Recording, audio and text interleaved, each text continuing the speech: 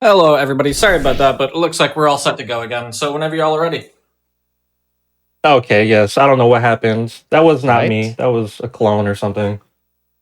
But yeah, we're good to go. So let's just jump It right was back Wiley. into it. Yeah, Wiley. Wiley's behind everything. All right, so let's wait. Another countdown, please.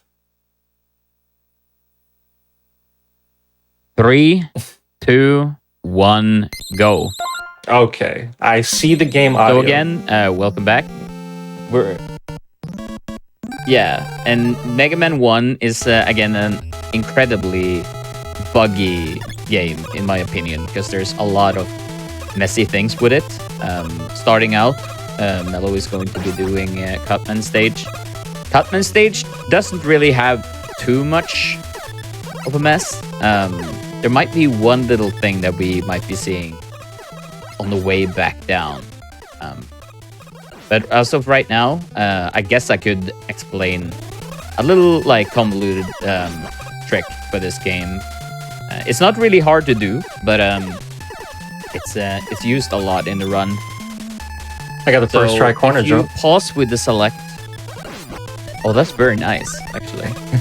If you use the select button in this game, you can actually pause the game, but your projectile is still on screen and iframes don't or they go away, so you can keep shooting. So if you time your shots at the same time as smashing select, you can actually just keep on hitting the enemy or the boss, which you will see during the run. Yeah, pressing select has a lot of good features. It cancels your knockback, so our D-boosts are much more effective. And like you said, the iframes of enemies still run down while it's paused, so I could just keep my projectile on screen and keep hitting them with the same bullet, basically. And you're going to be seeing a lot of that. And Mega Man 1 is one of is it the only game where there's enemies in the corridor, the boss corridor? So you could die in the boss corridor. yeah, it's a very funky mechanic. Something that you guys saw earlier is that Mello jumped at the top of the screen and he grabbed the ladder from the top. That is like a... it's a wrap. It's a screen it's wrap. been a while. What is that called again? A screen wrap. There we go. Yes. So that you will see a lot of that in very many different ways during this run. Yeah, these old Nintendo games, you go off I'm very screen curious at the top. how many he's going to go for. For some reason, you're at the bottom. That's just how it works. There's a lot of those. Mega Man 1 is also unique in that it has points. It has a point system, which is absolutely useless, except that it's a perfect visual cue for zipping. That is its only purpose. That's its only purpose. You can lose time from getting a bunch of points. You don't want points, actually. I think I remember someone actually doing a speedrun of like getting max points at one point. That's the most There's a lot of fun things you can character. do in these games. Oh, I thought I was getting hit there. I mean, meme man, isn't that right? Okay, we got Yoku blocks. I'm gonna be taking the left route for this corner jump here. Ooh, first try again. Let's go. If you fall down there, that's a huge time loss. Really good. So coming up now, we're gonna see a trick that used to be task only. And then it was actually found that in Mega Man 2 you could do this trick. And because that Mega Man 2 and 1 shares the same engine, you can do it here as well. And that allows you to skip a thing. And Mello, I'm gonna let you hopefully do this right. Yeah, hopefully I don't soft lock. Come on. And they will be proud of you though. Come on. Oh my gosh. Oh. Now I'm nervous. Just get... You can do it, man. Oh my gosh. Why is...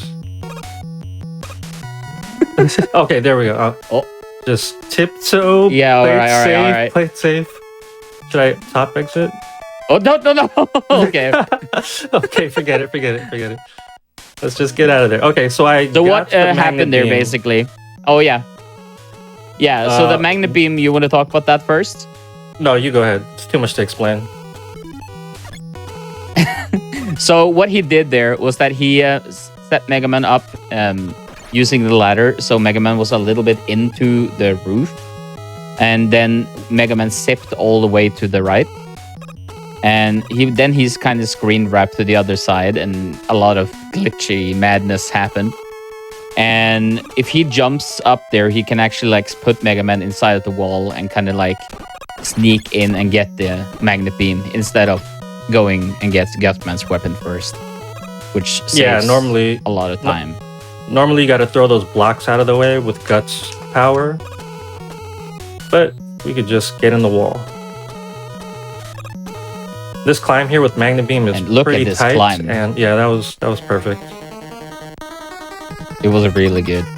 Here we can see a really good example of the select plus glitch. No, not here. Oh, okay. It's just me. I'm just bad. From here on out, yes. Yes.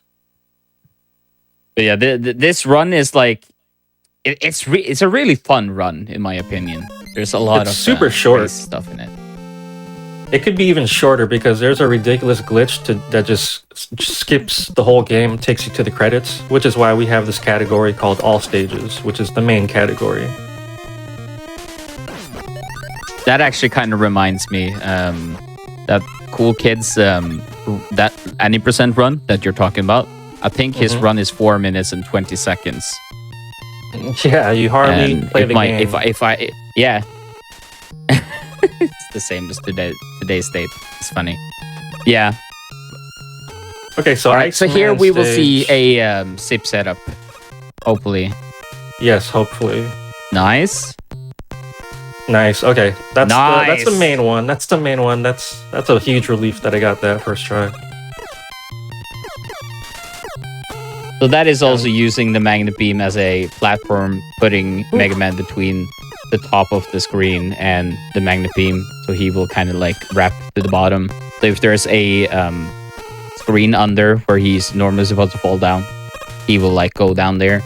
And Mello is going all out on this. This is really good, man. Yeah, I'm actually doing like the same strats I do in my attempts because I just didn't bother to practice safe strats. So I'm not being safe, guys. Things could go wrong in a marathon, but As long as you don't. All right, No this backwards? time, now we will see Yes. it. Yes. See, I Oh, used the look same at that. the same projectile Beautiful. to hit him 3 times.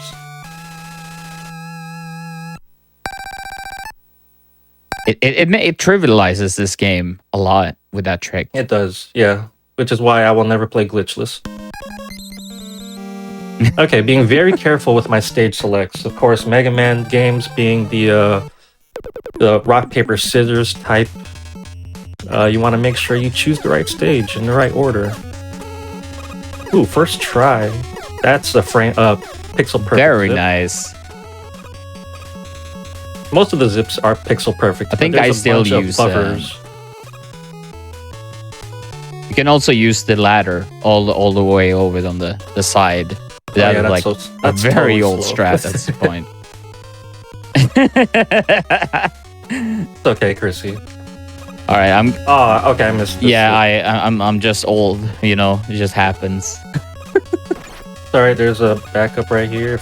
If you just fall in that pit, it zips you. Here. That is like some stuff you pretty would short. see in like Nintendo Power or something. Just jump into the pit and you win. Okay, here's a ladder setup. Oh, for okay. this zip. What? Okay, did not mean to wrap around in back in the bottom there. It's better than dying though. Okay, here we go. Okay, Well, I get that saved I get a like bunch nervous of time. every time that trick is done. Oh, so do I. So do I. It really does. Otherwise, you have to like walk in like the zigzag room, and I know. it's just a pain. Like if you're ever walking left and then back right in the same room, like what are you doing? You're losing time. That's what you're doing. Yeah, exactly. Again, the select pause glitch is doing its thing. And there he is. It's just, yeah, it's like normally in Mega Man games, you are like, oh, this boss does this. And we manipulate him this way to do this and this.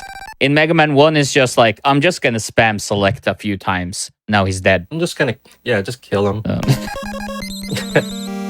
So in Mega Man 1, there's only 6 Robot Masters, which is, and there's not as many Wily stages. So that's part of the reason why it's so short. And of course, all these zips cut out a bunch of the game. Leave me alone. Some of the bigger zips in the game is actually popping up now. And, well, in a little bit, of course, but I think there's like 2 huge zips in this game. Like if we're thinking like big, there's like one in the Wily stages and one here. The setup for this one is the like one here. free. Pretty free, in my opinion. Yeah. And I presume do you're the ladder setup. Oh yeah, are you going for ladderless for it? Nope. I use the ladder. Okay. Unfortunately, even in PB attempts. I mean that's fair though. Fair. The non-ladder setup is okay, we're not gonna zip here. So in this room he will do some magic.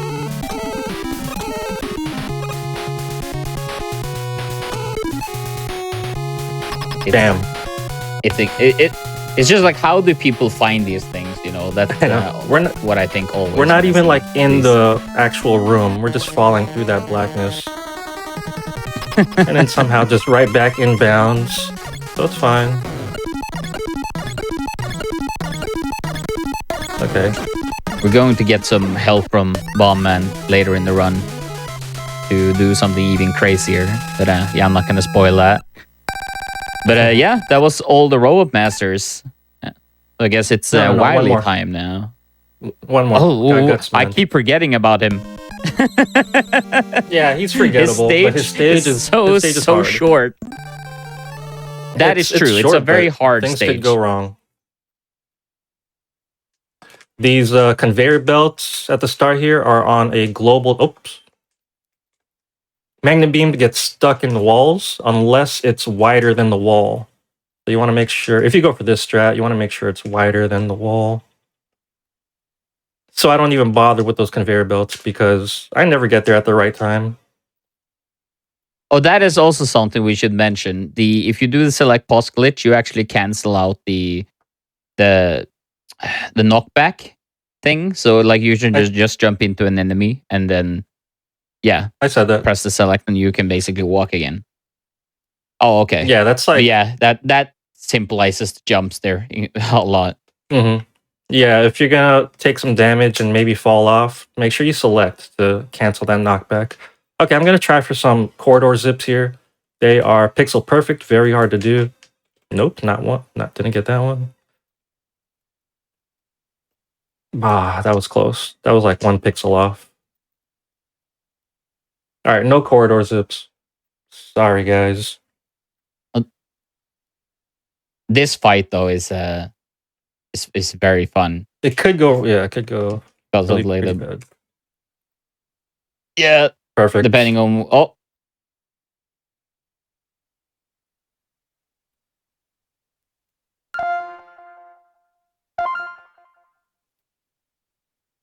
Really?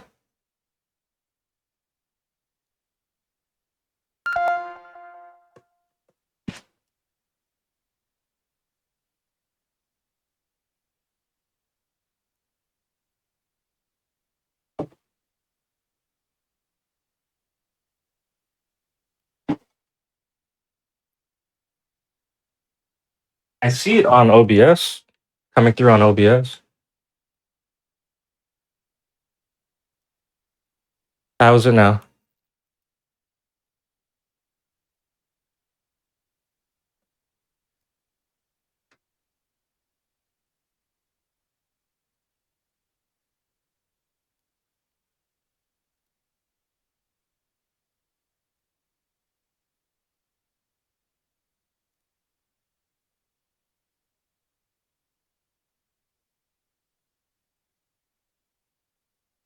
Okay, I just did. Oh, All right. We're If I sorry, go on- everybody. We lost the audio. We're gonna swap it real quick.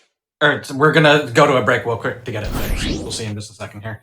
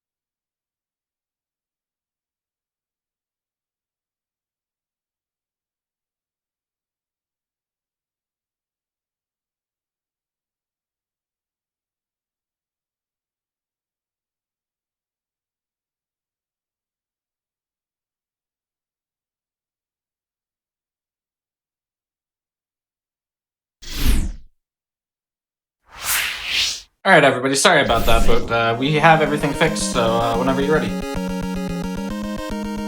Yep, working Right. out the kinks. Hope everything behaves from here on out. Especially since there's 2 more games I'm playing after this.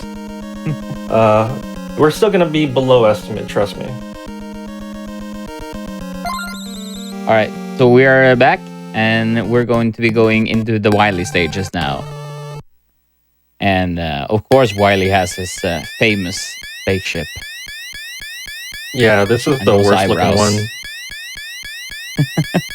Wait, the eyebrows or the ship? The ship.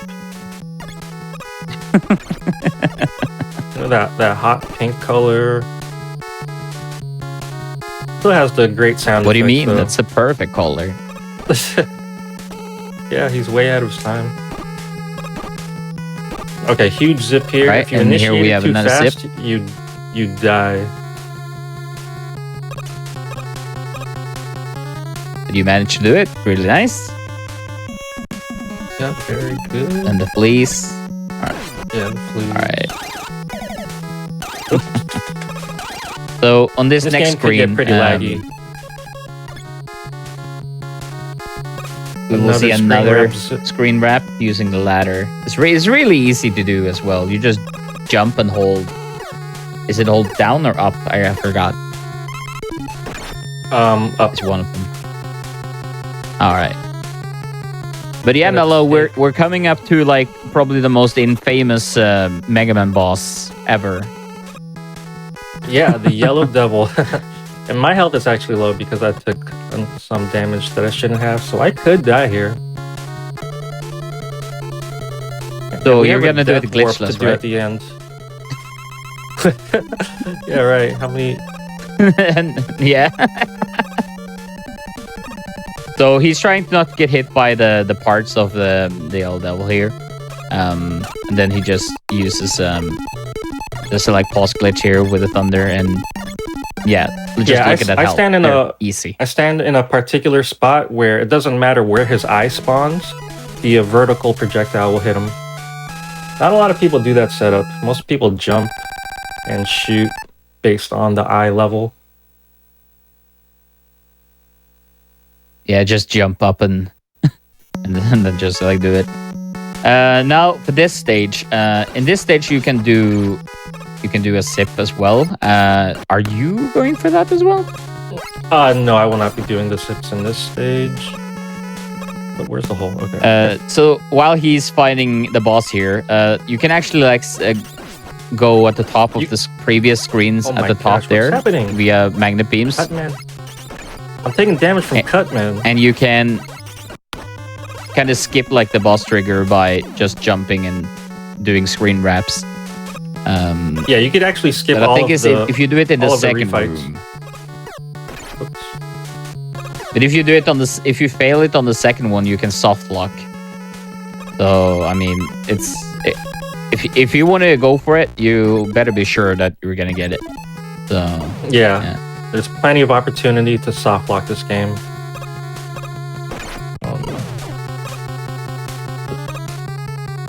This game is it's so laggy. This stage is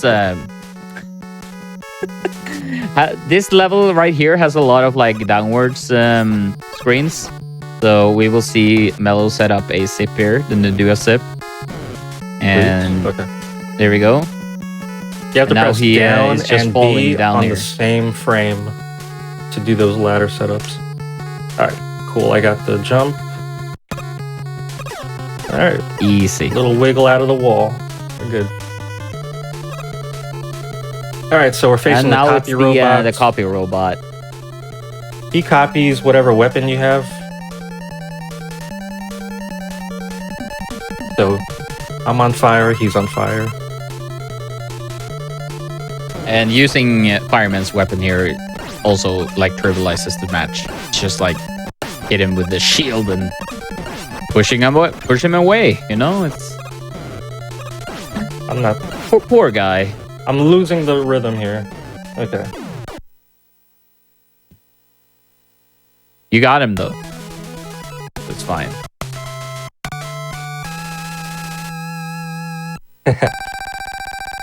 Yeah, that could go pretty badly, and then you could even like lose track of who you are. Or at least I can. All right, this is a fun stage if everything goes right.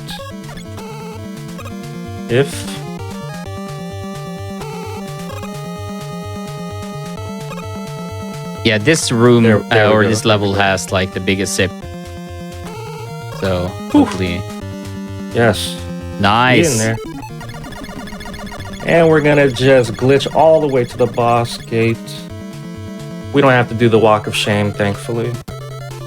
My magnet beams are really You low, want to though. take the dupes? I shall. Yes. Okay. You need 3 dupes. It's frame perfect. Or otherwise, you'd have to switch to Buster. Come on, I just need 1 more. Come on, please. Oh. That's okay. Yeah, I'll take 2. Nice. You have to press B on the exact frame the last particle of the block goes off screen. So it's not easy. Anything frame perfect is not easy. And you have to do it 3 times. At least 3 times. Okay, last stage.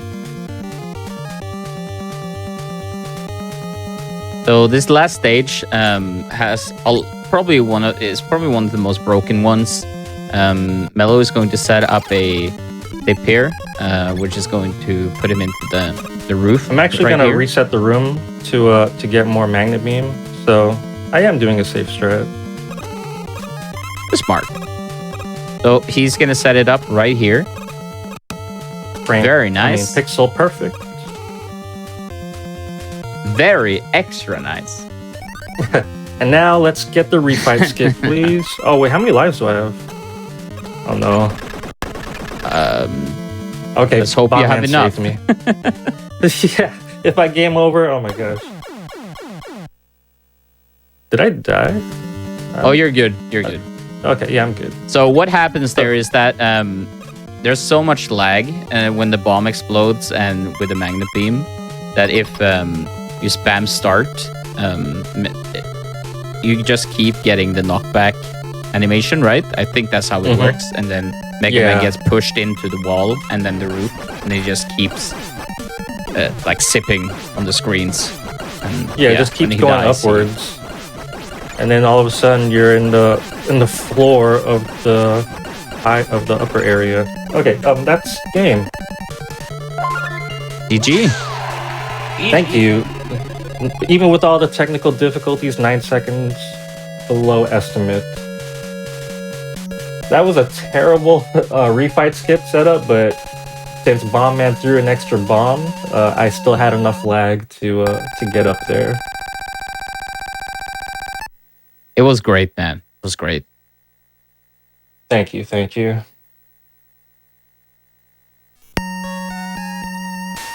Now, you've got 2 others, so do you want to save like any shoutouts or anything to the end of the third, or do you want to do some shoutouts now? I'll save it. Excellent. Well, like I just said, we've got these 2 fine folk here for another 2 games, so we are going to take a quick break, get ready for the second game, and we'll be back with Mega Man 3 in just a moment, everyone. Yep, BRB. Hello, everybody. Welcome back to the Games Done Quick Hotfix. Today we are celebrating the 20th anniversary of Mega Man 3. We have just seen a Mega Man 1 run, and we're here for Mega Man 3. Some familiar faces. I'll just hand it right back over to y'all. Yo. Hey, everyone. Back? We are back. Alright, so you guys ready for some Mega Man 3? Rockman 3? Oh, yes. There are some differences between the Japanese version and the US version, but they're not too significant. I am ready to go. How you feeling, Chrissy? I'm feeling ready, man. You'll take it away, and I'll jump in. You get ready for a countdown? Go ahead. Yes, I am. All right. 3, 2, 1, go. So yeah, Mega Man 3. It was a game that was pretty rushed. There's a lot of things that you can see, like with the title screens and stuff. But the game being rushed actually still doesn't make it a bad game. But no, a big thing with the game is that it's very laggy. It's incredibly laggy. So Mello will be doing a lot of lag reduction strats throughout the run to kind of make the game not laggy. But yeah, so this game is also very match heavy as well. Oh yeah, that too. You take that whole part. Yeah, now we got the slide. It's so great. We don't have to walk everywhere. But walking is the best part. Still don't have a charge buster, so I have to mash. Walking is the best part. This isn't Walkman. Walkman. Not anymore. That's been a while since I had one of those.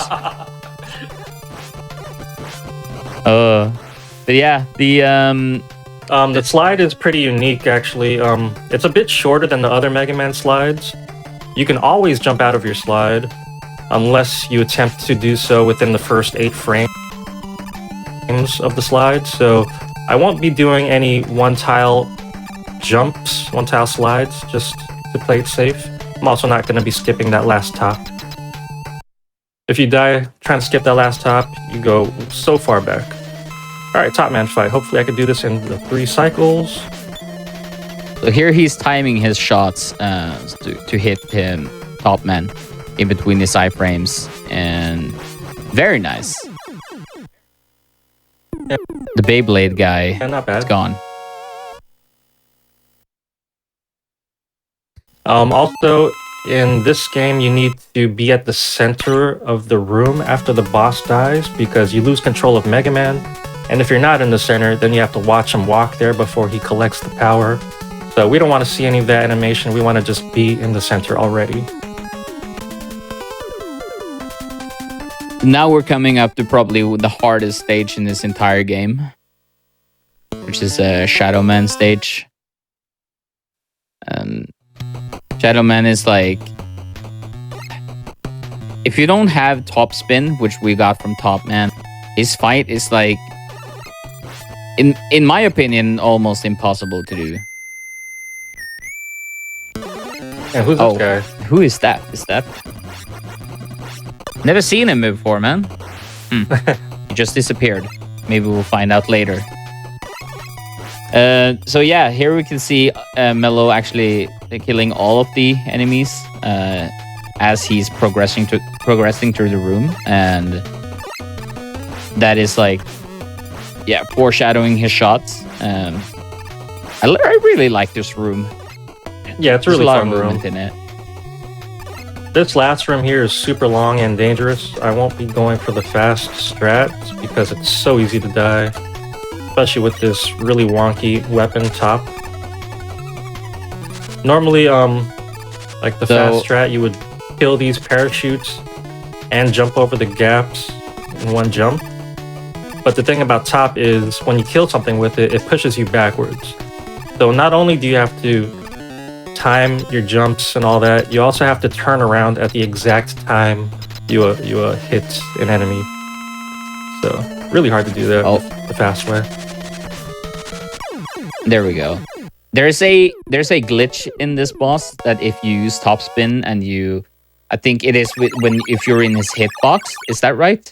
It uses up all the ammo immediately. Yeah, if you hold B and you're in the hitbox of an enemy, your top ammo will drain every frame. So you need to let go of B or get out of their hitbox. It's very easy to just run out of ammo in iframes of Shadow Man. Gemini Man. Yeah, now we're actually on probably these first screens of Gemini Man is very, very, very tech heavy in my opinion, because there's like the fire shooter, and then there's the penguins. There's a lot of holes. Yeah, I'm just gonna let Mello do this. Pretty bad first half of this. It's a very scary room. Okay, here we go. All right, let's probably skip the cutscene. There we go. Nice. So that like dome thing is not solid. So if Mega Man kind of slides in and jumps, well, nice zip by the way. Thank you. I messed up the menu, yeah, but he at would least I just got fall the zip. through. Yeah. If he will just fall down, and you normally you have to watch like a cutscene there. Yeah, so no cutscene. At least we got to see some of the tadpoles. Now we have no music, which actually reduces lag. A lot of lag. Again, this game. we want to reduce lag in every possible way. Let's just turn off the music. All right, I'm gonna be silent for this part because this is... It's okay, I use Rush Marine. He made the call. Very nice. The rare Rush Marine appearance, which most people would be embarrassed to do. Very nice. I'm sure one person is very happy about that. That was very close. Yeah, shout out to Mr. Cab.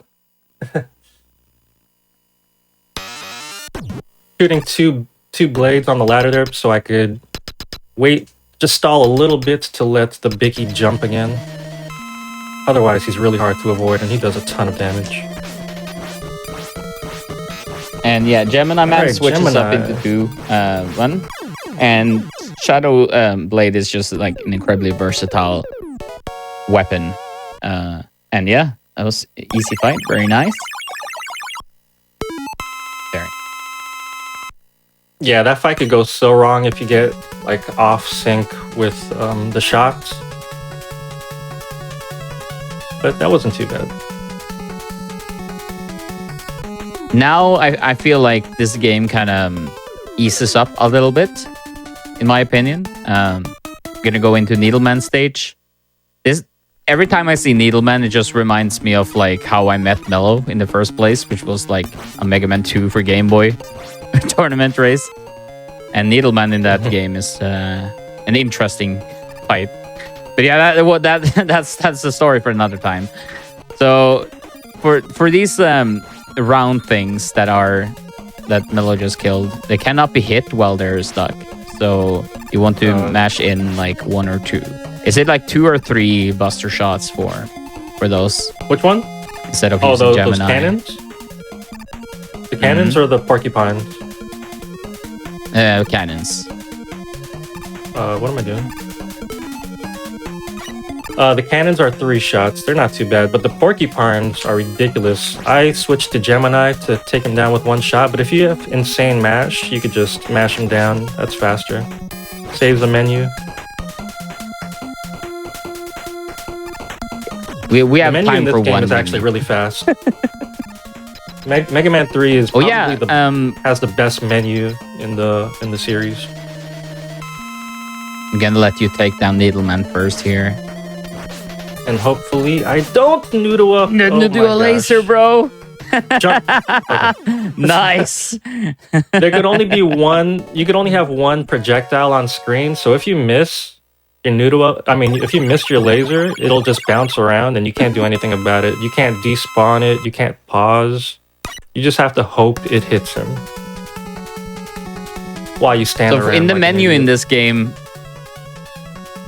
if you press start, and like you were switching through your weapons, if you press B, you can switch to the second screen of the weapon menu. And combining that with like menuing in general, it can go very quick when people are changing weapons.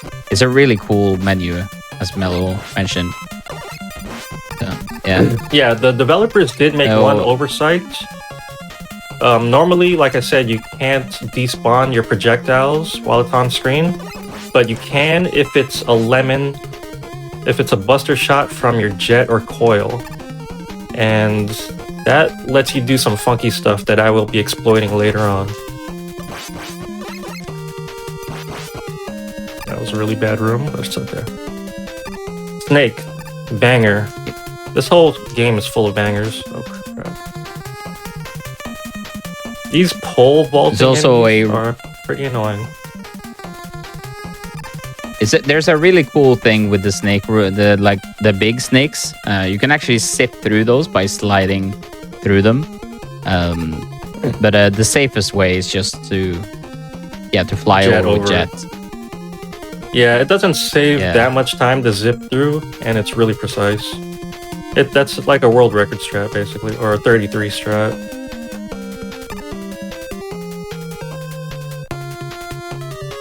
It's a show of strats. No, I'm just kidding.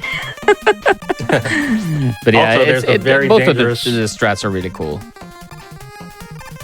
There's a very dangerous strat at the end of this room too. If you want to reduce using jet because it's kind of slow, you could start sliding on these one-tile platforms, but we will not be doing that because dying right before a boss gate is always bad.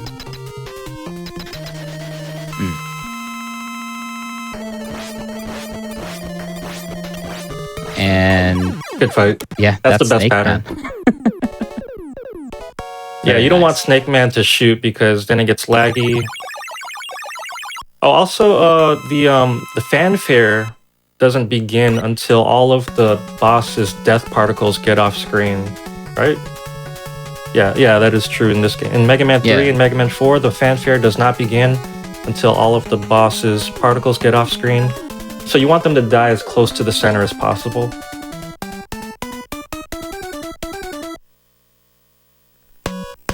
And now we're in the Magnet Man stage.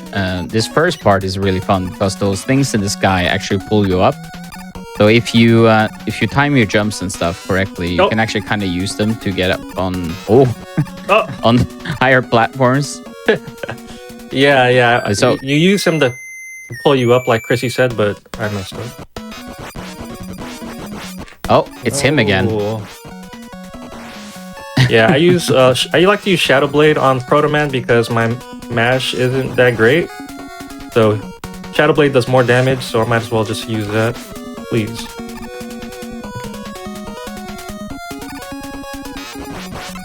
Yeah, Shadow Blade is like an incredibly versatile attack. It is not as good as like the Metal Blade from Mega Man 2, but it is pretty close in my opinion. Yeah, it's like Again, the Walmart Yeah, version just look of- at the RushJet. Walmart version. RushJet, though, is really nice in this game. It kind of stays under you the whole time, even if you're like kind of jumping off it and such. And yeah, very good. Yeah, and you could despawn Rush Jet or Rush Coil if you press pause while you slide. If you press pause while you're sliding, the menu does not come up. You don't pause the game, but you can despawn things with that. It's so weird. And nice battle. Yeah, that was the bad pattern since he jumped to the left. He doesn't die in the center. Also, for some reason, I am not at the center. So Mega Man had to walk a little bit.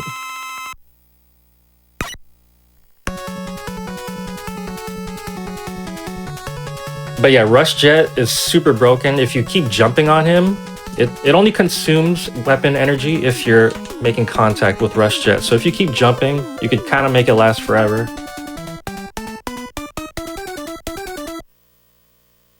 Now, All right, bees. on Hardman's level here at the start. Yeah, the bees. Not the bees! Yeah, so he can actually kill them by using Shadow Blade before they drop the bees. And the bees just create so much lag that, yeah, just getting rid of them is just a big plus. We like to menu at the top of ladders because when you menu in this game, you let go of ladders. So you might as well do it when you want to let go of a ladder. Okay, my mash isn't that great, so I shoot the monkey 4 times, which forces him to re-grab the ceiling. If you shoot him any more or less than 4, he will chase you. Rush! Bad dog. Not a good boy. And now we just have these Excuse me? construction workers. The Met Dozers have notoriously terrible hitboxes. Okay, so you see that? I spawned Coil so I could shoot, and then I despawned them and respawned them again so I could use them to skip the ladder. All without menuing.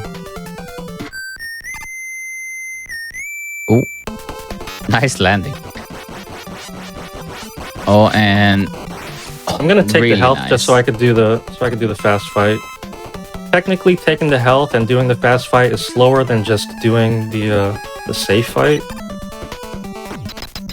Oh, also, when you menu, a few frames pass in the game, so if you're waiting for something, like I was waiting for that Bicky to jump out of the way, you might as well menu there. there we go. Okay, Hardman. Yeah, Hardman freezes you in place when he hits the ground, so a way to avoid that is by getting hit. So you take damage, stay in his hitbox to take another hit when he's in the ground, and you're not frozen.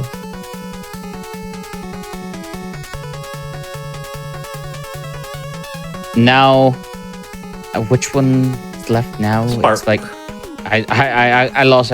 Yeah, Spark. Because I was like, I got lost when you went to Snake before Magnet. Because I do it the other way around. But yeah, this is probably my favorite stage in classic Mega Man. Really, this? Oh yeah, go on. I'm not a fan. Yeah, of I this really stage. like this stage. I die in this stage a lot. But yeah, there's a lot of different routes. It's such in this like game. a technical stage. Hmm. There's a lot of viable different routes in this game. So I could understand why you were confused. This is the world record route, by the way. Okay. So yeah, he uses a lot of magnet beam here. The magnet beam kind of like aims towards the enemies. Like if they're up, the magnet beam will like shoot and then go up and below. If like and The magnet missile. Yeah, magnet missile. And he also ruined those boxes there also to remove lag. Oh, this is my favorite part. Oh, that screen is amazing. Yeah, I didn't do the one tile slides, which are super swag. but I also didn't die. Worst pattern. And that was a terrible fight. nice. Oh, you landed in the middle though, so you don't have to. I don't have to walk up. Very nice.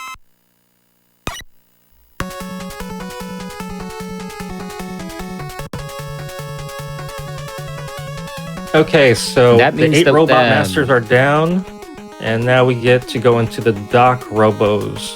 You want to explain what those are? So the dark robots are basically robots from Mega Man 2. There's 2 bosses in each stage.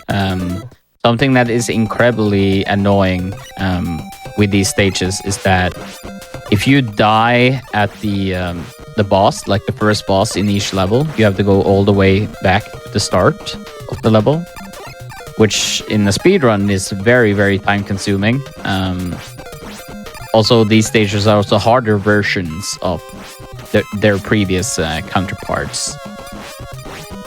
So yeah, this is probably like one of the bigger walls for Mega Man 3 speedrunners.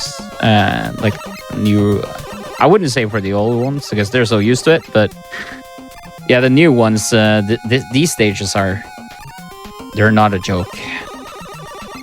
Yeah, the difficulty really starts to go up now, especially with Doc Gemini and Doc Shadow. And you can do these 4 dock stages in any order since you have all the weapons already. So we like to get the hard ones out of the way with Gemini and Shadow first. Yeah. Kind of messed up the fight. Oh, It's okay, I didn't get frozen. yeah. Oh. So now we have a checkpoint for here, so at least there's that. But if Mello would have died there, he would actually have to, play again the whole thing. And best, this room is like really scary. Oh, okay, so you're doing that. All right. So he's using Yes, sir. iframes here to like just slide on the spikes. Yeah, it could be a bit concerning because Mega Man doesn't blink sometimes with your iframes there. I don't know why. But you're still in iframes. Go ahead and slide on those spikes.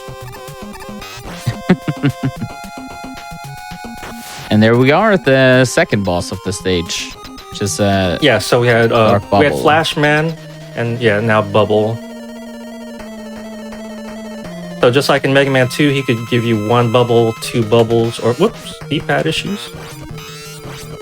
Please. Oh my god, he was supposed to be dead like a year ago. If you get the 3 bubble pattern, it's like really laggy. And this game is already pretty laggy in general, so it's like again every single possible lag reduction you can do. Oh, okay. Let me just see. All right, another music despawn to reduce lag. It reduces a bunch of lag. Which is a shame because the music is The so setup good in for that this is game. really good. Yeah. It really is. Pixel perfect. Oh. No. Now we see Alright, my health is gonna be an issue. Unless I get a drop. Yeah, I was about to say, I usually don't hope for drops in Mega Man games, but a little one would be nice. Nope, I'm dead. Okay, not that kind of drop, though. Alright, this is really bad. Yeah, those red platforms are the worst. The worst platforms in Mega Man, I swear. Very misleading. Yeah, they're kind of where funky. you could stand on it.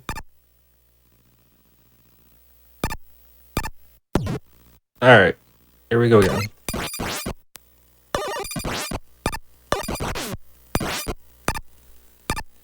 Okay.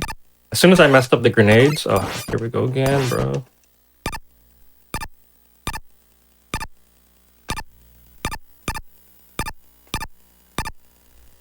Alright. We good. We're good. We're good. I can say And that because I'm not running. And we got a 1-up too, so we're basically back to where we were. All right. This fight, All right, though, is Woodman's fights. probably a very interesting one. Because it's like you have to hit him with needle as soon as he already hops messed up. to get like the kills. Yeah, my wasn't too jump bad, was though. off. No, it was bad. Okay. What are you talking about? It was so bad. All right, another dangerous room here. You actually need, it is very an- easy with the magnet, though, but there's like the dangers with the drops here is like scary. Yeah, see, I didn't have enough ammo. You need a drop.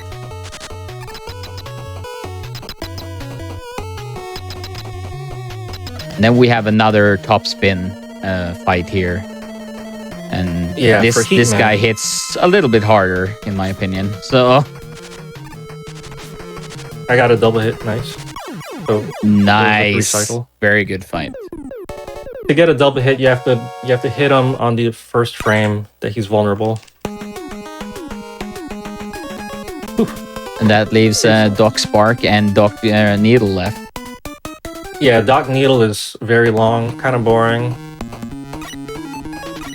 Plenty of... There's some really fun Plenty of fights room though with the Doc Wind. Doc Air, Oh, sorry. Yeah, Doc Air. Wind.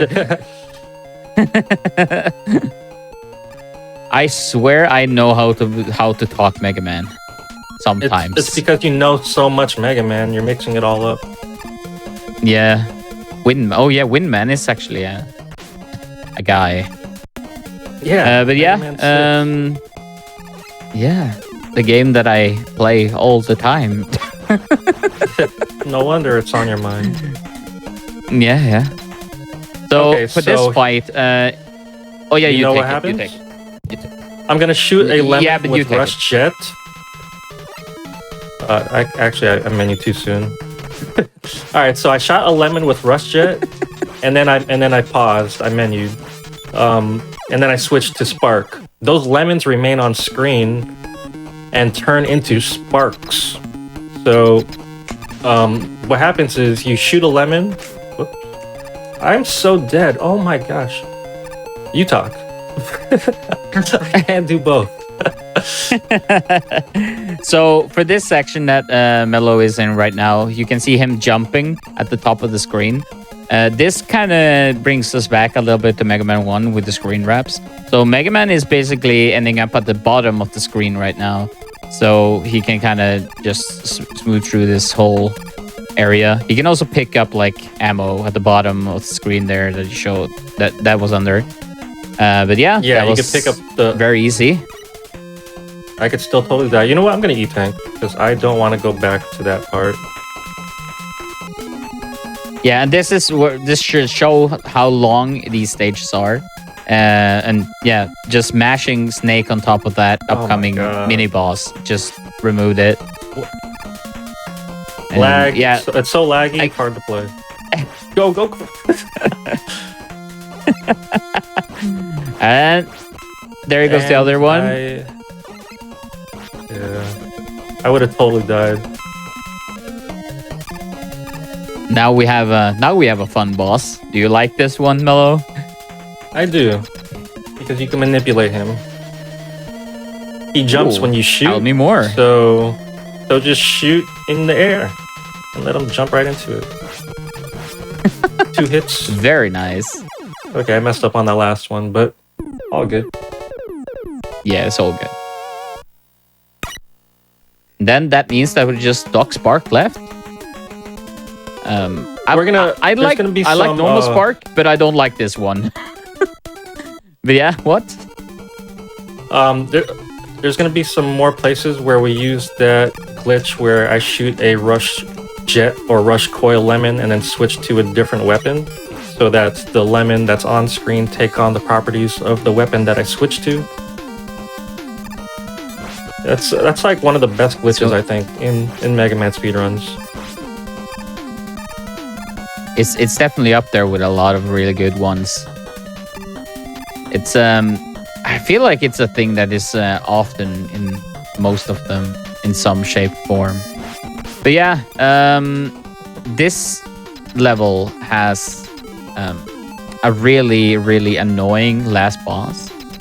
This first one, though, is the Dark Metal. Dark Metal is pretty easy because you just want to shoot him with a metal beam. The magnet. And let's see here. I give up. But yeah. We can have another music despawn here. I don't know if he dares to go for it. Probably. No, the setup is too dangerous. I'm not gonna go for it. If you would have to die on the spikes on the exact same frame, you transition the screen, and the setup is just too dangerous while you're falling. No thanks. But that would also be like mute the music and reduce lag. So in like world record runs and stuff, people would go for that. The same time. Yeah, totally necessary for world record. This boss. Quick. We're gonna kill him with snakes, believe it or not. Very annoying. And it's like a truck, and I took. You want to actually get hit by his boomerangs because they don't do that much damage. The body damage for the dog robots are a lot. Oh. Luckily, I had enough health for 2 body contacts. So the question that all Mega Man speedrunners out there ask, do you have a Breakman split? I do, but you can't see it. Oh, I'm proud of you. Alright, that's going to be the last time we see Breakmans, aka Proto Man. For a little bit.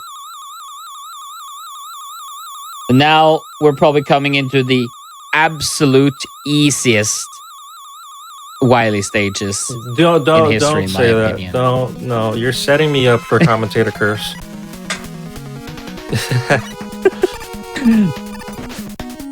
I just always set you up for a curse of some kind, so it's okay. But yeah, it's the Wily Sewers again. We had them in Mega Man 1 as well. But this one has penguins. Birds. Wily loves birds. He really does. Menuing here because I want to let go of the ladder, so...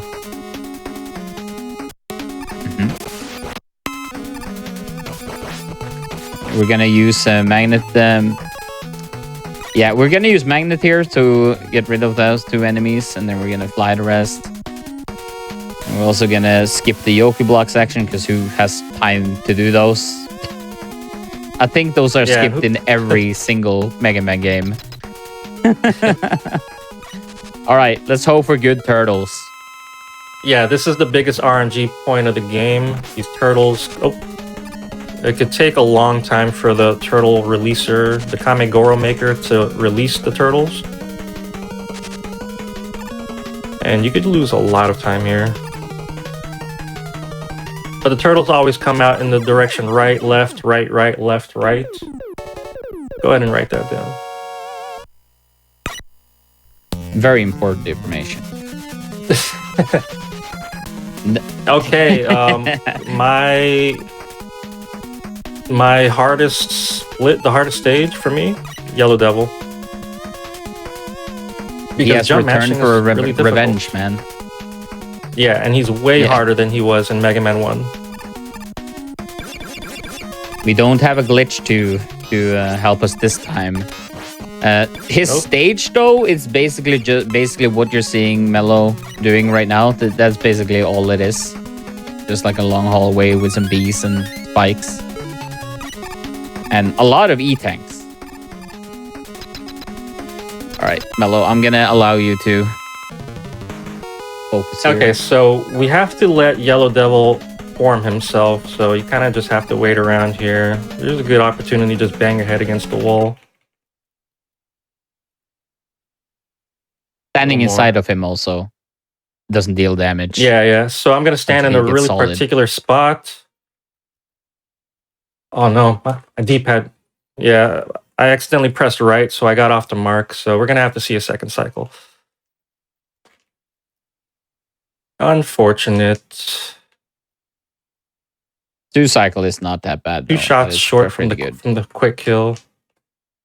That feels bad. Whoa. Okay. Or we'll just walk into him and die. He got his revenge. Because D-pad. Yeah. There, I didn't know there was no checkpoint. Actually, Because I when you would just mentioned reset. it, yeah, like I mean, his room. How was there no really checkpoint, low. bro? There's no room between his. I don't know. Oh no, bees. Now the bees are angry too. Yeah, but again, like as now you can see the bees being on screen, and it just causes so much lag, just like with 2 of them. Let me just grab this because It's really great. All right, let's try this There again. we go. All right.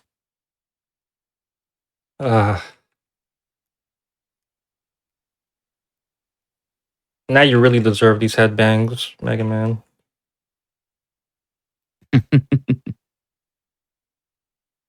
All right, let's do this. Come on. I've done this plenty of times, even though it's probably like 1 out of 4 when I get it. Yeah, there we go. Nice. Okay. So that just shows really good mashing, a really good mashing strat right there. This game is really, really fun because of the mashing thing. Also, Yeah. I'm gonna go for the KLM jump. No.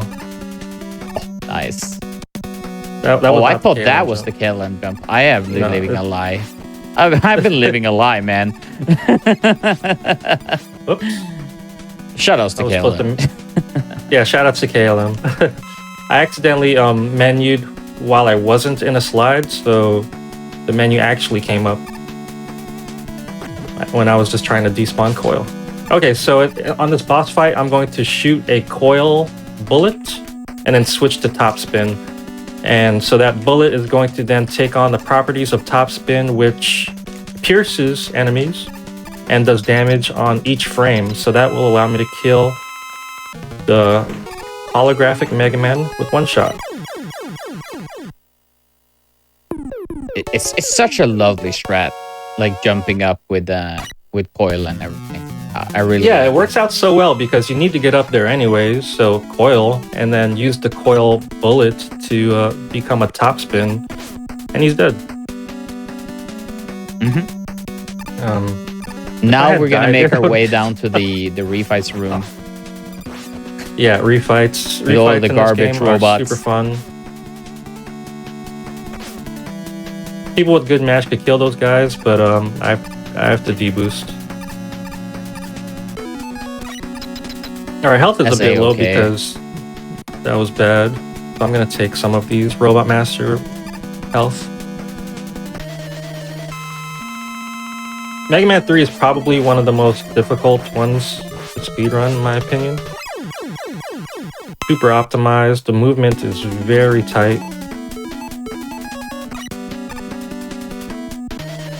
It really is one of the most I mean, like all the Mega Man games are Yeah, they're all quite optimized, but these days. the movement. But in this one is has just like so a lot hard. of lag reduction strats and like mashing and yeah. There's a lot Yeah, to the do mashing. with this game. If you want to take this game seriously, you need to mash well. There's no question about that. There's no charge shot, so mashing is all you have. I love my charge shots, man. I love being able to not having not to mash that much. Oh yeah, But, enemies yeah. are weak to their Oh. own weapon, so gonna kill Gemini with his own weapon. And conveniently enough, it's the weapon we need over here, because of course we want to menu as little as possible. Really nice. And yeah, there's not really that much to really talk about for the refights. They're basically just like the same-ish as their normal fights, just maybe with a different weapon. Kinda. So, yeah, Okay, let me see if I could avoid this. Nice. That's actually pretty precise. very nice. And that brings us up to the last Wily machine. Who No. else? Shit. First, we have the Wily Oh. machine, where we have to do another quick kill, but you know what? I'm not going to say that it's easy. Not yet. No, this one is incredibly fun as well, because you actually use lag to spam or like to match. So There we go. nice. Yeah, I shot 2 snakes to the left. What I did there was intentionally cause lag, which allows me to have more time to do my jump mash in real life. He's a fake. All right. Wily. You're right. Okay, there this must is be the a last next level. stage. Oh, Wiley tricked me. So there's 2 phases. All right. Time will be on the last hit on the second phase. First, I gotta kill the small head, and then it turns into a bigger head. What? D-pad. See what I'm saying? Yeah, that's funky. Here it is, guys. Oh my god, please have enough iframes. No! Alright, back up. GG. Thank you. GG's. And that's Mega Man 3. Did you hear about the game theory that Wily dies here? And he's like a robot? Like ever since then? Yeah. He got crushed. Oh, that's hilarious. He's old. I love it. That's why he. An old That's why he man. gets Robo inside Mega Man 10, right? Exactly, right. That's why he's susceptible Right. to the robot disease in Mega Man 9. And Mega Man 10, sorry. Conspiracy theories in Mega Man. Time to break out. Okay, so- time to break out the red thread. Here at the end, it's kind of revealed that, all the robot masters are numbered, and it's revealed that Proto Man was the original number 000 before Mega Man. This game is deep. It's good lore, man. Yeah.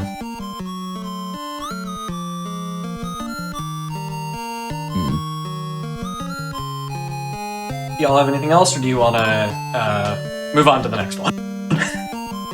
Yeah, we can move on to the next I'm one. That was a All right. that was a bad run, so let's make up some time. All right. Again, these fine folk will be back for the next run, Mega Man 5. We'll take a quick break while we get that set up. We'll see y'all in just a few minutes.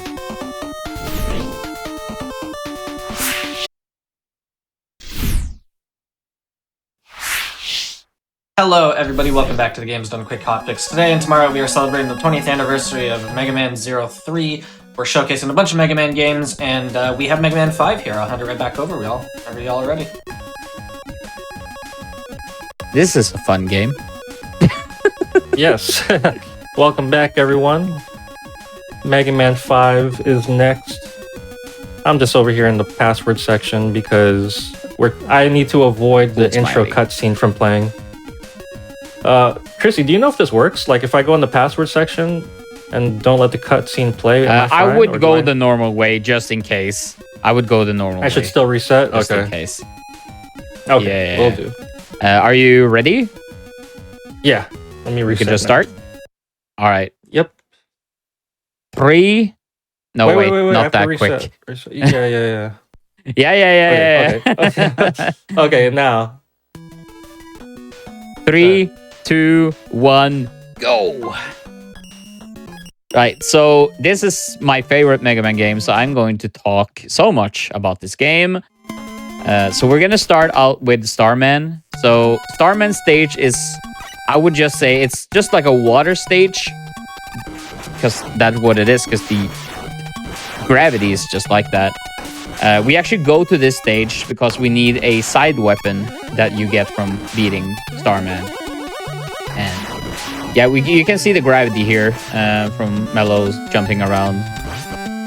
And yeah, another big thing about this game is the letters, which Mello will be picking up, which is a part of the beat route.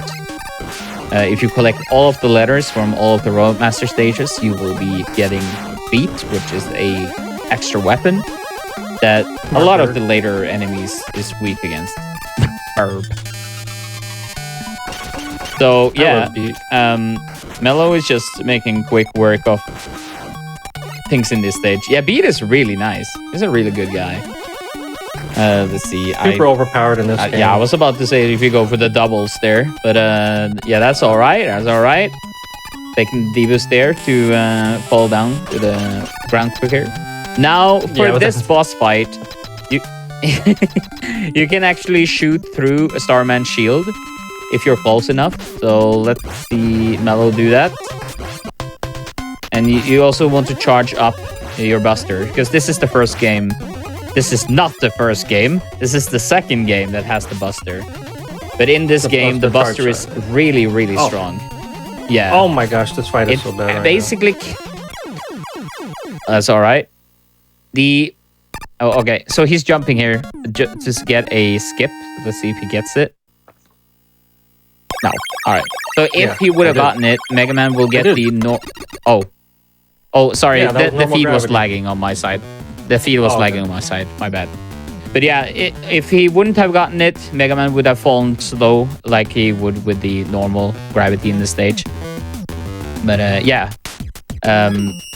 Most of the enemies in this game die to a full charged Buster Shot. It's only like bosses and the big purple guys, I think, that doesn't die to it. So yeah, the Buster in this game is incredibly broken. And now we have Super Arrow. Yeah, I was about to say the Super Arrow, which we got from Starman, is the most versatile traversing weapon in Mega Man, in my opinion. Because now he can actually use that as a transport. I just said that. If he jumps on top of it, it uses ammo, and it also allows him to ride it. If he walks off it, it actually saves ammo. And a lot of ammo you want to like save a lot of yeah, what he said. Thank you. It's a big thing in this game because you want to like try to use this long room as is really much difficult as possible. Yeah, I kind of missed. Did you get the jump under the dropper? I didn't even see that. I was too focused. No, I had the D-boost. Oh, that's all right. So for Gravity Man here, yeah, it is fine. So Gravity Man, he has like a pattern he always follows, and you can actually hit him with star as he goes from the bottom to the top or the other way around. And yeah, that was a nice fight. Yeah, but it's fine. Yeah. Oh, okay. Yeah, but that's okay.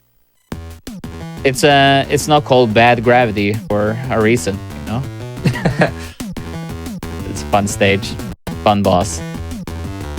Alright, and now we're coming up to the next level, being Gyro Man.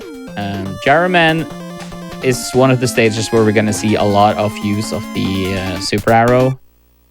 Because it's... Yeah, we're in the sky, so of course we want to ride the Q-tip all the way. So first a little elevator, and now Mello's gonna set up the Super Arrows from inside the elevator. And nice. Now he can use that last one to get up there. And we can also set up one there. Very nice.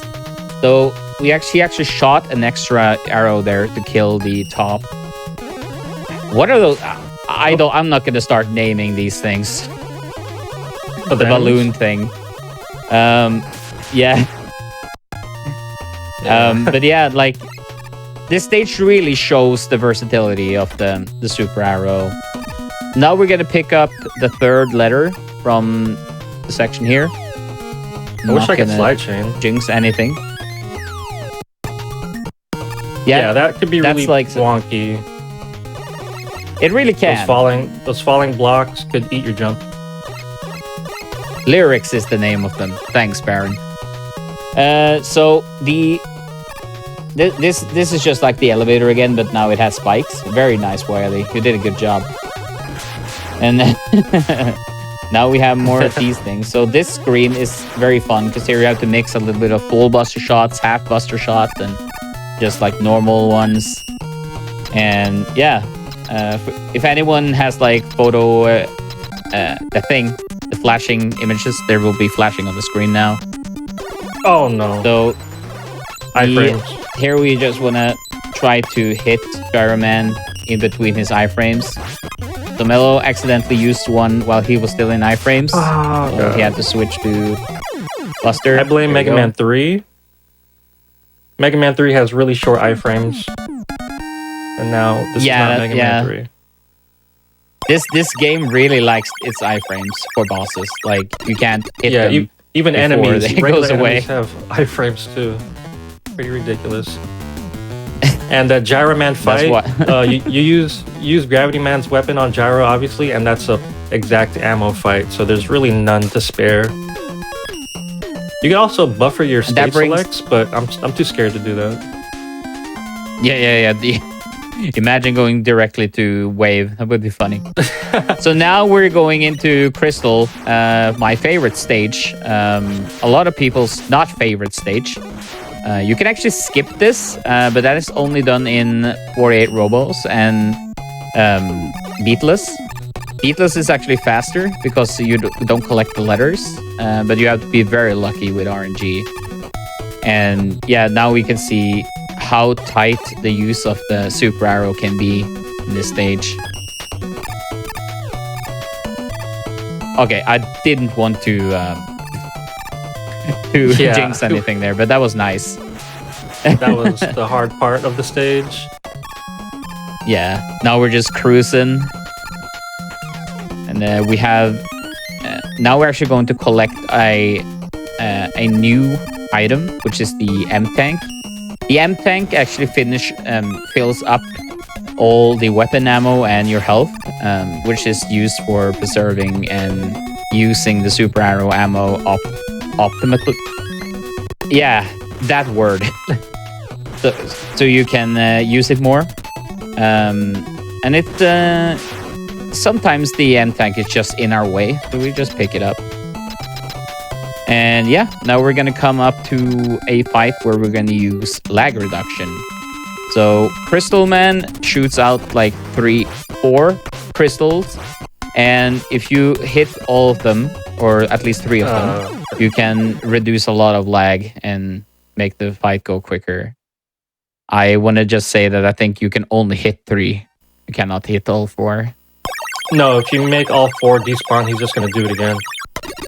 Yeah, that's right. So you want to keep one. And that was a pretty good stage. That stage is like a big, scary stage for runs. It's a huge reset point in the run.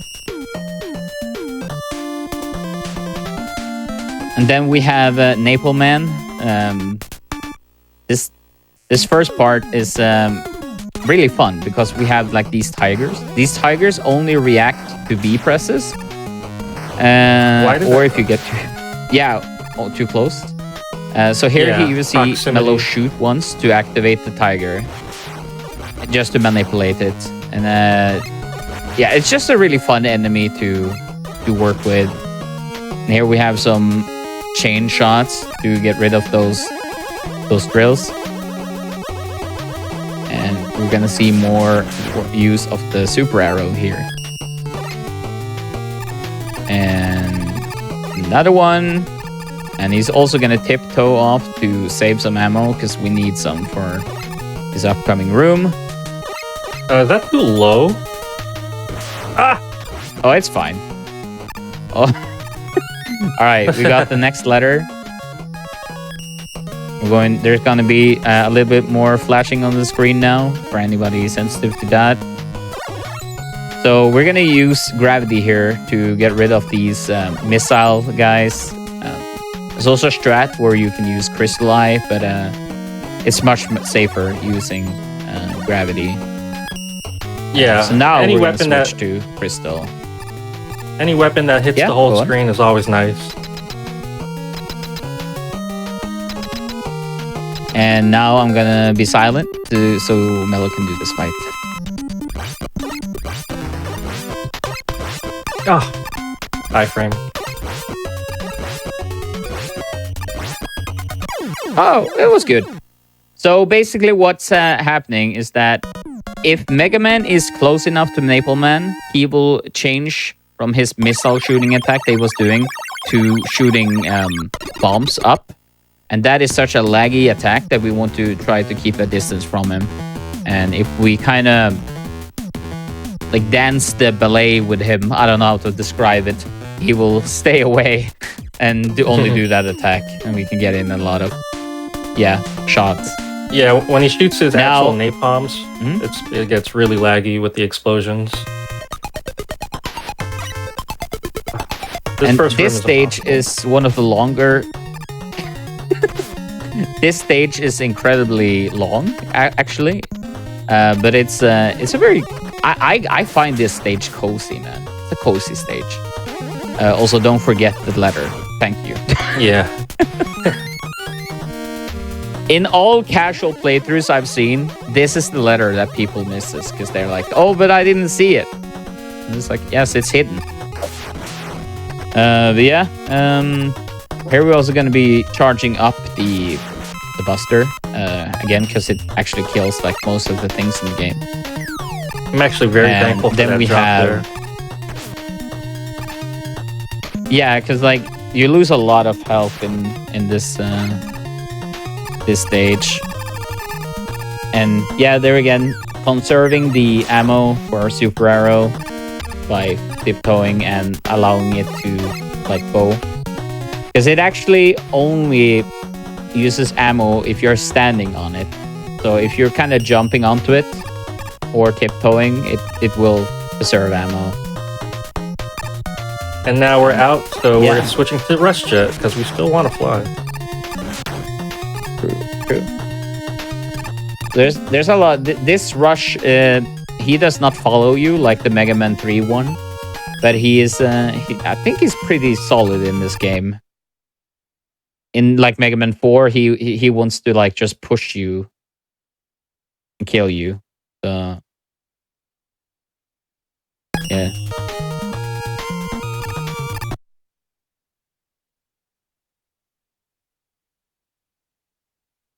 Um.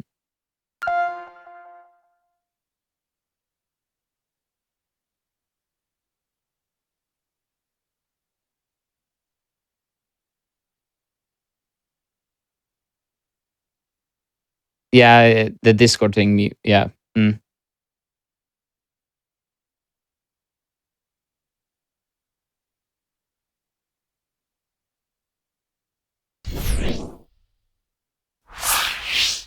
We're having a little bit of technical issues, everybody. We're going to take a quick break here.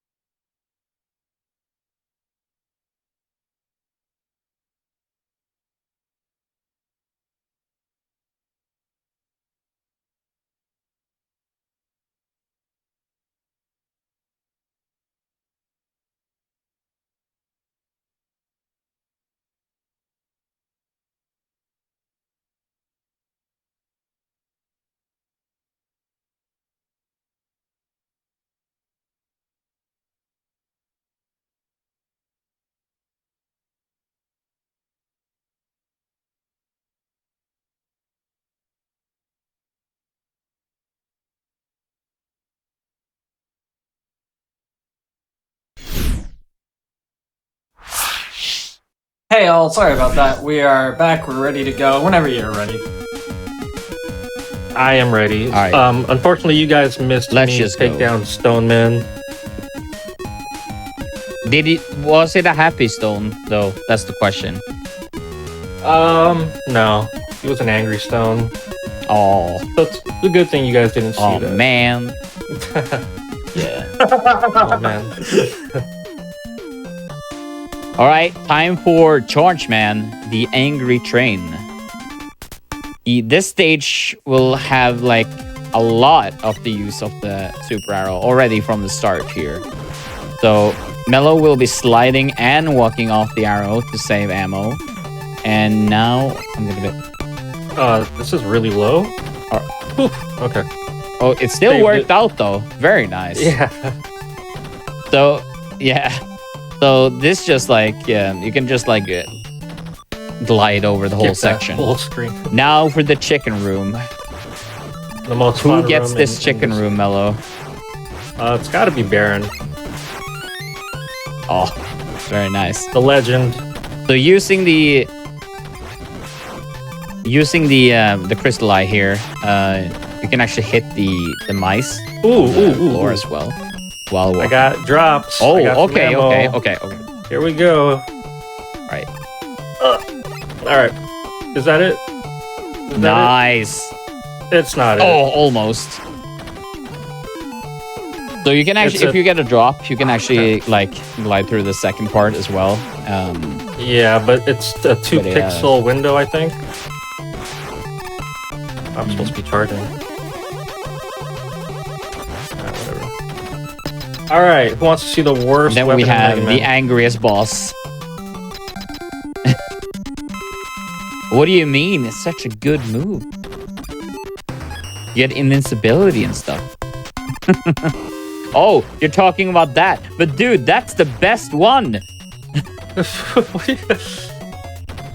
Look at it. Dude, I like my weird Mega Man weapons. Power Stone is really good. If you actually shoot Power Stone and you press start again and then go back, you actually despawn the other rocks. So if the rock has already hit Charge Man, you would just want to like reset it and then shoot again. So yeah, that's also like a tango for like iframes and such. So yeah, very nice. And that's the That only brings time us you're to gonna see that weapon. the last Robot Master. Yeah. This stage though, I'm going to be talking for the start of it, but I'm gonna be silent for the middle of it. So Waveman has 2 really, really tight skips. So the first one is the bubble skip, which you have to like use the super arrow to climb the screens and then use the bubbles as platforms to get to the next screen. And the next one is boat skip. Now I'm gonna be silent. Alright, let's see.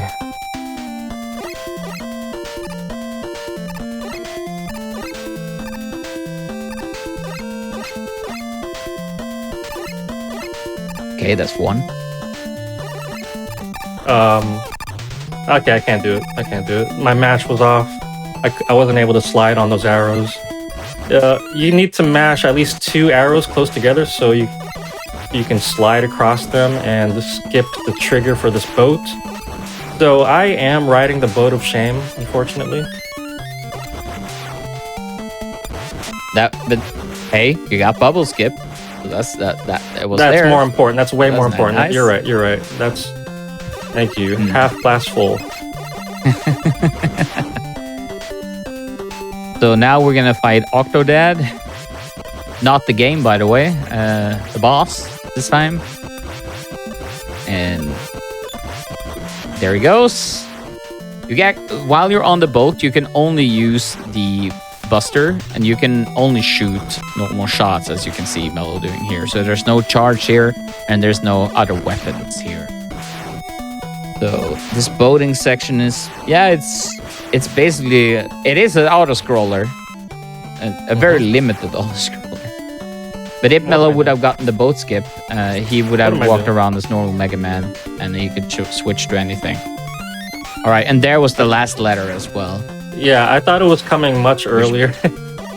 Yeah, Papat Dot, shout out to Papat Dot. He sent me like the whole list of everything that happens in that screen, and I still haven't memorized when things happen. You should grind one-hit KO with me for this game. No way. Then you will learn. I thrive off D-boost. Oh, look! The best move in Mega Man history. Charge kick. And yeah, Wave Man, he's gone. Alright, that's 8 robos. Very nice. So how are you feeling for the Widowmaker now? I know it's far, but like, what are you feeling? I don't feel confident in the dark stages in general. So when it comes to Dark 3, we'll see how it goes when we get there. Yeah, I just want to say I believe in you, man. These stages are interesting, to say the least. So we're gonna start out with Dark 1. This first screen has a lot of like specific shots to get rid of like the enemies. So there we go, and let's see if you're gonna do the jump that I'm not gonna. Nope. Oh, all right. Yeah, as soon as I messed up the menu and like that was just off. There's this really cool. You can actually jump up on Rush. Oh yeah, you can say it because you remember the name. I don't. Crouching Tiger. Hidden Rush Jet. I don't know who came up with that name. Such a genius. good name.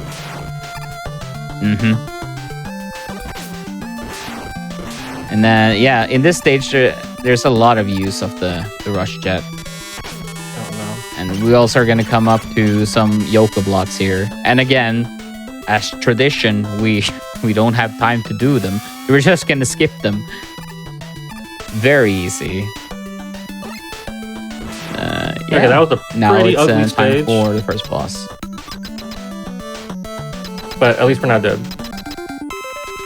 Oh yeah, That if you is hold true. left coming into these... Did that hit? That didn't hit. I paused too soon. What will happen now?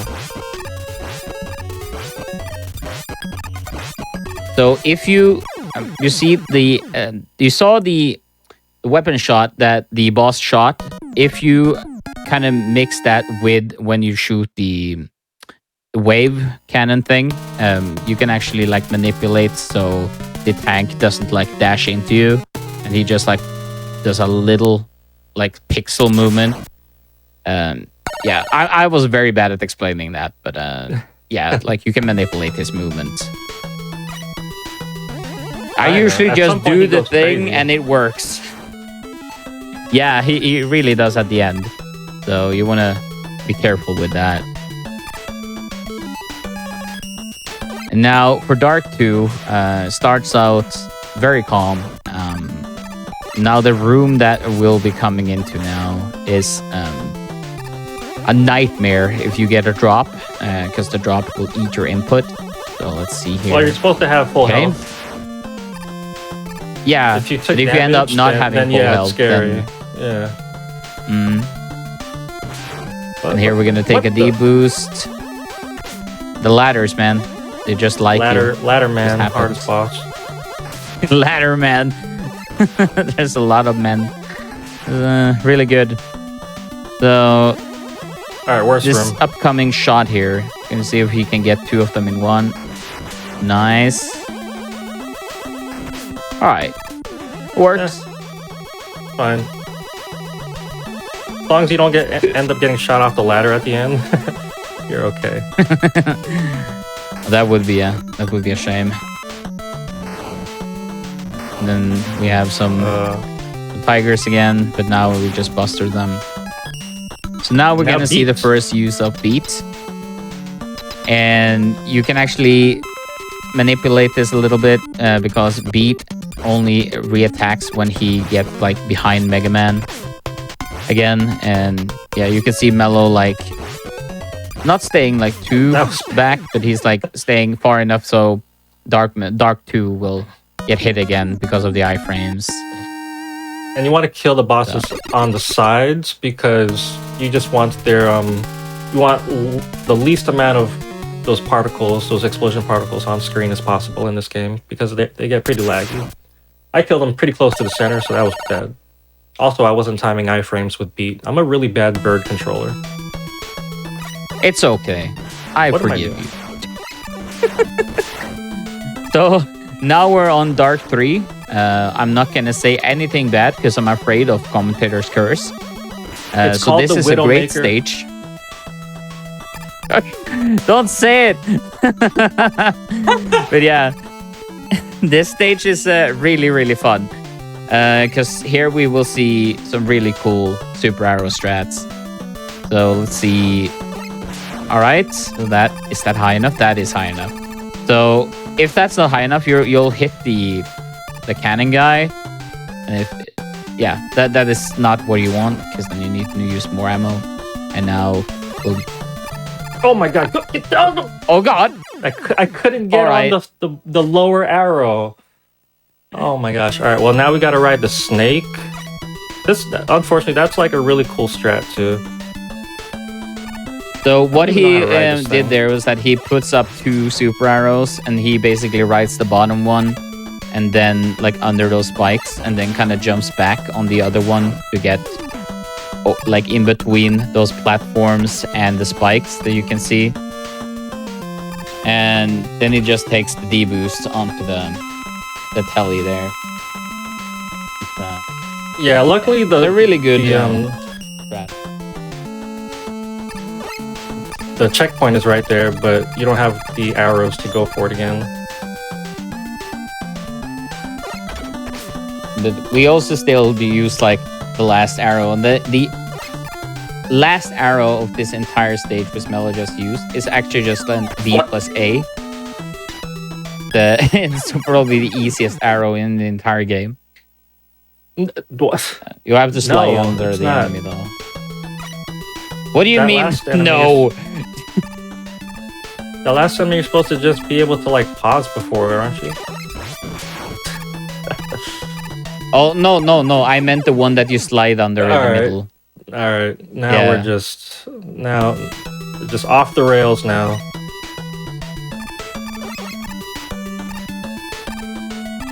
Hey, Chrissy, Megaman Chrissy, what do I looks do? like he's having a good time.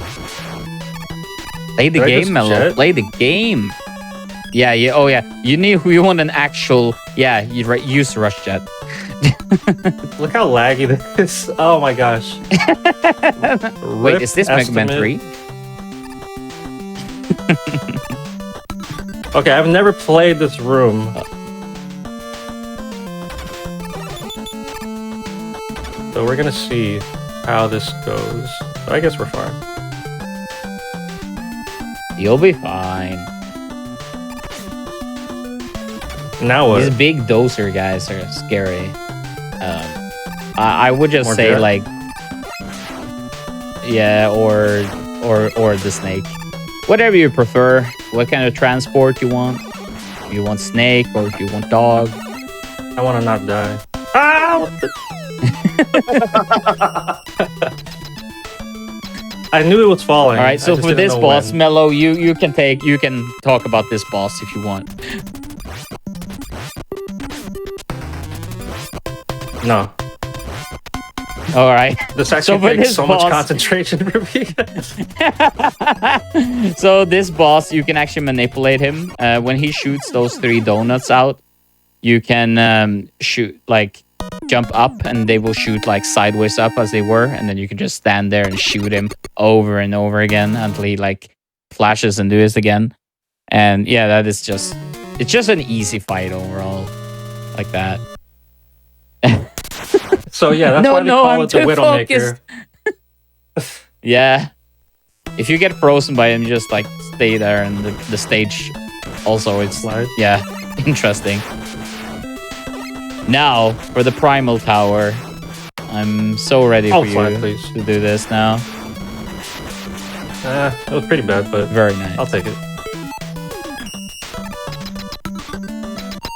Wait. Oh my god, is that Breakman? It can be. He has I no haven't seen him in scarf. like an imposter. All the real ones know. That was the wrong frequency of the whistle. He has no scarf. Obviously, he's the imposter. Imposter. So this dark robot, he's weak to beat, but he hits like a truck with his shots and his shield and his everything. Gosh. And I really wish he would jump. no jumps though. Yeah. No, there it is. Wow. One jump at the end. Amazing. But yeah, like, what is he even weak to otherwise? Isn't it like napalm or crystal or something? I don't even remember. I don't know, just charge shot from what I've seen. Yeah. But yeah, now we have Wiley. He was like behind it all the time. He has very good eyebrows, and yeah, now he's just leaving. And that brings us to the last 4 stages of the game. The Wiley stages.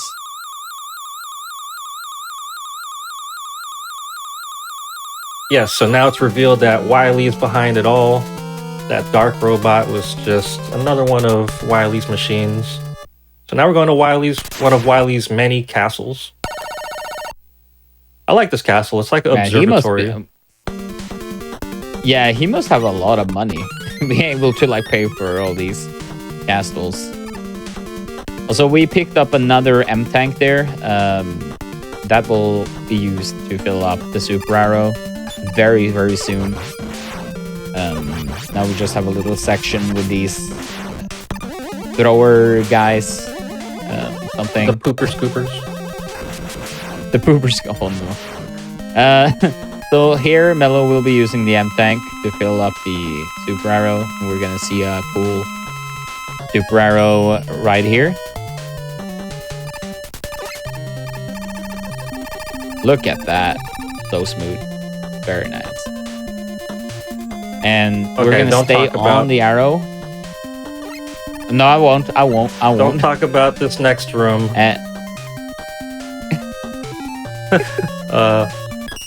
Good luck. Bust. Thank you.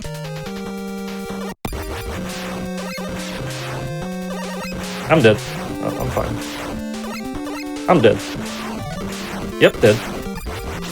Well, the cycle's gone, so it doesn't even matter at this point. Oh my gosh, this is really bad. Alright, that was like 2 extra cycles. Redeemed with the chicken jump. Sorry. Okay, it's fine. It's okay. But yeah, for that long room that Mello was in there, you can actually do that in 1 cycle. It is very tight though. It is a nerve-wracking room if you're like on PV pace. Yeah, but like in 1 go, basically. Yeah, without stopping. That was probably Which strat are you gonna do though, Mello? Our strat. Oh, that's all right. Oh, I appreciate you. Very nice. That boss right there is so fun to do. Like you can zip into his body parts and zip up. He's really only good. vulnerable to attack when his lower body parts are out. So you have to bring him out for him to open his eyes. His eyes open, right? Yeah, they do. Now we are on Wily 2. The third water level in the game. Starman included. Picking up another M tank. Something funny about this game. Yeah, I was about to say, in this and other Mega Man games, there's you can't jump out of slides underwater. So you gotta be very careful about that. Is slide canceling in this game? I completely forgot. Yeah, I know this not the best time to ask, but yes, all right. So now we're going to take a deboost here. I messed up. Okay. That's fine. And then we just get over those spikes. And then we have some mouse wheels that we want to get rid of.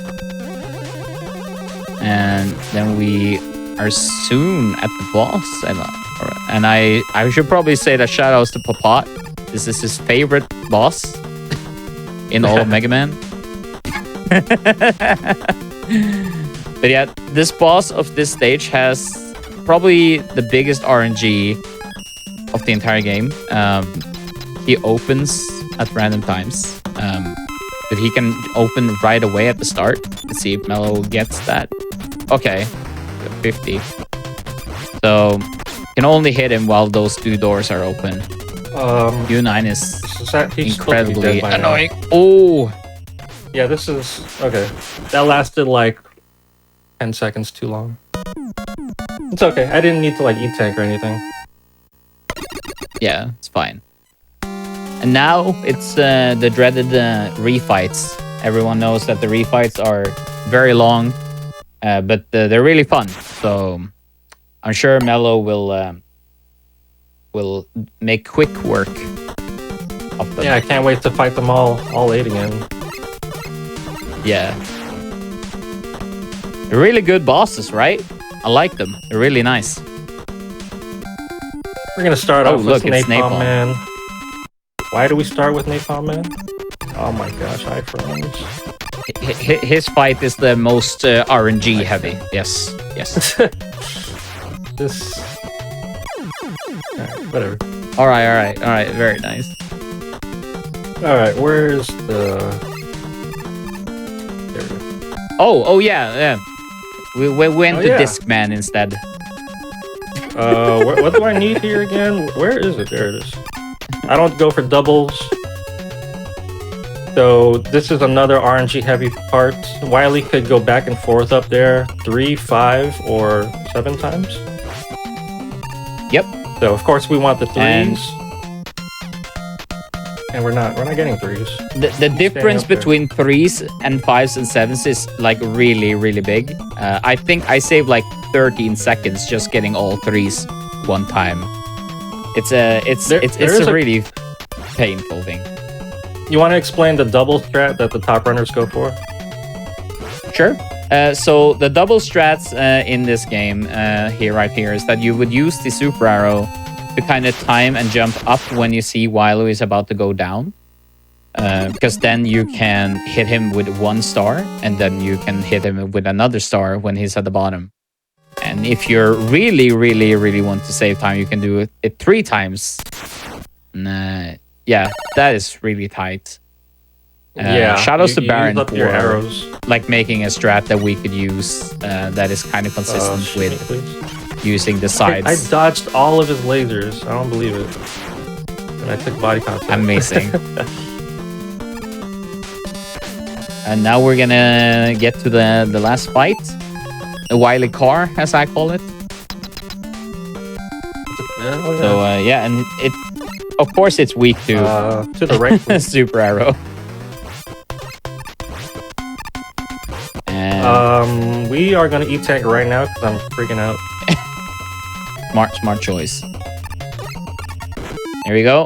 And here comes the part where beatless and beat differences. Because with beat, you can really, quote-unquote, easily attack him here. But in beatless, it all depends if Wily spawns low enough for you to hit him with his buster. For beat, though, here, you can actually kind of steer beat into attacking him twice. So there you go. Mello hit him twice. But if beat hits I lost a Wily too quick... Oh, okay. Yeah, but that's for like the third one, though. So that's like tracking, as Mello's mentioned. Beat will follow him over there, or like where he spawns. Come on, Beat. But again, if Beat hits him too quick, he will hit him in iframes, which means that Beat will lose ammo, and Wily will not lose HP. And, so what I'm trying to do is I'm trying to jump at the right moment to make Beat get into position, but over my shoulder, which will allow him to attack again, but I'm doing very badly. All right, last hit right here. Boom. GG, man. Oh, that GG. Thank you. Crazy you. game. Yeah. The Widowmaker strikes again.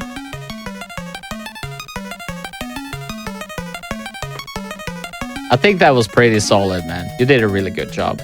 GG again.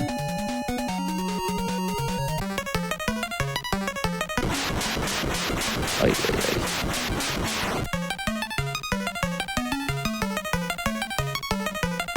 And Mega Man could hold the entire roof of that. He's a strong guy.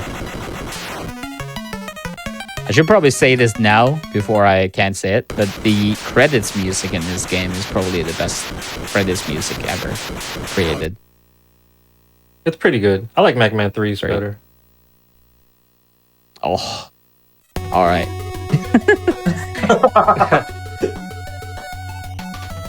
Well, that was Mega Man 1, Mega Man 3, and Mega Man 5. I am very sorry for all of the technical difficulties. I hope we are not off schedule too far. We got a lot of Mega Man coming up all weekend, so don't go anywhere today and tomorrow. What's next, by the way? Next, we have Mega Man 03. Mega Man 03. Very nice. The Thank you, game, Chrissy, for joining me of on the- comms. You go ahead. You're welcome. It was really nice to talk and, yeah, watch these games again. It's been a while. Thank you for having me. Thank you, GDQ, for having us. Shout outs to the whole Mega Man crew. If you want to learn anything about Mega Man speedruns, make sure you go to megamanleaderboards.net for all of your Mega Man speed needs. There's a lot of great tutorials on there too if you want to get started in speedrunning. And submit your runs. It doesn't have to be a top time. Just get on the leaderboards. Join the Discord. Ask You guys questions. should start with Mega Man DOS. It's a very good game. Yes.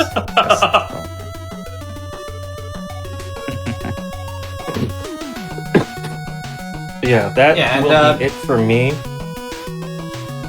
Sorry, go ahead. Definitely be sure to check out. Yeah, I was gonna say, definitely be sure to check out these runners and all the other runners of the event. They're all great Mega Man runners. Check them all out. Give them a follow on Twitch. Yeah, go ahead and follow Chrissy. Me, sure. Go follow Mello right now. And thank you, Church. Thank you, GDQ, for putting this on. Enjoy all of the Mega Man people. I'll be watching. Yeah, and thank I'll you be both so signing much off for being now. on. Thank you both so much for being on, for showcasing the games, talking about it. Really awesome to have you all on. But yeah, like you said, we do have a lot more Mega Man games coming up, so we're going to take a quick break while we get ready for Mega Man 03. We'll see y'all in just a few minutes, everyone. Thank you. Bye-bye. Hello, everybody, and welcome back to the Games Done Quick Hotfix. Today, we are celebrating the 20th anniversary of Mega Man 03, and tomorrow as well. We've got a bunch of Mega Man games for you. We are about to jump into Mega Man 03. Right before we do that, though, just a quick reminder that my announcement page is completely gone. Why is that gone? Excellent. Sonic and the Sidekicks is coming June 1st and 2nd. If you speedrun a game with any of Sonic's friends or sidekicks, you can use !Sonic for more information. With that said, I'll hand it over to the runner commentary. Let everybody introduce themselves. Alright, are we live? Yeah. Okay. Hello everybody, I am Green Z Saber. You might have seen me doing some other runs on this channel, like Disgaea, for example, but believe it or not, my handle is not just a random handle I have. It's pretty much inspired by these games. This series is my favorite Mega Man series, and normally I don't do speedruns of games like these on a whim, but this was kind of a special occasion, and I don't like to do normal any percent type of runs, so I've got like a special challenge run for you today with Mega Man 03. Just a disclaimer, I've only started learning this run about 2 weeks ago, so there's not a lot of time put into it, but still hoping to give this a good showing, and hopefully you will learn something from it. So the category I'm going to be doing is S rank Saber only, which is not a category of this game that anybody really runs. There's been a few people who have done S rank runs, but they don't do it with these restrictions. Now, why am I doing this Saber only? Besides liking the Z Saber and how it works in these games, there's also an in-game reward that you can get for clearing this game in this fashion, which is getting an S rank average throughout the whole game and doing it with the Z Saber only. It'll unlock a mini game at the end of the credits if you've fulfilled a playthrough under these conditions. So that's what I'll be doing. And with me will be my co-commentator, who I encountered at this year's MagFest. Please introduce yourself. Hi, I'm 112. I'm one of the administrators of the R Megaman subreddit, and I'm happy to be commentating this run. 03 is one of the best Game Boy Advance games in my opinion, and a superb 2D platformer, and I think you all are in for a great ride. All right, with that being said, we ready to start? Yep, whenever you're ready. All right. Can't believe this game is 20 years old. Oh my god. Yeah, this game's almost as old as I am. It's hard to believe. Yeah, I'm just slightly older than this game. It's just really hard to fathom. And actually this year, today is the 19th anniversary of 04 as well. So we may have one of those next year. We'll see. But anyhow, I'll start this in 3, 2, 1, and go. All right, so first off, one important thing to note is the ranking system. Green Z Saber mentioned that we need to get an S rank for the game, and the way that works is you're graded on a scale of 100 points across multiple categories. So in most of the stages, there's a mission that you need to complete per stage that is listed before you start. That's out of 20 points. Partial credit is also allotted if that's available. There's also a specific clear time you need to hit, and that is also out of 20 points, and that varies per stage. Very importantly, there's an enemy count that you need to hit on every stage as well. For example, in this introduction stage, the derelict spacecraft, you need to kill 20 enemies at least. It's and that's 19. Out of 15 points. Oh, sorry, 19 enemies. There's also damage, self-explanatory. Take as little damage as possible. You can only take 6 damage or about 2 to 3 hits before it starts subtracting points. That's out of 15 points. There's one for retry, which is the amount of deaths, but obviously, hopefully we won't be having any of those in this run. And finally, there's the elf category, which is you don't want to use any of the fusion elves, which are these little creatures you can collect throughout the game, and they'll give you special abilities. If you use a fusion elf, it'll permanently deduct points on every mission. So that's out of 15. However, you can use satellite elves in order to get certain effects without losing points, but you can only have 2 of them equipped at a time. So that's the basics of the ranking system. And right now, Green Z Saber is going to get the shield boomerang and the recoil rod, which are 2 tertiary weapons that will not be used in this run due to the category. Yep, and also you need 96 points at minimum to get an S rank. For the purposes of unlocking the minigame, we only need an average of 96 across all the stages to get an S. But yes, as far as leaderboards are concerned, you need to get 96 minimum for all stages for it to count as a quote-unquote valid run. And this is an average of 96 out of 100, so it's pretty strict. For reference, an A rank is an 86 out of 100. That being said, this is the first regular stage. This is Devil Bat Schilt's level, the weapons factory, or the WR factory. One important thing to note is that Green Z-Saber will be holding the Z-Saber out for a little bit longer than usual by holding the button. That is what's called a Skull Crush, and it does 1 extra damage. And a Dash Slash also does an extra bit of damage as well. And as you may remember from what I said earlier, a certain number of enemies needs to be killed per stage, so there might be times where grinding a couple of enemies is necessary in order to get the highest rank. Yeah, and for this stage, there is a mission to destroy all the cameras. Yeah. Get the maximum points. So this is the mid-boss, this is B-Raid, or sorry, this is the B server. And you can sort of guess when it's about to open up by the flashing lights. If done properly, you can 2-cycle it by killing it in 4 charge sabers. We'll see if that's done here. I already missed a charge slash. Ah, that's unfortunate.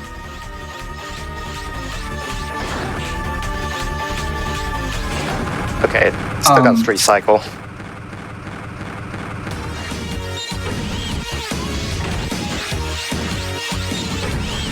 So coming up, we're going to collect a Cyber Elf. That now normally most of the Cyber Elves are skipped, but this one is actually pretty important for much later in the game. And that being said, that is assuming you are going to get it. Are you going to? Yes. Oh, sorry, I was thinking of a different one. And that's coming up over here. Not here, it's after that.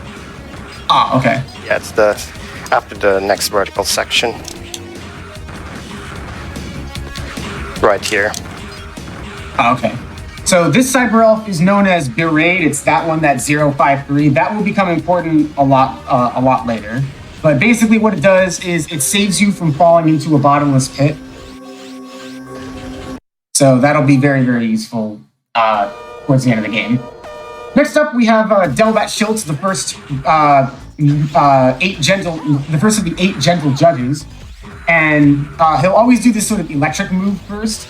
And normally you'd be able to do RNG manipulation against Delbat Schultz in order to make the fight a lot easier, but since the Buster is not allowed in this run, that's not possible. Or at least it's not as easy. Yeah, you can do wall jumps to change the RNG too, but it's not something I practice a lot. I have trouble doing it as well. I cannot do the wall jump manipulation. Also, every time you beat a boss and you have at least an A rank, so your average is 86 or higher, you get an EX skill. And also the boss will use an EX skill. In this case, Schultz's EX skill is Saber Smash, which will become very fundamental to most of the rest of this run, which is why Schultz is done first. This second stage is Aegis Volcano Base. It's Blazing Blizzard's level. And this stage can be pretty precise because it runs on a global timer. And if Green Z-Saber is not fast enough, he'll have to wait a little bit in order to avoid getting knocked from a platform into a set of spikes, which, if you play Mega Man, you will know is instant death in pretty much every game. Referring to these platforms specifically.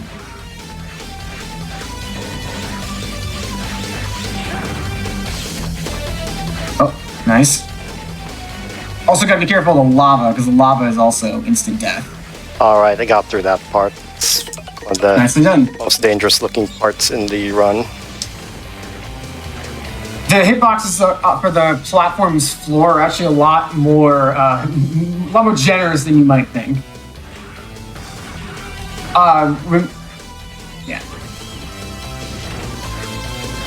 So this mid-boss coming up is actually timed, and ideally you want about like 10.26 seconds left on the timer. Yep. Yeah. So normally a Buster is used on this segment because it is slightly faster to kill enemies with the Buster due to the lack of end lag, but again, no Buster allowed in this run.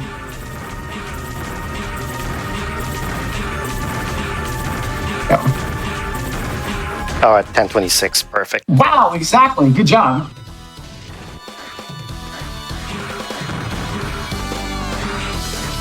So one thing I should probably explain is why Zero is yellow. That is because of the weakness system. This is present in pretty much all the Zero games, but the chips are specifically in the first 3 games.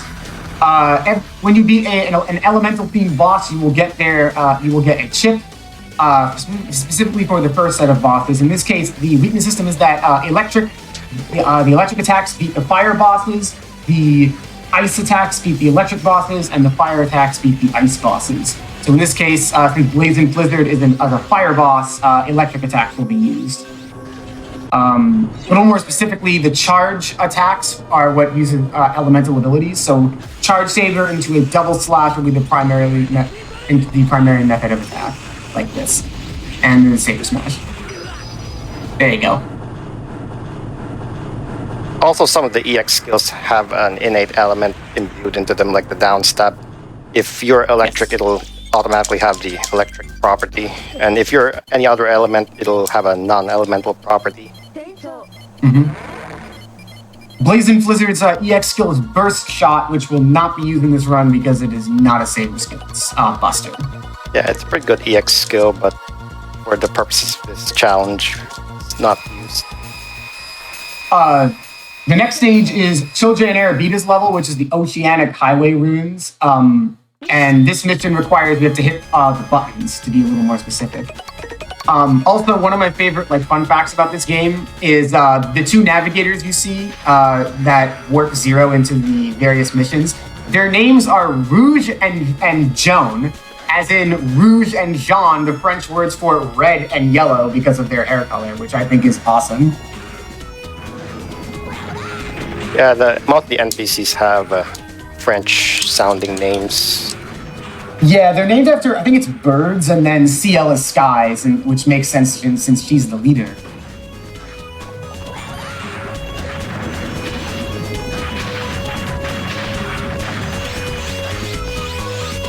And then right here is the only mandatory damage boost I have to take to go somewhat fast here. Yeah, because the spikes are instant death, as said earlier. Yeah, normally you'd use the recoil rod to jump over those, but can't use it here. This mid-boss is the Pantheon, or the modified Pantheon Aqua. It's a direct reference to Copy X, the final boss of the first Zero game.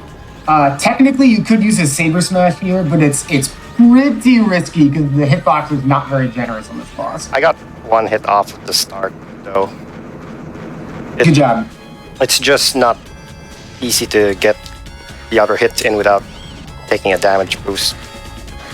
Right. And I don't want to do that because I'm actually trying to play as if I'm trying to get 100 points, because 100 points looks a lot cooler than, say, 99 points. As a reminder, to get an S rank, you only need an average of 96 throughout the levels, but obviously 96 is quite strict, so it's ideally preferable to get a 96 or above on every level, and for the speedrun, the category is technically getting a 96 on every mission. Yeah, at most you can take 30 damage before you can no longer get 96 points. And that's assuming you get the max enemy kills needed for full points. And Airbbeat is pretty straightforward. Much the same strategy as Blizzard, except with the fire chip. In this case, the combo was Charge Saber, Saber Smash, and then Charge Saber, Double Slash, Saber Smash, and that's it. Pretty straightforward boss, all things considered. This EX skill is the Throw Blade, which is down in attack. Although, if I recall, you don't prefer to use this one in this run. No, I don't. It's just too slow. And that was another 100 points. This is going to be Death Hand's Mantis level, old residential. In this one, the amount of enemies you need to kill is pretty high, all things considered. And Green Sea Saber will have to kill exactly 37 enemies. It's very precise. Yeah, I've got a specific kill route for this that kills the exact amount of enemies, so I'll end up with 37 kills at the end. And having the fire chip is pretty useful because of that, because of the shortcuts, because you can burn the grass fire. Yeah, it makes me wonder though, why do you need the fire chip to get rid of that stuff? Can't you just slice it up? That is a good question. In some ways, I almost wonder if it's a reference to Megaman 7 with use the fire. Oh, well, that stinks. Yeah. You know what? I could get a game over and just try again because it's the point requirement is actually not. I don't know what happened. Yeah, I'll just get a game over and try again because it'll reset my retries, so it won't actually like it'll act like I am doing the stage from the beginning. That was unfortunate. I don't think I've ever done like that before. Okay, that's what it is. I would just like dash below. Oops. Oh, it's alright. Alright, so we're gonna actually do the stage properly.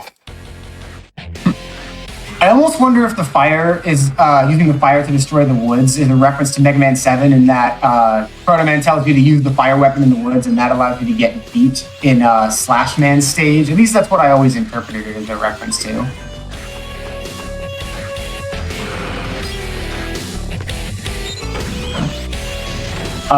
Also, real quick, sometimes Green Z-Saber alternates left and right in order to get extra damage off. That is what is known as a reversal. It's very helpful. That is in all the Zero games, and ZX games even.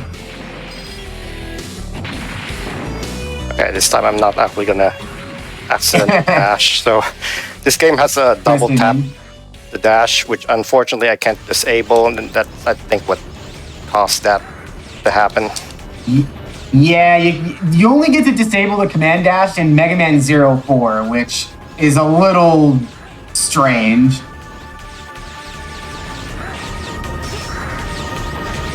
This mid-boss is the Mega Milpa, and the cutscene reset the RNG, which allows you to get a consistent kill.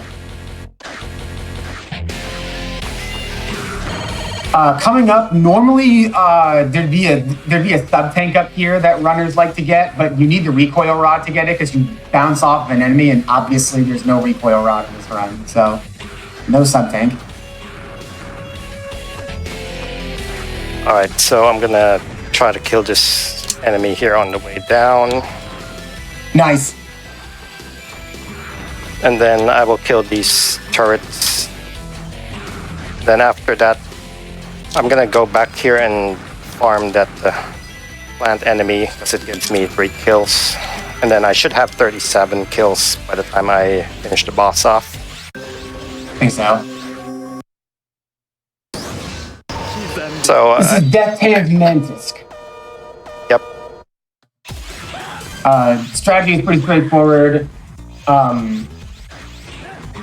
Just use the charge slash, triple slash, and saber smash.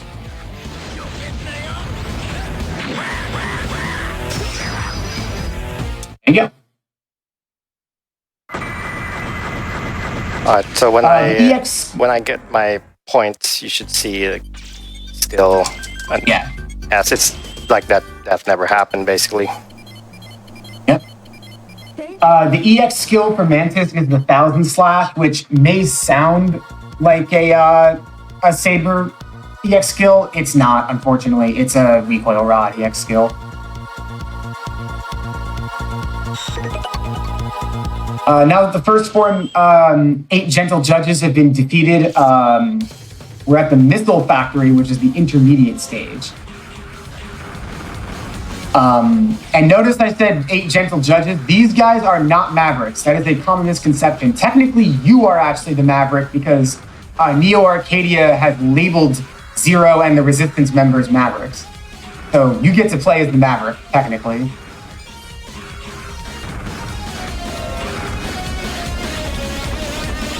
There's also a very, very useful Cyber Elf here that runners usually like to get that I don't think will be gotten in this run since it's an S-rank run. But it gives you double health. I usually recommend all newcomers to definitely get this one because I believe you can't go back to this stage once you beat it too. Actually, most speedrunners don't get this. They just play at minimum health. Ah, yeah. Fair enough.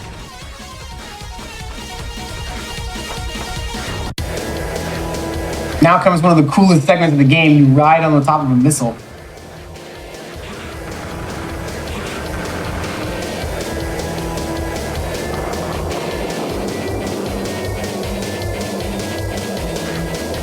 Yeah, it's gonna be over pretty soon, so we're gonna fight This stage is pretty short, yeah.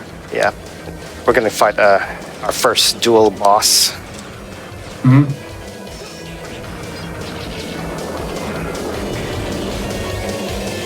I have some fun facts ready to go during lull periods, but this stage was so short I didn't even get to talk about any of them, which is all right. But yeah, this is Kreia and Freya. In particular, the main thing to watch out about is the confetti move that you see there called Shining Veil. If you get hit by that, it doesn't do damage, but it slows you down and it makes it easier to get hit by something else. Ideally, you want to wait until they get close together because then you can hit both of them at the same time.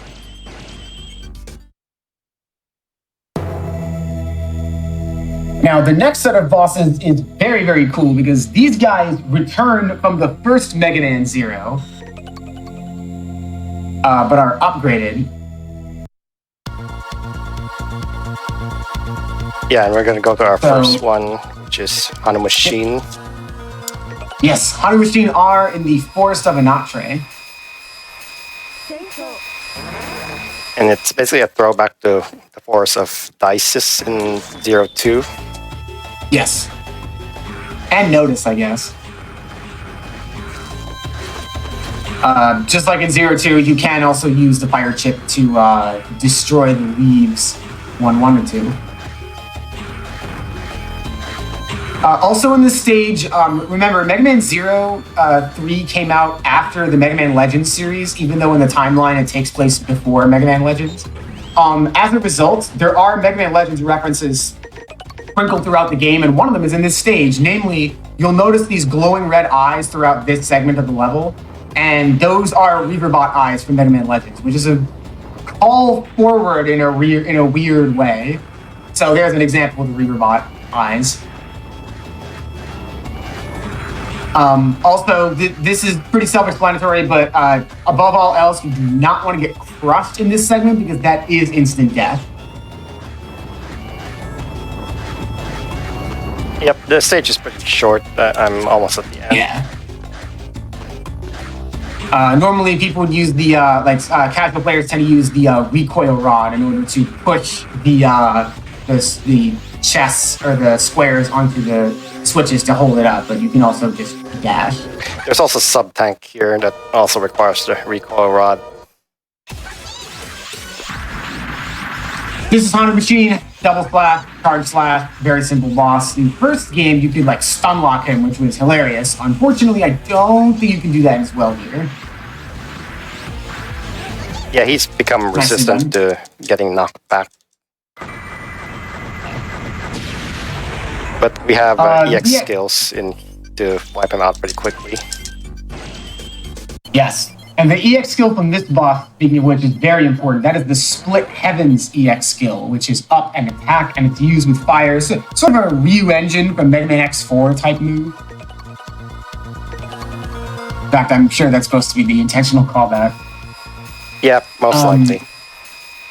So this guy is cool. This is Anubis Necromantis the Fifth, and the stage is the Twilight Desert. Now you might be wondering, if this guy is the fifth, well, where are the first four? So you fight the third Anubis Necromantis in the original Mega Man Zero, and the fourth one is the boss rematch from the first Mega Man Zero, which is pretty cool. They actually thought of that.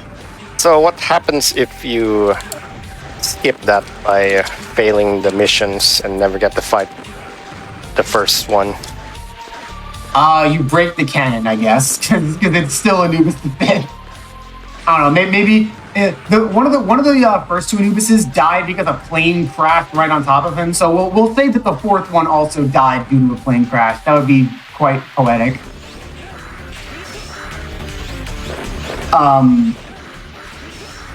Yeah, so the enemy kill number in this stage is also pretty precise. It's 46 for this one. Then for that mid-boss, just do the combo of charge slash, up slash, and then down stab 3 times. Yes. Charge Saber, Split Heavens, Saber Smash. Also of note, in the original Mega Man Zero, Anubis' weakness was fire, but it was changed to ice, presumably to make each of the 3 bosses have a different elemental weakness. I don't know. He got scared of the cold when he got revived for the 4th time, I guess. I don't know. I'm not a mummy. I wouldn't know what it's been like to get revived 4 times.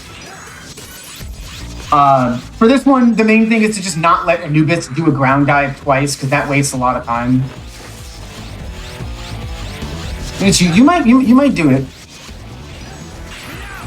Ah, so close. Oh! Yeah, I missed the first Saber smash.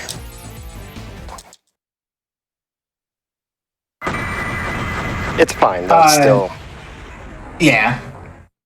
The EX skill you get from Anubis is Shield Sweep, which, as you can guess from the name, will not be used, because it's a Shield Boomerang EX skill. In general, the Shield Boomerang is very underrated. Definitely, if you're a Megaman Zero fan and you haven't used the Shield Boomerang a lot, I recommend giving it a whirl for some of your future runs. It's very cool. This stage is the frontline ice space, where we will be fighting Blizzak Stagroth R. It's pretty straightforward, all things considered. The only thing to note is that you need 41 enemies for this level, which is also pretty high, but Yeah, I'm gonna go back and kill some of the fishes here, just to get the kills I need.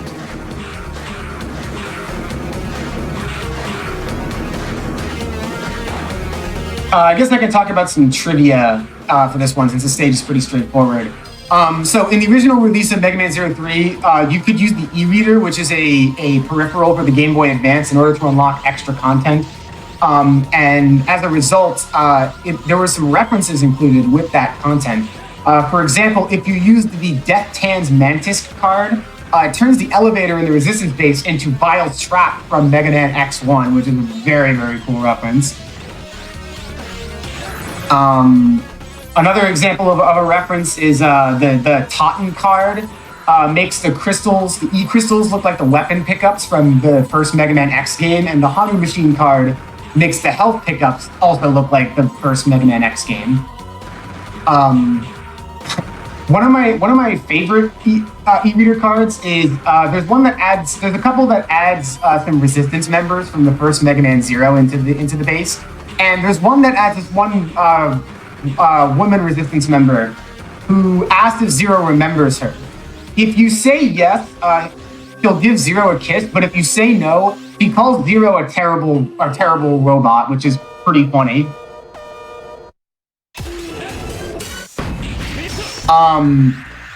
Main thing with this boss is similar to Shining Veil. You do not want to get hit by that ice wave because it slows you down, but otherwise it's a pretty simple boss. Yeah, it's already gone. Yeah. Got like the best sound effect though. The EX skill for this one is Blizzard Arrow, which I believe is a buster skill, so not used. Yep, I was also 1 kill off from perfect 100. Oh well. So now that the 3 refights are done, now we're going to Area X2, which is the stage for Copy X Mark II. This stage is really technical, and normally there's this one segment that's really cool, where you get to pogo up a really long vertical segment using the recoil rod, but alas, not in this run. Also, I'm fairly sure that those background elements showing like Zero's specs are a direct callback to the first Mega Man X's title screen, which showed X's specs in a very, very similar way. Oh, I hate those spike enemies. They're really annoying. I like to use them to farm kills. Yeah.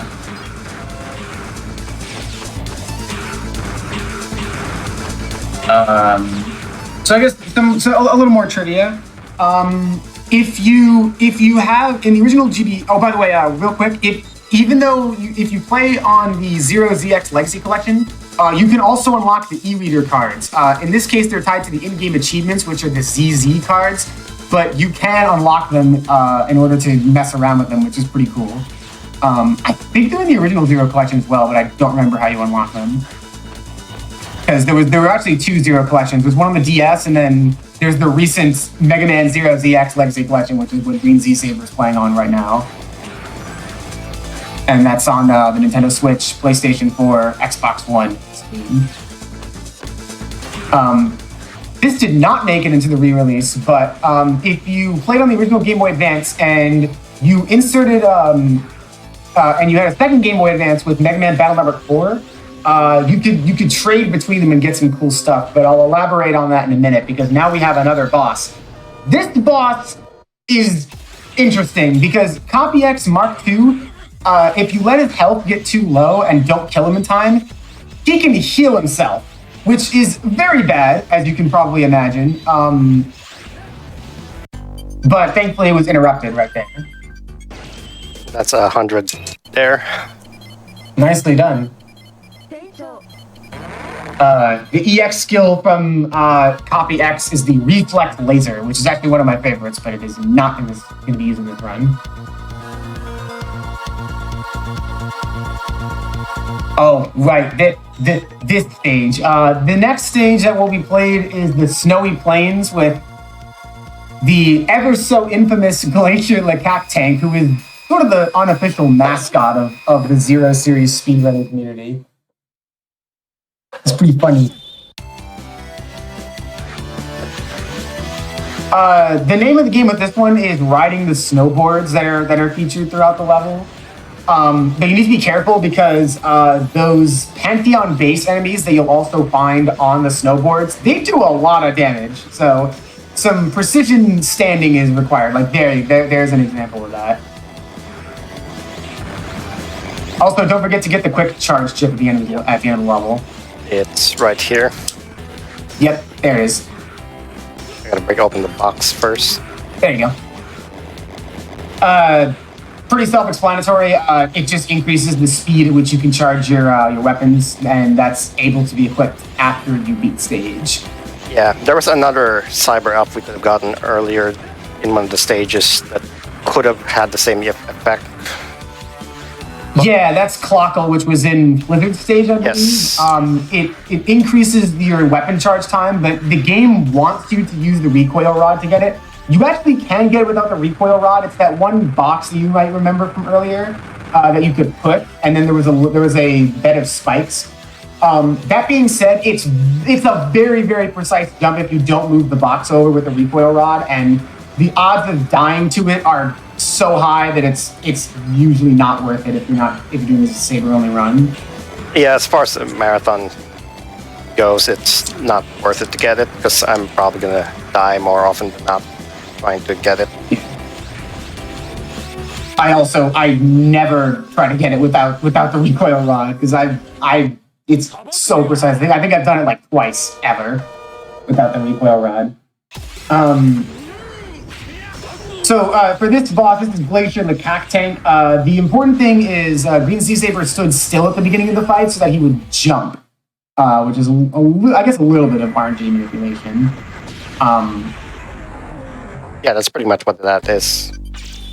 Yeah, he's a pretty funny looking boss. I can see why the Zero Series community loves him so much. Actually, his EX skill, in my opinion, is one of my favorites. That's Orbit Shield, which if I remember correctly, because the Zero Series has a combo system where each of the attacks have different priority. I think Orbit Shield's priority is even lower than the first slash of your Z Saber, so it's an excellent combo starter. I think one of the best, even. But of course, won't be using this run because no shield boomerang. This stage is Cupid Foxstar's level, which is the energy facility. It's not a super complex stage, but those butterflies do a lot of damage, so gotta be careful. Yeah, they do 3, which is quite I don't remember what their names are for some reason, though. It's also one of the longer stages. Yeah. Going back to the Battle Network thing I was talking about, so if you trade between Mega Man 03 and Battle Network 4, you can get something in the respective games. In this case, in Battle Network 4, you get a Z-Saber chip, so you can use the Z-Saber as an attack. You can also get it through a lotto number that was recently discovered in Battle Network 4 as well. And conversely, in Mega Man 03, there's a mechanic called cyberspace where you can enter this like virtual world. And if you do that when you did the trade between Battle Network 4 and 03, certain enemies from Battle Network 4 will show up, namely the B-Tanks, Sorties, and Puppies, which is pretty cool. Oh, and in this case, normally you use a buster to destroy those buttons, but no buster in this run.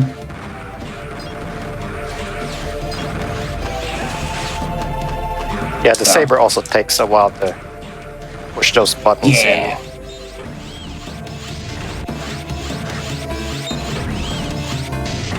So this mid-boss's name is Locomo IF, as in Ice Fire, because it's, well, spoiler alert, it's going to use both ice and fire attacks.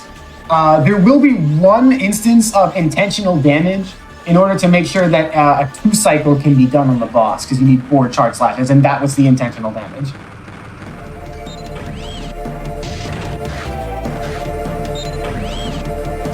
The rest of the stage is pretty straightforward. There's going to be another instance where you have to use the buttons in order to, like, you have to hit the buttons on that rotating cylinder type thing. And there,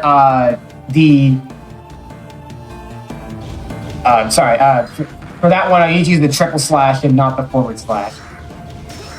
Oh, there you go. And that's right here. Also on that segment, you'll notice that in most runs you would do a damage boost in order to try and not have to wait on the platforms because the spikes are instant death. But since there's already quite a bit of damage boosting in this level, that is not done here. Plus, it doesn't actually waste that much time. That was the last spot in the room. Yep. And then coming up is the boss again. Cupid Foxstar can be pretty tough at times, at least in my opinion.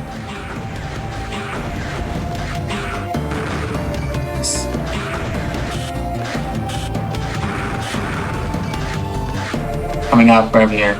Oh yeah, this segment can be kind of annoying. I've encountered a weird glitch here before where some of the platforms will like disappear. I'm not really sure why that is. I've only encountered it like once, but it was pretty bizarre. Normally you'd use the recoil rod there in order to like go up to the top floor, but no recoil rod. Anyways, this is Cupid Foxstar. Pretty straightforward boss fight. Use the charge slashes to avoid taking hits. That being said, it can be a little bit precise. And also in the background, you might notice that spinning gem. That is a reference to Mega Man Legends, as that is the refractor. Or one of the refractors from that game. Or at least it looks like it.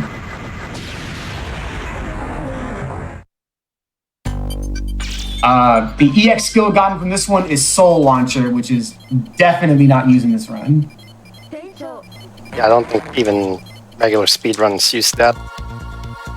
I cannot remember the last time I saw Soul Launcher in a run, that's for sure. And for this next stage is actually... Oh, sorry, go ahead. Yeah, for beating Cupid, we get double jump. Yeah. Oh, yeah, you also get the double jump kit, which is very helpful. That will be used in pretty much all the rest of the levels. This level is the Giant Elevator, which is Stratistic Calvarian's stage. I absolutely love this song. High Speed Elevator is a great song. This might be a slightly unpopular opinion, but honestly, I think this is the best song in the game. Sorry, people who like Cannonball. For me, it's Sub Arcadia or the Glacier Tank stage. Ah, yeah. Oh, that does remind me, in the Zero ZX Legacy Collection, some of the songs are remixed, and you can actually play it over the normal gameplay. And in Zero 3, the song that's remixed is Trail on Powdery Snow, which is Pack Tank's level. Those are called, the Reploid remixes, I think. So for this part, if you've ever played a Final Fight game, you'll probably know about the elevator segments where the enemies keep spawning and you have to kill them all. That's what this is. In this case, though, an enemy is going to drop down very, very soon. That is a reference to a previous game, and it's these guys. Those are the Shotloids from Mega Man 2. You might remember them from Flashman stage and a few of the other ones. In Mega Man 2, they were called Shotmans, though, or Shotmans. I think these rolling guys are also a reference to the original Mega Man X, but I don't remember the names.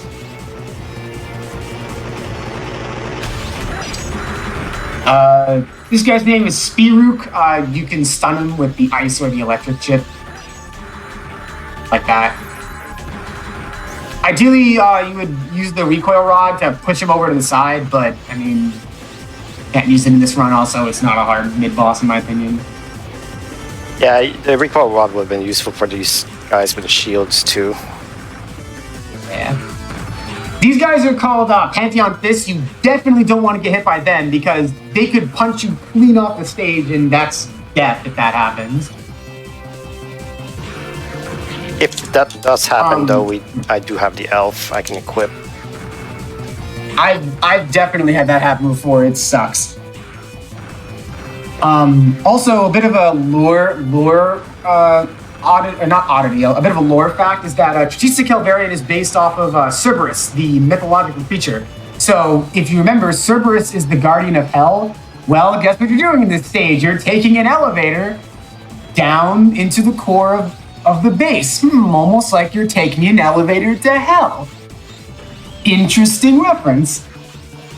All of the bosses actually do have a reference to a mythological creature, but I'm gonna wait on describing all of them until we get to the final stages. Oh, I hate that jump, especially if I'm not using a double jump. Okay.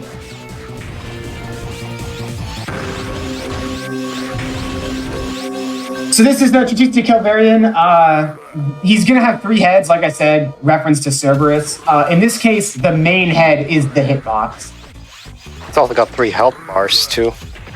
Yeah, the only Mythos Reploid, I believe, to have 3 health bars. At least the only 8 Gentle Judge, that's for sure.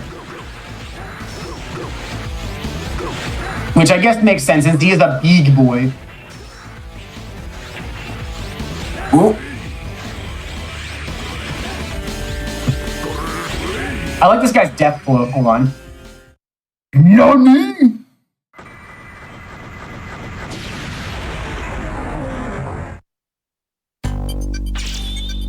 Yeah, as you can see, it's kind of hard to hit that boss without getting hit yourself. If you try to combo him, that's why I don't try to go for it. Yeah, same. Oh boy! So this next level, this is the final of the the last of the 8 Gentle Judge levels. This is the Sunken Library, which is Voltiel Biblio's stage. So in this level, the main gimmick is this rising and falling water, and if it rises all the way to the top, it will hit these exposed wires and become electrocuted, which will damage you. Now, that is what the level gimmick is, but that's not why this level is so interesting to me.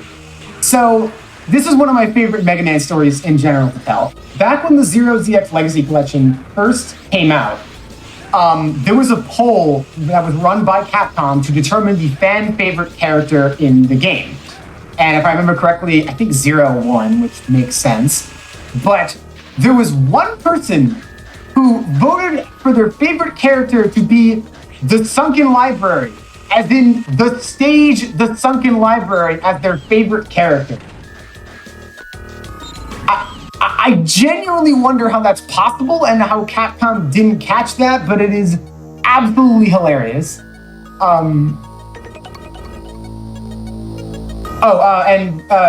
Back to the stage for a second. These doors are randomized upon every playthrough. So you have normally the casual method is to check the doors like is done here, and what Capcom intends you to do is to go back and forth, like check the terminal, go to a door, check the terminal, go to a door. In this case, Green Z Saber's only going to check the terminal once because there's a few ways to tell where it is besides memorization. Like it will never be on the outer ring. So like the leftmost, bottommost, rightmost, and topmost doors will never be the correct answer. You can manipulate the RNG for that using a flashing light that's right before that room. But it's really difficult to do that. And also, if you enter the wrong door, you actually lose 2 mission points. So as a result, it's usually not worth it if you're doing an S rank to try and manipulate the RNG and go purely off of that. Yep. And I'm gonna have to farm a few kills here because there's not enough kills to get the full marks. Yeah, the required number of enemies here is 23, which doesn't sound like much, but it's a pretty short stage, and it's also a puzzle stage, so it's a lot more than one might expect. So I know what last door is. It's the one right of this one, but I gotta farm my kills first.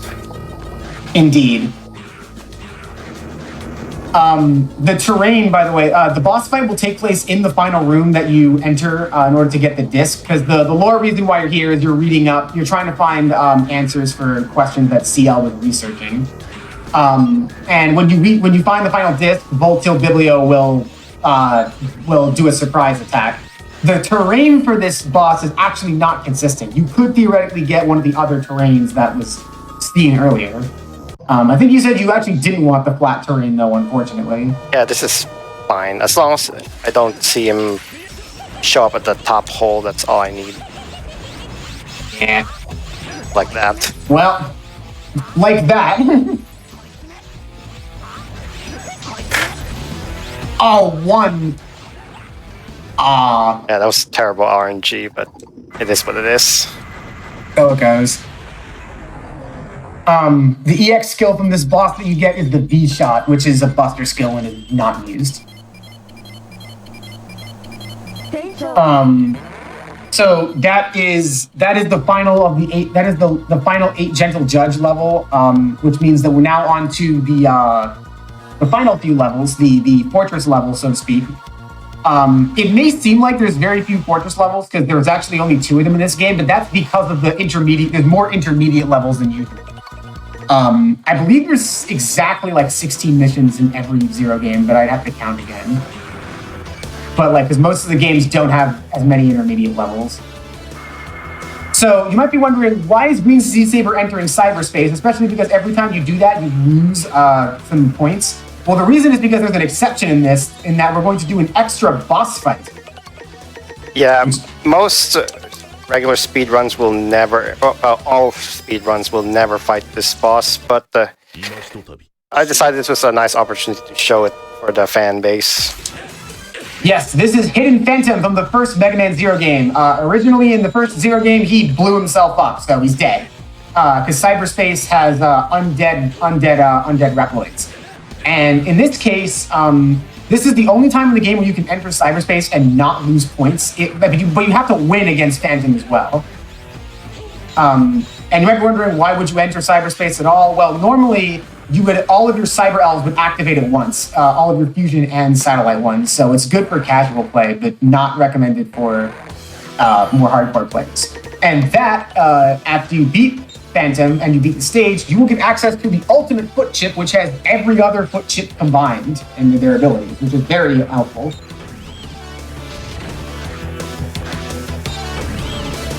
And I think you might need to find some kills in this one, because the count is pretty high. It's 37. Yep, that's correct.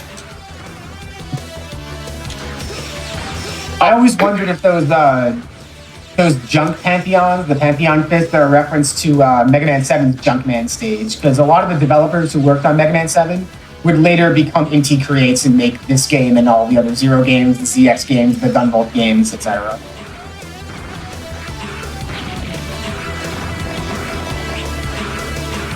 Oh. There you go. And here's the end of cyberspace coming up after some enemy farming. Oh, I actually forgot to mention an e-reader card earlier. Namely that there's a few others. If you use the El Piso card, it adds a cyber elf that is heavily implied to be El Piso, the villain of the previous game. And the Phantom card does the same thing with Phantom. It adds a cyber elf that's implied to be the boss we just killed. Also, this boss is straightforward. This is Preya and Preya, very similar. They're not the exact same, but they're very similar to the previous fight. Also, this is the only cutscene in the game you can't skip. I don't know why that is. I've never actually found the answer to that. I'd be curious to know, though. Like, if you find it out, ping me on Twitter. I'd love to know the answer. Yeah, my headcanon is they really want to bring it home that you just killed these baby elves. How could you, Zero? You killed babies. Even if they're super evil. Or at least, at minimum, misled. At worst, super evil. Anyways, coming up is the final stage of the game. This is Wild Research Lab. And this is now a good time to bring up that in the Zero ZX Legacy Collection, there are 2 different stages per game that are part of the bonus Z Chaser mode, which is basically a speedrun mode. In Zero 3's case, you get access to the Oceanic Highway Ruins, which is an Arabitas stage, and this one, the final stage of the game. And it gives you like maximum health, maximum Ls, all of the EX skills, and basically tasks you in beating the game, beating the level as fast as possible. And there's rankings and leaderboards and everything. It's a very, very cool mode. I would say one of the best parts of Zero ZX Legacy Collection. And while the Mythos Reploids are being fought again, I guess I'll talk about these guys. Technically, in the American version, they're often called the Mutos Reploids, but that is a mistranslation. It's supposed to be the Mythos Reploids because they're based off of mythological creatures. For example, this is Death Cann's Mantis. He's based off of, well, I guess the praying mantis isn't a mythological creature, but it's often found in folklore. Yeah, I'm gonna be playing it mostly safe and try to do these fights damageless because it's a pretty lengthy stage, and you, like I said, you can only take 30 damage before you lose your 96 points. Right. In this case, Devil Bat Shield's pretty self-explanatory. He's a bat.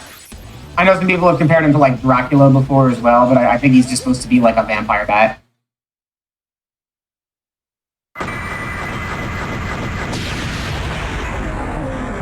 And then I gotta remember to equip the ultimate foot chip.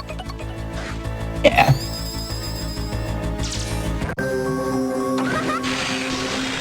Children Arabita is an actual mythological creature. He's supposed to be a white hare Inaba, which is a type of hare or rabbit. I love how you killed him before he even got a chance to move. Like he didn't even get to take a single step. Yeah, I usually dash away just in case he does the EX skill, which comes out very quickly. Blazing Blizzard Salamander, as you can probably guess by his appearance. Also another boss that I've definitely killed before he got a chance to move. And okay, well he moved there, but yeah. One more E-Meter card that I didn't get to mention earlier. That's like another reference to another game. If there's an E-Meter card for Copy X's second phase from the first Megaman Zero, and if you use that one, it adds posters of not only CL, but Megaman.exe from Battle Network in the Resistance base, which is very cool. Definitely, if you have the Zero ZX Legacy Collection, go check out the E-Meter cards. They're very cool.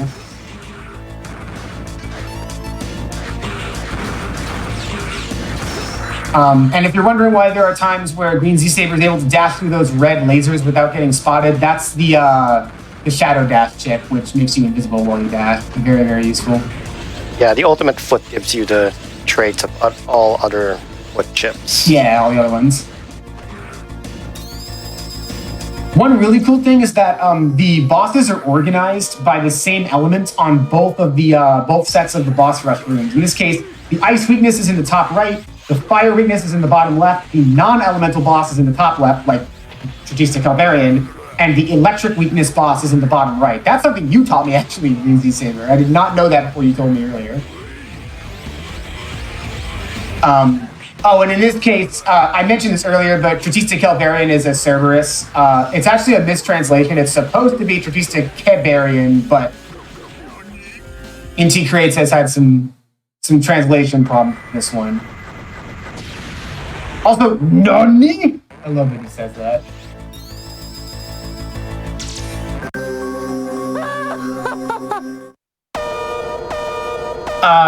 This is another self-explanatory one. Cupid Foxstar is supposed to be a Kitsune. The one thing you definitely don't want to happen is there's one attack that Cupid Foxstar can use where he splits into a bunch of fire embers and moves around the screen. He's completely invincible if you do that, so that wastes quite a bit of time. Yeah, I was afraid he would do it there because I missed a charge slash, but didn't, thankfully. Yeah. Whew. This is Glacier the Cat Tank again. I did not know what this guy was supposed to be for the longest time because I was like, what mythological creature is a cactus supposed to be? Turns out there is actually one. He's supposed to be a barrel cactus. Well, I guess cactuars are a thing in Final Fantasy too. I guess, but I don't think cactuars are barrel cactuses. I think they're a different type of cactus. But like, I didn't know that there were that barrel cactuses were like a mythological creature until I looked that up a couple weeks ago. And then Volteel Biblio, another pretty self-explanatory one, Electric Eel.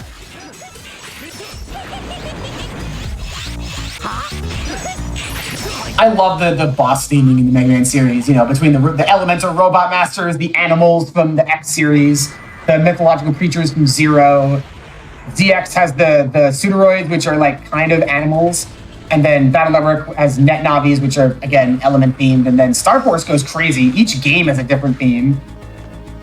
The first game is like Zodiac Signs. Second one is mythological creatures again. And then the third one is Ardsuit, of all things. Anyways, this is the final boss. This is Omega. Pretty long fight. It's 3 phases. And you might remember that one Cyber Elf that was gotten all the way at the beginning of the game, Berate. That this boss is why you want to use him for the second phase of Omega's fight. Because the first phase is the same thing as the first stage, except slightly harder. Now, this second phase, where it kind of looks like X and Zero combined, the optimal strategy is to use a Saber Smash, but if you do that, there is a very, very high chance that you will fall into that bottomless pit. So runners like to get berets so that in case they do the Saber Smash and fall like that, you won't die. Because that would be very bad.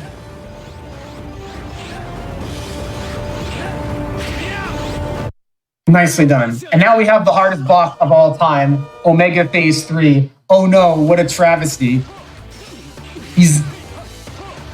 Forget I can't beat Airman, I can't beat Omega Phase 3. No, in all actuality, the only thing you gotta be careful about is not getting comboed. Time is coming up, by the way, as soon as he's dead. Time. Okay, well, PG. could have been better, but that should still be an S. Yeah, just barely 96. That's a true S rank run there, despite the game over. Nicely But, done. even though deaths are likely, you can just get a game over and still have a quote-unquote valid S run, as I demonstrated. Right. So what was my time? Your final time was 55:11 RTA. Okay, well, I guess that's unofficial world record. There's only 2 runs on the Mega Man leaderboards, and the best time on there for S rank is like 59 minutes. And mind you, that's with using stuff like the Buster and the recoil rod. A type. So I will probably be trying to go for a better time. I can probably get somewhere around 50 minutes if I optimize this enough. So I'll probably just do that on my stream sometime next week. So a bit of an extra fun fact for this boss is a lot of people wonder, well, where are the Guardians in Mega Man 04? Because they don't show up. This is not stated anywhere in the game, but they actually die in the explosion that's about to come up. As was stated in the Mega Man Zero official complete works. So that's why they're not in the 4th game. They're dead. which is kind of sad if you think about it. Yeah, I guess they get to join Phantom in cyberspace. Also, another cool fact is that some of Omega's attacks are actually references to attacks that are done in the X series. For example, he uses the triple slash combo from Mega Man X2 that Zero uses in his boss fight. There's also Ryu Engine from Mega Man X4, the C Flasher or Chaos Flasher from Mega Man X5, and he uses Rekoha from Mega Man X6, which is pretty cool. Okay, so I'm gonna let me know when it's good to do the final hit. Go for it. All right, here we go.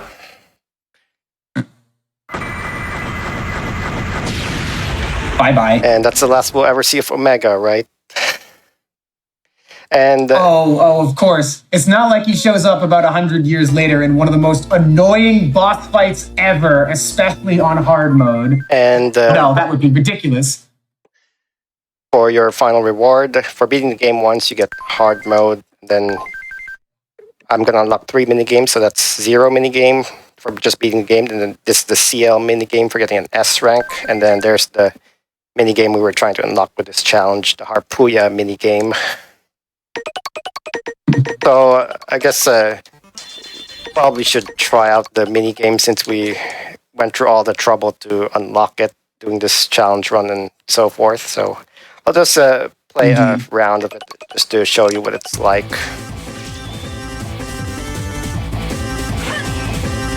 In the Zero's DX Legacy Collection, if you beat the game on casual scenario mode, which is like the easy mode, I believe you just automatically unlock these minigames. So if you're not confident enough with your skills, don't worry. If you get the Legacy Collection, you can still play these. Yeah, if you have an original card or the DS collection, though, you can. Yeah, you have to get good. Yeah, you can always refer to this run, I guess, as a reference if you want to get unlock these minigames too. I will actually be trying to do a 100-point run on stream, which is one of the other requirements. You need to unlock 2 minigames for this. So I've only been able to do that once, ever, so good luck. Yeah, I've done it multiple times. I've done the 100-point run on every single version I have of the game so far. So GBA, DS Collection, Japanese DS Collection. Oh. So, well, you got a high score. Well, I mean, you always get a high score your first time, but that's the mini game. Oh, I didn't. Also, if you're wondering who that was that Harpuya was riding on, that's Aztec Falcon. That's the first boss from the first Zero game. All right. He's his trusty thief. Yep. And somehow he comes back for this game, even though he was supposed to be utterly annihilated in the first game. Well, he is in Zero too, so I guess he survived.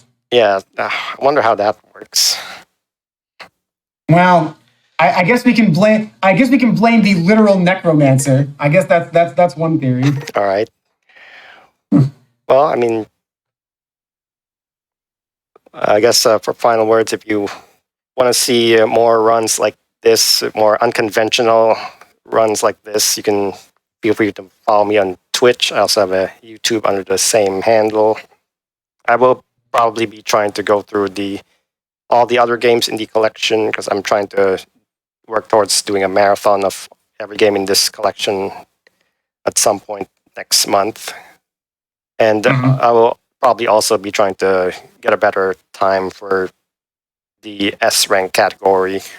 And then I'm also doing working my way towards trying to play the Battle Network games at some point. And if you want to follow me, I'm 112. You can find me on Twitter. Same handle, 112. Spell it out first, _ and then the numbers 112. You can also find me on the Megaman subreddit and Discord, reddit.com/r/Megaman or discord.gg/Megaman. I'd love to see some of you there. We welcome people of all skill levels and love talking about the series. All right. Yeah. Thanks Games Done Quick for having us on. Yeah, absolutely. Thank you both for being on, for showcasing and talking about the game. And yeah, absolutely check out both of these fine folk and everybody else in the event. Everybody's a great part of the Mega Man community. With that said, we got a lot more games coming up for you. Our next game is going to be Last of Mushroom Kingdom. We'll see you in just a few minutes while we get that set up, everybody.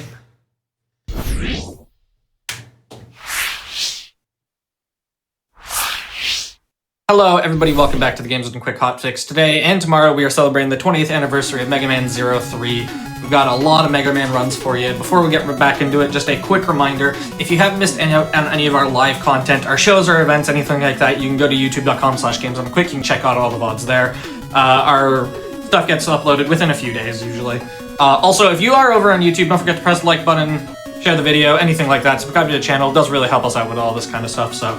With that said, we have Last of Mushroom Kingdom. I'll hand it over to our runner, let him introduce himself. Hi, I'm Fake Mega Rob Dad. First, shout out to 112 for the great run. This is about celebrating the Megaman 03 anniversary, so great job on that. This is Rockman 3 Last of Mushroom Kingdom. I am the current world record holder of this. This was redone by Ensis and Rock 5 easily. It makes changes to the jump height, and you keep the velocity of the slide, kind of like Mega Man X, if you're familiar. It's basically Mario 1 redone in Mega Man 3. This game is pretty intense. Unlike a lot of other Mega Man games, there's not many, or if any, ladders in the game, and there's not really a lot of bosses or a lot of downtime, as you'll see. So yeah, I'm ready to get going, so we'll do a little countdown. 3, 2, 1, and let's go. So it does a pretty faithful job of recreating a lot of the stages. Right here for the speedrunner thing, I missed reset pipe, so if this was a world record attempt, I would have just reset. But that's how this is probably going to go. I did not hit that net, so that's nice. Yeah, it's just... Oh yeah, that guy went. So yeah, fairly decent recreation of it. If this guy goes high, AC went low. See, this is a lot like the world record run that I had, where did not have a very good 1-1, but this is 1-2. And you'll notice I'm going to be doing a lot of jumping and sliding and jumping. It's because you maintain your speed, as I said earlier. So a lot of the time, it's just better to be in the air to maintain your speed. Let's see if I can get this. This would be cool. I've only gotten that once, and it was recently. I didn't even know that it was possible to make that. The task doesn't even go for that. So this is going to be the first of the safe strats that I'm going to do here. It's because you do not want to land in the teleporter. You will have to reset. Also, I have a broken wrist, so I'm not going to be mashing too intensely. So you want to mash those guys down really, really good. And this guy, you can actually skip, but those needles are too fast, so you have to go through them. That's a controller falling. That happens sometimes. New strat is I want to jump over that guy because I'm sure it's faster, but you know. Alright, that jump right there is the scariest in the run, because if he jumps high, it will kill you. That guy didn't give us the good spawn, so we had to go low. I thought I was going to get hit and jump in that pit. Alright, so this is the first boss of the game, and basically the only robot master, and by basically I mean it is the only... Alright, I missed a shot, I think, so we're probably going to get 3 cycle. Yeah, we might do it. Or not 3 cycle, we're going to get a 4 cycle, probably. Yep, alright. Nerves are hitting a little bit, I suppose, but that was the top man fight. Now originally, this was basically a buster only run, except for one instance of using foil, which we'll see later. But if you beat top, you get the top spin, and you also get rush jet, which is very, very beneficial, because those are 2 pretty decent weapons. Now, a lot of people don't think rush jet, or excuse me, top spin is very good, but you're about to find out that in the hack world, top spin is... We did the hard part, missed the easy part. Isn't that how that goes? Yeah. Anyway, top spin in this game is busted. It's really good. Alright, so this is the other safe strat. Because we do not want to have to do that, because that would be a reset. And if I reset, that would be... I went for a riskier strat there. I've been using topspin there. Oh, also, you can use the select button to cycle through weapons, which is a neat little quality of life feature, which allows for this game to be pretty smooth. The game gives you that E-tank in the beginning, so you get a safety E-tank to start out with, but otherwise, hopefully I'm not going to press start very often. Yeah, that's scary right there. I did that little walk up there. That's great RNG. Anyway, that penguin right there is not my favorite. He's kind of mean. This looks scary, and I actually screwed this up yesterday in practice, but that was probably the first time I've ever screwed that section up, and I was kind of worried about it. We're gonna go for the swag strat, I guess. Did not get swag strat. Completely screwed up. That's okay, though. Wow, we're getting pretty decent drop luck here, so hopefully we... Yeah. We had to kill both those guys because I screwed up the initial thing. You don't want to screw the initial thing. We're going to have to top spin that guy. I screwed up, like I said. We're a little off kilter there, but that's okay.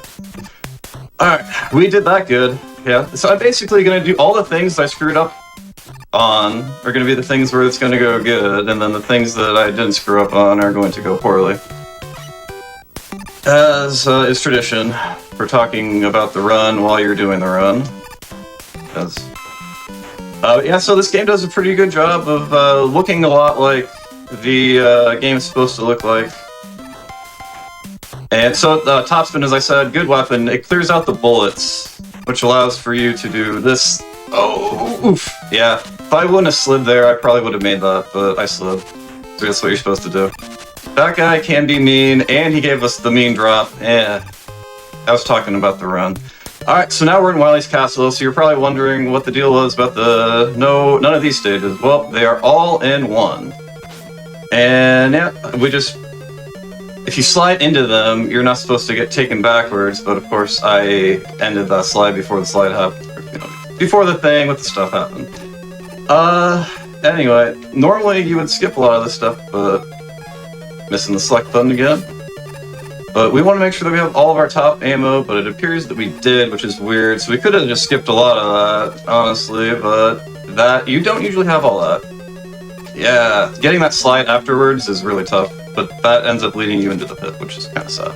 Alright, so this is everybody's favorite, the Kagero Maker Turtle Machine, and when you miss your shots, that is bad.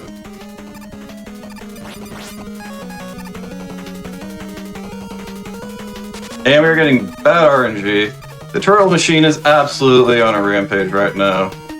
Like we're getting about as bad of RNG as you can get. The placement of the tornadoes was bad, and my execution was also not good there. That was bad RNG there too. Like usually, I think they changed the RNG for this thing to make it go faster. Oof. Yeah. Well, I mean, we have to do that strat because that is not a world record strat, but it is a safe strat. But we don't have a lot of health, so we might actually have to use the emergency E-tank if I continue to do not good video game playing. Alright, but we have a lot of topspin, so I can take so I can pretty much... Alright, let's see if we get it. We did! Oh man! Yeah, that's hard. If you don't get that in the exact frame, you're dead. So... that's good. We're going to do this screen faster than what's on the world record, so go Rob in the current time versus Rob in the past. So, again, you can skip all the bosses, you can skip everything, you don't have to do everything, so you're wondering, why would you get topspin? Why in the world would somebody get topspin in a run where you can skip all the bosses and you don't need to fight them? That just seems like a lot of extra time, right? And I would say, yeah, that's a pretty fair statement to make about how it would work, except you just one-shot the Yellow Devil. And when I got bopped originally in this game by Asnell, shout out to Asnell for being a fantastic Mega Man runner inside and outside of the world of recreating Mega Man games. Anyway, they bought me because they were like, you know what, but it would be faster if we just got topspin, and they were right. And so I had to defend my record for once.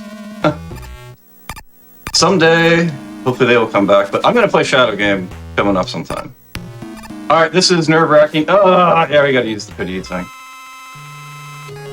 Let's see if we can make this one. Yeah, alright, we want 1 for 2, that's okay.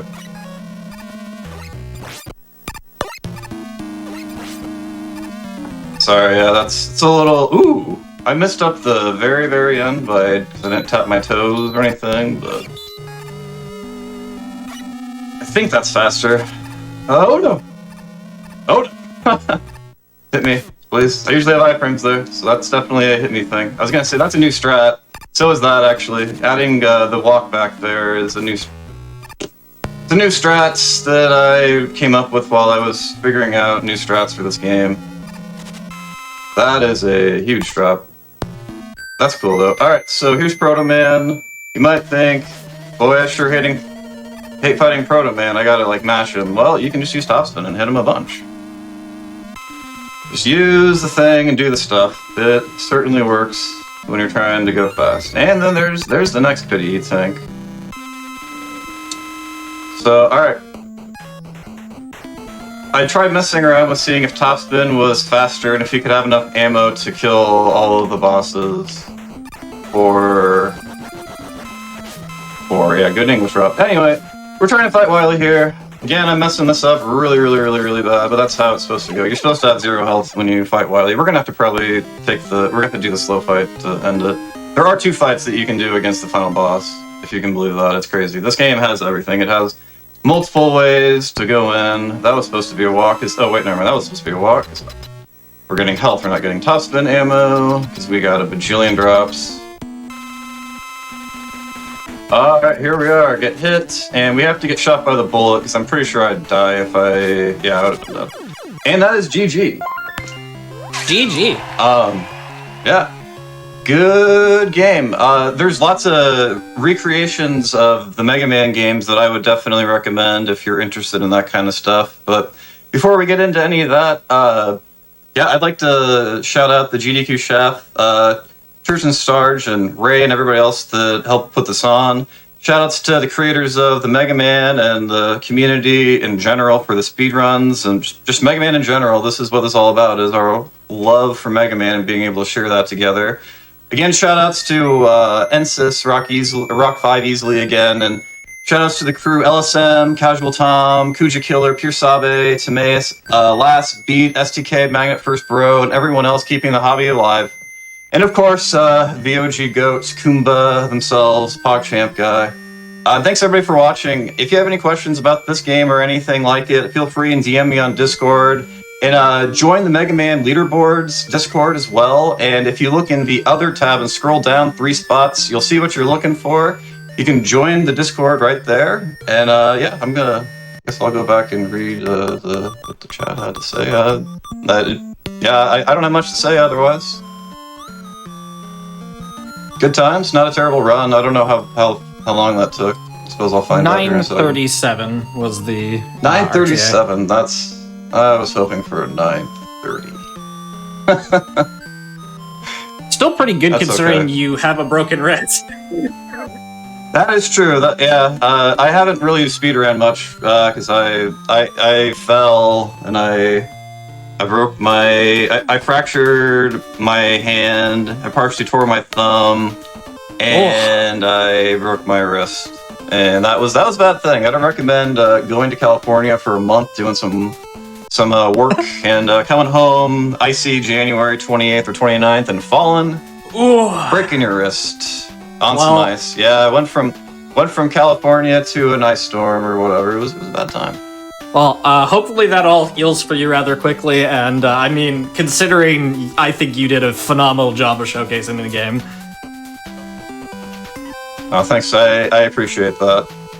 Yeah, I got lots of runs for various Mega Man games across 1 through 6 in different categories. Mega Man has been lots of fun, and we'll look to healing further so I can run another game. But next time I'm gonna do a walking Mega Man hack, have fun thing. And one of those.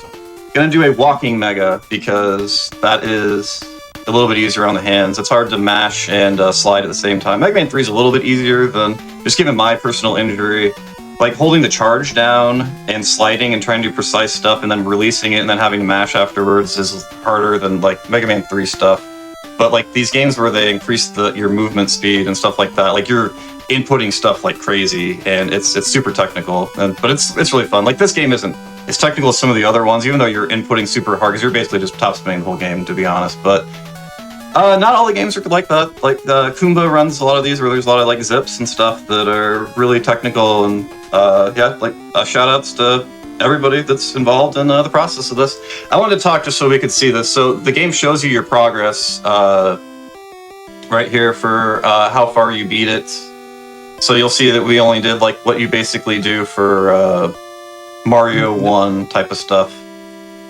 So you can get 100% in all stages out of this. I have not done that because it would be the opposite of this run. It would be like an hour-long run, maybe a little bit less than that. But anyway, I got nothing else to say. Thanks everybody for this, and thanks for choosing me to be in this. Much appreciated. Yeah, thank you so much for being on, for showcasing the game. I wish you a speedy recovery. Once Rob's able to get back into streaming, everybody should check him out. Definitely a great Mega Man runner. I still stream. Like I play all of the Mega Man games casually, but as far as speedrunning, I'm getting back into it soon. So yeah, definitely check Rob out. With that said, we do have a lot of other games coming up for you today. We are going to take a quick break, and then we'll be back with Megaman X4. See y'all in just a few minutes, everyone. Thanks again, Rob. Thank you. Hello, everybody, and welcome back to the Games Done Quick Hotfix. Today, we are celebrating the 20th anniversary of, and today and tomorrow, we're celebrating the 20th anniversary of Megaman 03. We got a bunch of speedrunners from the Megaman communities on here to showcase a bunch of different games. Before we get into the next game, just a quick reminder, Summer Games Done Quick will be live from Minneapolis, Minnesota, June 30th to July 6th. This SGDQ 24 games list will be out on April 26th, and remote volunteer submissions are now open until the 28th. If you'd like to help out as a chat moderator or a social media volunteer for the event, you can visit the link on gamesonquick.com/profile to sign up. With all of that said, we've got our next game here for you, and it is Megaman X4. I will hand it over to our runner, let him introduce himself. Alright, hello everyone, this is Megaman X4. This is a fan game that I've been speedrunning a really long time. So I should probably give some quick context to this run. This game has many difficulty options. We're playing on basically all the easiest ones. So you see things like I have lots of vulnerability periods or kill things fast. Yeah, that's why. Anyways, let's start timer in 10, 9, 8, 7, 6, 5, 4, 3, 2, 1. Okay, so the plot of this game, there's this guy named Justice Man. He's like a new brother for Mega Man. Gonna... So those eye enemies, it's RNG which eye is gonna be open. Meet this enemy. You can beat that enemy gear really fast. Oh. Normally I would want to take a hit on that first Met and then I could bypass the other two. Wait for this one to go away. So this is the intro stage. We're gonna get to this gimmick. You have to like hit these little switches to release the doors. These orange things reflect it, but and so can metal heads. So you have Rush Coil, Eddie, and Tango. There's no rush jet in this game before anyone asks. So the best way to kill this boss in the aim percent settings, get a rush coil up and then use Tango, because with the double damage that you can use Tango and deal 4 units of damage per hit. So we're gonna use rush.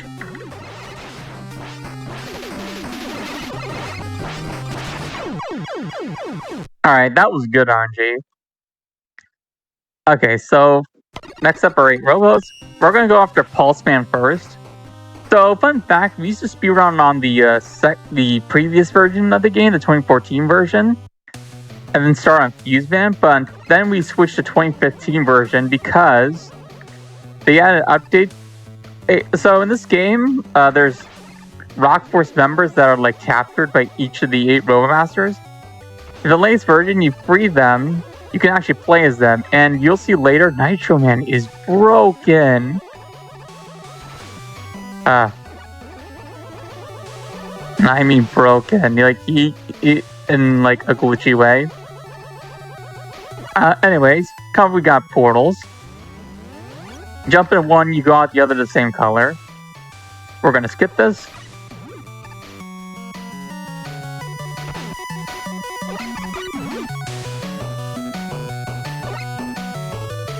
Also, I should probably mention, in case you didn't notice, you can actually get up close and shoot through the Sniper Joe shield. This is the mid boss. Fun fact: if you're playing through as a Rock Force member that cannot shoot through a wall, that mid boss just does not appear. You just skip it. You don't take advantage of it ever in any category, but it's pretty neat. These things that like push you along. Don't want to hit the spikes. What I love about this game is that the enemies that come from the walls actually signal where they are. Literally no other Mega Man game, fan-made or official, does that. I wish more do. So for Pulse Man, I'm going to do the same strategy as in the interstage fight. I'll start with the charge shot and then use Tango. If he actually stays still.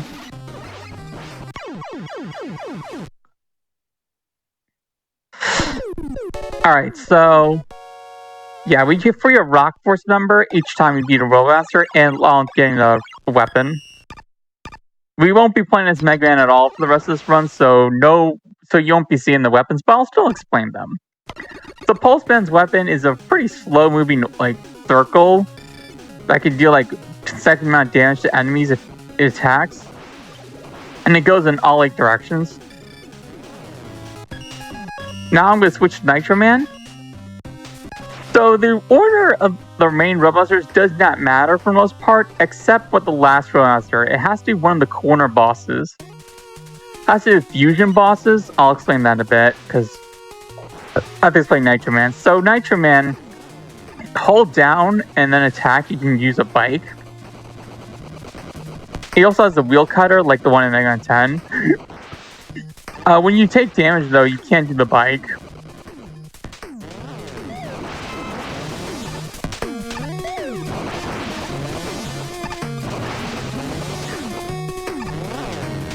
You can skip this minecart, the glitch I'll do later, but it's a little tricky, so I'd rather play it safe. Don't worry, you'll see what glitch I'm talking about soon. Okay, so here's what we can do. Attack to hit a wall and then pause. You do that, you can fly in the air, but don't take too long to pause or else you'll start moving up. And you don't want to move up. Now we're going to skip this part with with flying, and yes, flying is faster than the minecart.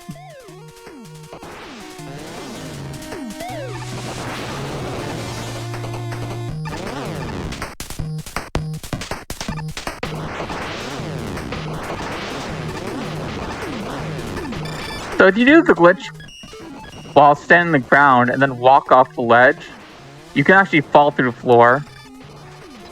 We're going to use that part to make some big shortcuts.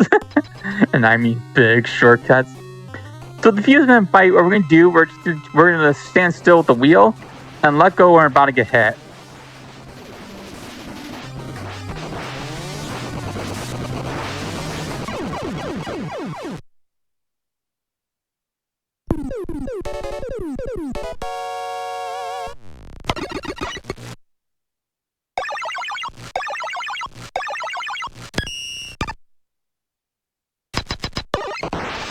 Alright, so Fuseman's weapon is really, really, really OP. You shoot it, you can change its direction in any 4 directions, and it does an insane amount of damage.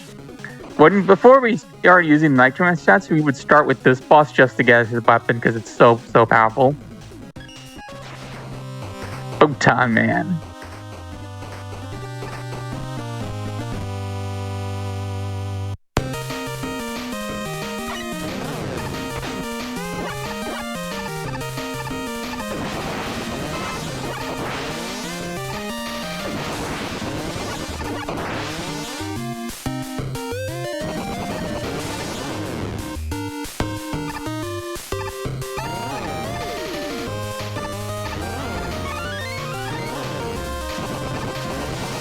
So another glitch you have is a glitch. If you're on the ground when you do it, you can jump and get a super high jump.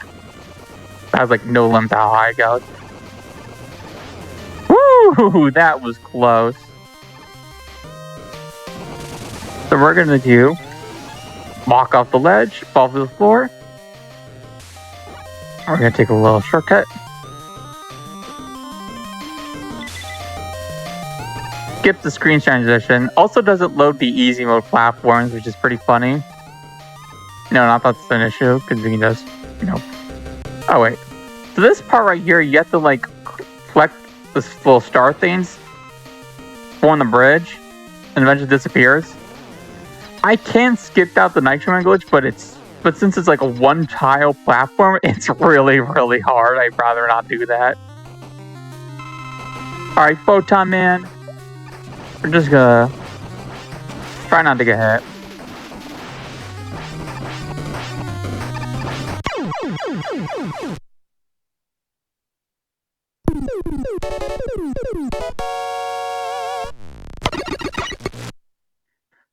So Photon Man's weapon is a screen clearing weapon. You just activate it and it damages everything on screen. Also, that's Fireman. I should probably note there's gonna be, you'll see later, there's gonna be 2 stages where you use Fireman.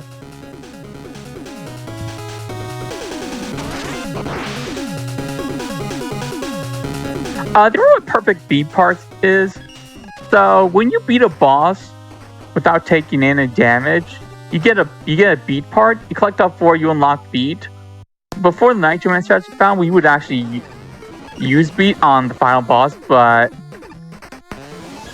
time more. 1, 2, 3, 4, 5, 6, 7, 8, 9, 10, 11, 12, 13, 14, 15, 16, 17, 18. I don't know what I was counting for. It's for how long I have to move right to skip a lot of this level. I'm moving, you just can't see me.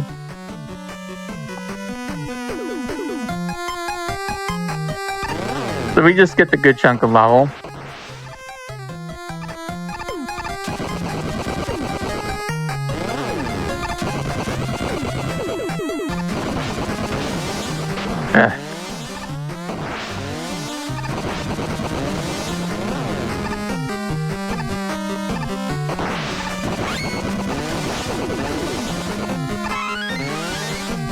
The reason why I need to grab that too, because when you grab the 1-ups when you have infinite life set, or if your lives are full, you get your health refilled.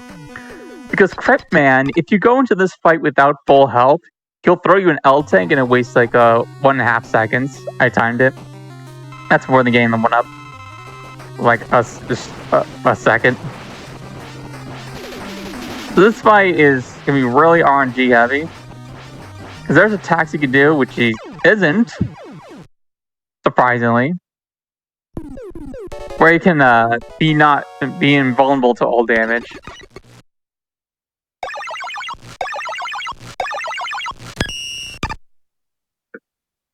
It's like a short dash.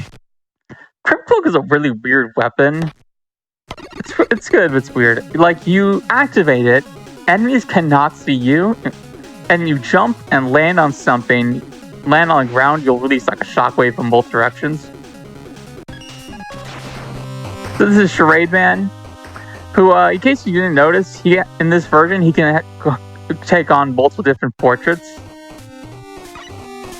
Funny thing about the older versions, in the older versions of this game, Charade Man's theme was a lot different. Both, like, the tiles were different, like a lighter blue as opposed to this dark purple, and also the theme was way more upbeat.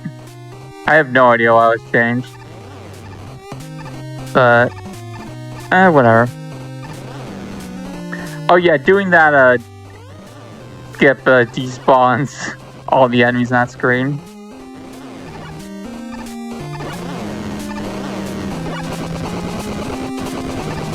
Coming to this mid boss is Charade Man himself. He'll pretend to be a Robot Master. There's invulnerability periods you just can't tell because the game just acts like he's getting hit. It's really weird.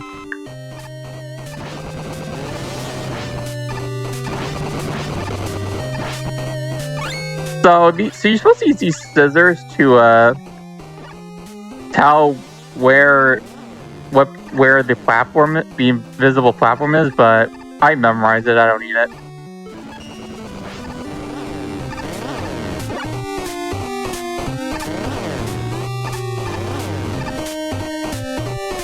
Now they're throwing tomatoes at us because we were bad performers, apparently.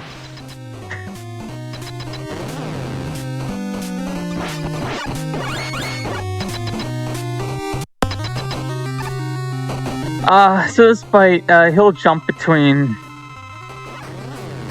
both sides, and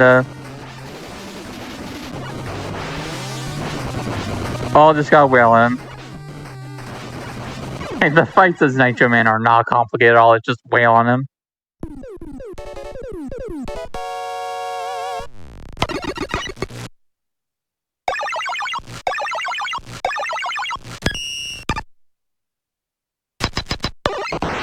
Charade Man's weapon is even stranger than Crypt's, so it's like, you activate it. You release a clone, it can damage things. Can also go in spikes, and also once it's destroyed, you're invulnerable for a bit. It's not a good weapon, I must say. Literally, I cannot find any use of it other than the virus fight. It's I don't even know if I explained it well. It's just a bizarre weapon.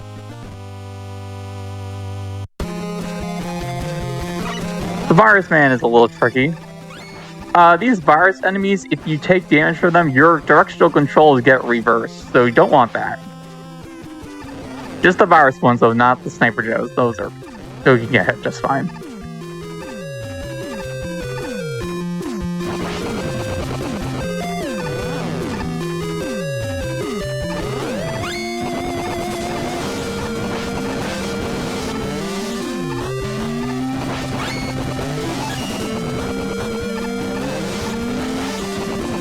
Okay. That Yogi block section is a little crazy. You love how cheeky that weapon. Yeah, they're really fun. Oh yeah, you can only have the 3 wheels at a time. That's why I wasn't able to shoot one. I can see my direction controls are getting reversed. Also, you cannot do the. Also, if you try the Nitro Bike while you're virused, it's a lot slower than a sliding. So this is Virus Man. You want to face the wall he's closer to in case he does the attack where he can't. This attack goes to the wall and then bounces back. He'll go to the wall you're closer to, and then bounce back, or not closer to the one. You'll go to your side, hit the wall, and then hit back. So you want to be closer on the side of him that's closer to the wall.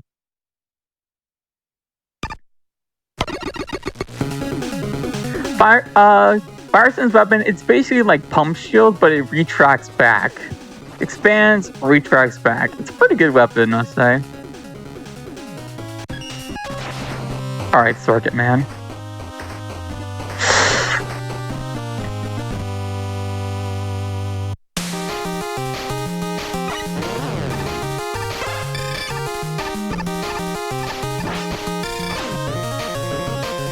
So the main thing you gotta worry about these lock drop.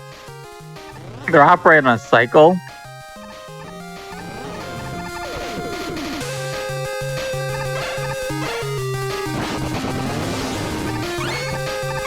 Okay, I'm gonna try to see. Aha! Got it. Woo! Got lucky the cycle. And got lucky again the cycle. I mean, it's not really luck. I don't really understand how to get perfect cycles. But sometimes, like, there will be a block in the way. Like that. Only you have to destroy it, and it'll be slow. The thing why these light bulbs are broken, this only happens when you're playing as a character that can't shoot through walls, because normally you shoot through the walls to activate the light, but since you can't shoot through walls, it's just a time thing.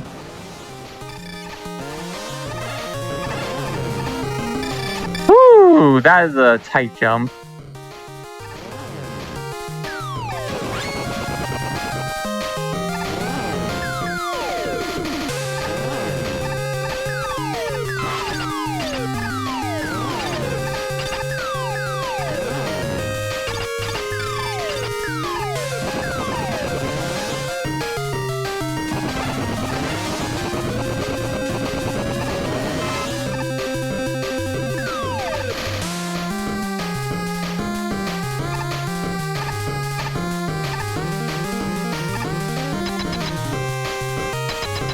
Circuit Man, same strategy, just wail on him.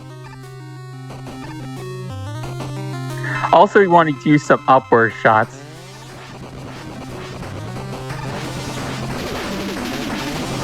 Just to sneak in a little sooner.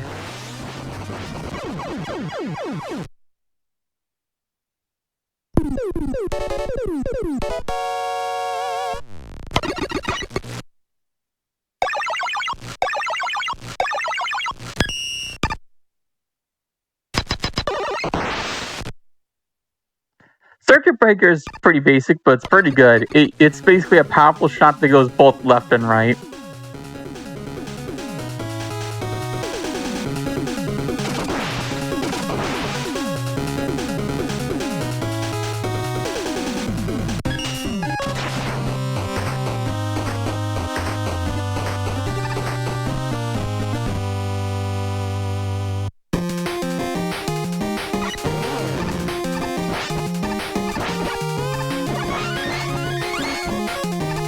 So to do the skip, we're first going to kill that mess that's on the way.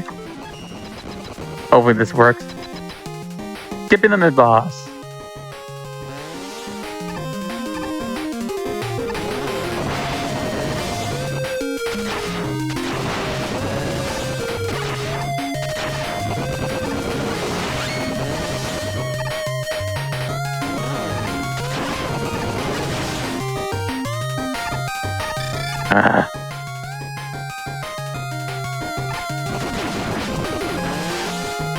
So this gimmick of this part right here is like a little press. It deals the same amount of damage as spikes. Yep, we're going back to the intro stage.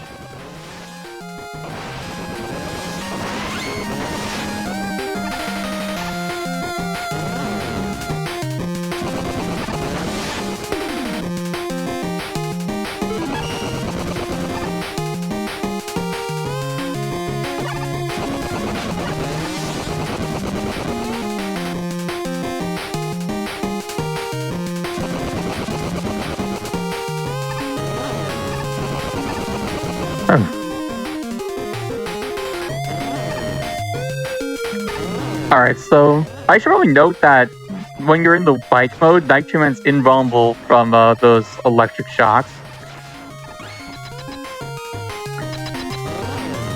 So I should probably mention each Roadmaster, along with being weak to a weapon, is actually weak to one of the Rockforce members. In this case, Shockman is actually weak to Nitro Man. It doesn't necessarily correlate with their Roadmaster, with their weapon weakness, because Shockman's weak to Circuit Man's weapon.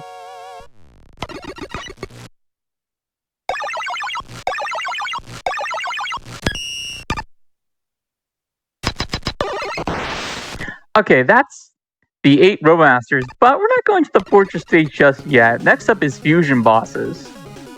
So what's going to happen is that 4 pairs of each of the 2 bosses are going to fuse together and make a new Robot Master.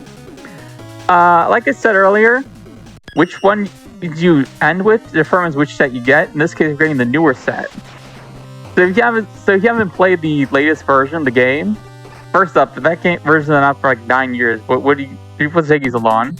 Anyways, you'll get to see this new set. Because this new set is broken with Nitro Man and the glitch.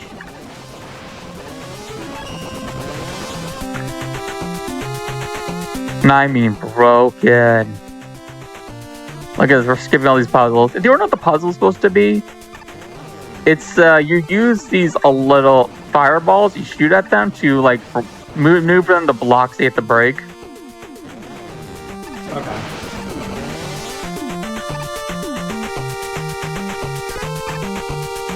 Alright, here's the mid-boss. I'm just hold with it. You don't need to wait for it to fully disintegrate to get past it. Just gotta... I could have done a cycle skip.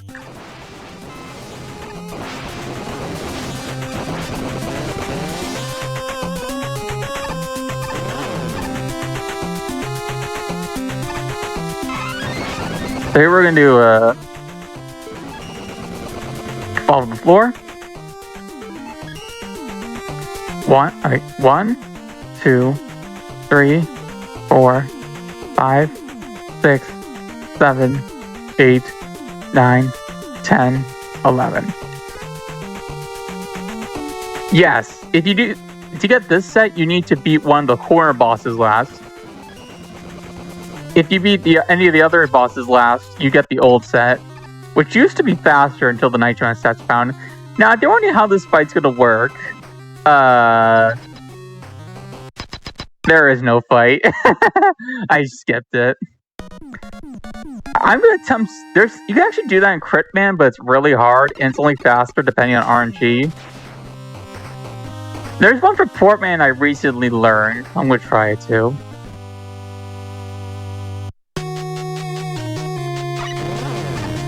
So yeah, if you're running this game, make sure your last boss is a corner boss. This is Portman. This stage used to be really slow before the Nitro Man strats are found.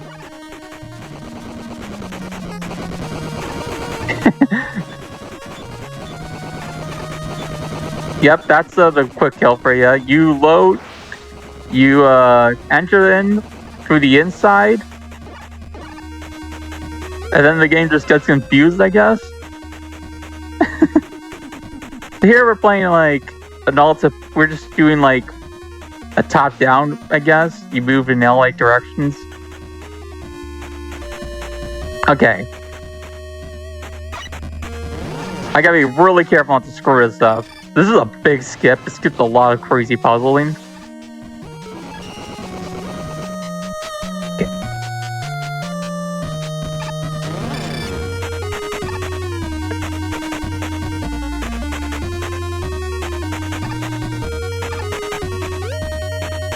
Okay, and yes, you have to be holding the bike down when you.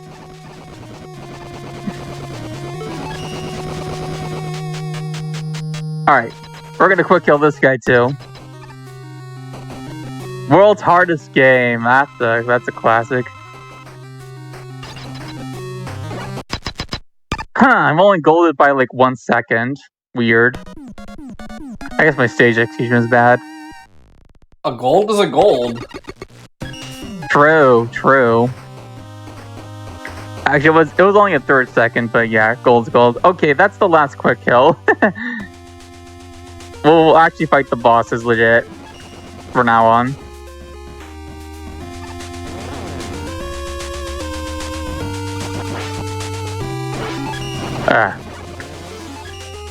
Okay. 1, 2, 3, 4, 5, 6, 7, 8, 9, 10, 11, 12, 13, 14, 15, 16, 17, 18, 19, 20, 21, 22, 23, 24, 25, 26. Oh, it's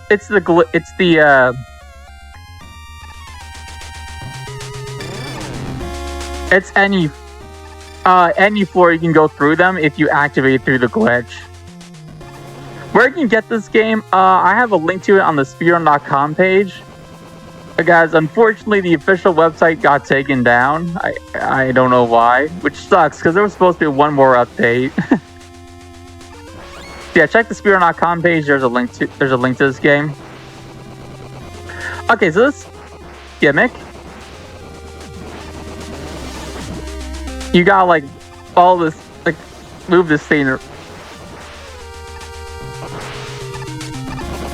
I screwed this up, even though I'm playing easy modo.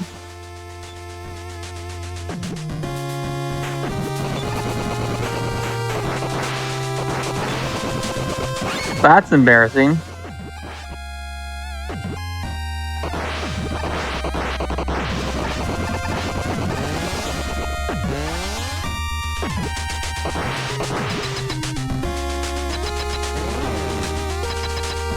Yeah, you just gotta stand on the ground, activate the wheel glitch, and then boom, you can fall through floors.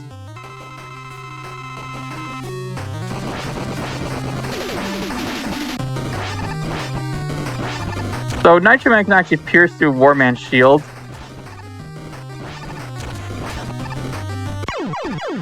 Wow, that was a bad Warman. I just lost 30 seconds on stage.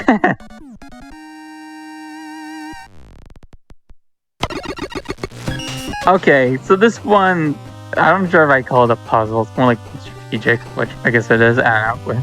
This is Thrill Man. This gimmick is pretty odd. I have to might be hard to explain. Actually, no way. Okay, it's not. So you have this head. It goes up when you shoot. If that head reached when that head gets hit, its number goes down. When that number reaches 0, you die.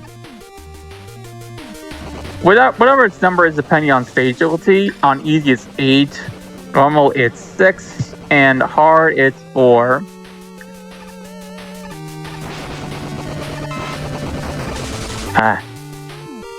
Got it? Nice. We're gonna be doing a lot of deboosting with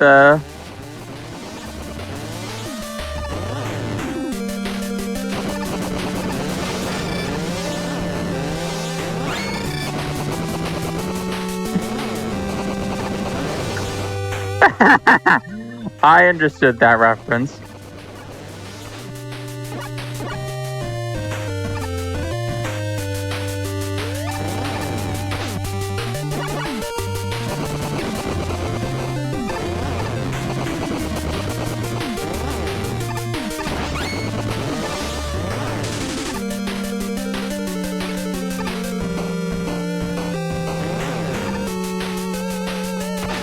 Alright, that's the end of this stage.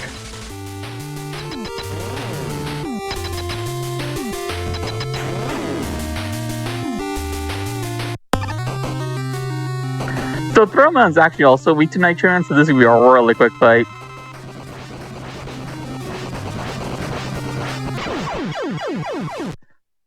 Okay, so that's all the fusion bosses, but we're still not ready to go to the fortress yet, because all these bosses are going to fuse together and become Deathman.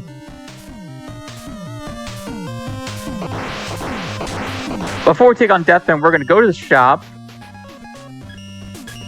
The item I just bought is a one-use item that will make the next stage have the amount of spike damage spikes deal, which is good because the stage is entirely spikes.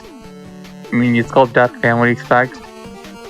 So yeah, this is the closest we'll get to the highly desired Spike Man.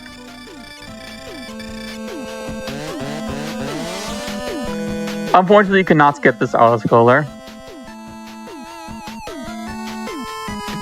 So one thing you're going to notice is that Nightman's going to help you out. If you're playing the old set of Infusion bosses, you'll actually see the other 4 Roadmasters help you out as well. Also, that was a really stupid hit I took.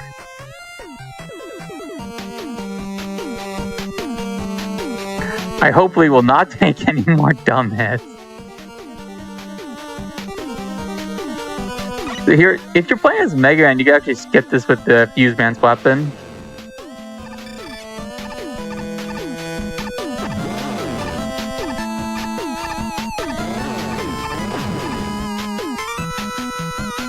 Feels very Shovel Knight. I can see the comparison. Granted, this game came out before Shovel Knight, so I guess you could say Shovel Knight has a Rock Force feel. No.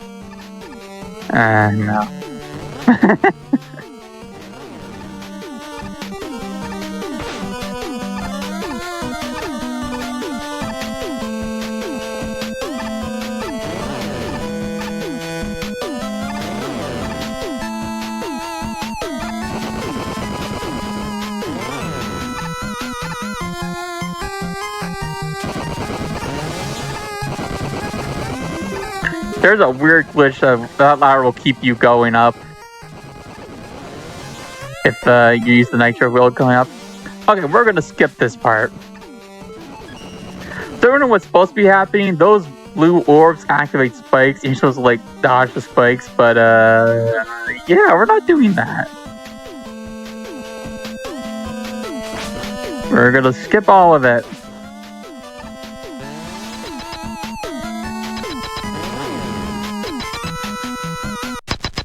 Okay, this is Deathman. Hopefully don't use it. He does a lot of damage, even on half damage settings. I think it's supposed to be spike damage.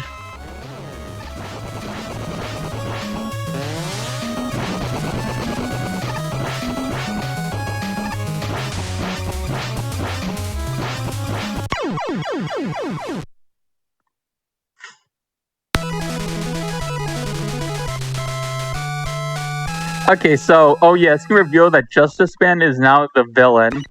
I don't remember, he's gonna go on a long tangent. I don't remember what it says. It's been a while since I've actually watched the cutscene. There's no Wily in this game. Okay, so these next two stages, we are going to use Fireman. The reason for this is because he kills the next two bosses quickly, and he has his own ways of being fast, and there's no good use of Nitro Man's glitch. So Fireman can do like a little double jump by holding down and shoot. You can also shoot upward. There's actually an alternate strat where in this stage you can use Dive Man, but I personally prefer Fireman. I timed it out. I think it's like roughly the same. Maybe it isn't. I don't know. Someone. I know Record uses Dive Man here, but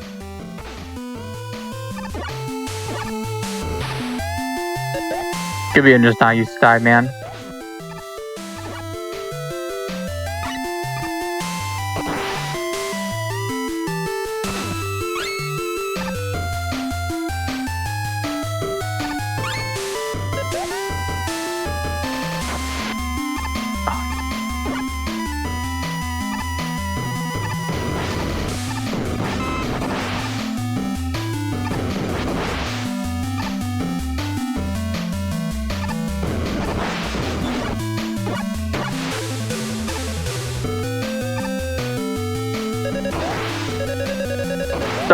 So when you're underground, you just spam bubbles. We're gonna just ride with the bubbles.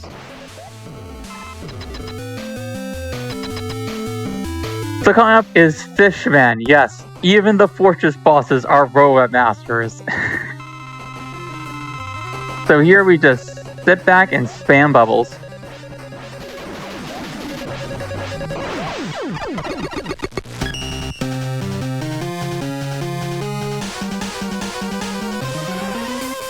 Alright, next up is Polar Man stage.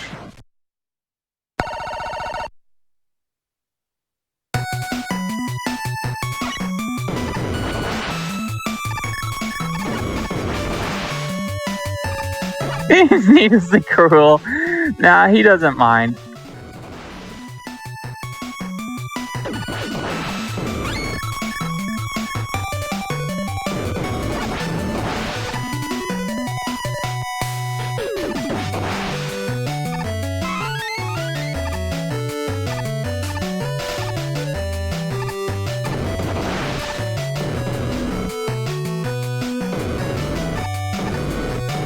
Ooh, that's kind of tight to do. Yeah, that snowman just passed. You can, if you time right, you can get it stuck in the corner.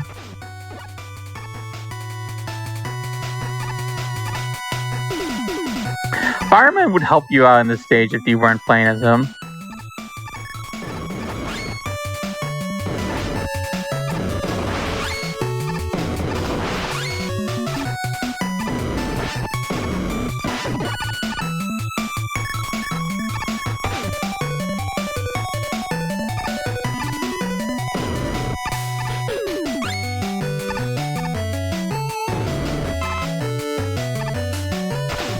Unfortunately, wait, actually I could have skipped that. Actually, no, I couldn't have. Yeah, that section you have to let those things that look like Squidward shoot Xbox. Yeah, this has been. Yeah, the guy who made most of the songs is named Symph of Kev. I said most, not all the songs are made by him. So next up, we're gonna do the final level of Nitro Man. We're gonna skip a lot of it. Hopefully, you don't screw it, do something stupid with the skip, because it takes like 44 seconds to do the skip. You fail it, you lose a lot of time. Okay. 1, 2, 3. I released the wheel. That was stupid. I don't know what I was thinking. Ugh, brain fart.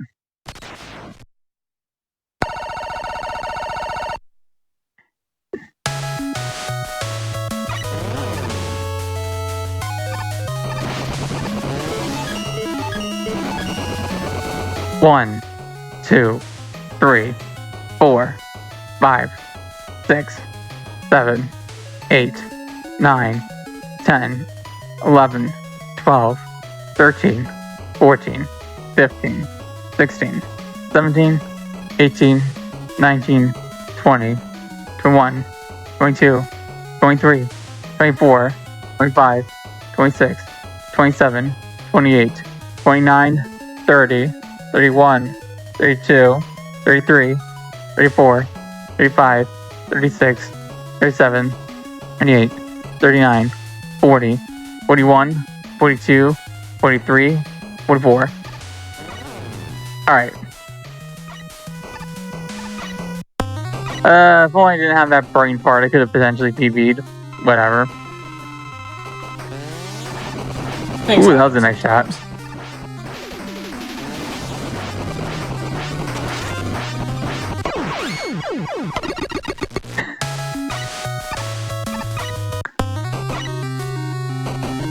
Thank you for the sub.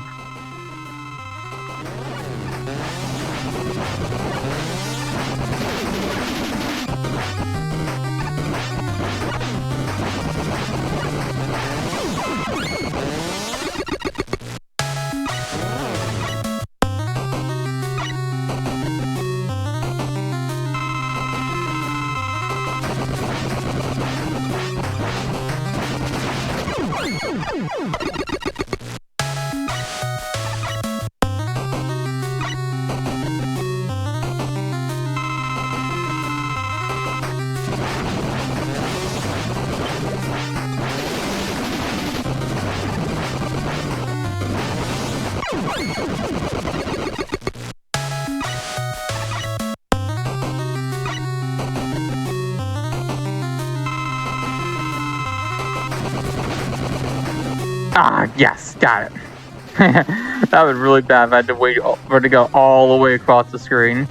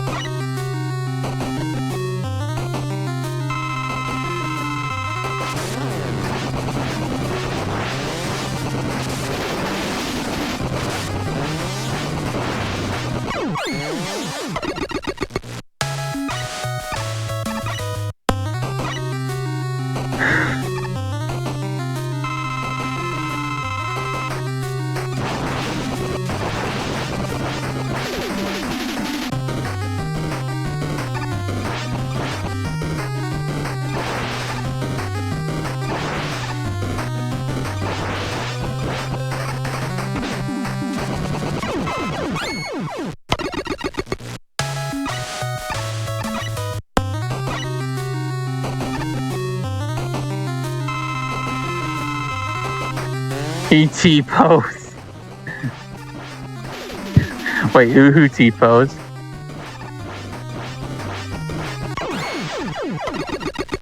I also missed it, so I'm not sure. Alright, so there's Cutman, he's just gonna give you an item, but we just move past him.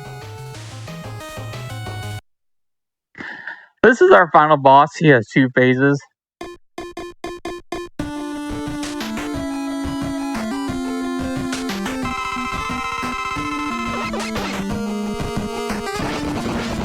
Oh, Virus Man.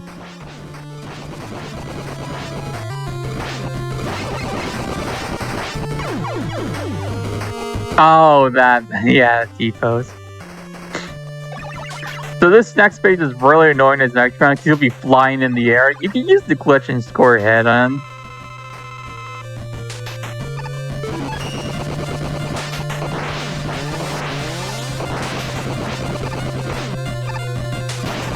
This is what you want.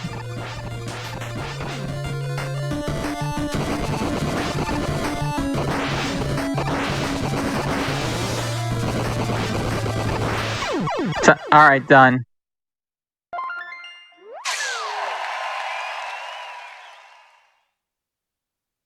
How do I have something like wheel cutter with unlimited ammo? Oh, that's from unlocking Nitro Man. Alright, that's a 4306. Not bad. GG. Could have been better. If only Warman wasn't garbage and it screwed up the final level, I would have PV'd. Well, whatever. Yeah, sometimes these happen. I think you put on a pretty good show regardless. Alright, let me go set up the next. So, I'd like to shout out the Final 11 for coming up with all these Nitro Man struts. I'd like to shout out Goldball DLS for making this game. Yeah, thank y'all. But anyways, we got more Peter Afro coming up with Megaman X7 New Game Plus. Yeah, we are going to take a quick break here while Peter sets up for that. We'll see you in just a few minutes with the next run, like you said, Mega Man X7.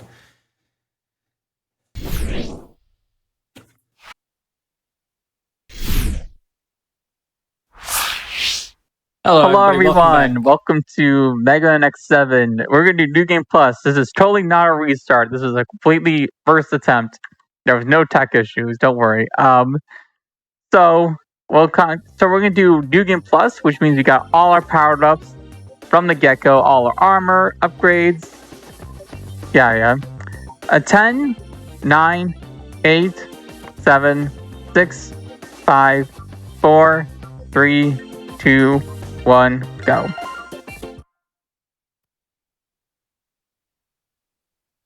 Alright, so come up at the intro stage. It has 3 parts. This part has Axel. This is the only time we'll ever use Axel in this category, so if you love Axel, I'm sorry, you're not gonna like New Game Plus. Yes, we're playing Japanese version. Fun because it has faster text. Also, funny thing, to playing the American version, bosses take less damage for some reason. It's really weird. I don't know what they were thinking. What are you talking about? This game's a banger. For this gate, we have to shoot the little warp thingies when they turn purple.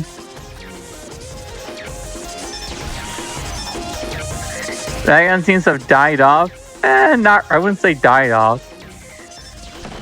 When was Mega 11? 6 years ago, and they've been releasing tons of collections. We're bound to get a new game eventually. Right? Surely. It'll come eventually. I don't know. Alright, so we got a cutscene. We cannot skip cutscenes that take place in stages, unfortunately. Someone please find a glitch allowing us to do that. That would be amazing.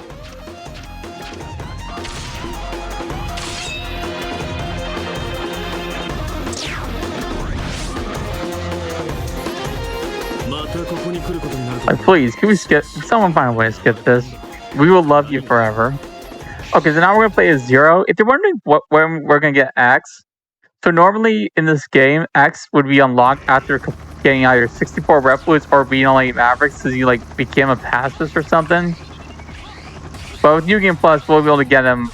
You use them immediately once you beat the central stage.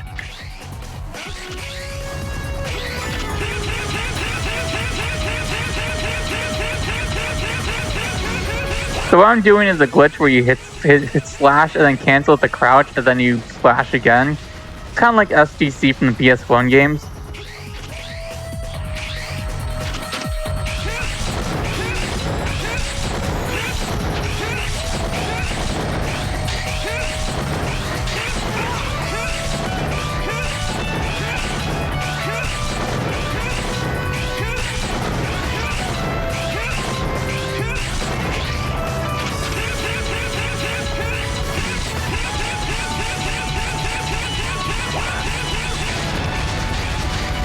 Series and survived the 3D era.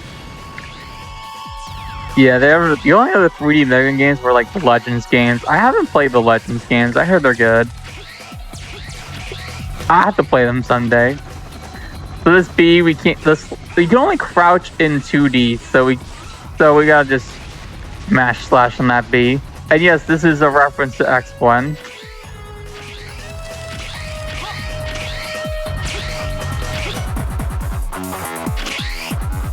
And I'm going to disagree with that. I find most of the soundtrack pretty lame, except for like Axel's intro stage theme. That's a banger. Gungaroos a banger. That's the only other songs I think I'll call bangers. The rest are pretty mid. Okay, now coming up is an auto scroller, a short one, but yo man, if you think this is quite the auto scroller, wait till you see what happens in the first fortress stage. Oh man. Oh man.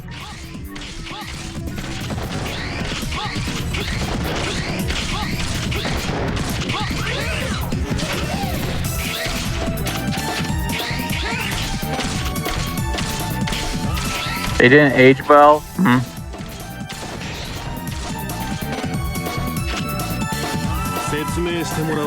I wouldn't be surprised. I'll find out if I ever play them.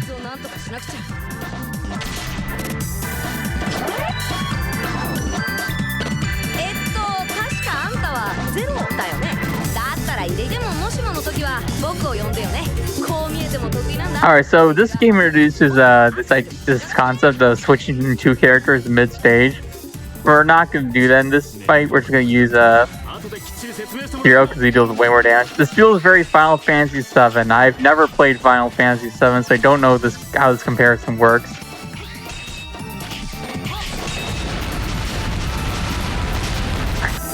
Oh wait. I'm not ready actually. So that's the intro stage. Yeah, this intro stage is pretty damn long.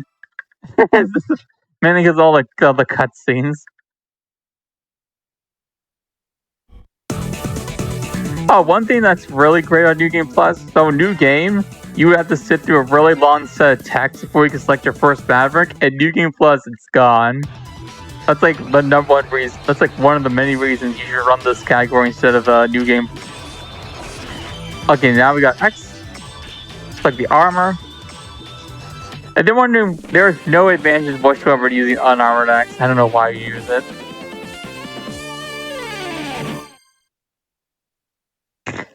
Yeah, check out the schedules. Get any spicy hot games. X9. Yeah.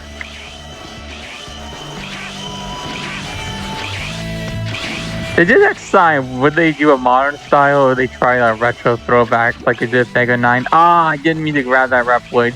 You really don't want to grab Reploids because that just wastes time in the results screen. They've been playing Reploids die because anything can kill a Reploid in this game.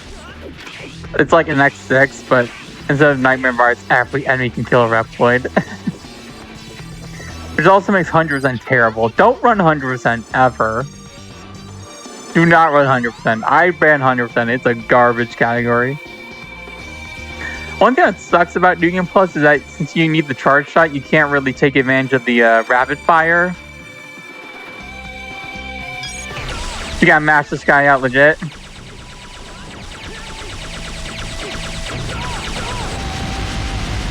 I got one cycle, really?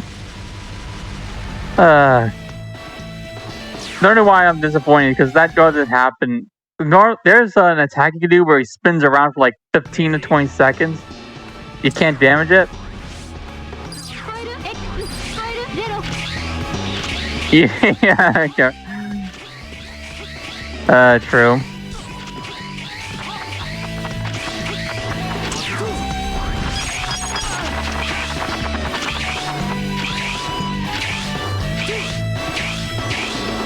But I mean, once you get the armor, why would you want to play as an armored X? It's not like an X5 where you like you get the ultimate armor. But again, they also do that thing with XX. I guess it was just tradition at that point.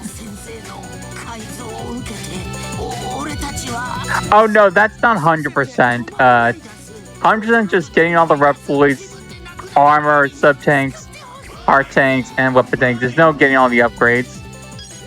It's only one playthrough, but it sucks. That would be a really funny... That's what we call max percent.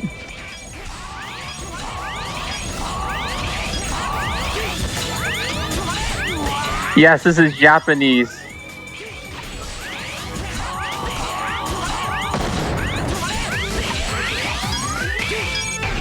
So no funny voice acting.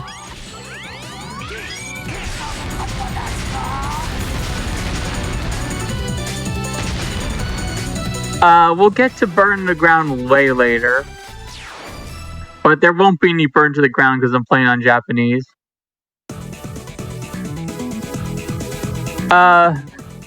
So for X, you get like a tornado that like boosts forward. It's okay. But Zero's technique is so broken. It's the fastest way to kill like half the bosses.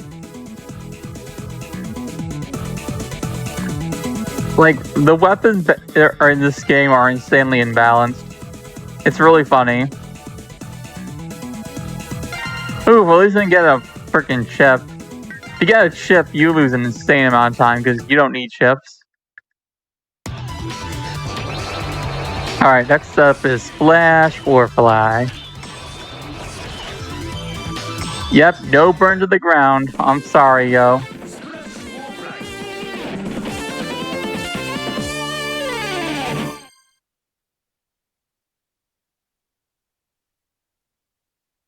Ready?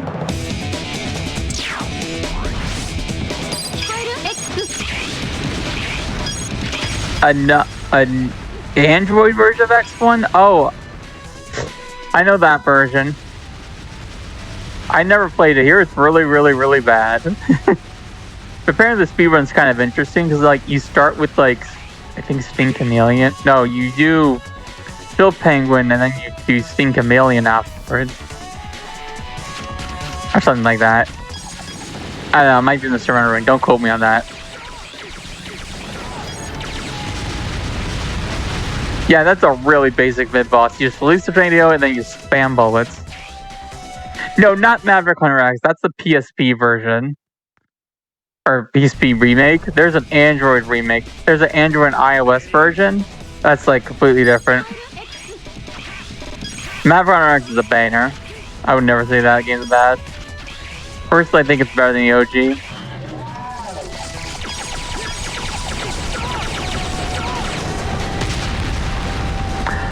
He's not blue because he's changing weapon color to Tornado Titan's weapon.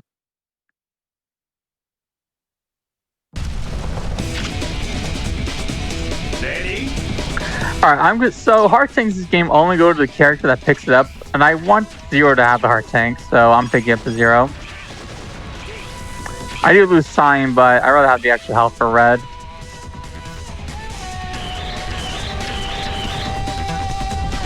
Yep, Tempest Mask. X7 time.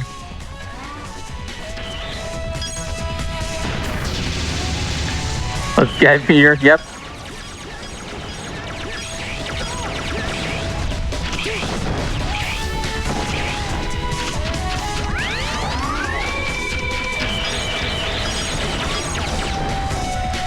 What's the worst weapon in this game? Good question. Probably Right Borsky's weapon. I mean, most of the weapons in this game are garbage. they're so horribly imbalanced. Most of them are garbage, and then there's a few that are insanely powerful. But most of them are garbage.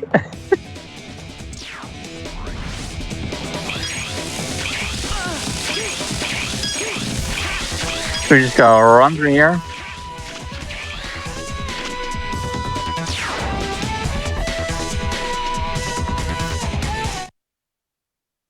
Bubble Splash? No, because the charge version is pretty good.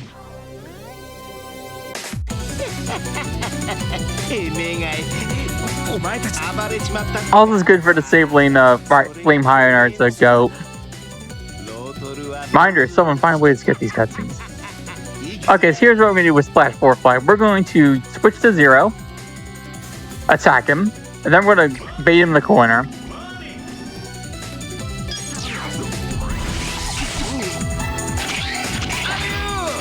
So Flash will appear on the ledge behind you. Now we're gonna just slash at him. You should not be doing that.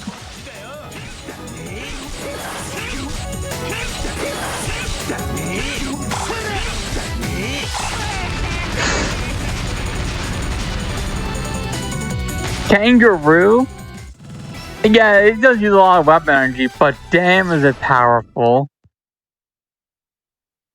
It's actually useful, unlike most of the weapons in this game. Most of the weapons in this game are useless.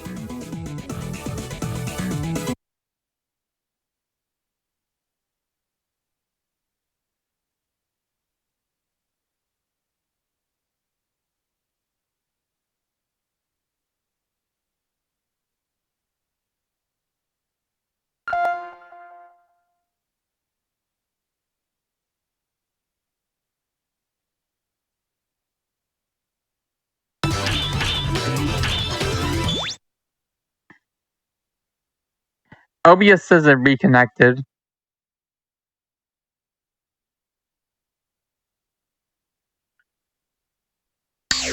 Yeah, you're good to keep going.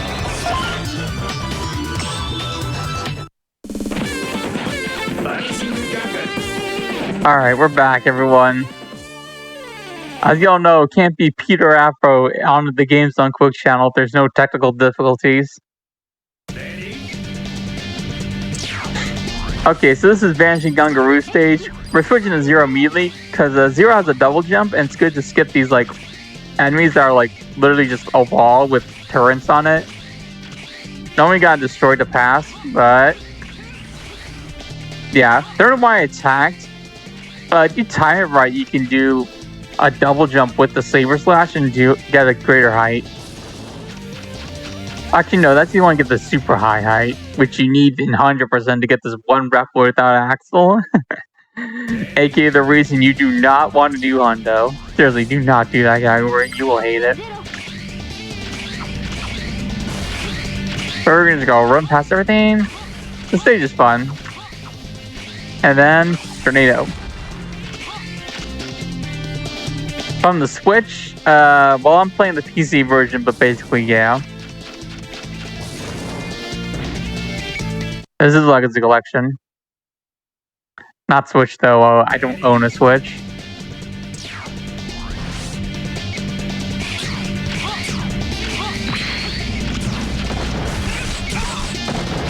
Here, you gotta, like... the Shark Tornado doesn't work. So here you have to kill these turret guys. The game does not tell you that, but you have to. It's really funny that they don't tell you that.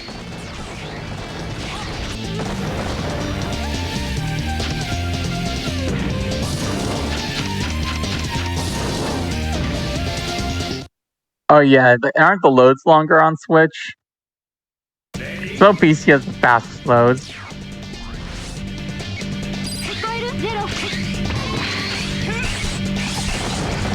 Go.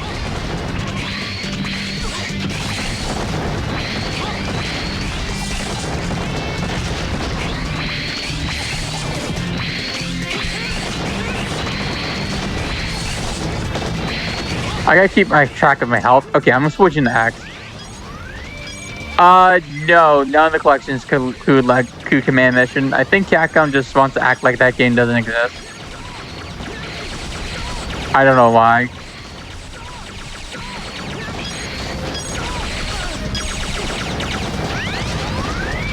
I never played it, but it can't be that bad.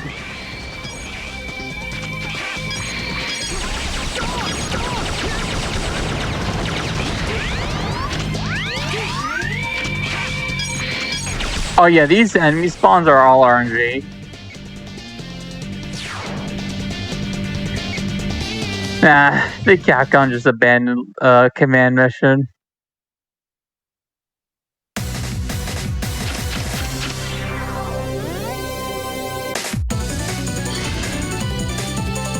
They should release it. Yeah, they should definitely release it.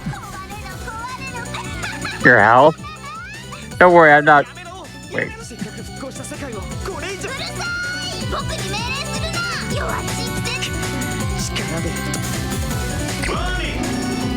Oh, don't worry about X5 and X6, because those use in-game time, so version does not matter.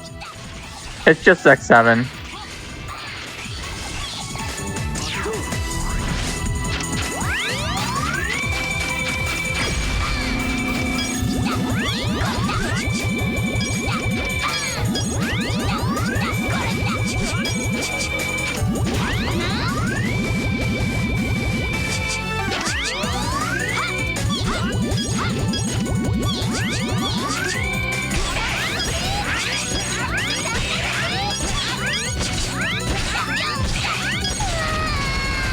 So yeah, we primarily use Bubble Splash, Charge, and then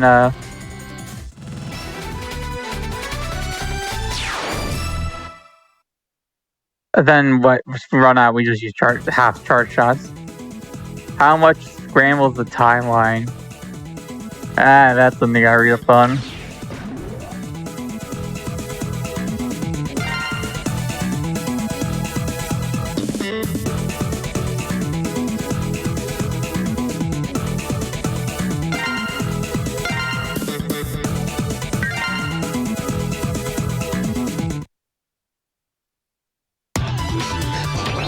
Gungaroo voices those whoosh sound effects.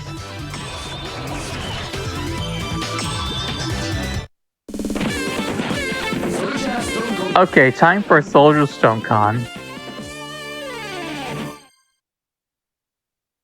This stage is really, really fun to do in New Game Plus. There's a few tricky Reploid dodges, but mostly just going fast. There's a one up to your left, even though one ups are combined and useless, because like when you game over, it just puts you back in the checkpoint. It's really funny. That started in X5 and X6 as well.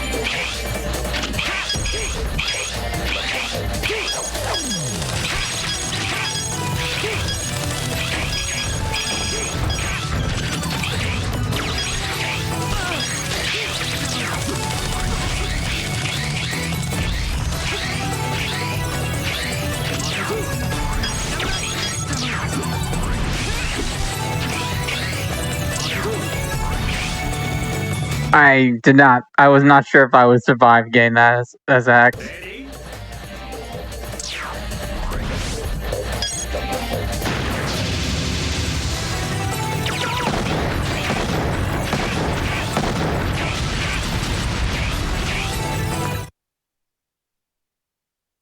X1, X7's the best in the series. I wouldn't call it the best, but it's a pretty good game. Fun fact, you can't change character while waiting after that boss kill. You're always gonna hit minus to X. その通りならば言葉はいらぬ信念の剣をかざどの道勝利の上にしか Money! Money!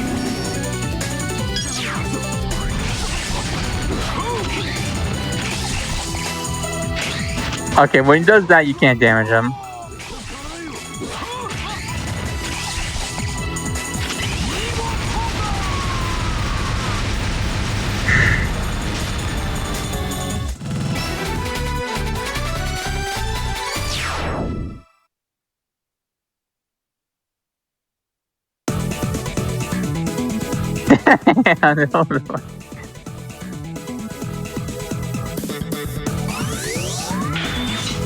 Alright, oh yeah, Stone Khan's weapon. It's useless. We're never gonna use it. Gungaroo, I forgot to explain, Gungaroo's X weapon is insanely powerful. Like, it's one of the good weapons.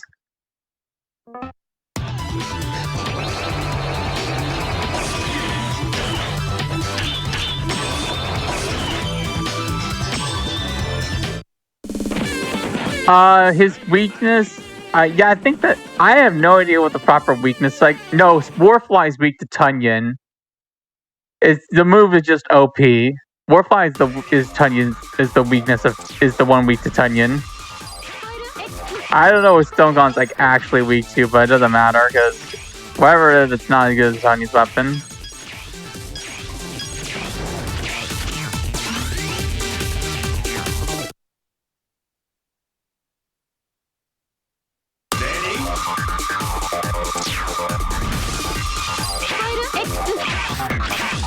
So this is now a maze. We gotta use these teleporters, but it's pretty easy to memorize maze. Don't take damage from teleporting though.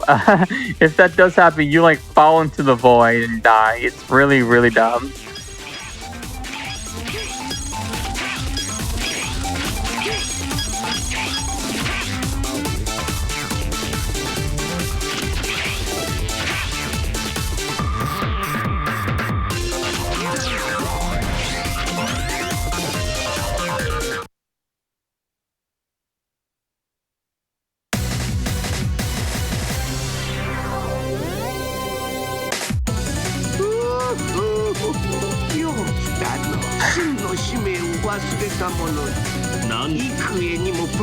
So Anteater is a really, really annoying boss because we're fighting on a cylinder. I can only go around like a third to a fourth, like a third of the cylinder. He can go all over the cylinder, and it'll be out of my reach.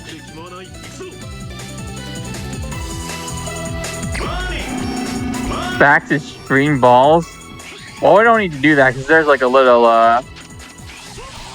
hiding spot.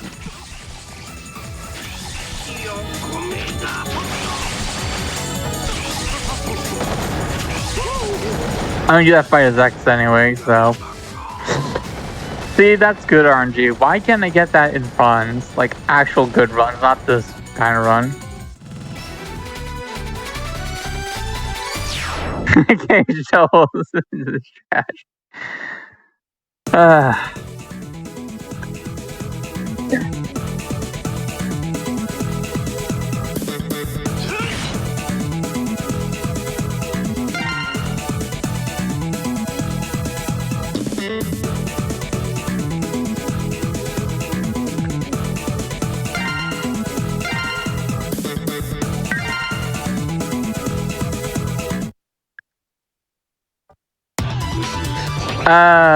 Those are, I wouldn't say redeemed because they're like very, very, very different stages. Oh wait, or different gimmicks.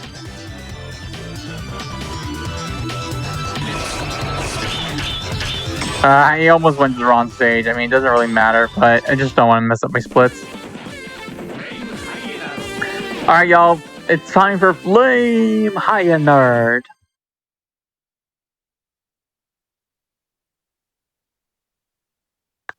Ready?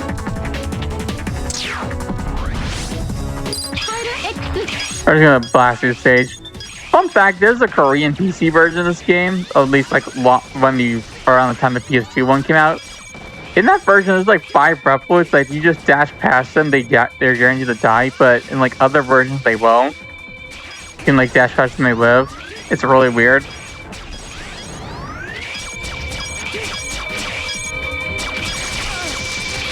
We used to run the Korean PC version a long time ago before this Legacy Collection came out.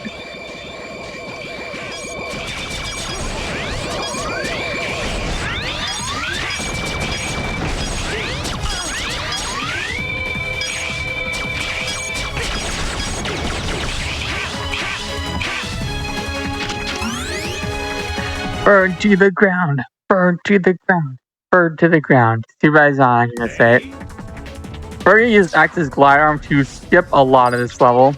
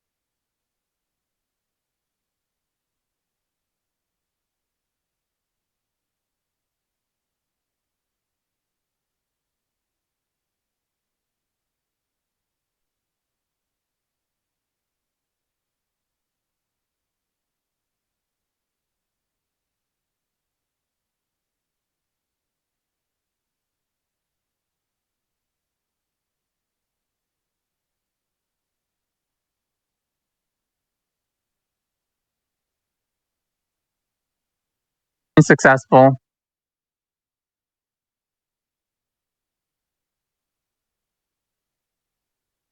Is it back? Okay, so whatever. Rip. High weapon, garbage. Same thing with the anti-air weapon, garbage. They're all garbage.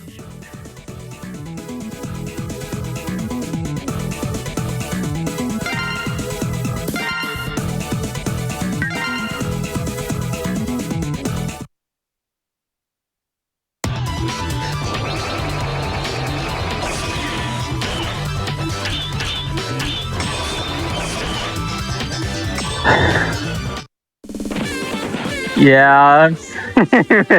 Don't worry, I'm gonna fight Heinard again in the refight.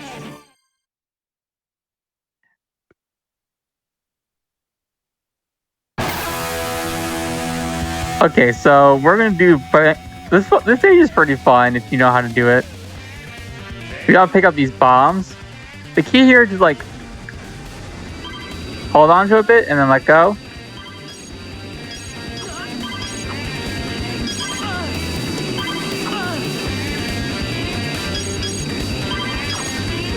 There's a weapon tank here, but we don't need it in this category. We need a new game, but and if we're playing the US version.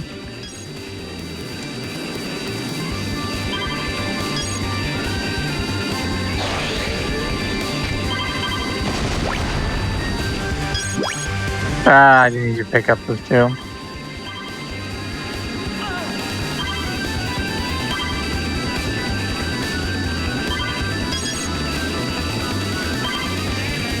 Wait, did I miss one?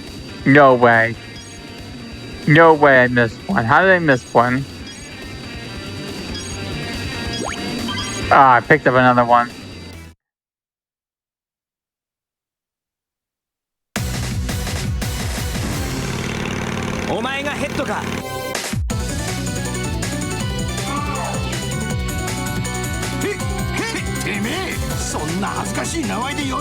Yeah, this is like an election, not a PS2. Sorry, extra large combo foe. So this fight, what we're gonna do is we're gonna do an explosion.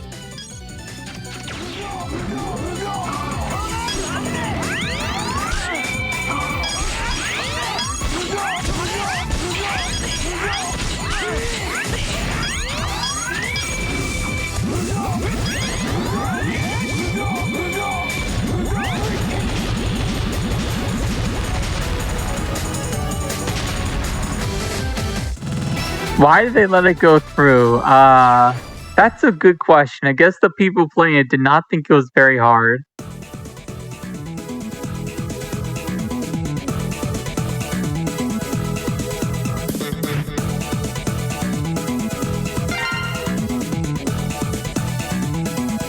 Yeah, it's a quick level.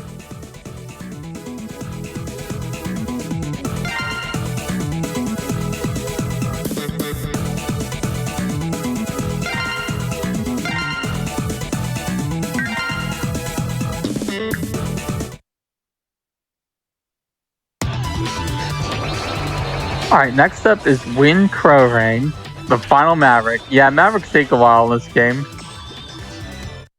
They take as long as like an entire like X1 run, entire X2 run.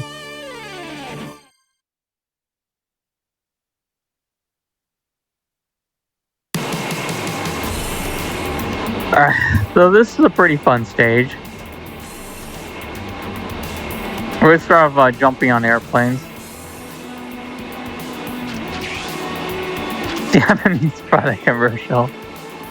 Is it because they're just a still JPEG?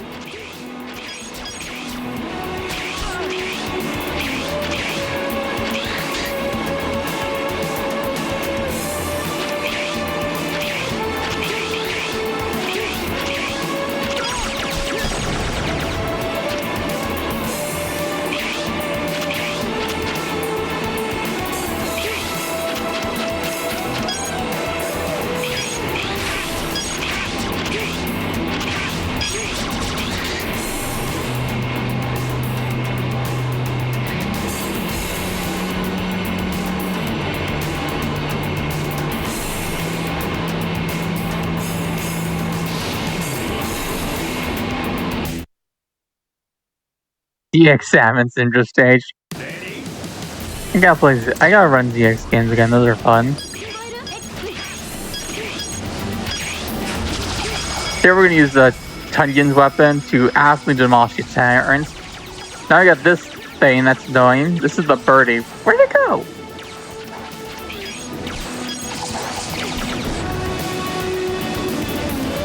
Yeah, Tornado instantly kills Birdie. Ready?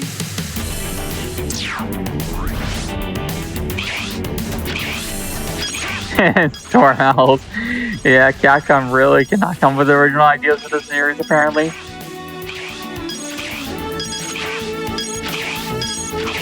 Maybe we'll make another onion. Another onion.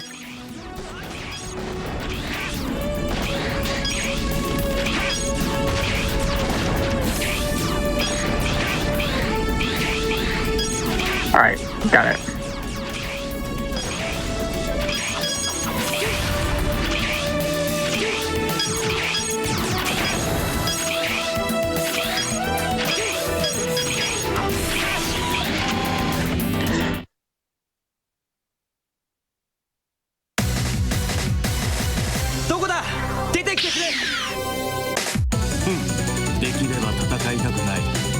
Alright, so when Crowan's gonna start being in the background, we're gonna have to shoot at him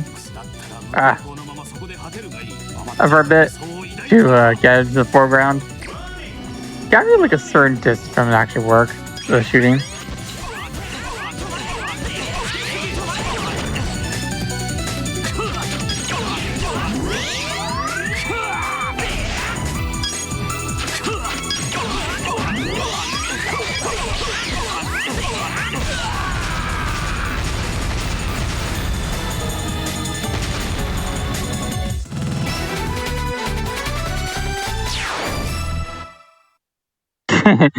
Yeah, that's pretty weird. Alright, Crow range weapon. Garbage. Alright, time for the fortress. The fortress is pretty weird. It's only 2 stages, but the second one is really, really, really long. Like, at least 16 minutes long if you're fast. Yeah, I don't know what they were thinking. Oh yeah, get hype for SGDQ. And good luck to everyone who submitted. Discount Tengu Man.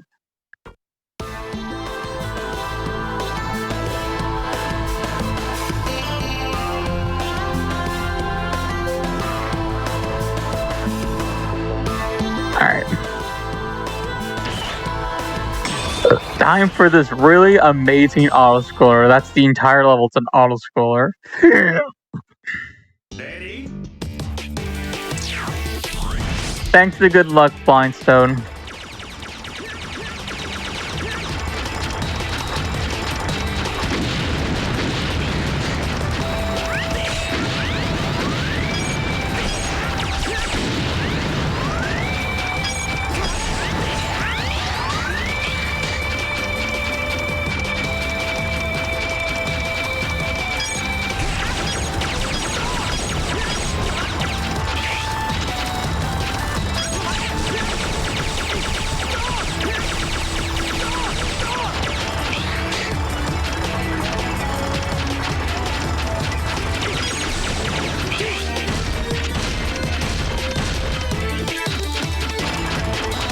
Yes, we did, but it was during technical difficulties. But don't worry, there'll be another burn to the ground, in a bit. Gotta get through this boring auto-scroller. Like, please, someone find a way to speed this up. This part sucks. This level sucks. Ready?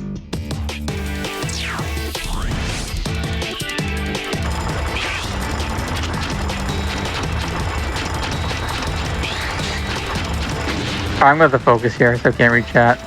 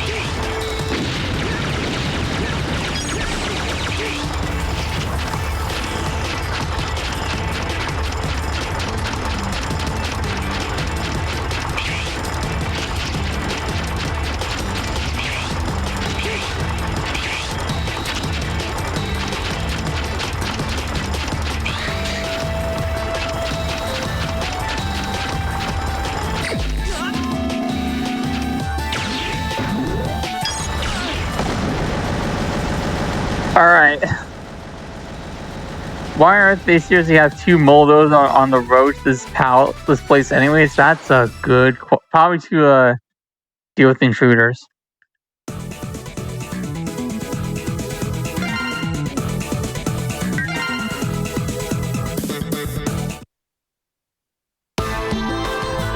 Alright, time for the final level. This level is literally like 60 minutes long. I have no idea why they decided it was okay to make a level this long.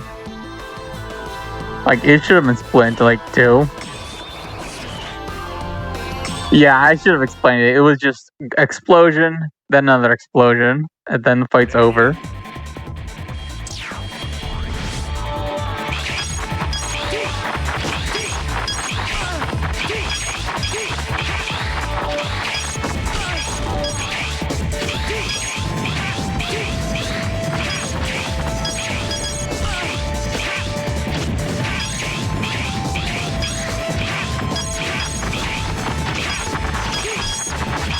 You don't want to get hit by the boulders. Oh wait, go get hit. I know there's a strat where you can use 0, but I try to not get it. Yep, only 2 final stages, even though this one should have been like it's split into 2. It's really weird.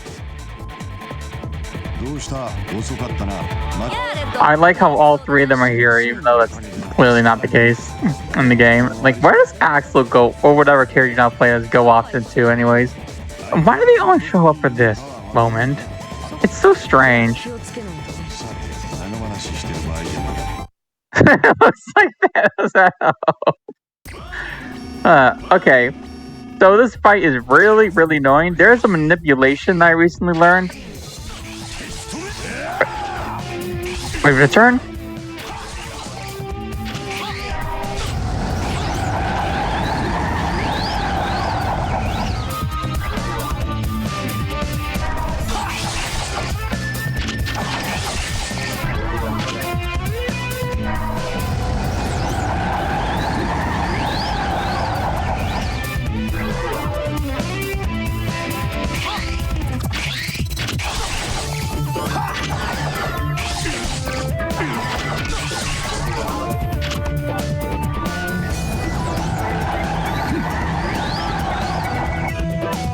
I'm gonna use that sub tank.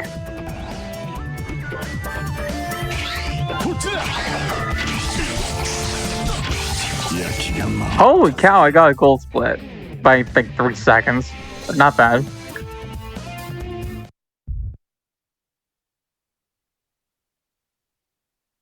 Ready?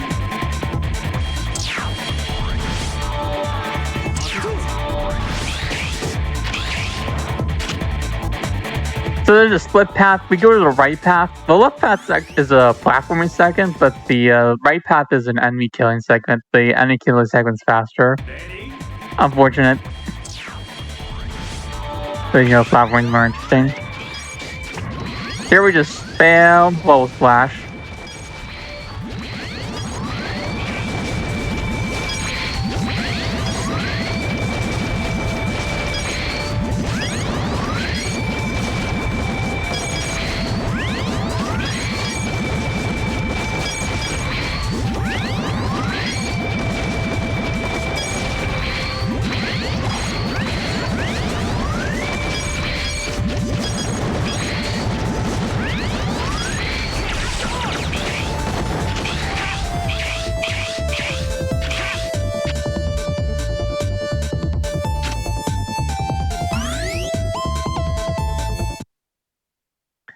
So excited for X.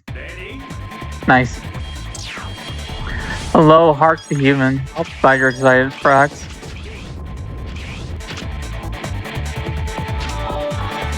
Oops, wrong place. Here comes a classic Megaman game. Nah, you missed classic Megaman. I was playing Rock Force, and then before it, and Big Garage, I was playing Last of Mushroom Kingdom.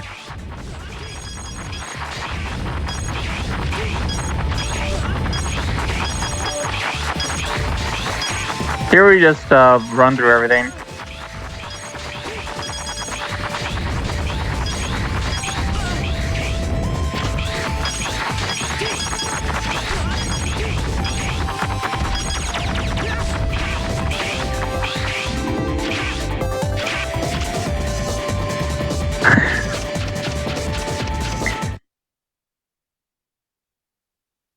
Ready?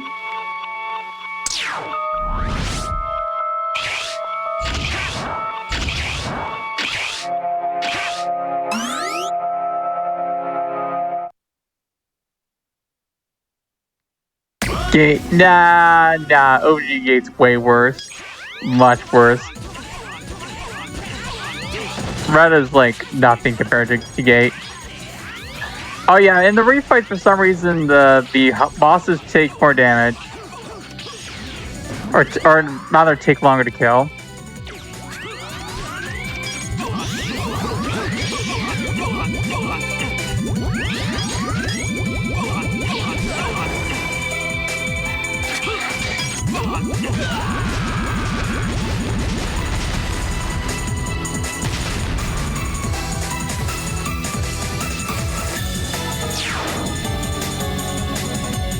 Oh yeah, better not get typical difficulties again during high and hard.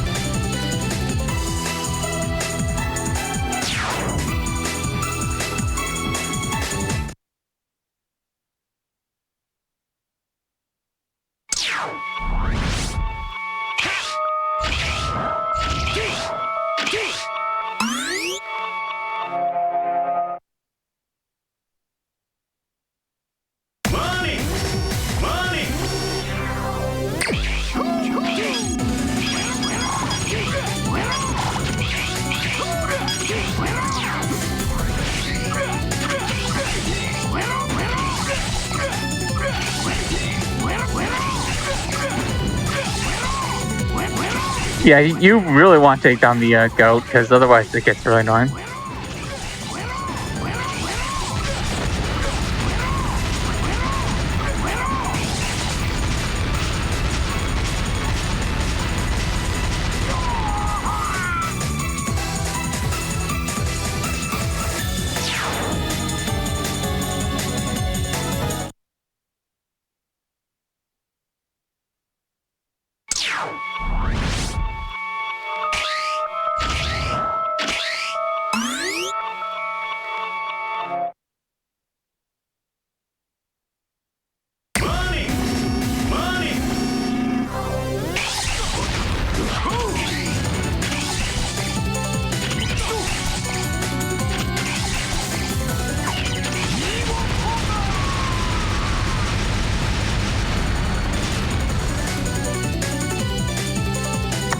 Yeah, no, you don't have to deal with tri formation on in the run.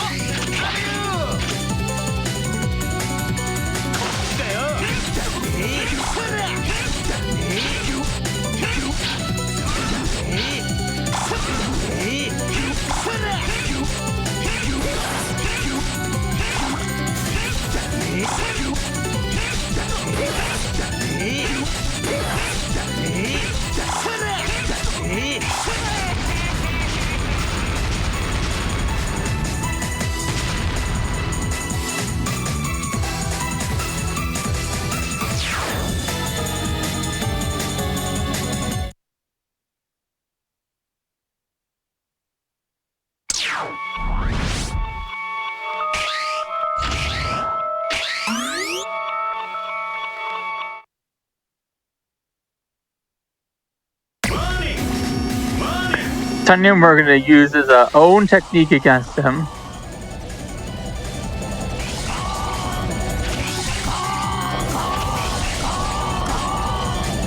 I hope this isn't end well.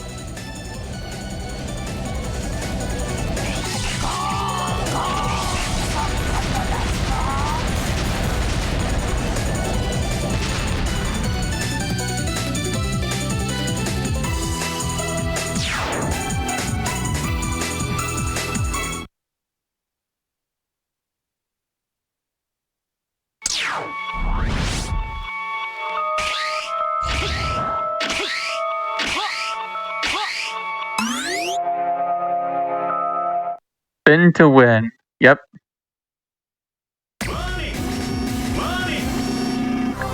Almost done the refights. Yeah, refights take forever in this game. And looky. You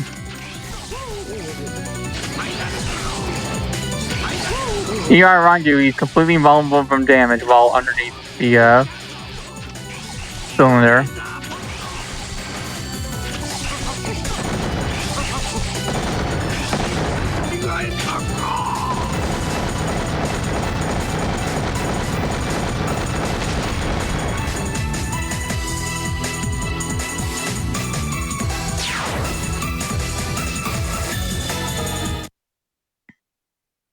X7 was worse than Mighty Number 9. I have not played Mighty Number 9.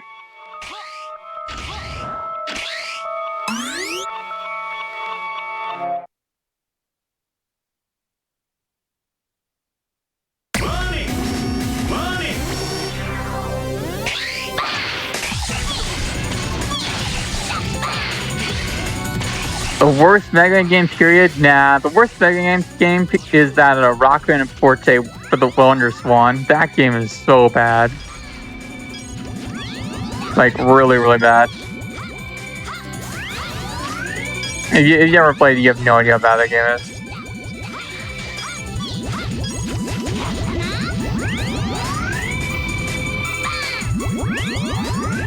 Really?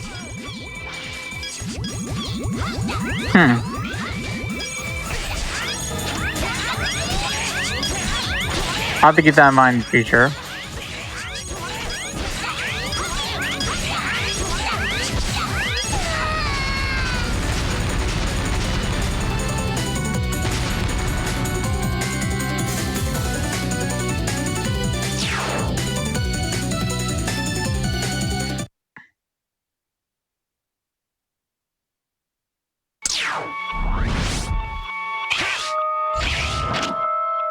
Alright, we are done with the refights. On to Sigma, who has 2 phases.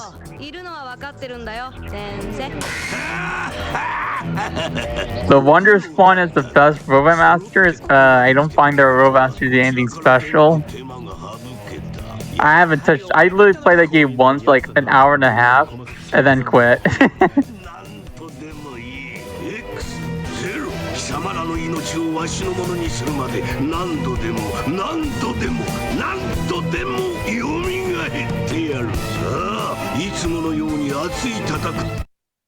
Yes, it was crowdfunded. I don't know how much it was.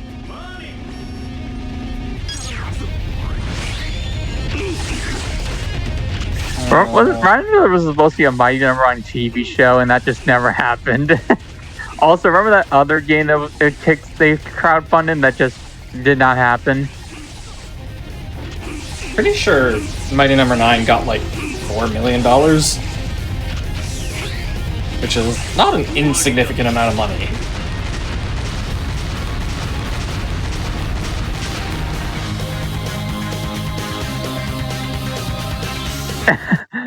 I know, right? What a crazy twist.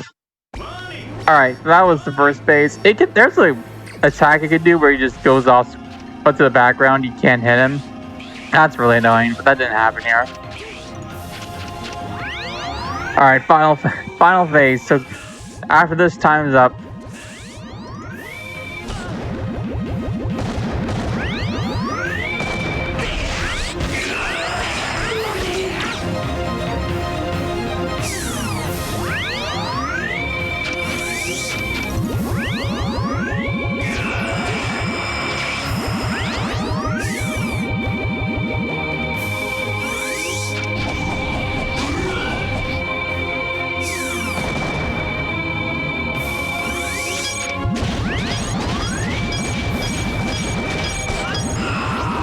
Done.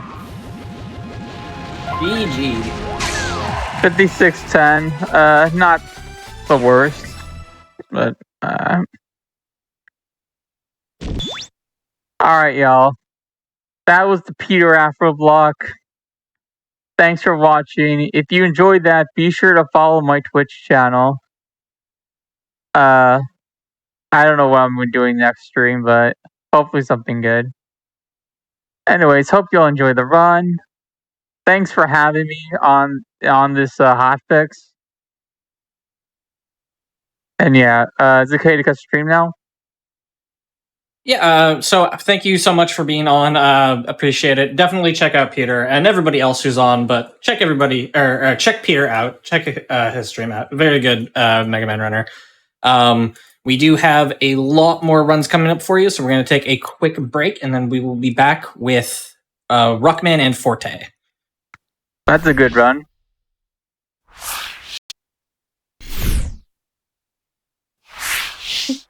Hello, everybody, and welcome back to the Games Done Quick Hotfix. Today and tomorrow, we're celebrating the 20th anniversary of Megaman 03. We got a bunch of games lined up for you, and we are back with Rockman and Forte. I will hand it over to our runner, let him introduce himself in the game, which I thank you so much. So. Thank you so much. I really appreciate that. Hi, everybody. I'm One More Time. I'm a Mega Man speedrunner. I've been doing this for roughly about 2 years. In fact, that's basically when my speedrun career started, if you want to call it that. And I'm really happy to show off Rockman and Forte here today. Rockman and Forte in Japan, Mega Man and Bass when it was eventually brought over to the Game Boy Advance in, I think, like 2003 or something like that. This game is kind of considered to be like Mega Man 8.5 or so. And it's considered to be one of the tougher games in the series. In fact, casually, this game is really, really difficult, in my opinion, to the point that speedrunning it actually has been really rewarding because it's actually gotten me good at the game. So yeah, I'm very excited to show it off, and as everyone's ready, I guess I'll go ahead and do a countdown from 3. So yep, we're all ready whenever you are. Great. 3, 2, 1, go. So you can play either as Mega Man or Bass, and we're going to be doing Mega Man because, hey, it's Mega Man. Why wouldn't you play as him? And right away, we're already getting started with something a little bit interesting here. So in the intro stage here, we're going to be doing a manipulation. So these drills, alongside a Sniper Joe at the end of the stage, actions are determined via a random number generator. Now, if we do a relatively, and unfortunately, I think I already messed it up, a relatively precise set of inputs and movements, we can actually manipulate where those drills spawn and whether or not that Sniper Joe jumps at the end of the stage. This could save a pretty significant amount of time, all told, if we can pull it off accurately. So we'll see if we got it. There's a good chance that by taking that hit earlier, I may not have. It's thankfully not like super duper precise, just semi-precise. So we'll see if we have a chance at it here in this very next room. And yeah, we're gonna have a chance at it. So very few things in this game actually change the RNG from what I understand. Unfortunately, one of those things is the rain in the background apparently changed the RNG essentially every frame. Unfortunately, I was not quite quick enough. I did miss a slide jump there, and I think that's what ended up doing it. But even without that, the fact that we got really favorable drill patterns does save a significant amount of time. So, say hi to Proto Man. If I'm actually good at this game, this will be the only time you see Proto Man.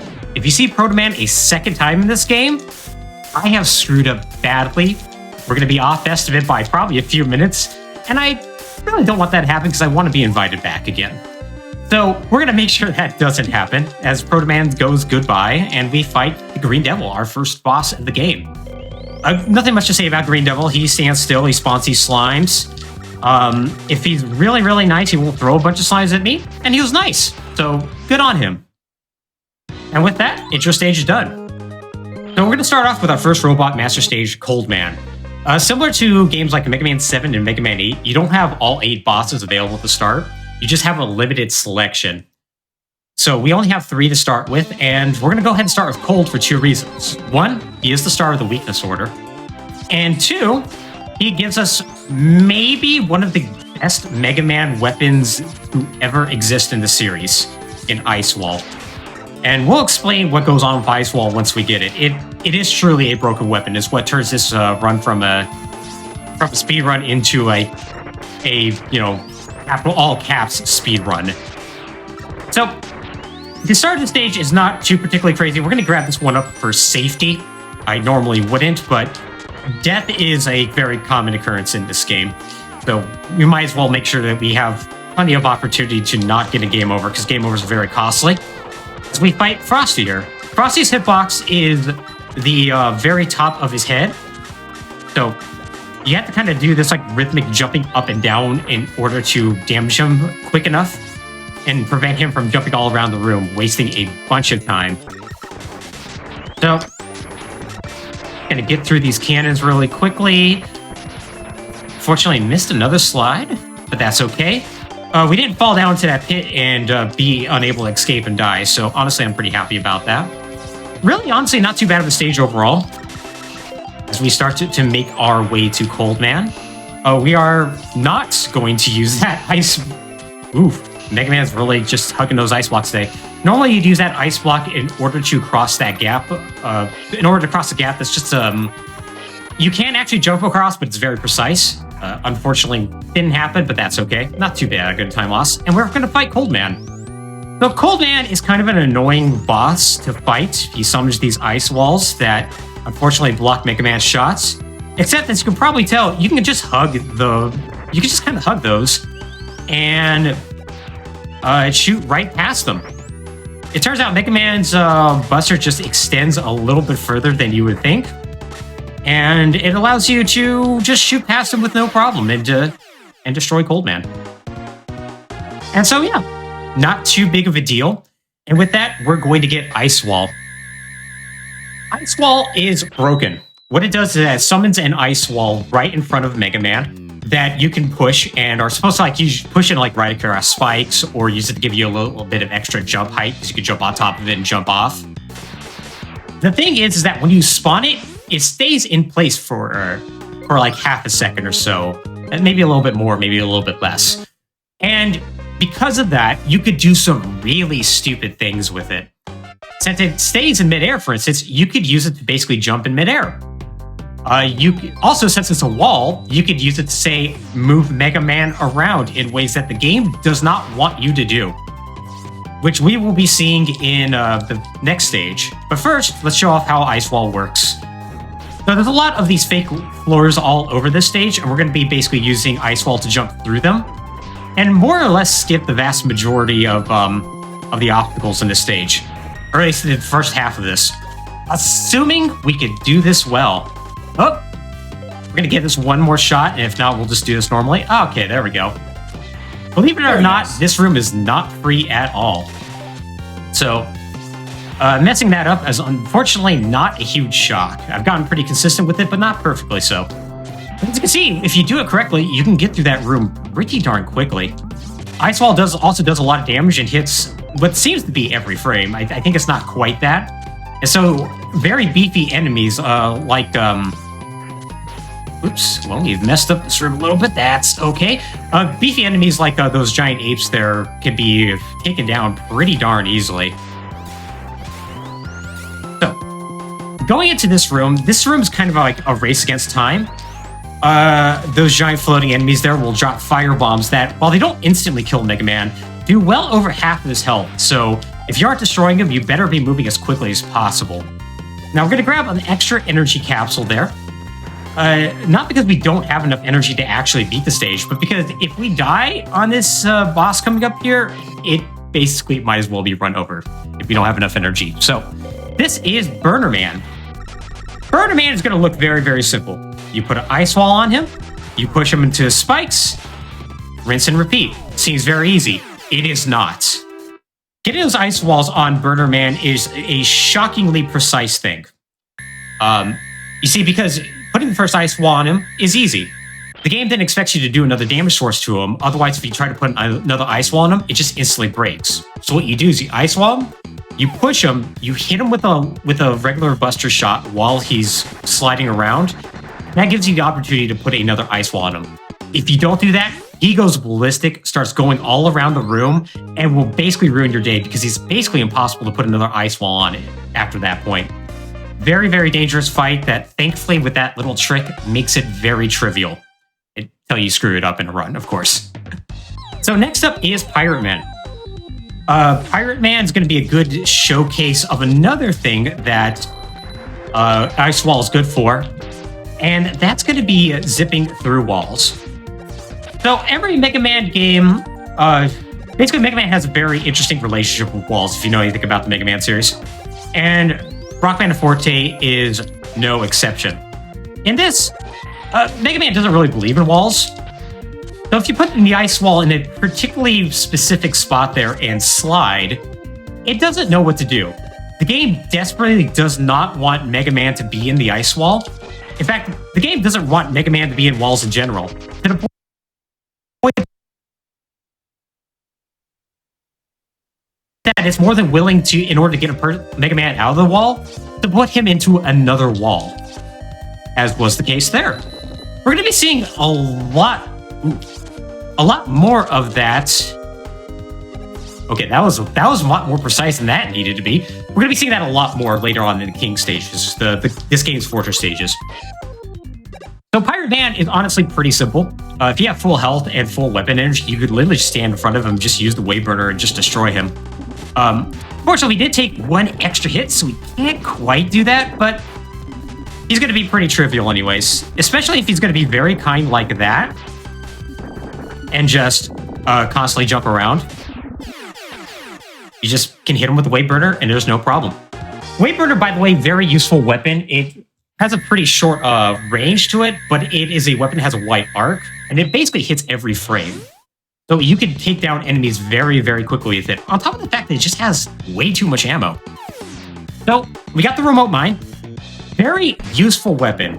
It's a slow-moving projectile that Mega Man can control up the trajectory up and down and detonate at will after it sticks to an enemy or a wall, or technically even before that. We're going to see a very good use of that in Ground Man and why it's actually incredibly useful. But first, these treasure room stages. So the refights are done in a very interesting way here at Rockman and Forte, in that they do exist, but in sort of to make up for the fact that there's not really your traditional capsule stage. There's these treasure rooms instead, where you use the different Robot Master weapons in order to do little challenges, and in order to get extra bolts and also unlock the way to the King stages. You have to do all 8 of them in order to get to the Fortress stages, and you can do them in pretty much any time you have access to them. So getting those bolts, very useful. We're going to go into the store here and buy the energy balancer, a spike guard, and a counterattacker. Energy balancer, what that does is basically refill Mega Man's weapon energy even when that weapon is not equipped. It just selects the lowest weapon that has the lowest amount of energy and just applies the weapon energy capsule to that. Spike guard gives you a one-time guard against spikes, which will be very, very useful, not only for safety, but for a trick later. But the real star of the show is the counterattacker. The counterattacker is what turns this from, honestly, kind of a safe speedrun into something incredibly dangerous.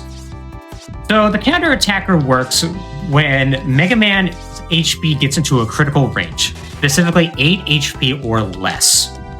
When that happens, he enters kind of like a desperation mode, where all of his shots, all of his damage sources, I should say, does exactly 2 more hit points worth of damage. So a Buster Shot will now do 3, Charge Shot will do 5, and that applies to weapon energy as well. So one interesting quirk about the remote mine is that it can be controlled even when Mega Man is not under control. So Mega Man there was locked in a cutscene, and despite that though, I was able to detonate that remote mine and damage that mini-boss well before I should be able to.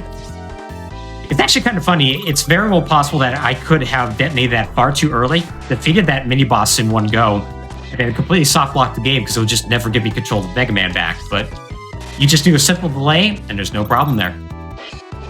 So we're in so we have the counterattack activated right now, and that allows us to just get through this room very easily. Those enemies typically take about 2 shots in order to destroy. But with the counterattack, it can only take one, and we're able to just glide through that room easily. So Ground Man's weakness is going to be the remote mine here. He really likes to make himself invulnerable by either going into the ground or turning himself into a fun car. But by using the remote mine in a very specific fashion, we're actually able to interrupt him. Either interrupt him going down to the ground or going up into the ceiling, or detonate him right before he turns into a car in order to get extra damage on him. It makes that fight very, very safe, and also makes it a lot quicker than trying to fight him normally. Now, the spread drill itself is not a particularly useful weapon in terms of the speedrun. There's going to be one room where it's going to be incredibly useful, but beyond that, we're not going to be seeing it too often, except when we're using it for boss weaknesses. So now next is Tengu Man. Tengu Man is one of two bosses from Mega Man 8 that makes their return. And we're going to now have our fun old auto-scroller. So I'm going to actually take this time to just do a couple of shout-outs to the Mega Man community, because I don't know if we'll end up being overestimated or not. But I want to shout out the Mega Man speedrunning community. Specifically, I want to shout out a couple of specific people. People like Chelny, Looking Toad, Mr. Cab, Sage Hero, Ariel, Shadow, Working. So many people in that community who have been so incredibly welcoming and have showed me the ropes and put up with my incessant questions about how to do some of the most basic things in this game. The community is incredibly welcoming, and we're all incredibly friendly, and I think my experience has proved positive of that, so thank you. So now that we're out of that, we're going to get back to the fun part of this game, as we basically just kind of play through the stage. I mean, obviously, I guess. So this is the first stage where health management is going to become a real thing. And what I mean by that is that we're going to be trying to get down to critical health for the boss. But on top of that, boo. We're going to need to buy another spike guard later. What I mean by that is that since we're defeating so many enemies in this stage, there's a good chance that we're going to get health drops. Health drops mean that we're going to have to do additional things in order to get ourselves down to that critical HP. Thankfully, we didn't get a whole lot here, so we were able to take pretty much the amount of hits that we were supposed to take in order to get ourselves down to critical HP and get through it in a relatively speedy manner. So Tengu Man is nothing really to write home about.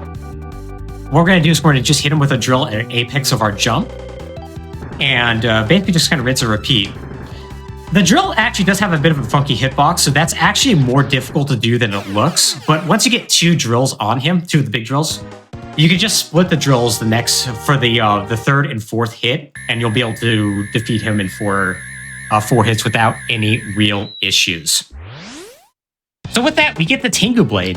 The Tengu Blade is kind of a bad weapon. It freezes Mega Man on the ground while it fires a blade that reflects off of walls. It does have a very interesting property, though, and that changes Mega Man's slide into a dash that has an active hitbox that allows you to go through enemies. Now, the dash itself is not faster than the slide, so we're not going to be seeing it too often, but as you'll see from this first room, it can get you through some pretty annoying enemies. So next is Magic Man. So we've been very lucky. We actually haven't had any deaths or any really major mistakes, so I am going to go and try to do a trick that can cost us a decent bit of time if we do screw it up. If I make this train cycle, geez. Saves quite a bit of time, looks pretty cool. Had I taken a death, I probably wouldn't have done this, but we're going to show off Train Skip. So I'm just going to be a little silent for this. Unfortunately, the ice wall was not completely off screen when I tried that, so because of that, I just fired a buster shot, then my legs got clipped, and then I died. So, unfortunate. So we won't try that again because it can cost us quite a bit of time. But basically, we use Ice Wall in order to cross that final pit. It's a lot tougher than it looks because you think that there wouldn't be a ceiling in this room given that there's a very clear open sky there. But unfortunately, there is. So you have to let the ice wall dip down a little bit, do a slide jump, and it can be a little bit of a tricky thing to pull off. So, unfortunately, I wasn't able to show it off, but it is what it is.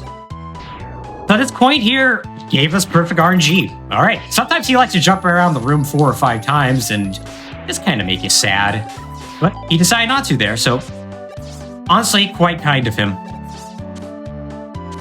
So in this room, unfortunately, there is a little bit of waiting, though we can use Ice Wall to do a fun little jump there in order to skip that jump. That seems like you should be able to make it without it, but trust me, you can't. Or if you can, it's incredibly, incredibly precise. To the point that it's just easier to use Ice Wall anyways. So coming up in this next room, we need to make sure that we have enough health, and we most certainly do, in order to take basically a bunch of very damaging damage boosts and climb all the way up this vertical shaft. Thankfully, no issue there. We did not get the grab of shame. And now we're on to Magic Man. Magic Man is scary. If you stun lock him, this battle is very, very simple. If you let him zoom around the room, it will become incredibly dangerous. As you can see, stun locking him just causes him to basically just do the same 2 attacks over and over, and you can just rhythmically jump back and forth.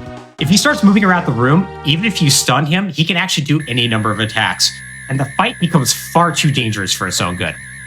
Thankfully, no problem there. So, with that, we get the Magic card. Magic card is also not the world's most useful weapon. In fact, we're not going to really see a whole lot outside of boss weaknesses. It shoots cards that can either be aimed up, left, or right. Freezes Mega Man in place, which is the main reason why it's not that useful. Although, casually, it does steal energy from enemies, so it can be nice for that if you're playing this game casually. We're only going to really see it, though, when we use it against Magic Man and in the treasure room. So, did I say Magic Man? I meant Astro Man. Whose stage we're in? So, Astro Man. Astro Man stage is not too crazy. It's another, I would argue, another Ice Wall showcase. So we're going to be seeing us do a variety of different little Ice Wall tricks as we kind of zoom through this stage.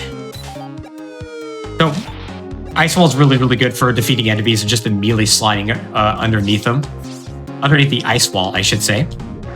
Normally I'd normally be a little bit braver about doing slide jumps out of there, but it doesn't really save a whole lot of time. So we'll just take that a little bit more safely. I'm trying to make sure I take enough damage for Astro Man to get us back down to that critical HP level. So here, I'm going to line myself up and use an Ice Wall, slide underneath that wall, in order to just skip through that room.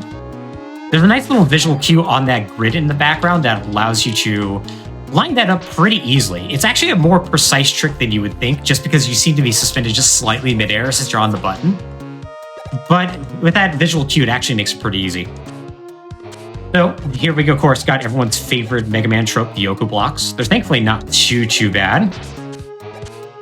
We're now in perfect damage range to being critical HP, so that's great. Nothing really too crazy here. These do take a little bit to learn, but once you do, they're very, very trivial to do. As we get into another ice room where we're going to do an Ice Wall clip. We're just going to walk over here. This one, for some reason, is just far more free. So because of that, we're just able to do a very quick Ice Wall clip. And here we are with Astro Man. So, Astro Man can either be the biggest friend or the biggest jerk. It depends on whether or not he likes Mountain Dew that day. And what I mean by that is that he has a variety of different attacks. And one of them is a green beam that he will shoot towards that ground that summons enemies that he's completely invincible when he does that. It's what's been affectionately called the Mountain Dew attack. Now, thankfully, he did not do that, so ended up being a pretty quick fight. I think that's not right. I think I am completely off. I'm completely off from the center of the room. That's okay, though. So with that, we defeat Astro Man, and we get the Copy Vision. Copy Vision is probably the worst weapon in the game. We're not going to really see it outside of using it on bosses. It creates another Mega Man that stays in place and shoots basically just lemons constantly. It's not very powerful, unfortunately, but it will be useful for the bosses. So going on to our final stage, Dynamo Man. Dynamo Man is the Ice Wall showcase. Basically, every way you can use Ice Wall, you're going to use it in this stage. And it's pretty fast and frantic from the very beginning. It's my favorite stage in the game, actually. So starting with We're gonna just use an ice wall to blow up these bombable walls. Immediately use this to jump off an ice wall there. Ink blade through there. And then immediately set up an ice wall that we're gonna ride on. There's these conveyors on the ground that will push Mega Man back. Unless he's on top of an ice wall, in which case you just don't activate. So because of that, we do that. Now you ride the ice wall in a different way in order to get past those enemies in a timely manner. We use the ice wall now to climb up. And then we get a very, very brief break where you don't see the ice wall in order to just use some waver to get through those enemies really quickly. And then, oh, what do you know? It's the ice wall again. This mini boss is incredibly annoying to fight and incredibly long. So we are not going to do that. We're just going to use the ice wall, everyone's favorite weapon. Or at least it's mine, anyways. These dark rooms are very scary when you first learn this game, but are very, very easy once you do. And now, finally, we get, once again, you guessed it, the ice wall.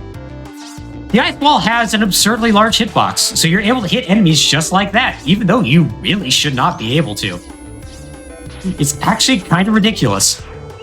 And we get through that room pretty quickly, and we're now on to Dynamo Man. So Dynamo Man is an annoying boss fight. When he's at half health or a quarter health, what he's going to do is going to jump to the top of the screen, and he's going to completely recharge his health. Unless... Am I too close? I might be too close. Might have to jump. Nope, I'm good. Unless you use the copy vision in order to blow up both halves of his recharging station there. Now, what you are supposed to do is you're supposed to put the copy vision on one side and then completely run to the other side and basically blow both up at the same time. But if you just put it at the top of the screen, it hits both. And it makes it very easy. And with that, he is down, and we get the Lightning Bolt. The Lightning Bolt is a screen-clearing weapon a la Rain Flash from Mega Man 4 or Centaur Flash, I believe that's what it's called, in Mega Man 6. The difference is that it can hit twice, which is nice. It gives Mega Man iframes, which is doubly nice. But the nicest thing is that it in conjunction with Ice Wall, is going to basically turn Mega Man into basically the Flash, so long as he's inside a wall. And we're going to see that in the very next stage. For some reason, when you use when you just happen to use Lightning Bolt when you're on the wall, the game just freaks out and does not like it. It has no idea what to do, and so it just tries to jettison him out in a very, very funny manner. So we'll literally be seeing that in the very next stage as we just clear up these treasure rooms, collecting all these bolts. Some of these bolts we would skip, but we are going to actually collect all of them because we're going to just buy some safety 1-ups just in case. So with that, we're going to go to the store. We're going to buy just a couple more things. So we are going to buy the quick charge. We're going to buy an item whose name I cannot remember, but will become very relevant later. And then we're going to buy a bunch of 1-ups that we normally would not buy in the speedrun, but once again, getting a game over to king stages is like a 5-minute time loss depending on where it is. Want that. Once again, we'll love to be invited back. So, here's what I'm talking about when I say that Lightning Bolt and Ice Wall do some really, really silly things. Just give me 1 second. There we go. Second try. That's not bad. And there goes Mega Man. Yep, Mega Man will just shoot straight to the top of the screen. Now, with some precise maneuvering, you can also do other things as well. You can also make him go very quickly left and right. You can also make him go down. It's a little bit more difficult to do those two. With going upwards, you just got to activate the Lightning Bolt. But we'll see examples of going down a little bit later. Needless to say, it makes things very, very quickly. Makes things go very, very quickly. So it's pretty great. King Blend, though, it's a stage that doesn't really need a huge amount of explanation, as you can tell. There's a lot of, there's a very specific damage route that we're going to be taking. We want to take plenty of damage, but we don't want to take too much damage because there's just a lot of areas where we're kind of forced to intentionally take damage in order to move quickly through the stage. And that's the quick charge really comes in handy with clearing out a lot of these enemies and making it a little bit easier. Quick charge is completely unnecessary, by the way. Everything I am doing does not require the quick charge. It just makes it safer. And the amount of time that you waste by grabbing quick charge versus my apologies, brain died. Versus not buying it is really very minimal. So we got down to critical HP. Say hi to that monkey. If you ever play this game, he is your worst enemy. As we fight this boss. So for this boss, what you need to do is you need to watch the monkey. You need to basically jump on this platform, lift it up in order to expose the boss. And thankfully that went very smoothly, while precariously keeping that platform from falling into the lava. That monkey is going to throw, during this entire time, is going to basically be throwing coconuts at you that do 5 HP worth of damage. So you can only do 2 hits. You can only take 1 hit for safety, and that's about it. So it's very imperative you watch that. And also, once you beat the boss, the platform jumps out, and if you fall in that lava, you die and you get to restart this. Wait, that didn't happen. And now we're on to King 2. So to begin with King 2, we're going to start by taking essentially 4 planned hits. That's going to get us right down into critical HP while refilling all of our weapon energy. We're going to be fighting 3 bosses on the stage. There are technically 4, but once again, if things go well, we will just never... Well, we'll see him, and then we will say goodbye to him. I just really wanted to show off that room again. We're going to just wait for this health to go away. And now we're going to face the first of 3 bosses. And here is King Tank. King Tank is a jerk. Okay, so this way he's going to start off doing that. He has 3 bespoke parts that we need to destroy. The front gun, the bomb dropper that's on top. I really hope I get that quick enough. He was actually... Normally he wants to do what he's doing right now, just go back and forth, but he was actually very quick about opening that up. Unfortunate. Not a big deal. It's going to waste time, unfortunately. But we can just do that. King Tank is a huge source of RNG in this, unfortunately. He can literally waste like minutes if he really wants to. Case in point. Okay, minutes is maybe a little bit of an exaggeration, but it's a lot of time. It feels like minutes. Like I feel like my soul's dying right now as he just moves back and forth and doesn't open that hatch.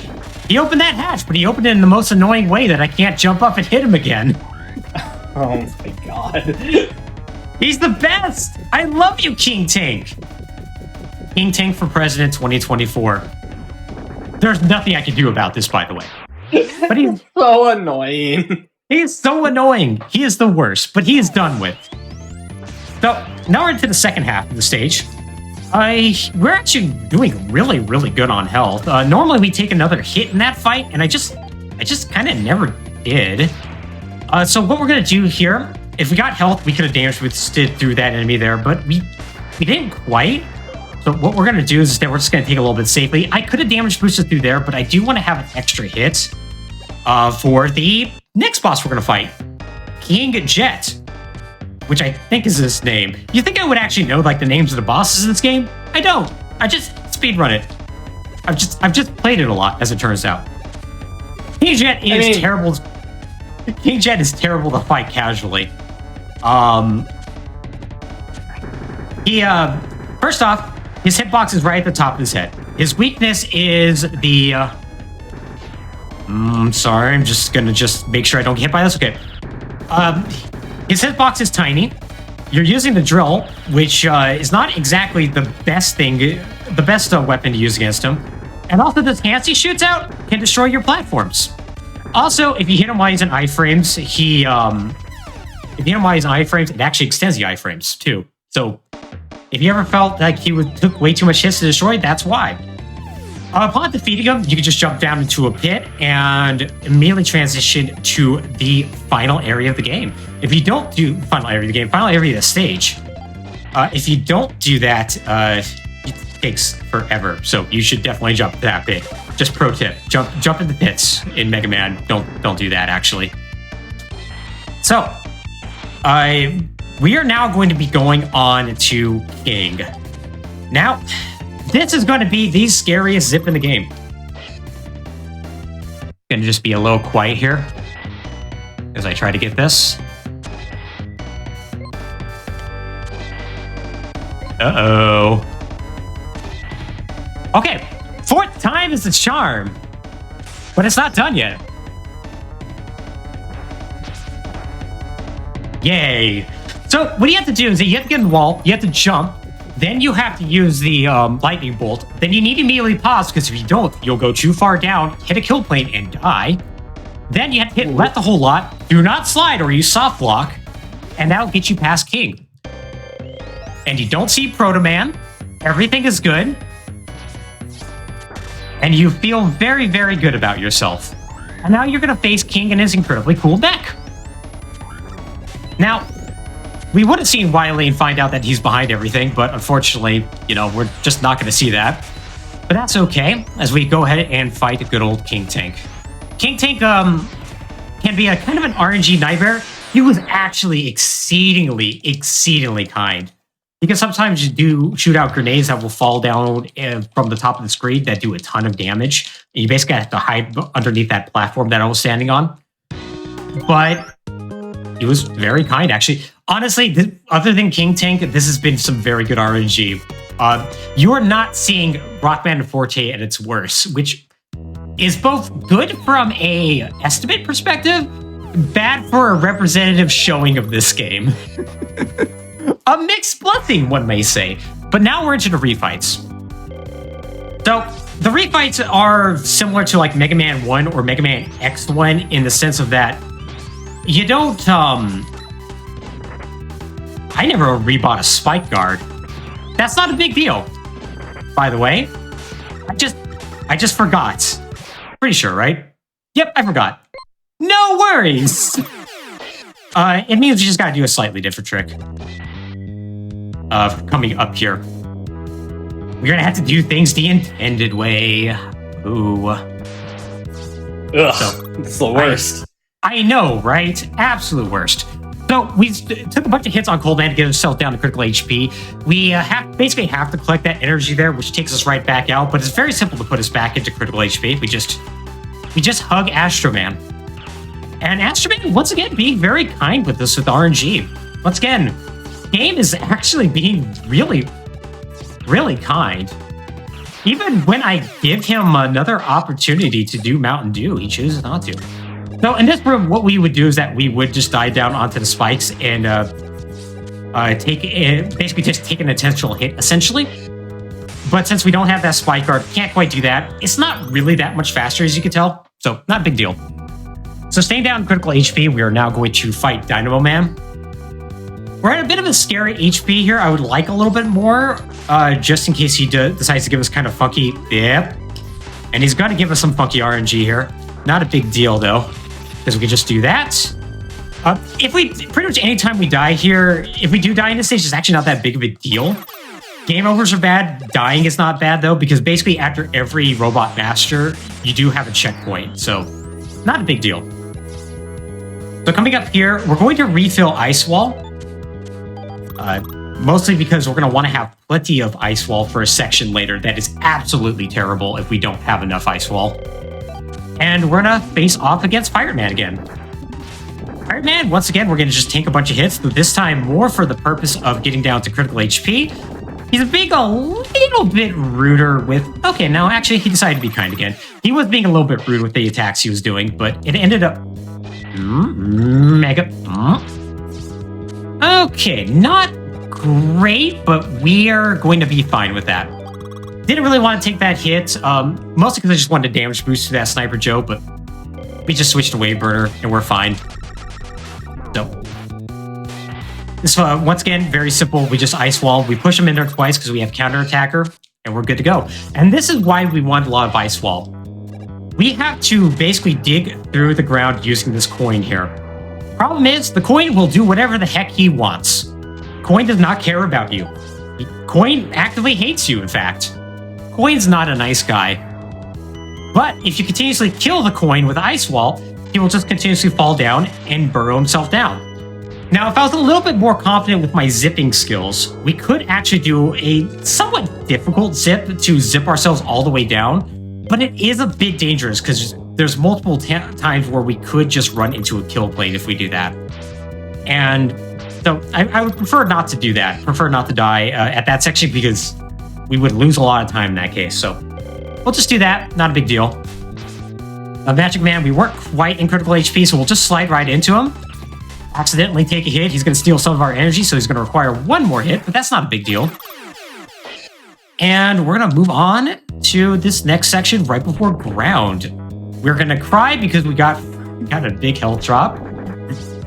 Unfortunately, that happens. Not a big deal. I'm going to do slide jumps over this platform, and now we're going to basically just fight ground mat the same way we did last time. Nothing too particularly special here. Hopefully he's particularly cooperative. Oh no! Wasn't able to get that shot off in time, and this is what happens if you don't. Not a big deal. He's gonna go ahead and just do his little drill car. But not bad. And here's the one good use of spread drill in this entire game. So this room is very, very scary to do in any sort of quick manner if you don't use spread drill there. The room causes a lot of lag. This game remarkably has very little lag, but when the game does lag, your inputs get eaten like a mother. It's bad. But using spread drill, we clear out the enemies. We have no lag. It's great. So, real quick question: what's my time right now? 39:05. 39:05. Okay. Trying to think if we should do this. You know, we're gonna play the. You know what? Actually, no. I think we're good. We're gonna go ahead and go for this. So we're gonna go ahead and try to do a Wily skip. So what we're gonna be doing here is we're going to be doing something particularly precise in order to... You remember that item I bought earlier? Basically, that item, what it does is that when Mega Man takes a hit, he ends up refilling... And I did equip it, right? I did. He ends up refilling whatever weapon he has equipped. We're going to use that in order to shoot up a remote mine and hopefully... unfortunately, they didn't quite pull it off. I was hoping that we would be able to shoot a remote mine up there and kill Wily automatically.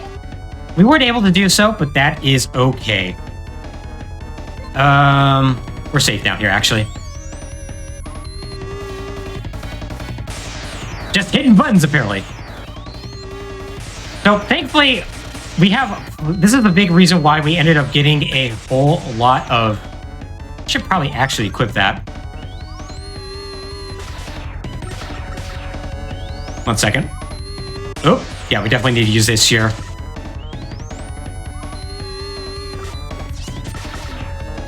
He's not giving me a particularly good spawn patterns, unfortunately.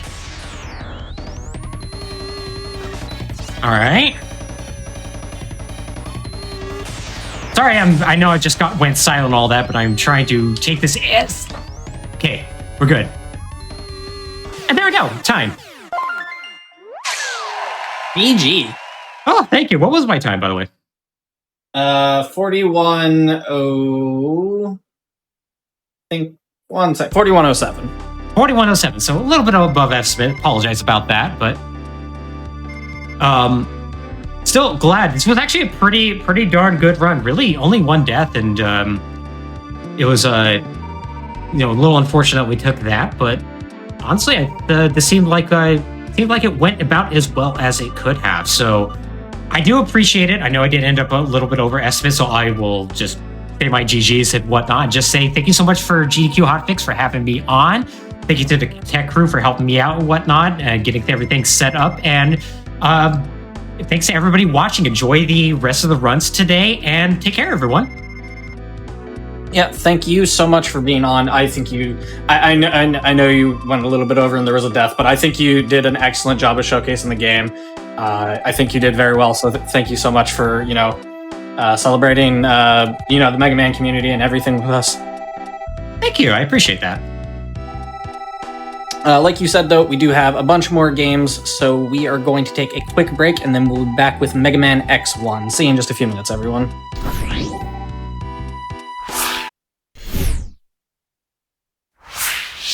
Hello, everybody, and welcome back to the Games Done Quick Hotfix. Today and tomorrow, we are showcasing, celebrating the 20th anniversary of Megaman 03. We are showcasing a bunch of different games from both a bunch of different Mega Man communities.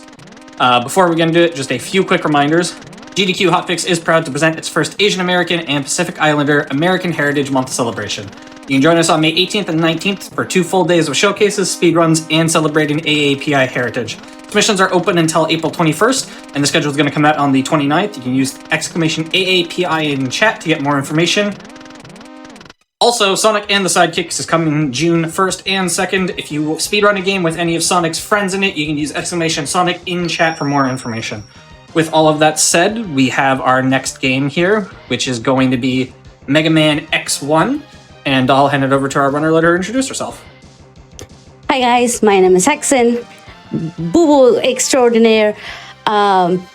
This is my first time speedrunning at all, because I just started in January, and also speedrunning in GDQ. Thank you so much for the opportunity. And I am a nervous wreck, so why don't we just start, whenever you guys are ready, because I'm not. Do you want to give a countdown, or do you want me to? I'll do the countdown. Okay. Whenever you're ready. Okay. Okay, chat. 3, 2, 1, go. All right, chat. So I started speedrunning literally in January 2nd of this year. This is 100% iceful waterfall. This is beginner friendly. Oh my god, you're gonna hear a lot of Hexen noises. This is beginner friendly route. It is a very nice route if you are a fan of Megaman X and you want to start speedrunning X1. I forgot to do the lemons, because why wouldn't I forget the lemons? My inspiration for speedrunning started like a few years ago, and that was when I started seeing Clipper. If you guys know Clipper, another famous streamer that runs Megaman X series games. Oh no, this is a passive, I'm gonna die. Okay, chat, so what happened here was that the bees can be passive and not passive. When they're passive, they throw the babies. And when they're not passive, they shoot bullet or missile. So what happened was that one was passive and the other wasn't, and I didn't have the correct health. So now I died, and you can tell that I'm a nervous wreck. You're gonna be hearing a lot of headband noises. Come on. And I can do this. You've got this. You're doing great. I got this.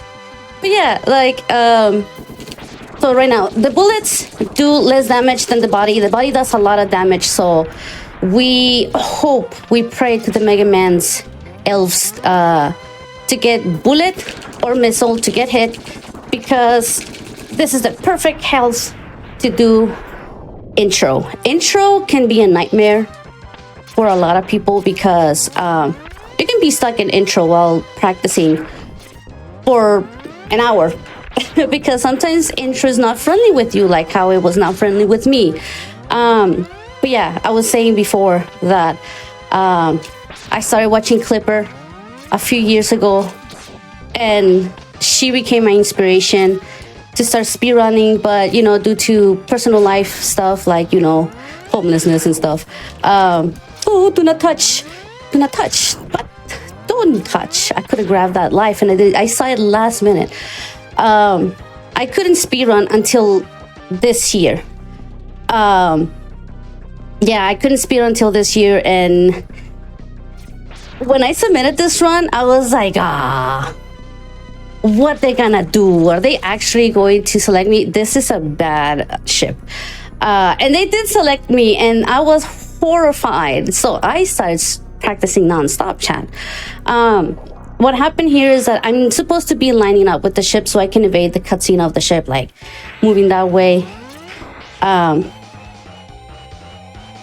But I do what I must and what I must not do. I'm making so many weird noises. So this is Vava in Japanese, Vile in English. And there's our baby, there's our boy. Hello, boy. Happy anniversary on the game that you are there right now. Well, celebrating right now. I am everywhere. So right now we're doing Penguin. Penguin always first. Why? Because easy level, you get the dash boots and you start doing speed and going fast and you're like a chow. Oh my god. Cat. Why are you watching me? You're doing fine. You're doing great. Like, stop.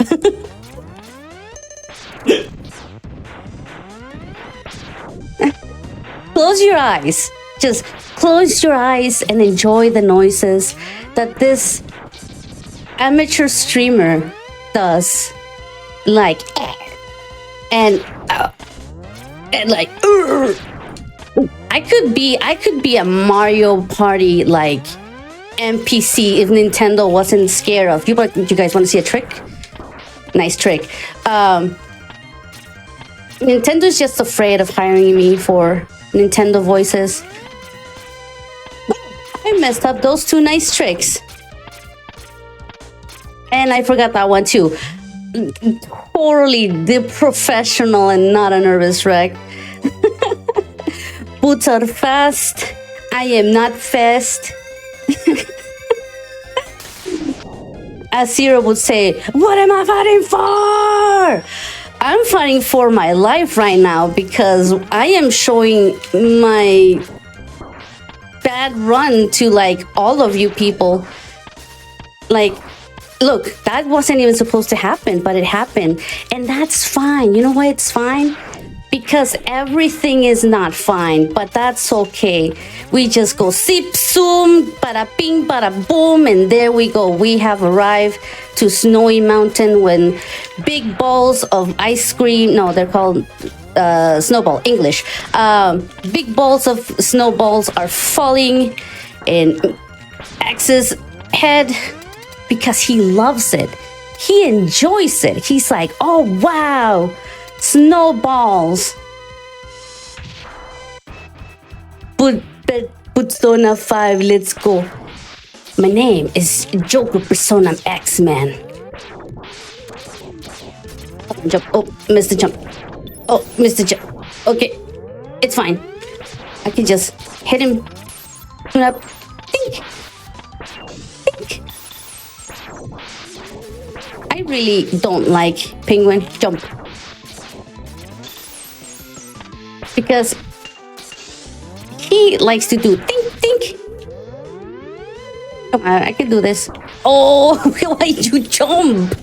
Why'd you jump? You're not supposed to jump right now. Oh god, please. Goodbye. Okay, so that was Penguin. Not major. It was very clutch, but it's entertainment, it's content. That's what we're doing here, where I'm purposely acting like I'm bad to give you content.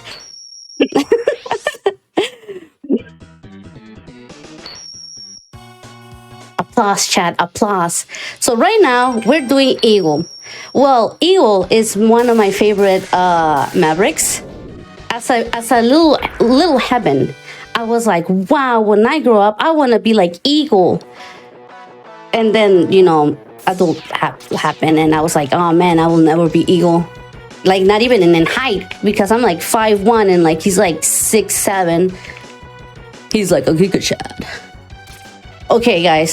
So what we're doing here is jumping high, getting hard. Because that's what we do. Oh no, that's not what we do. But I did the other do. So that's fine. Scooby-Doo.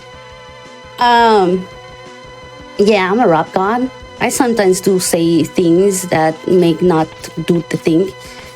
Yes. Cat, why are you watching? Why are you here? No, wait, no, be here. Because we need to be... Oh god, I missed. Okay, so, what am I supposed to do? Okay, so here I need to climb, do nice little climbing. There's better ways to do this. There's actually in this level a thing called carpet trick where you grab the heart with the movement ring and then you do a precise nice jumping and stuff, and then you start flying like Aladdin and you're like, I can show you the world. And I don't know how to do that trick because I literally just started like learning this, so don't expect major tricks. Expect some nice tricks that might fail, but they're tricks.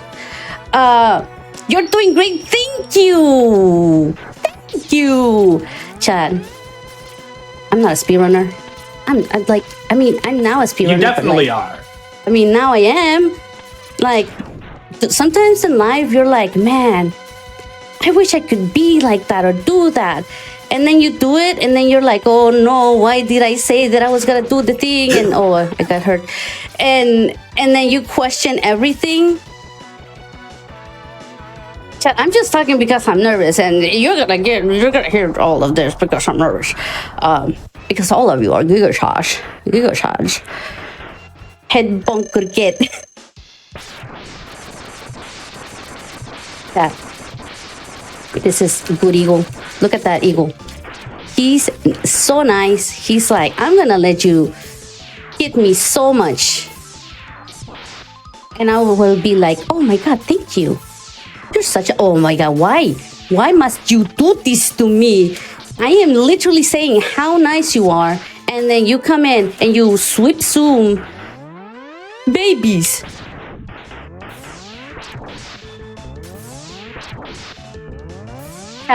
My PB is 5723. And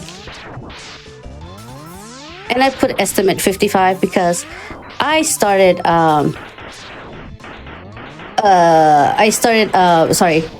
brain fart.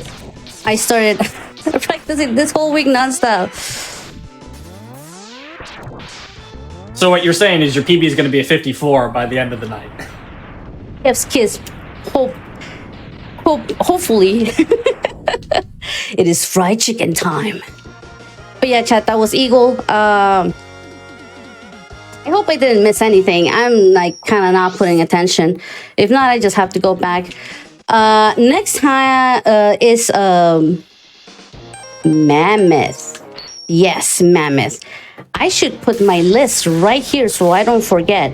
But yeah, next is Mammoth. In here, we're gonna grab two things, which is a heart and an E-tank. In here, there's a silly little trick that I like to do here. In here, the inputs get eaten, so I like to so I don't lose momentum, like just like choo choo choo choo choo. And then here, oh please, come on, Mega Man, you can do this. You, oh, look at that, Mega Man, you're so nice. There we go. So that is, you know, super easy. You just have to climb there and like spam the button so you can go all the way over there. Super easy. You just have to maintain calm and keep spamming, and you should get it like pretty easy. Like it might take you like 2, 3, 5 attempts, but you should be able to do that. Here it's pretty easy. We just go and walk over here and just get the nice little heart. There's better ways to do this, like grabbing having Kuwanger and stuff like that, but that's other routes. The other routes that a lot of people do is C3. C3 is usually the one where people are like doing world record stuff and all the fancy tricks. So don't expect yourself to be doing nice fancy tricks at the beginning, because I mean, unless you're like super good, then yeah, because I mean, wow. I'm like, wow. But like, yeah, C3 means chameleon third, meaning that you do a waterless jump. When we get to chameleon, I'll explain that. And also in Kuwanger, I'll explain iceless. But right now, we just do jump, jump, jump, jump, jump. Don't get hit. I got hit. That's fine. We just bouncy, bouncy, bounce. And then we are in Mammoth. Forgot his name. Cat. Clipper does this thing I love Clipper, by the way. If you haven't seen Clipper, go. It's good streamer. She does this thing where she calls it, my name is, I'm an elephant. Every time he like puts his hands up. Please. Okay, you good. I'm an elephant. That's a good. Do not do thing. Okay, there we go. Keep calm and spam on. The big jefe, el elefante. He does things like throw you. Is it oil? Is it oil while he's throwing you? Something flammable. Makes sense with video game logic. Yeah. But now we're doing Kuwanger. Fun fact, maybe I'm like making this up, but Boomer Kuwanger's name was not translated in English, probably. Maybe, I don't remember. I've been speedrunning this for like a few months, so everything that I know about the English version has disappeared. But we have white peoples here. So if you're from Clippers chat, you know what you're doing. So beep, boop, beep. I cannot hear the music right now because I'm concentrating on not dying and trying to speak so I won't be nervous. But yeah, oh yeah. You're doing a great job. Amazing jumps. You guys want to see a trick? What's your trick? Oh, I'm gonna die. I might die. I didn't die. Oh no, yeah, wait, I might die. Pa pa para para pa para pa pa para pa para pa para pa pa para pa pa pa pa pa pa pa pa pa pa pa. Have I died? No, I don't think I've died. I think this is gonna be my first death. I can sense the death. I believe. I believe. Me too. Me too. It's one death. That's fine. I've done runs where I PB and I take 2 deaths. Oh, please, just jump.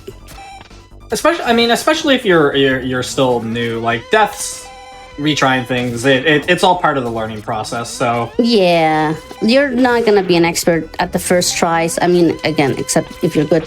But like, again, I've been practicing this since January, so I'm not that good.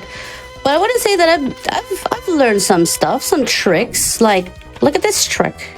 Look at this trick, chat. So here, you can do a thing called iceless, where you do pixel perfect thing here, and then you jump over there. But like, I'm not like, oh please, please. Oh my god. Okay. Beep boop boop beep boop beep boop boop beep boop beep boop boop. Hold on, chat. Oh yeah, nice. So yeah, there's an ice listing. You can do it without the thing, but it's I think it's a pixel perfect move, and it does take a lot of practice to do it. Now here for Kuwanger, usually there's a dance that you do. But I don't know how to dance with him. And then he grabs me and then he attacks me, and that's not good.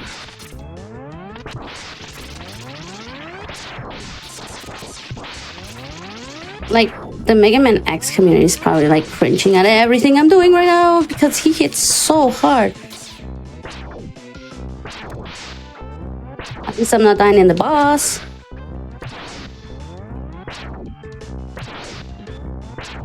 Okay, there we go. Mwah, nice. Incredible. This ain't a speed run. Somebody says it is a speed run. I think. I don't know. Try my best, chat. You're doing great. Fine. I'm giving you content. Are you entertained, chat? Okay, so next is Mandrill. Mandrill has 2 items. 2 items. E-Tank and Heart. For the longest time, I was always skipping the Heart because I always forgot about the Heart. Chat clap. So yeah, it's like in here You just do nice jump, and then you get this E-tank. Sometimes you're not gonna get it the first time, bada beam, bada boom, you do the thing, and then you go down here, and then you go up here, and then you go and do the thing, and then you're out of this. Oh, okay. You're out of this area.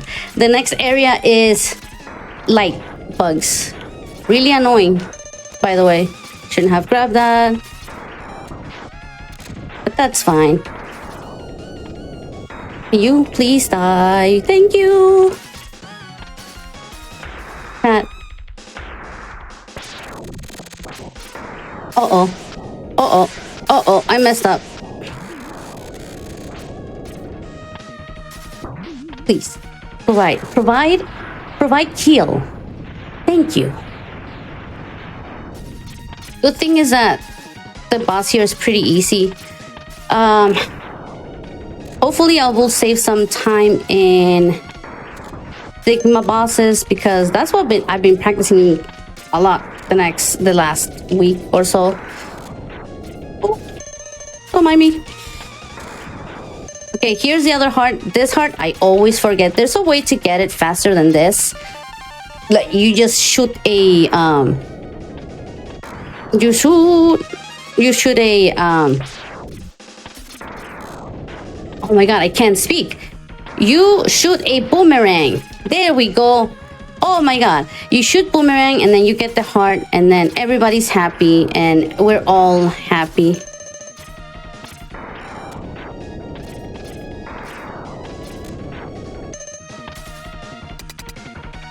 This is going so bad, chat. This is so bad.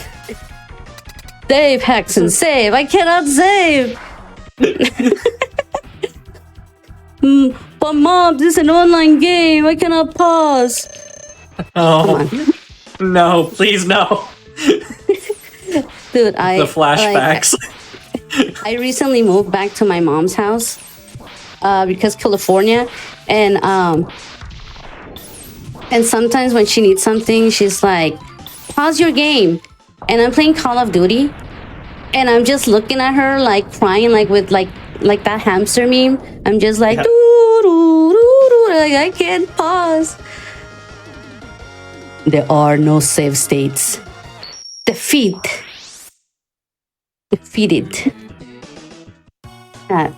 Oh, that takes me back. Yeah. Next is Armadillo. Hopefully Armadillo doesn't get the chancla out of that whatever he's using armor and hits me bad. So here, I don't think there's any major tricks here that I remember. Probably I am not remembering because I'm a nervous wreck, chat. But we do I was gonna say a swoosh, but like, you know what, that also works too. There's a E-tank right behind this fella, but I'm not gonna grab it because I prefer to grab it when I have the chameleon power because it's easier. And we're just gonna skip it for now. And then right now it's just evade, jump. I forgot about that, dude. Do thing, do trick, and then don't get hit by the bat. But I always get hit by the bats.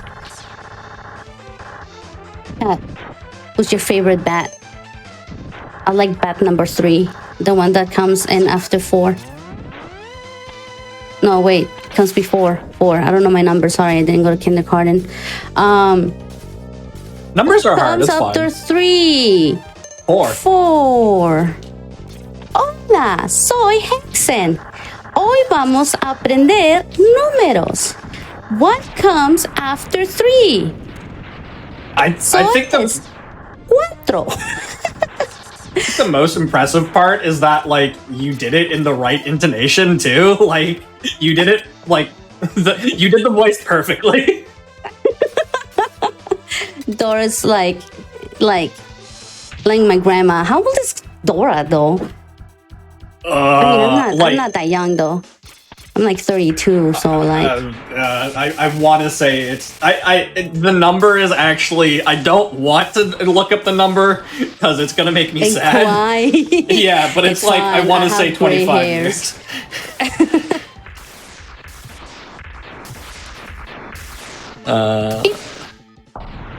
And there you go. It is. Armadillo gone. Naked and afraid. And destroyed by a yellow fella. It premiered. I have the... What? Sorry, Dora had premiered in 2000. Oh god, I was like 24 8. years ago. I was 8 years old. Babies. Okay, I think Octopus is the next one. If not, then I messed up. And it's fine, Chad. It's fine. Because either way, I hate Octopus. His name here is Octopulo. Why? I don't know. I guess Japanese fun words. Here, it's really easy to evade. Just jump and evade and jump and don't evade that because why would you want to evade the little fellas? Here, you're gonna get a few fellas. Wow, okay, I didn't get hurt. You're gonna get these things. I'm doing the slow route because I don't want to get hurt because Octopus hurt bad. He really hurts me bad. Octopus is one of the bosses that I have so much difficulty like doing. So, please, thank you. Oh, hey, life. So right here, I'm not going fast because I forgot how to go fast. So here, I need to do this. Get hurt because why wouldn't I get hurt? That's not the trick, but you know what? It happens. Here, you're gonna get a heart. So we gotta do this. And this, well, I messed up. But yeah, you have to like hit him with one hit. There's a better way here to do things. Again, this is just the beginner route. There's no fancy tricks here. One day, chat, maybe in 10 years, I'll do a fancy trick. I'll do a flip. Here, hopefully I get him. No, I didn't get him. Okay, so here's a trick where you can like spam, do the thing and then before he spans completely, but I messed up.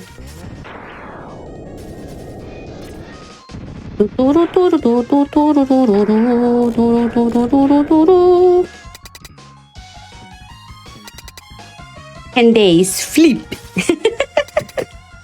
Rip guy Gyarados? Is it Gyarados or I don't know? In Spanish is Gyarados. Yeah, Gyarados.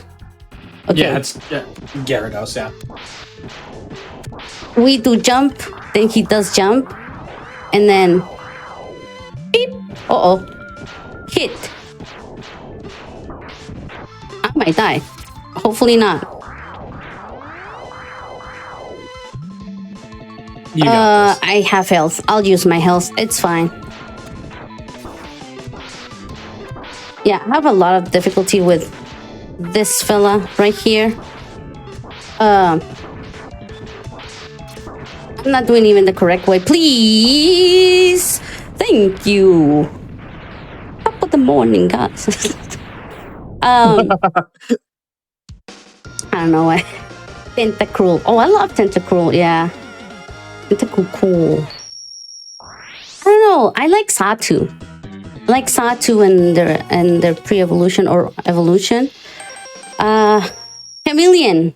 So I'm going to explain a nice little trick that I'm not gonna do because obviously this is not C3. And now we get the Hormin Torpedo. Yes. I just call it missile. It's easier. I don't know the names, all the fancy names, man. Like, I just shoot Megaman and then I go fast. Because if I think, then I don't do thing. You know, sometimes brain empty, one singular brain cell, good for run. It works. It works for me. But sometimes you just have to let your muscle memory take over. See, you were doing it too. 1, 2. I need to do 18 bullets. 1, 2. That's 4. 5, 6, 7, 8, 9, 10, 11, 12, 13, 14, 15, 16, 17, 18. And then I should have done the other thing, but like, then it's like, then it's like, dash lemons, I think. I don't remember. But he's about to become scrap food. There we go. So nice. I didn't explain waterless. So waterless is getting that heart, but it's a trick where you make an item appear and then you grab it with the boomerangs and then you do a fancy jump and then you don't get to it, but then you go back and then you get hard because it glitches or something. It's a very nice trick, chat. You should watch actual speedrunners like Clipper or Tokyo or Tiki. They are watching an actual speedrunner. You're a speedrunner. No, I'm forgetting. Why am I getting hit? Stop. Okay. That's what I'm supposed to do. Okay. Oh, yes. Look at all that time wasted. Amazing. Amazing. But you know what? It's fine. Because then we're going to go like this and we're going to go and get this heart. And then we're just going to like seep zoom. Oh, no, I wasn't supposed to do that. I wasn't supposed to jump there. There's a lot of dangers in this jungle, chat. Likey. That looks dangerous. I'm gonna touch it. I'm so nervous. I'm sorry. I'm doing noises that... Yes. Okay, so I don't think I'm gonna have enough for chameleon, so I'm gonna have to do a separate strat. But I'm gonna try my best.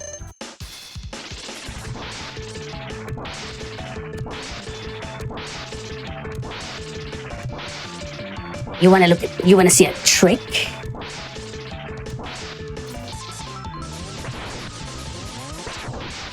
I didn't get hit. Wow, okay, I thought I was gonna get hit. That was really clean. That was a clean fight. If I had more things, I would have done it cleaner, but you know what? At this point, I'm just here to make chat happy. Gaming. Literally bullying him. No, we do not bully. Bully is not okay. I'm going to do a PCA. Do not bully. Bully ban. Okay. I need to go get the heart. The only one that you could bully is Zero because that's it. Today's its anniversary. Okay, chat. That's the only person you can bully today because how old is he now? Like 40? Probably. Oh, he's like 30. No, yeah, it's almost 40, chat. Look at those tricks, chat. Look at these. Okay, I forgot about that. But look at these moving. Oh, yeah, miss. I really need to practice more, chat. I'm trying my best.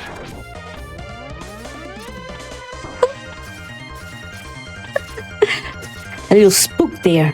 A little spook. Okay, so here I always forget to get the thing, and then I go do like this, and then I go start, and then beep boop, and then I'm out. Next up is the Hadouken. Hadouken is an armadillo, and an armadillo is also the last E-tank that we didn't get because purposely we wanted to get the thing. I have enough lives. Okay, as long as I don't die, I should be fine. Zero is 31. There goes the boy. Oh, he's younger than me. How dare he? How dare he?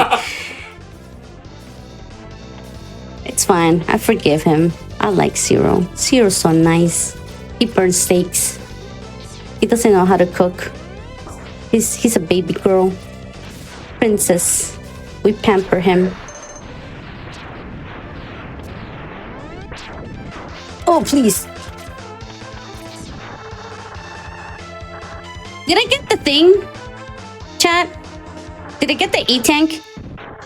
I don't remember getting the E-tank. Chat, did I get the E-tank? Did I get the E-tank? Oh my god. I don't was too remember busy if I looking up Zero's age. I'm sorry. Oh no, Chad, did I do the thing? I was so concentrating talking about you got the thing, I got the thing. Okay, never mind. I got the thing. The thing is gotten. So there's a little thing here, Chad, where you do small little jump hops and you prevent birds to appear. But I tried to do that this week and I failed miserably, so I'm going to do the slow strat. Tingot. Chat, thank you. You are the real saviors of this game because if I didn't remember, I would have gone back and gotten. Well, that's not true. Maybe I would have. I don't know, Chad. You guys saved me. My hero, Chad. Dear Chad, I baked you a cake. Come to the castle. Sincerely, It took me way too long to figure out where you were going with that.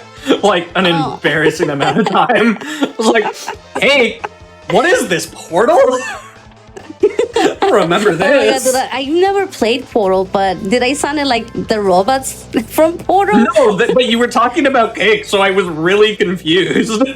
What do you mean? The cake is not real, though. Oh, you know what? You're right. My bad. I don't know what I'm talking about. Exactly. Cake false, never real.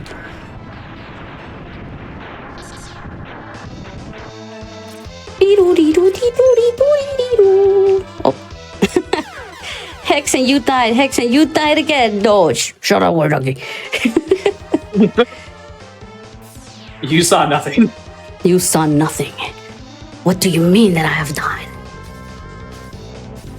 Colonel. I'm dying a lot, and I don't know what to do.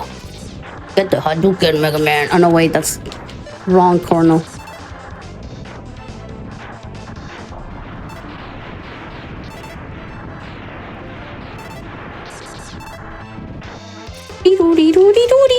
That almost didn't make that. I was just joking. Just joking. Just throwing you off. Just a millisecond from failing just for content, chat. Content. Hadouken. Okay, now I need to be good. Here is where I'm gonna be saving time. Hopefully. I think. It's time to become real. What is a famous word from Ryu? Aside of Hadouken? Shoryuken? So chat, here you heard it too much. Why hurty Mega Man? Because the first kind of is it considered a boss? A mini boss? Yeah, the first mini boss is Baba. And he requires you to be low health. So because we saw him at the beginning, he had his fancy Bobat and all his mechanical friends there. So we need to get to like 6 health here, minimum, maximum, I don't know, to skip the fight, and so Vile can just start shooting the yellow bullet that traps me. Okay, so I have a save here just in case I soft lock the game because it's so easy, chat. If you don't know, if you're just learning the game, to soft lock here. All of that floor is a flag. I didn't make it. I soft locked it. I'm gonna show you. Yeah, but I have a backup. But I want to show you the soft lock. Wait, what? Did I not soft lock it? Okay, never mind. I didn't soft lock it. We're good. Didn't get to see it. Can you say soft locked in Spanish? No. I don't know what the word in Spanish for soft locked is. I was waiting. Like, yeah, no, I don't know. I'm gonna learn something new today. Like, nope. No, nothing new. Thank you. You scare me, but it was for content, chat. Everything is for content at this point. I do not want to see the time. I don't want people telling me the time because plot twist. I don't know what I'm doing. Make it till you make it, chat. No, don't do that. Okay, oh no! Zero died, and he will never ever appear in other subsequent game in X or have his own game ever again. Oh no! I'm going to hurry. I cannot believe it, chat. Can we have a I made it.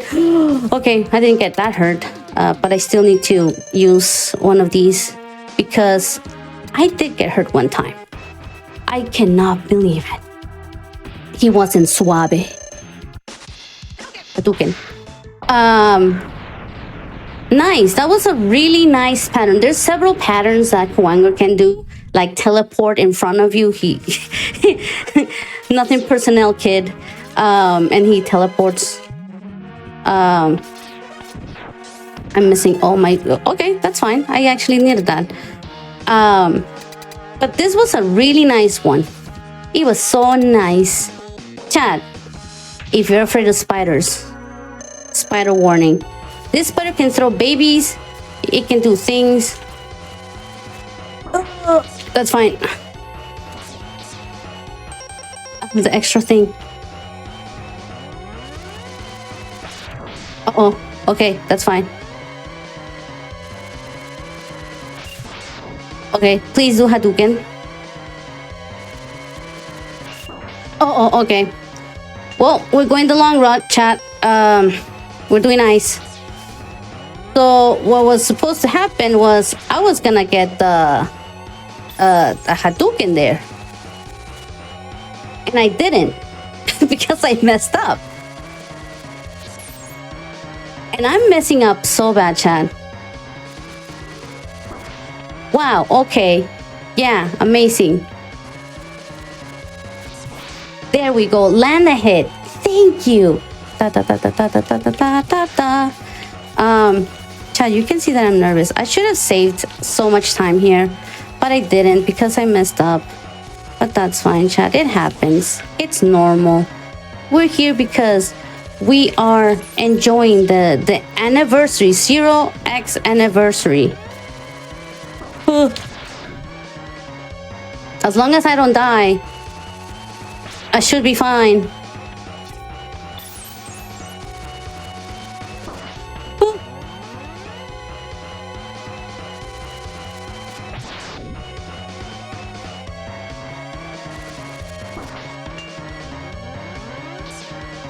I'm purposely doing this, chat. It's on purpose. I swear. I swear I don't suck at the spider. I swear the babies. Babies. Oh god. Okay.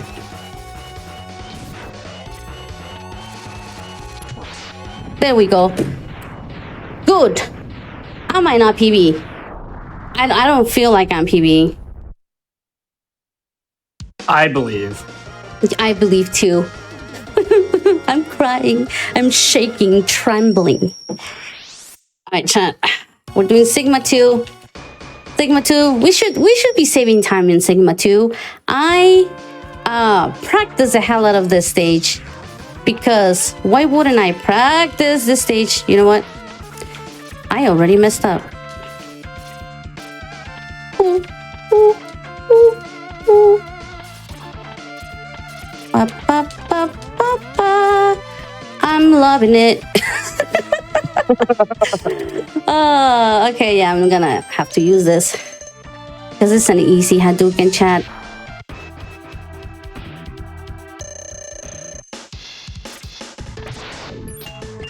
Oh, that was not an easy Hadouken. How did I mess that up? Okay, you know what? Just, oh yeah. This is not what I planned. This is not what I planned for you, chat. But that's fine. I wanted to show you tricks. I wanted to show you nice moves. And then I mess it up. Like everything else. Jump. Oh, come on, please.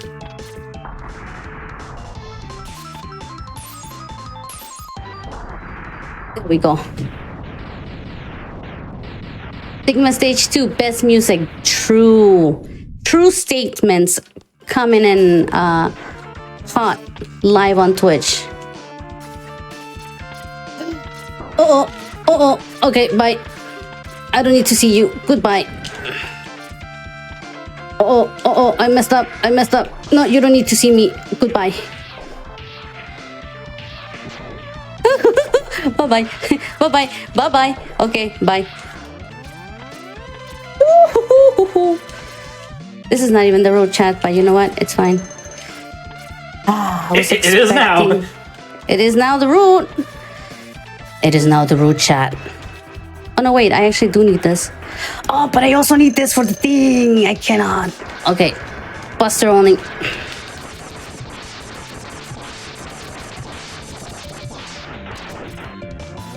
The babies. Okay, be good, Eagle. Just keep doing that. You're so nice, Eagle. Babies. Yeah, such a good Eagle. Thank you, Eagle. He's like, oh man, you're sucking bad at this run. I'll do you a favor.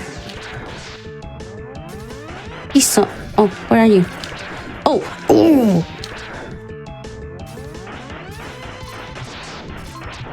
Thank you. Okay, so we're going to do. I always forget his name. I call him Brian. But it's a wall with balls, eyes in his head, and he does things like throw those in your face, and they're not pleasant, to be honest. They hurt a lot, and they can kill you. Look, this is a good freaking. Oh. Bike's bad for health. Ooh. Content, chat, content.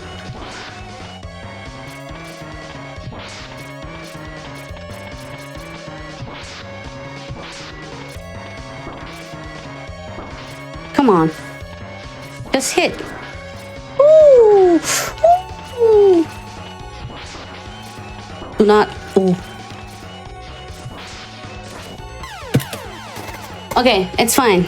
Doesn't matter. Do I have to do that stage all over again? No, I don't. Oh, great heavens. Okay, that's fine. That was really close. Yeah, and I don't have no more of the green yelly thing, but I have enough to do a Hadouken. So please, oh, blue. No, stop.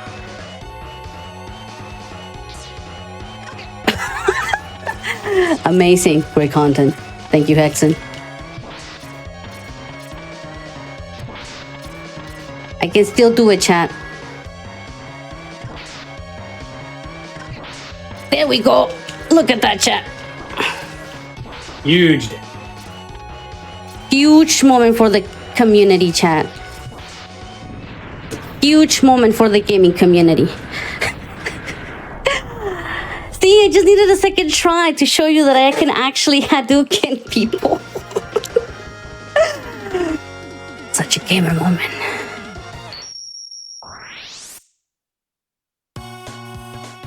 Okay, chat. Are you ready for actual... Oh, no, wait, not yet. We're still missing 2 more. Okay, so I totally forgot that we do this. Oh, that's fine. I got a thing here. There's a skip here that you can do with the ice thing and the thing and the other thing. But I don't know how to do it yet.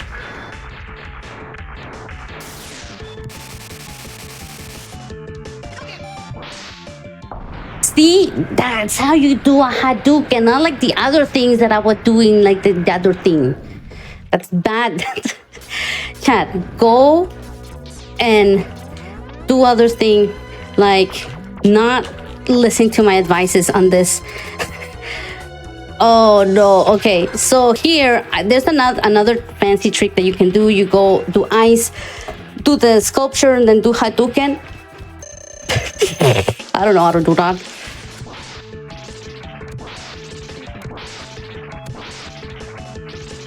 Please do not hurty. Oh, he hurty. Okay. Yeah, no, I messed up. That's fine.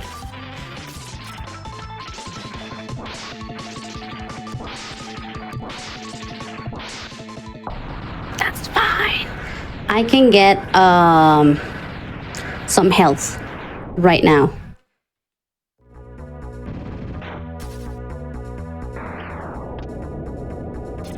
Ooh, I just need to be good. Ooh. There we go. See, just have to be good.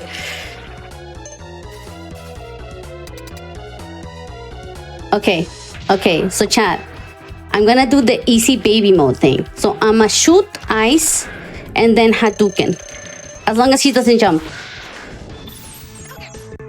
He jumped.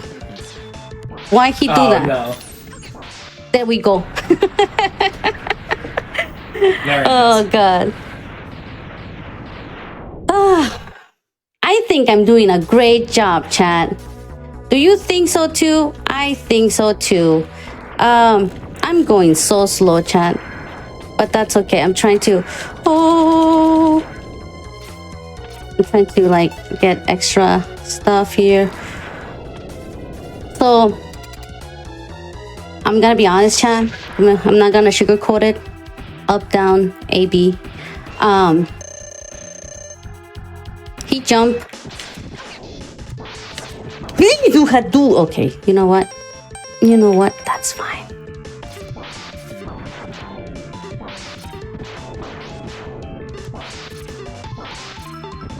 Why he be like this, chat?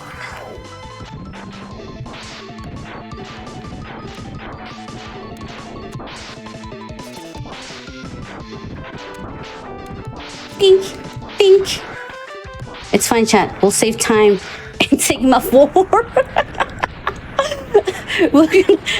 Don't worry, chat. We're gonna save time in Sigma 4. We'll do it. What am I supposed to do here? Oh yeah, I forgot this. There's a nice health and a nice life right here. Not that I need it because I don't know how to do. Oh no, yeah, I do need it though. Yeah, no, I can Hadouken him. I can do this Hadouken as long as he doesn't jump. Why everybody jump? Don't jump. Okay. He jumped.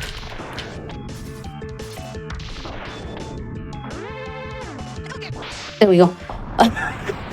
Okay, so the bad part is that he did like, I'm an elephant, and then he did the thing to go the other side, which is not great for me.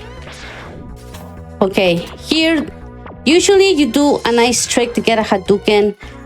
I'm going to attempt it, chat, and if I cannot do it, then...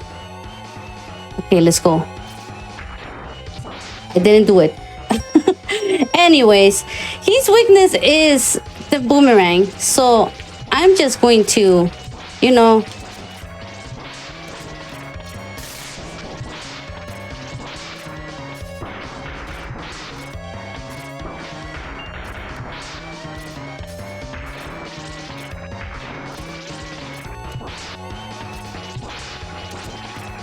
There we go.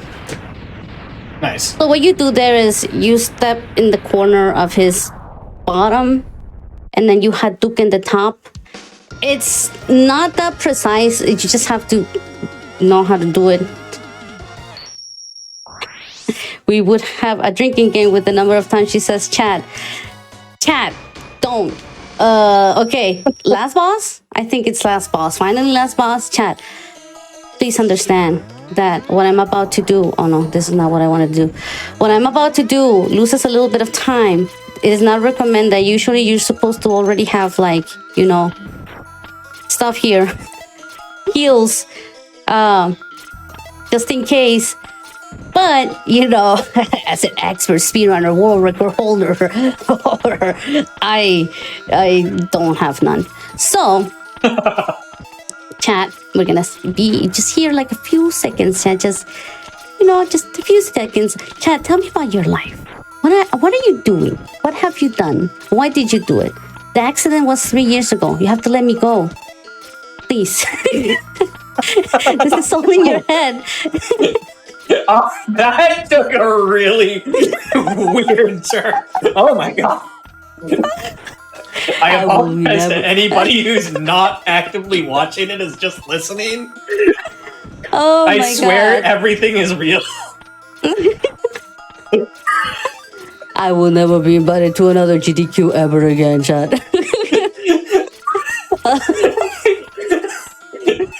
Wake up. Like, what? Hello? It's just logic, okay? Sorry, I'm doing habit. I have a friend. His name is Agent Red Jackal. And one time we worked in VR chat. He's like, Hexen, sometimes you have like this Hexen Tourette's where you just say the first thing that comes in your mind without thinking, and I'm just, yes. Hadouken. And it's because I'm nervous. I don't know how to talk to people, and I don't know. You know, people hard. So I'm trying my best. Okay, chat. Hadouken. Hadouken. Okay. So his weakness is... Ooh, hold up.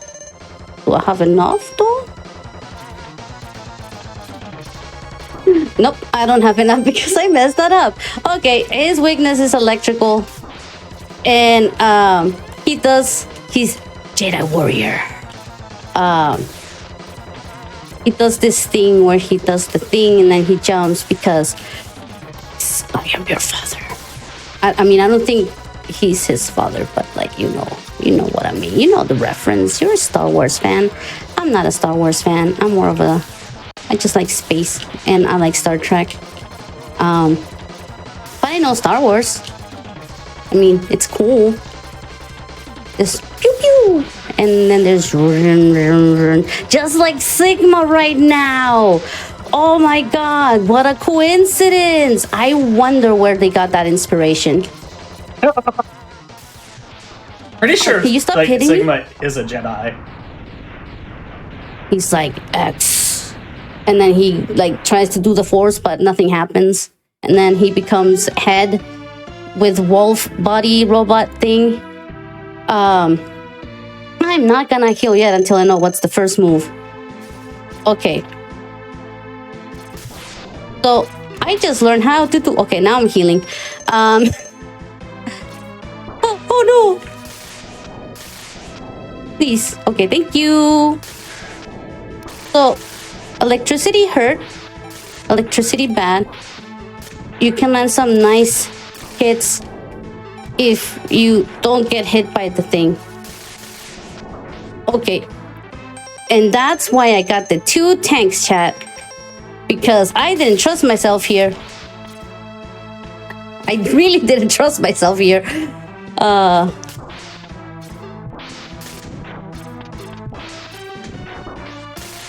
come on, come on.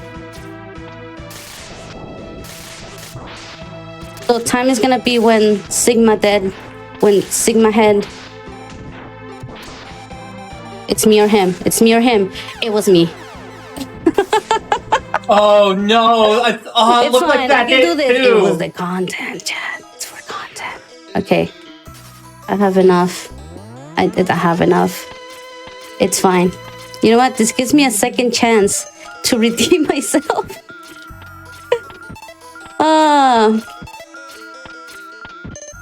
Cat, are you enjoying this? Because I'm shaking my head. Shaking my head, CMH, shaking head, GMH. War of Attribution. Overestimated just means more megging. Oh no, am I overestimated? Oh no, I'm so sorry. This was not supposed to be. I didn't want to tell. What did you tell me? Did you tell me? I wasn't supposed to know. You know what's funny? I PV while practicing just before the run. Just before the run. That was I PV. okay. Dang. And I'm crying. I'm going to jump in my bed and cry because I literally PV'd Like just before the practice. Just before this. I would never be invited to GDQ ever again. That's not true at all. Chat, I'm not gonna sugarcoat it, chat. Up, down, left, right. Okay, chat, I'm going to be quiet. I'm not gonna say anything, okay? I need to concentrate now. I need to be not having.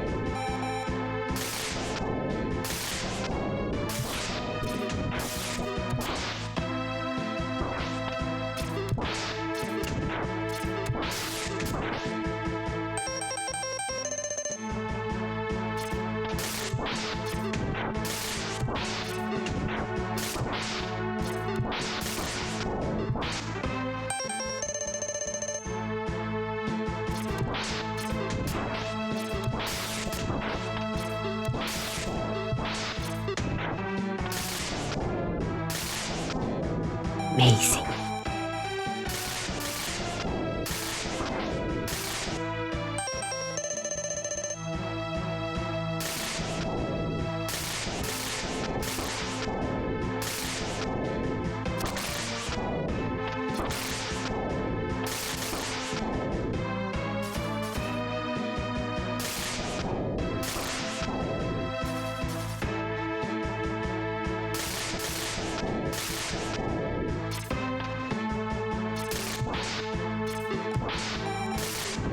Time.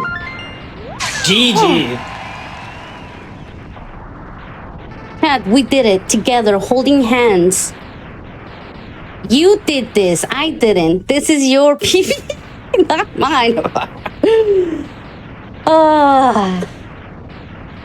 Guys, thank you so much for having me here. I am about to go check the thing. 1 hour. Amazing. Wow. Great. Okay. Yeah. No, I'm going to be practicing so much. Not my fault, chat. I think, yeah. especially for a beginner, I think that time is really good in a marathon setting. Like, you did it in one go. You weren't allowed to reset, and you did. I think you did a very good job. I could have done better, to be honest. I've done better runs. My last PB was 52:23 before the run. And I was like, oh man, I'm gonna do amazing and stuff. And now I'm crying. So chat, thank you so much. GDQ, thank you so much for having me. Thank you, man, for having me here. You can find me on Twitch as Hex in Hell.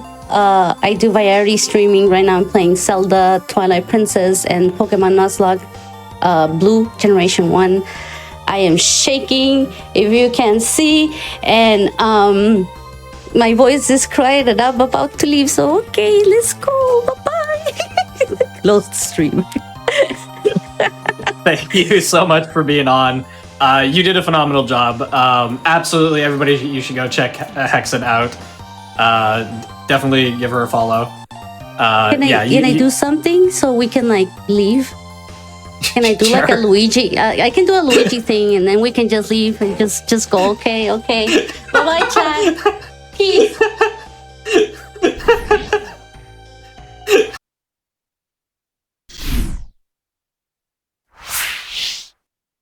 Hello, everybody, and welcome back to the Games Done Quick Hotfix. Today and tomorrow, we are celebrating the 20th anniversary of Megaman 03. We got a bunch of different speedrunners from the Megaman community to come on and showcase a bunch of different games. Right now, we've got Megaman X5. I'll hand it over to our runner, let him introduce himself.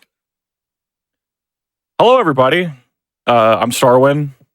Some of you may know me through the horror community. I play a lot of spooky games.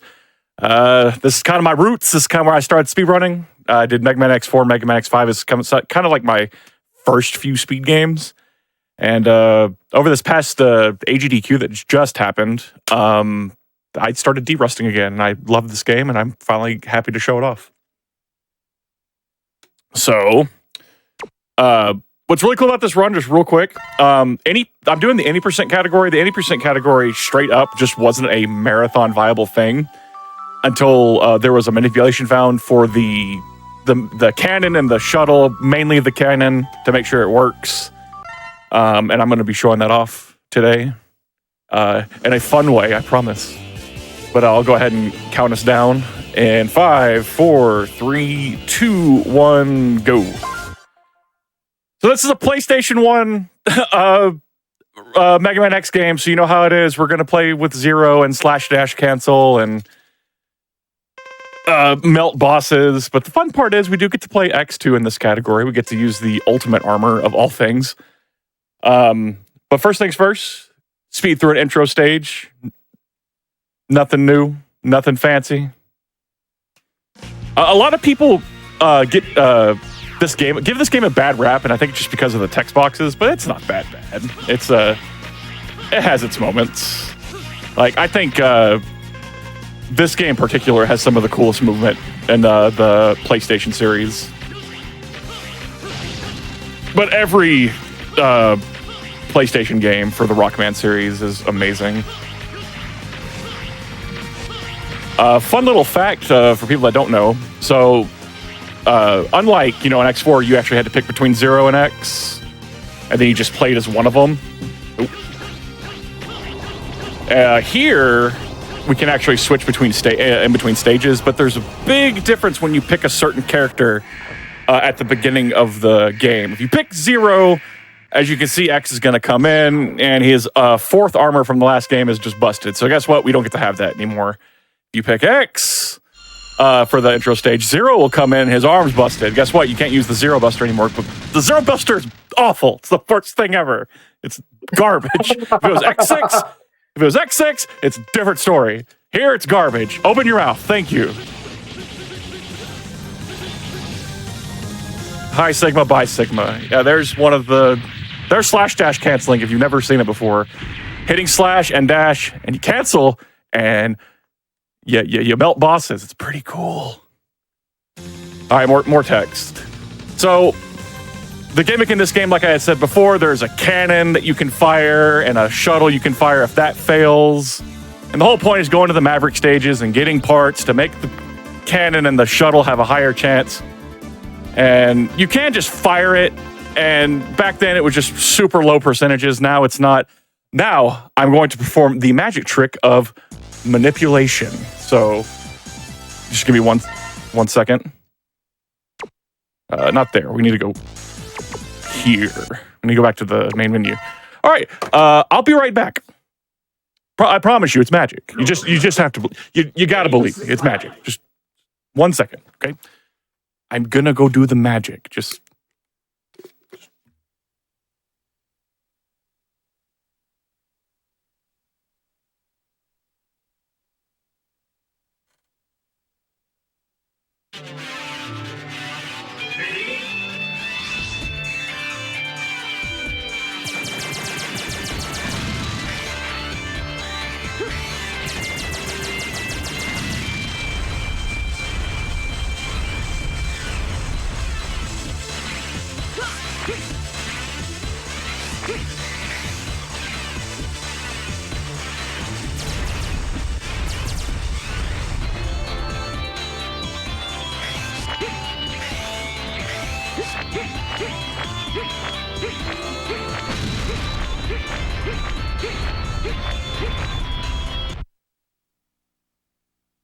Oh, okay, I'm back. I'm sorry. Sorry. I don't want to spoil the secrets. Come on now. If you want to learn the speed run, then you can learn the secret. Hey, an opening cutscene. Cool. There was a part of me that was like, I wonder if Starwind's going to come back. Nah, nope. I don't exist anymore. Yeah, that one, right? I can speak Japanese. I can understand that.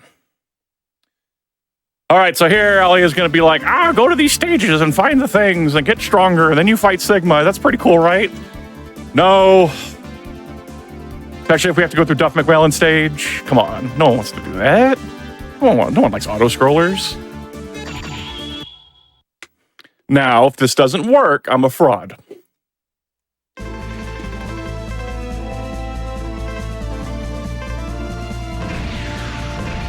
Is it going to work? Fingers crossed. Let's go. Oh my God, it worked. How did he do it? There was like a 10% chance that was supposed to work, but it worked. I put the controller down. I did. I promise.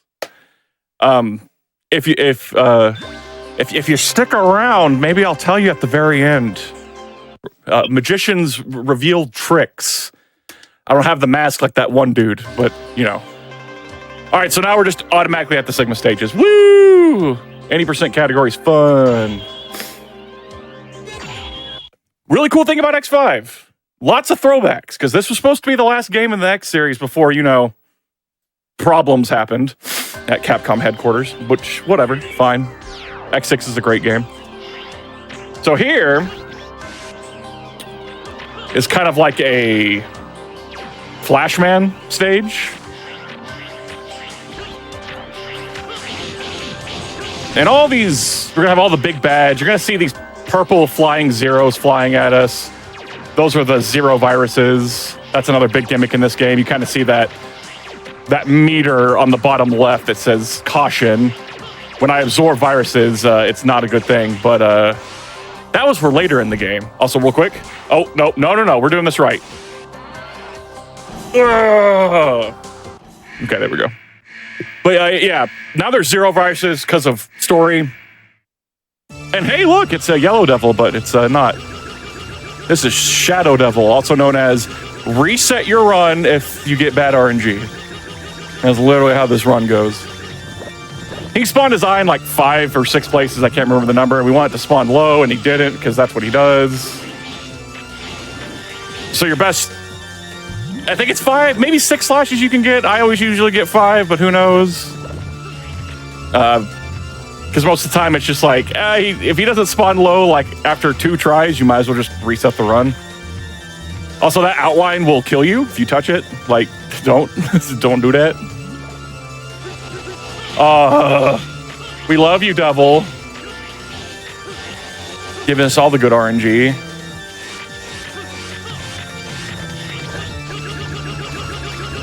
Can you imagine if you could do this in like Mega Man 1? This is how you just like deal with Devil, just dodge his attack.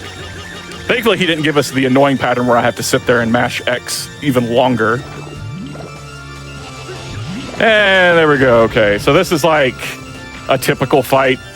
Two rounds of shooting the blocks and then turning into Wily Machine. I wonder what that W means. Means wonderful, great fight. Oh man, time for the hardest stage, Sigma 2. It has the best movement. Ugh. I love vertical movement in these games. They're the best. It's like the best thing ever. Woo! All right. This will actually be the last stage we use 0. It's going to be X after this. So this is kind of like a throwback to, we just saw Mega Man X be ran. This is like a Sigma 1 revival from Mega Man X. And here you're going to kind of see me absorb these viruses. Like I said, there's 0 viruses, so I wonder what happens if 0 absorbs enough of them. Which, I think the number is 4? Never really counted. Pretty sure it's 4. Okay, that's fun.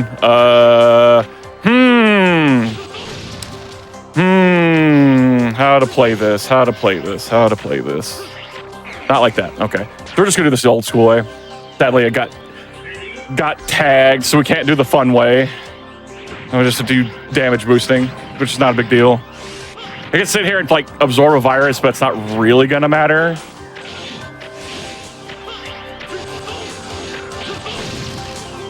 Because I don't think enough viruses spawn.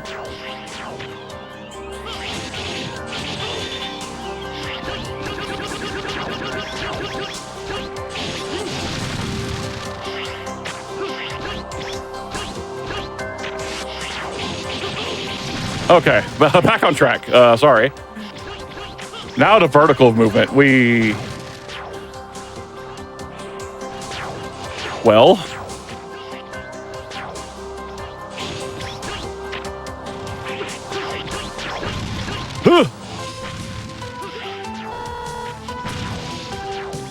Don't touch the spike.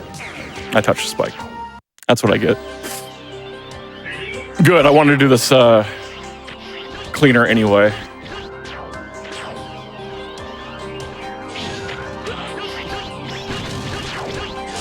Like I said, stage is hard, man. That's what it's supposed to look like. What's really cool is those big mech enemies. Like, you can kind of manipulate them if you're close to them and you slash. They're always going to raise their shield, so that's how you can like prevent them from shooting you. Speaking of X1, here's Renga. Fun guy. Blue Eye's fine. Good RNG so far. Green? Hey, at least he gave me good RNG. Very nice. Okay, now we gotta dodge some spikes. Hopefully they're in a good spot.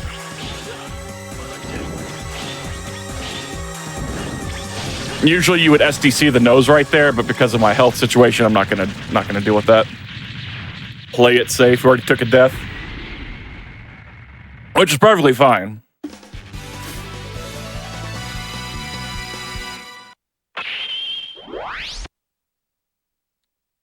And now we're going on to Sigma 3. Good old X stage. So here is where you can actually get the ultimate armor and the black Zero suit armor, which we're going to use the ultimate armor for the last stage.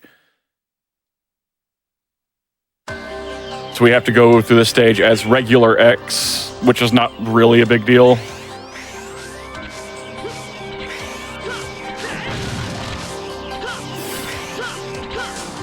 Okay, good. That's pretty much the stage is over. Everything else is pretty much,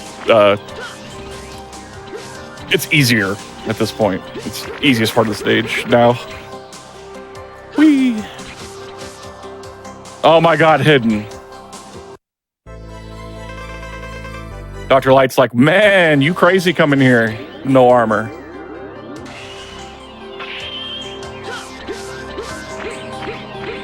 Sadly, we don't get to use it right now. We have to use it in the next stage. So the boss here is actually Zero, which is a lot of fun. Of course, if you come here as Zero, you fight X. Not only is the ultimate armor like quicker in a way for the last stage, it also makes this fight ridiculously easy right here. Like just picking X here, like we're just going to manipulate the crap out of Zero. Oh my goodness. Zero, what are you doing? You fool.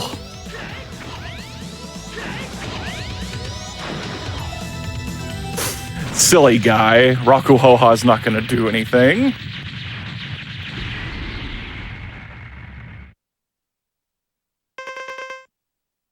If you didn't catch how the manipulation worked, you just kind of shoot him and walk forward. The second you get close to him, that's just the attack that triggers when you get close to Zero. It's just Rakuhoha. Even like the virus version of Zero, like when you're getting the bad ending of the game, is not too bad. Man, I saved X. Hopefully I won't die in this game.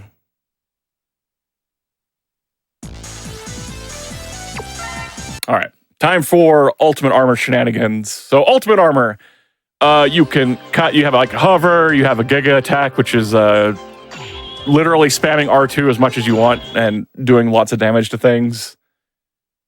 Sadly, you still die to spikes, which is kind of silly because it's called the Ultimate Armor, and Pretty sure the Gaia armor in this game prevents you from taking damage to spikes, but you know, whatever. Also, if the stream kind of, like, the bit rate gets kind of bad, that's what this stage does.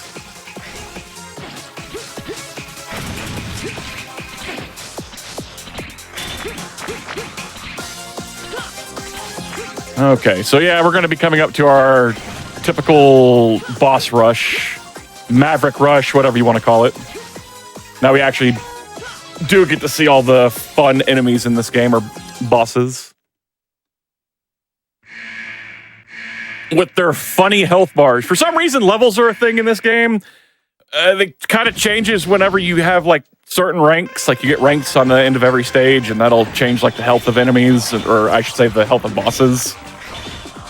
And here it's just, hey, I have a lot of health now. Isn't that cool? Why are you tackling? That was Matt Rex. He's a good boy. He's a dead boy, but he's a good boy. Who's next? The Bat. Dark Dizzy. The Dark Dizzy, here we want him to float in the air and not go down. He go down bad. He stay up good. He's supposed to be like a Shade Man from Mega Man 7 kind of guy. Kind of does the same stuff. See, that's what you're not supposed to do. Yes, correct. Good. Don't go down. Good. This is why it's good. He's going to sit here and do that. I'm just going to... get some free hits in. I should say some quick hits in. With Giga Attack. Who's next? I speedrun this game. Is he glow? He's gonna move his glow around.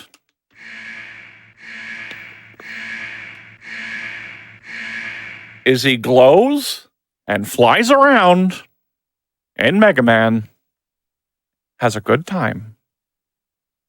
This guy's kind of annoying because he likes to teleport, which allows you to only get like one hit in, depending on like where he's at. So, like right there, I probably could have got two. See, he's a jerk. He's a double jerk. Please shoot with your butt, man. Shoot your butt laser. We get it. You're Firefly.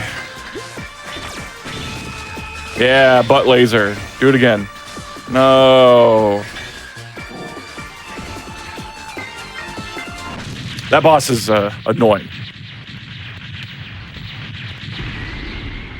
Especially in all stages when you're like playing with Zero. No, thank you. Now for Squid Adler. I am using most of these as the English names. These names are completely different in Japanese. Like Japanese, this is Volt Kraken. He's best friends with Launch Octopus, and he was not very happy to hear that he died. So we're gonna R2 spam him. All right, fly up with me. Yes. No. Okay, good. That's fine. So he can spawn like a box on the screen, and it just kind of blocks you from doing like R2 spam, and it's really dumb. So this is kind of good RNG. That's I.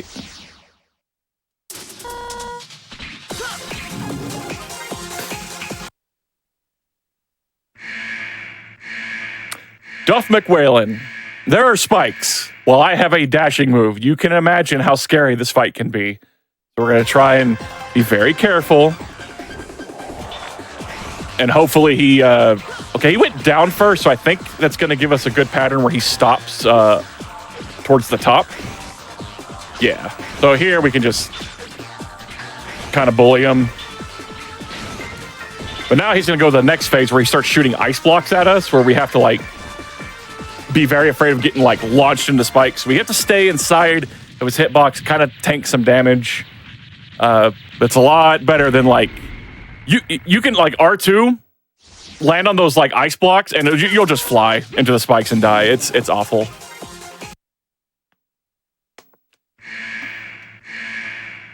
Slash Grizzly. He's a big bear. Look at him. He slash. And I dash. That's what I'm going to do.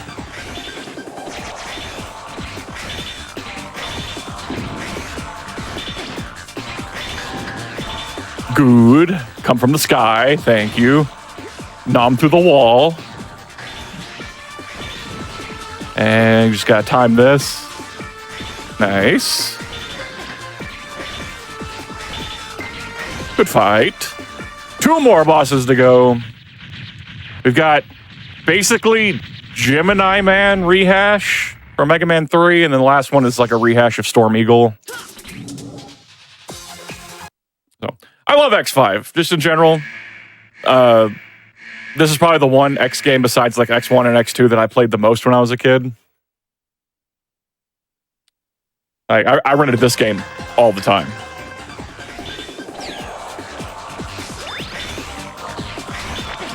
You can get out of the corner, please. Thank you. That'd be really nice. And he's going to do the... Nope. Okay, he's going Gemini Man phase. No, you're a jerk. Okay, good. He can do this one attack where he does like a vine whip, and he'll grab onto you, and like you have to wiggle out. This is dumb. All right. Skyver, Pegasus Man, whatever you want to call him. Storm Eagle version 2. There he is. His finger point.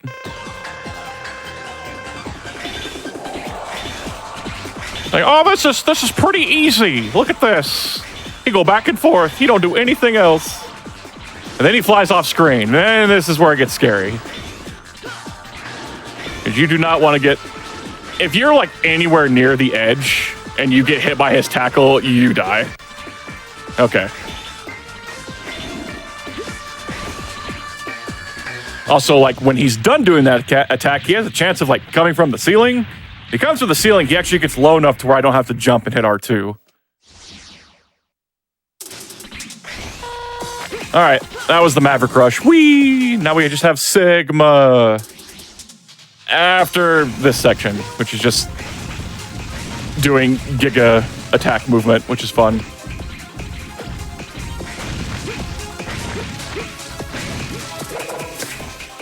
And now for Yomu blocks.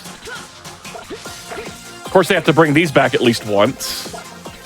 And I'm actually jumping, like, towards the nothingness to actually spawn the next set of blocks a little quicker.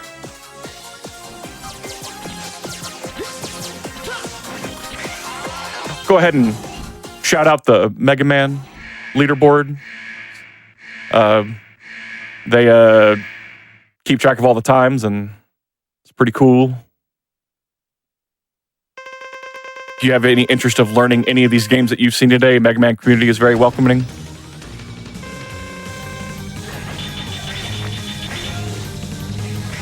This is like my favorite version of Sigma. Okay, you're doing that at a weird set of health. That's fine. Not a big fan of getting hit, but okay. He's level 3. All of his bosses were 96. He's like, nah, level 3. I'll be good. Oh boy. Okay, so now he's level 96, but he's also like really big, so that makes sense. This is Big Sigma, big boy, and his hands are mean. We want to get rid of these hands because they will get in the way. Okay, none of you spawned health. That is really bad. I'm gonna have to like take it a little slow. So I'm not a big fan of where my health's at.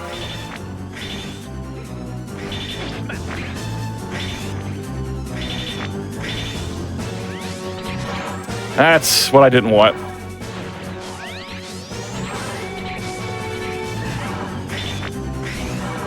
Yeah, I had a feeling that was going to happen. It is obnoxious if those hands stay on screen. Like 1,000,000%. That's fine. I'm just going to R2 him again.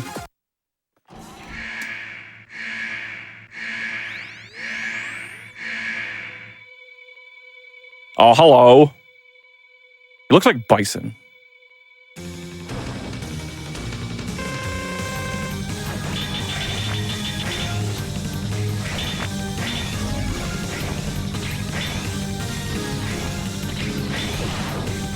Okay. One more chance. If I wouldn't get hit by that wave, we would have been fine. But now with this health, this is done.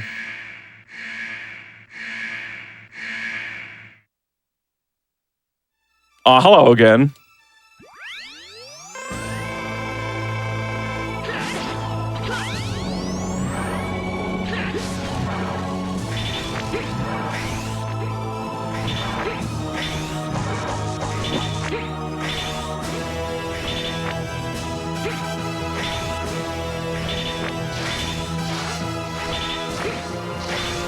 It's definitely over now, because now it's just dealing with the big purple square.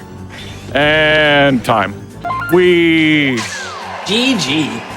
GG's indeed. Okay. That was Megaman X5. There's a cutscene, but who cares, I guess. Well, I will show the cutscene. I just mashed the text anyway. It's in Japanese. You guys can't. Well, some of you might. I'm not going to assume. Because we have to see Zero be like, I'm dead again. You got to do that. X is fine. He's just fine. He took off his ultimate armor for some reason. So he gets lasered. As you do. Oh, Zero did the thing again. Saving X and dying. Congratulations. God, that one laser just like obliterated X.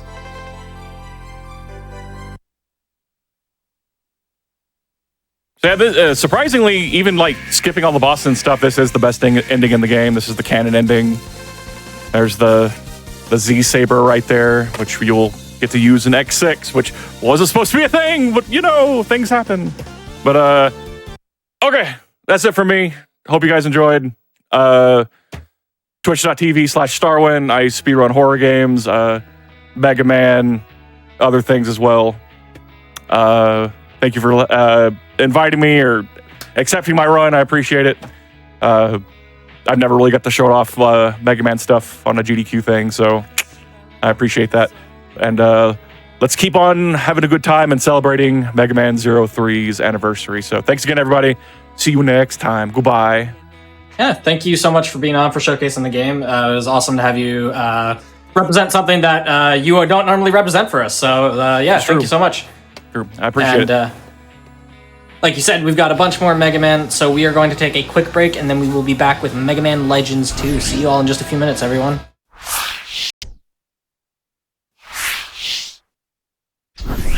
Hello, everybody, and welcome back to the Games Done Quick Hotfix. Today and tomorrow, we are celebrating the 20th anniversary of Mega Man 03 with a bunch of different speedruns from the Mega Man speedrun communities. Before we get into the next run, just a quick reminder, if you are enjoying this event or any of our other daily content we put on, if you could gift sub, prime gift sub, cheer any bits, anything like that, it really does help us put on this kind of content, bring you a bunch of different runners from the speedrun community. So yeah, if you are enjoying what you're seeing, please consider it. With all of that said, we have Mega Man Legends 2. I will hand it over to the runner commentary. Let everybody introduce themselves. Hey, what's up, everybody? I'm Blue Metal, and I'm joined by a fantastic Legends runner as well. How you doing, bud? Oh, you. What's up? I'm Aurelian. I run Mega Man Legends 1 and 2, and we got one of the best boys to ever play the game playing Legends 2 for you guys. Yo, thanks. So you might be wondering, why am I in this room and on the title screen? Well, I got something funny for you before we even start the run. So for some reason, if you die in this room or in the boss room, the text boxes at the start of the next run zoom by really fast. So we're just going to do that right now.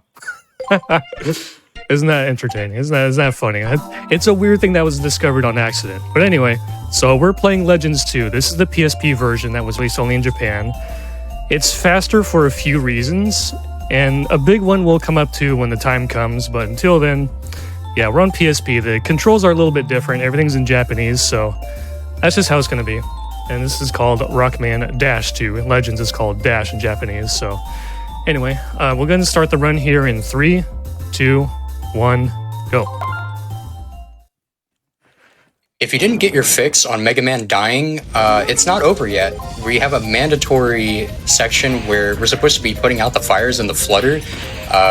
Data went a little crazy cooking pizza, and it just caused the biggest house fire in history. But instead of putting it out, we're going to intentionally have Mega Man throw himself into the fire. He's trying his hardest to stop, drop, and roll, but it's not putting out any of the fire at all. And once you reach the minimum health threshold, Roll basically tells you to give up and she's going to turn on the sprinklers. Why didn't she just do that sooner? I don't know, but doing this is way faster than putting out the fire. And as far as like any consequences for this goes, I don't remember if there's any consequence in that's important, that makes any sense.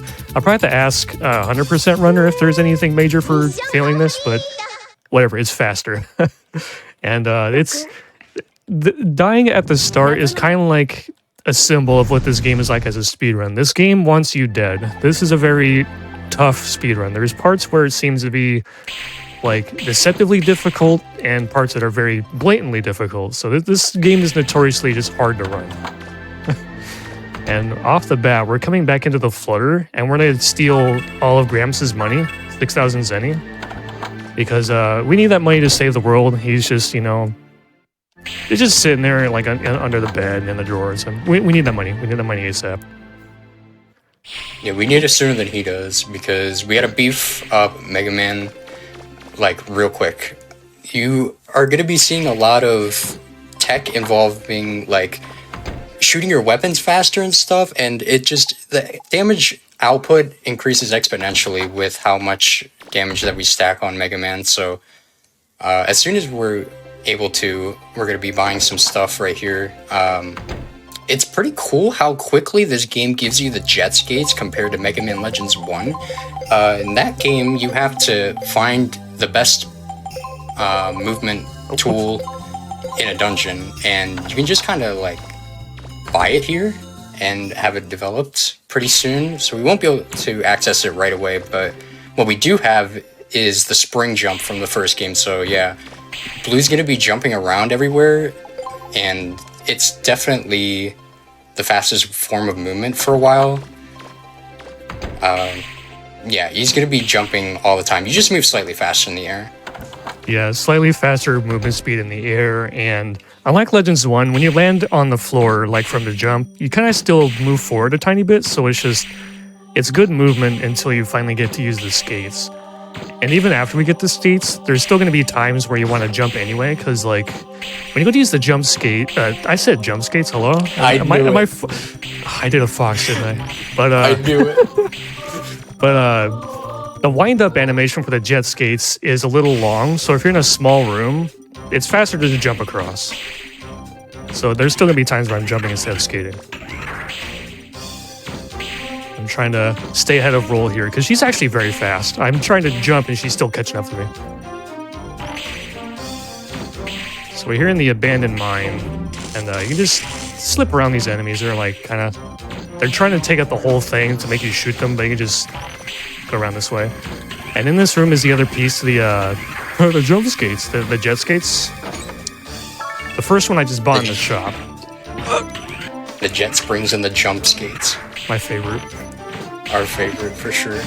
So yeah, pretty much after this dungeon, Blue's main form of movement is going to be with the jet skates, but yeah, there will be times, like, it's not always optimal. Like, if he jet skated in that room right there, it would have been like a couple seconds slower. So coming up to the first boss, colloquially we name him Spike Butt. I'm sure you can guess why. The idea is we want to get behind him and shoot him in his weak point, and every time he's stunned, you have a chance of getting a double hit. Task can get a triple, but yeah, we got one double. Okay, we're gonna get one double here. If you're really lucky, you can get like a triple double. Yeah. Like, it's basically start to shoot the best you can and hope that your shots line up. All right, there's the first refractor out of the way. I forgot what its purpose even was. We don't even get to keep it in our inventory or anything, so it's just kind of a story object. Fun fact, you can do a glitch that kind of lets you collect that without the cutscene triggering, and then you soft lock the game. That's pretty silly. But anyway, I'm gonna be getting this money early. I normally don't get this, but it's for safety, because in the shop, I also bought the energy canteen. Typically in a run, I buy it much later. I'm getting it early for safety, because with this game, you don't know what the heck might just happen out of nowhere. So I got that money early to compensate. And that trash can also had an item for a special weapon for the homing missiles, but I need the other part for it first. And I want to go back into Mega Man's room, or Rock's room, I'm sorry, because he has a little bit of money in here too. Like, I need a lot of money at the start of this run. See, we don't just steal Gramps' money, we steal our own money, so it's fair. Oops, I was not looking at the screen. What's wrong with me? So normally you select yes here to have roll take you to Forbidden Island, but we're going to say no and develop some stuff. Then we're going to head on over. So what I made was the jet skates, and then I readied up the next part for the missiles, which will happen after this part. And I would also switch my arm to the Aqua Blaster on top of putting on the skates. So you're like, why is he bringing the fire extinguisher to this blizzard nonsensical place? Well, no reason. It's because in 2 bosses from now, the fight starts immediately, and I'll have access to the missiles. And it'll take way longer to pause and put on the missiles than if I were to just put this on and then have it already set up for the missiles for the next fight. So I'm not going to be using it. I just want to have it on right now. Yeah, it's just an efficiency play. We're coming up to a little mini boss right here. Don't get the frame perfect jump at the start, please. Thank you. Yeah, we're good. Nice. So yeah, you basically come up to this spot right here, and that manips the dog to jump at you and be in a really good spot for you to collect the Zenny. The Zenny is pretty important.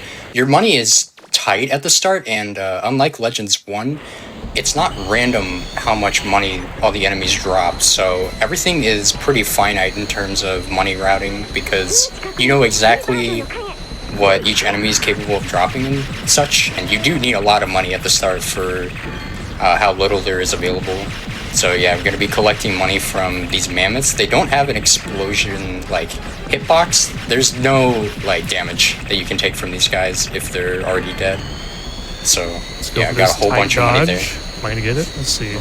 Really tight. Yeah, with these skate controls, here we go. Yeah, that looks super nice. And jump over this guy, just a little too soon. I get the hardest part out of the way and I get hit by the easiest part. Dang.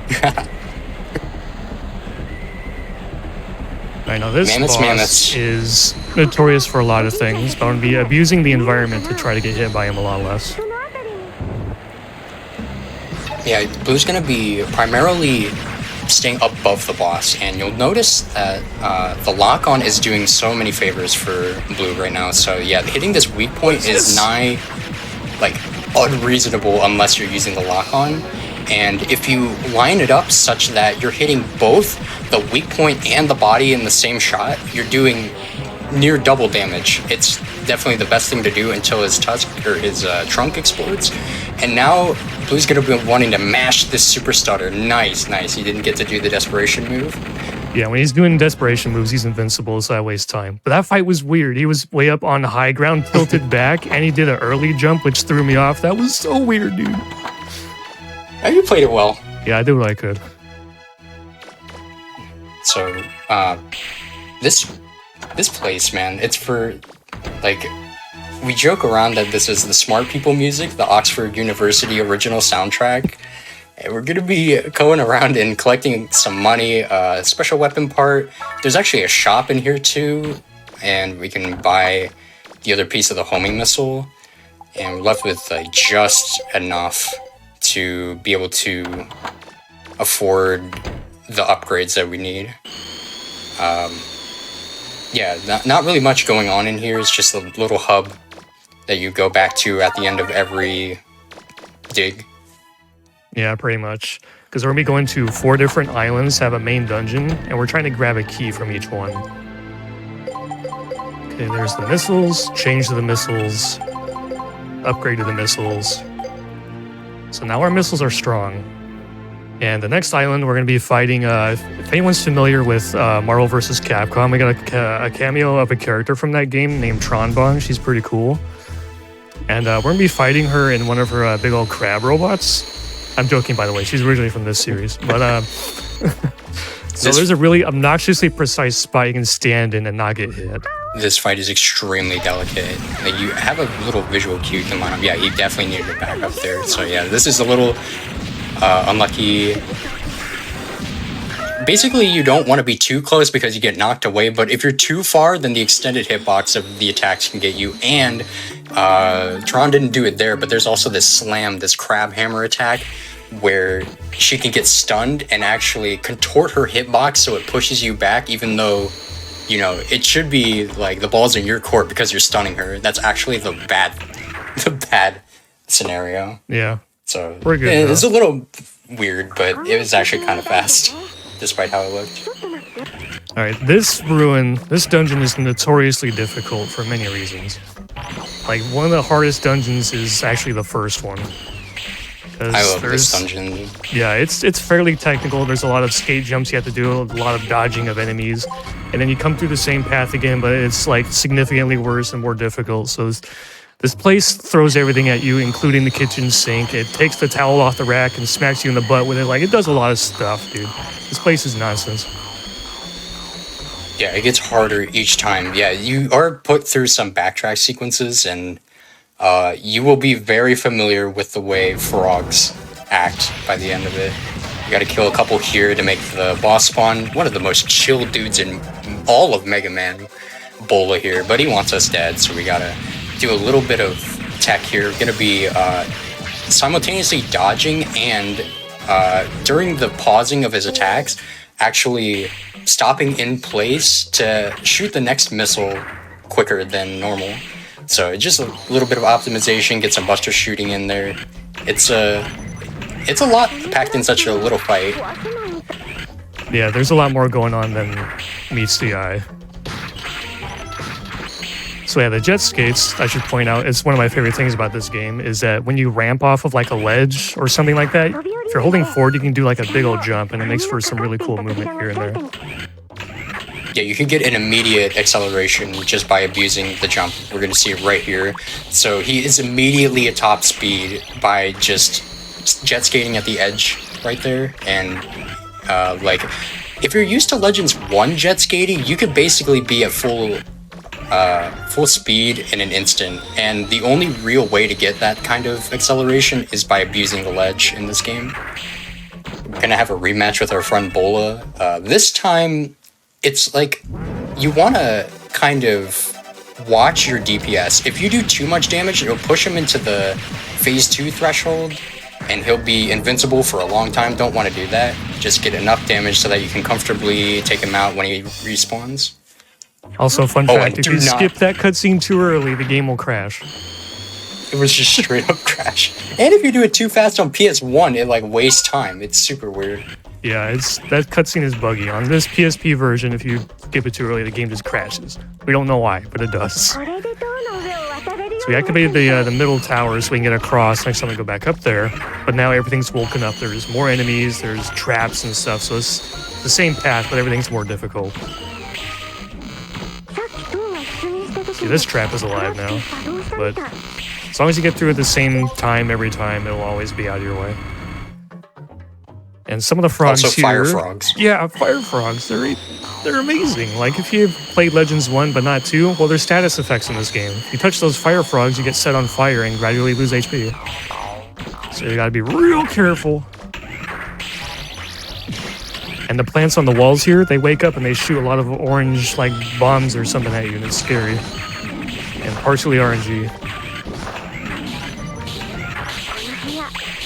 The floor is electrified in this room, so if you touch the floor in here, you move at basically half speed for way too long. I almost had that skate jump set up. Oh well.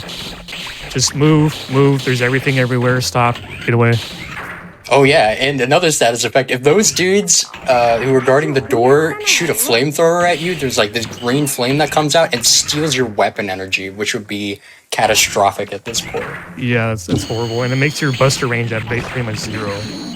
Your buster becomes a melee weapon. Whatever, just get through the room, man. I'm gonna get both these treasure chests, because I need money.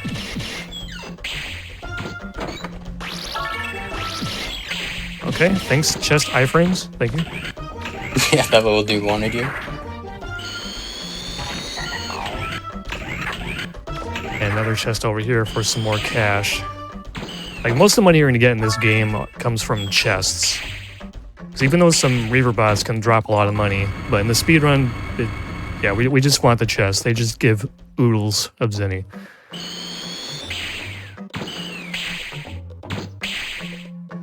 Coming to the end of this dungeon, there's one cool jump coming up in here.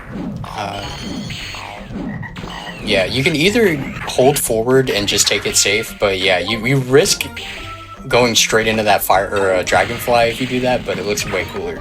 Gonna grab 2 chests, gonna grab cash and the helmet, or it's the helmet and what's the other one? The part for the ground crawler, another special weapon. Oh yeah, super good special weapon. Yeah, getting the helmet for safety, not for like bodily safety, more like financial safety. Yeah, because we're gonna sell it. This is a boss. Jump not too close, and that's what happens. You can bonk him, no problem. He's still dead. And yeah, we got him with his tongue still out. That's my favorite. Yeah, he always is predictable in which way he licks you. So if you're standing to the left side, you're not going to get hit, and you just output so much damage. We used to do that with the drill to get that kind of DPS, but able to get that with just missile stuttering, it looks really cool. It's super nice too, because you don't have to go all the way back to the flutter. That was the old route, going back to the flutter, getting the drill, and using that for the dungeon, but that's way slower. Yeah. So that trash can that I just looked at was the other piece of the ground crawler. It's a super good special weapon, but I'm not going to use it for a little while. It's a very spammable weapon that's very cheap to upgrade. It's just super good. We'll use it in a little while, but we're going to be sticking with the missiles for a bit longer. Where am I going? So we got the first key, and what we're going to do every time we get one of these keys is come back here, bring it to Gramps and his friend Blucher, and then they're going to tell us where we're going to have to go next, and then repeat that process. And the next island we're coming to is called Nino Island, and what's going to happen is that they're going to be getting attacked by another pirate faction besides the Bond family. They're called well, the guy that leads them is called Glide. I don't know if they have a specific name or not, like the Bonds, but Glide and his bird bots are going to be attacking this place because they want the key too. So it's going to be semi-auto-scroller. It's kind of a defense mission of several areas. And some of them are auto-scrollers, some of them you have to take out specific targets. Until then, we're doing a little bit more shopping. Getting some money from this, I was about to say chest, hello? Trash can? Well, look, some people might see it as trash treasure. is another man's treasure. Right? I'll be buying the aqua chip here. So I'll be using that to make the aqua jets. It's pretty much jet skates, but underwater. Because, yeah, we got a water dungeon coming up, but not for a hot minute. I come in here, I'm going to talk to the guildmaster and his friend Johnny. And then that's when stuff starts going down. Fun fact, if you fail any of the defense missions, that guildmaster guy, the one that was in purple, he goes crazy and he hits the self-destruct button and blows up the whole island, including you, Roll, all the citizens, all the people on it. Everyone's just gone. So we kind of don't want that. That guy's crazy. Don't let him near that button, dude.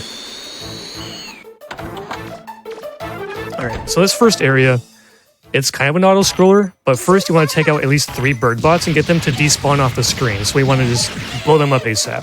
That was 3 of them, should be good. And that'll start the timer for the auto-scroller portion. And at this point, we just hang out, just talk about whatever. And we can also mess around with Johnny. He's fun to mess with. He likes to pull this lever. Some dude delivers crates, and he wants to move the crates in front of the door.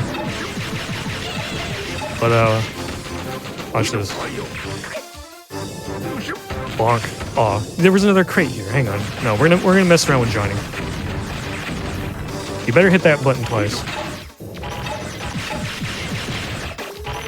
Okay, he's gonna pick up this box, he's gonna put it down. He's gonna grab the lever again. And bonk. That's my favorite. I love messing with this guy. Yeah, everyone comes in so slow. Like, basically, the health bar at the bottom left is that door's health bar. I got bonked and again. it's simple enough to keep them at bay while messing with Johnny. We gotta tell people that messing with Johnny's faster. Whoa! I gotta look you out. Could get you could get, like, put in a cutscene, just, like, jump scared by that. These dudes with the hands. If they grab you, you lose like half your HP, by the way. You gotta be real careful. It's another reason why I bought the canteen early. You know, you have no idea if I'm gonna just like not pay attention and just suddenly be dead. Alright, now we're just waiting for this to activate. There we go. And now we're gonna start the next segment. This one is almost a pure auto-scroller. It's kind of weird. There's gonna be like a first timer, because there's planes in the air, and the first timer is gonna start right now. And then when that timer's done, there's like 2 planes that are gonna leave the area and despawn. And once they despawn, the second timer will start, and that'll be the one to finish the area with. And the second timer can be delayed based on the behavior of these guys. Sometimes they might just take a while to fly off screen and despawn. So you're kind of just at the mercy of the movement of these planes. So yeah, just sometimes gonna pass, and then they're gonna fly off. See, there goes one. No? Never mind, I got deceived. He's just flying out there in outer space for like no reason. Okay, now they're flying away. Okay, he's gone. And now we got a new one coming in somewhere. There he is. I'm here. Alright.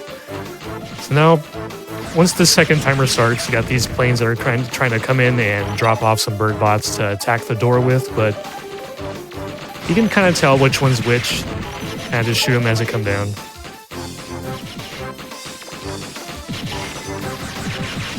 And Johnny's here pretty too. Crazy. Like, I'm thinking about doing this section, but with Mega Man Legends 1 gameplay, you know, you can't freely move your camera at all unless you're at a complete standstill. And there's lock-on, so like the way these ships move around, it's already hard to hit them as it is. It would just be like completely impossible if this were Mega Man Legends 1. Yeah.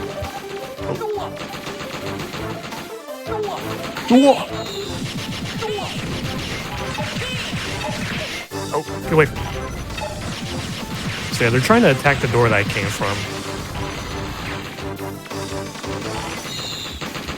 Where are you going, Johnny? When he's running around like this, if you just touch him, he kind of falls over. Or you can just stand there and have him run into you. You can throw him off the map if you're feeling evil, but... This is rare. The plane is stuck. I almost never get this. Oh, they blew it up. I love Johnny. And the last area, it's a mini boss. Normally you'd have to like take down the plane from a range or something, but you can actually go over there and stand on top of it and blow it up yourself. This also means it's vulnerable to the drill if you know how to do it. It's pretty simple. We're just gonna go right up to it, jump right on top of it, and just blast it.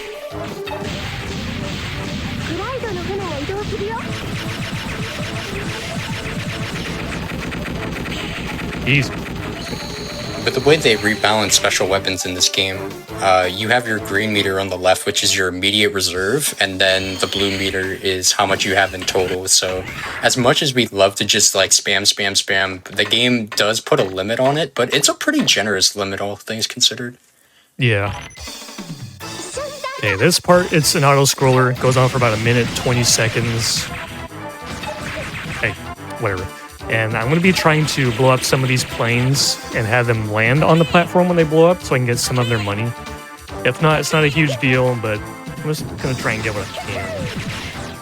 Come on. Just fly at me so I can blast you. Also, I can ignore the part that I'm trying to defend. I can ignore it. They don't do enough damage to actually blow it up on normal mode. Like on the hard, maybe you have to worry about it, and on very hard, but on normal and easy, you don't have to care. You just leave it alone. It's going to take a lot of damage, but they don't have enough time to actually destroy it. Come here, pal. I need some money.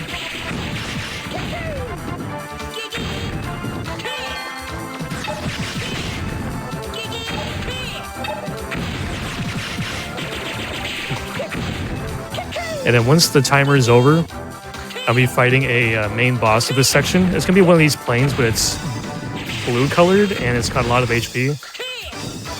And that's where I'm going to be using more stutter shooting on the missiles.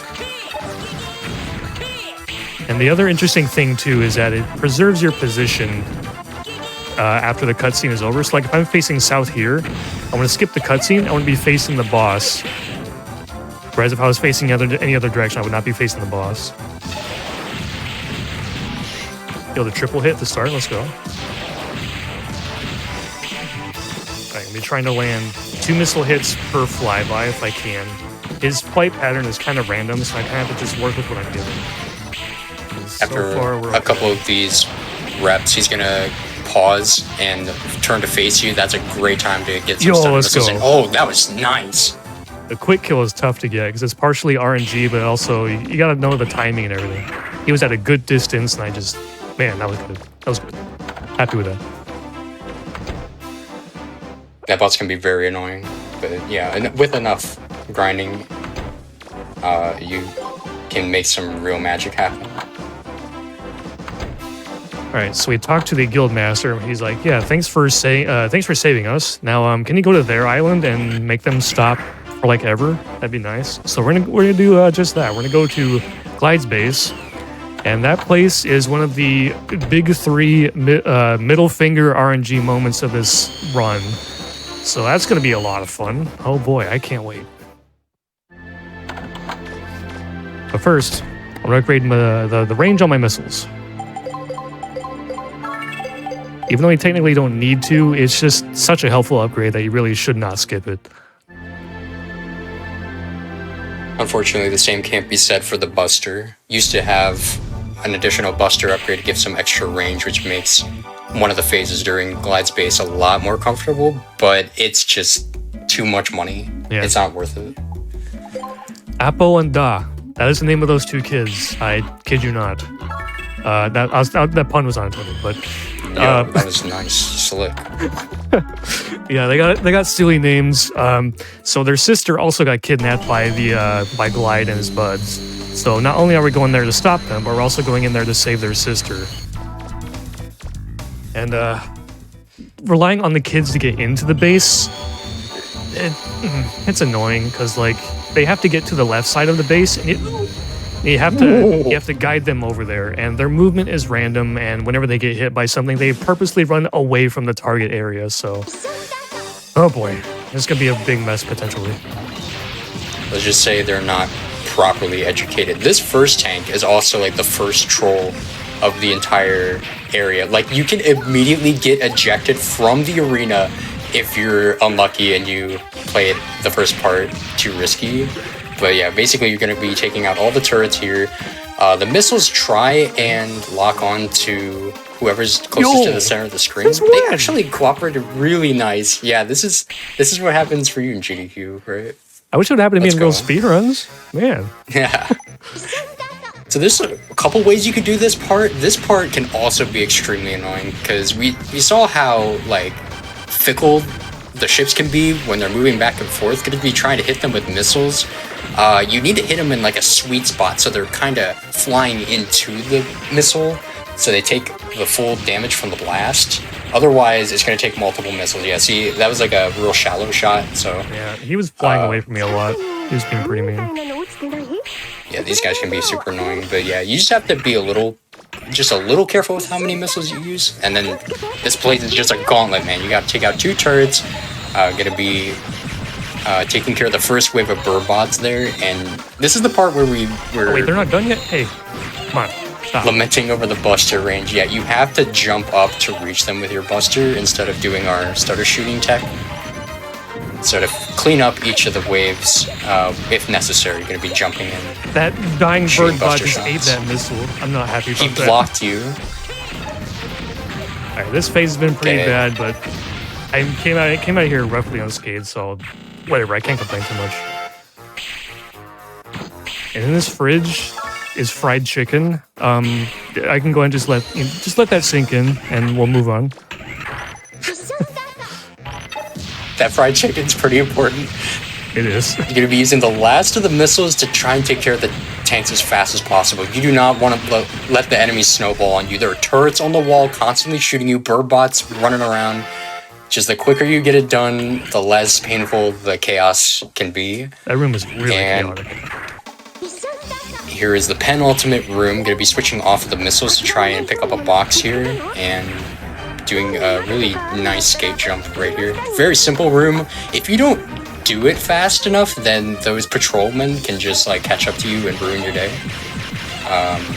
And at the same time, he needs to have the missiles unequipped because he needs to pick up Shu here and hopefully, oh yeah, that's a really good direction for her to run at the start, and this should be clean. Very good. She made a weird noise. What the heck is that? That happens sometimes if she makes a noise on the load screen. That was funny. But we made it out. So like only two of the areas went kind of bad, but the two of the areas were like fast. So I can't complain too much. That was like, I would overall put that at average. I can't complain too much. That place, yeah, it can be a nightmare. I would consider that a victory. Yeah. Alright, time to develop some stuff. We're making the aqua jets, the drill, and the ground crawler. But for now, we're going to be using the drill. And we're going to upgrade it super cheap. Fun fact, has the same DPS as the Shining Laser, the last freaking destructive weapon of the game you can get. Has the same damage, it just has melee range. So anything you can walk up to and reach with the drill, it just eats them alive. Which means, of course, the next dungeon we're going to, the drill is going to just eat everything it can reach, including the bosses. But until then, we got another auto-scorer to do. We got, Glide is upset that we went over to his base and destroyed everything.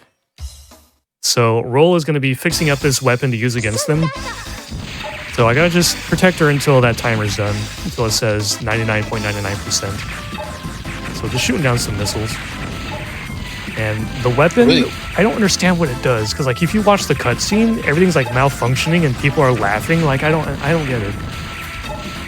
Yeah, this part has always been super weird in the story. Like, if there's any cutscene that you want to watch for just off-the-wall stuff, it's definitely the one that takes place after this. Also, yeah, really cool additional mechanic with the grabbing is you can grab missiles out of the air and throw them at other missiles. That's going to be used multiple times in the run. Pretty cool. And you don't have to time it. You can just hold triangle, and you'll see on the right the claw starts like gripping, and as long as that's happening, you're able to grab whatever's in front of you.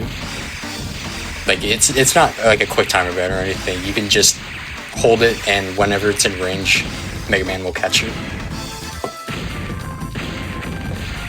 Also, just saying hello to Roll. She's okay. There's not enough time. Sorry, voice crack. I just drank some water. Yeah, there's not enough time for them to do much damage to Roll while we're waiting. So I'm just sipping some water and be like, hey, what's up, Roll? You're okay. Don't worry. You're good. So now that that's done, we come back in here and talk to the Guildmaster.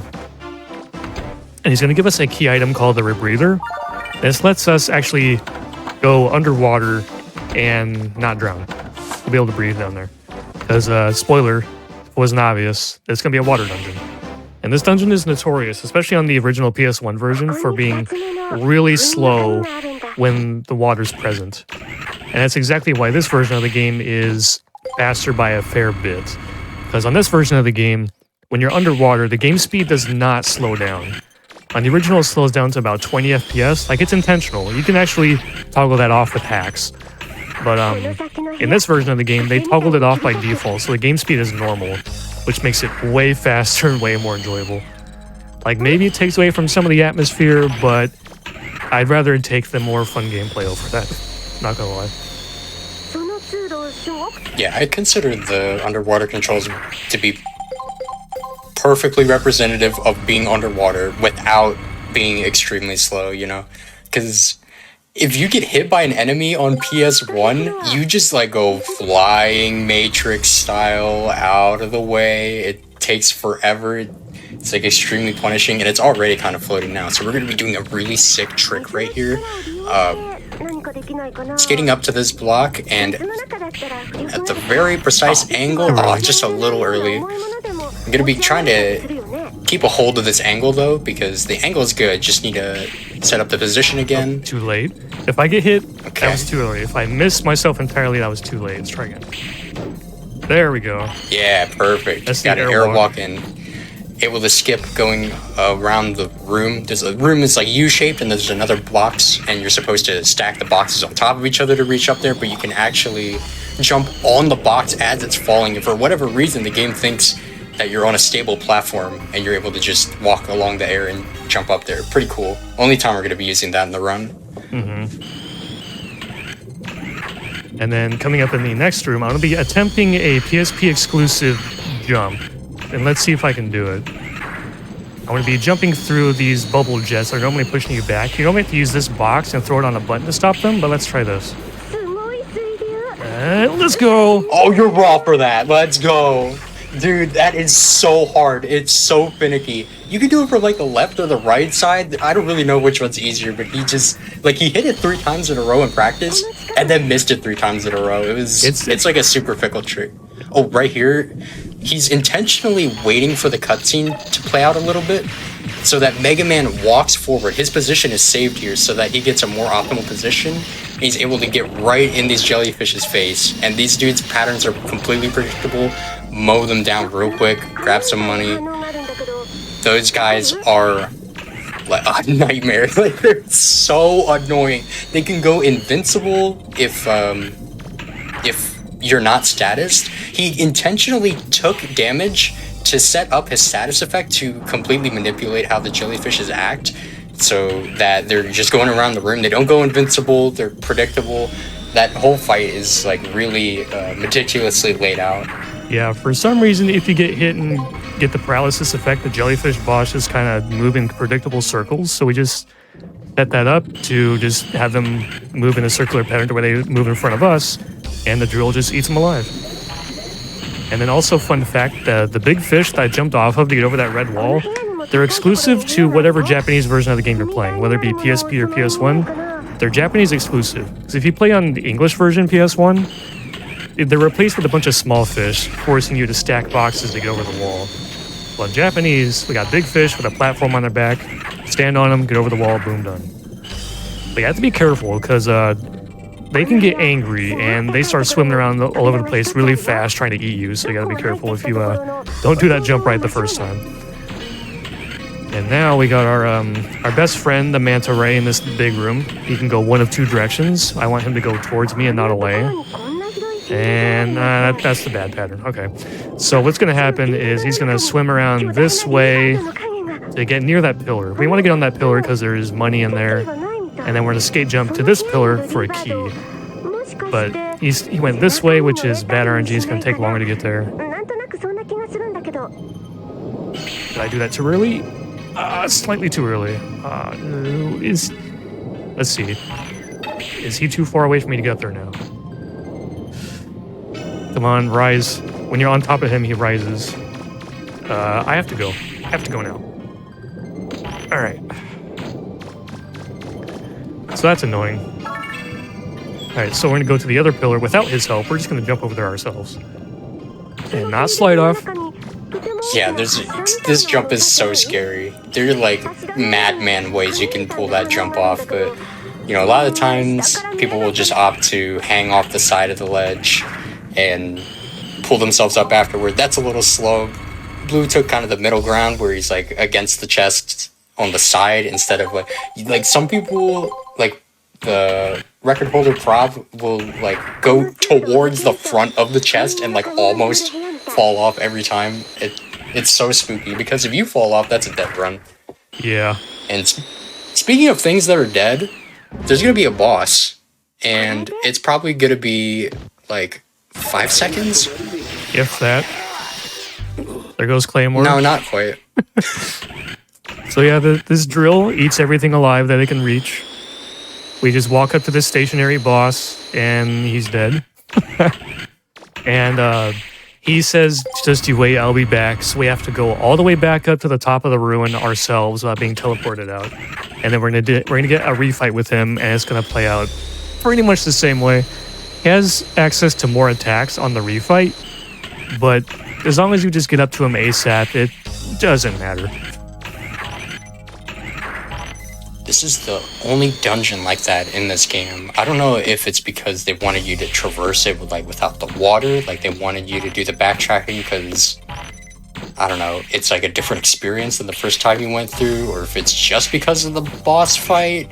Not really sure what the intention is, but basically, that means there's a lot of backtracking. This is a cool jump. Let's see if I get it. Yeah, boy. Pretty swag looking. There's about 3 rooms that are like this where you're climbing up a bunch of steps. Is it 3 or is it 4? I think it's 3, but there's 2 of them. So we're just making our way all the way back up to the top. The path is pretty much the same, just backwards and without any water. So there's some skate jumps that are pretty neat you can do, but for the most part, yeah, we're just retracing our steps all the way back up to the top.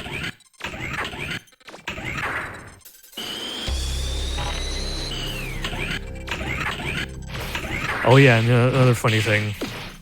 Since there's no water, all the fish reaver bots are just kind of flopping around. Just helpless. Poor things. Their flopping pattern is random though. So there's gonna be a room coming up just like this one with a bunch of fish flopping around, and there have been cases where you can go like straight underneath when they're bobbing up and down, like at the peak of their flop, and just like clear through it. Other times they're like completely blockading the middle of the area and you have to like swerve around them. Like one of the weirdest instances of RNG in the run. Yeah, the task that was made for this quite a while ago, like 8 years ago or something like that. The task that was made some time ago does that. It goes right underneath the fish, and I've only ever been able to do that once. And I was just like, okay, cool. That's pretty neat. Because I did it on the first attempt that I had with that setup. And any other time I get a setup where the fish is directly in front of me flopping, and I try to do it, I get hit anyway. So it's kind of weird. Like, I got first try, and then any other time I try it, I just get hit. Whack freaking fish reaver bots. So now we're up here on the last set of steps, almost on our way out. And we're fighting Claymore again. I wonder what attack he's going to give us. My favorite is... My 2 favorites are the Destructo Disc and the Burgers. Maybe he'll just be boring and give us bullets. No, he's going to give you the Destructo Disc. I know it. Alright, my vote's on Burgers. Oh, Destructo Disc! Let's go! Always lucky, baby. That's the bud luck right there. Alright, and we're out of here. Yeah, that dungeon's over with. Pretty painless, except for getting unlucky on the manta ray. And, I mean, you can't really ask for too much in that dungeon. It's a lot easier to stomach in PSP compared to PS2. Like, the fact that you're playing on PSP is already just so nice, and even the manta ray room is a lot more brutal to get bad RNG on PSP because your jump skate height is nerfed, or rather, it got buffed in the PSP version. It's like super low on the PS2 version, so you're not able to make the jump as quickly, and you have to wait like 10 extra seconds. It's bad. Yeah, it's horrible. So next, we're going to be heading to a desert island, and our favorite pirates, the Bonds, are attacking it. And this time we're going to be fighting Teasel with a very iconic scene about toilet paper, but we're in Japanese, so at best we'll hear the Serba say toilet paper. But anyway, I'm going to be changing to the ground crawler. Very cheap, very good weapon. South attack. Very spammable weapon. Has the same DPS as the homing missiles, except you can spam it way more, and very cheap. The only downside is that it attacks primarily ground enemies, but that's not going to be a concern. All right, so there's random enemies in this desert. Hopefully the one does not pop out of the sand right now. Okay, we're good. There's a handful of times where I had something pop out in front of me out of the sand right as I do that skate jump and I get hit. Yeah, let's try some swag movement here. Let's see if I can get it. Aw, barely hit the corner. Oh well. It looks cool anyway. Alright, so normally what you would do casually is go to the right side first and save a truck driver and then take this left path here. But we're just not going to do that because there's electric fences that the truck driver deals with for you. But we're going to do a very dangerous way of getting over the fences ourselves. We're going to take intentional damage and hopefully it does not go south because this place is very... you'll see. Yeah. For some reason, everywhere we end up is like under siege. So this place is under siege by the bonds right now. And yeah, these electric fences, you're not really intended to do this without the assistance of the truck driver. Nice damage boost, very good.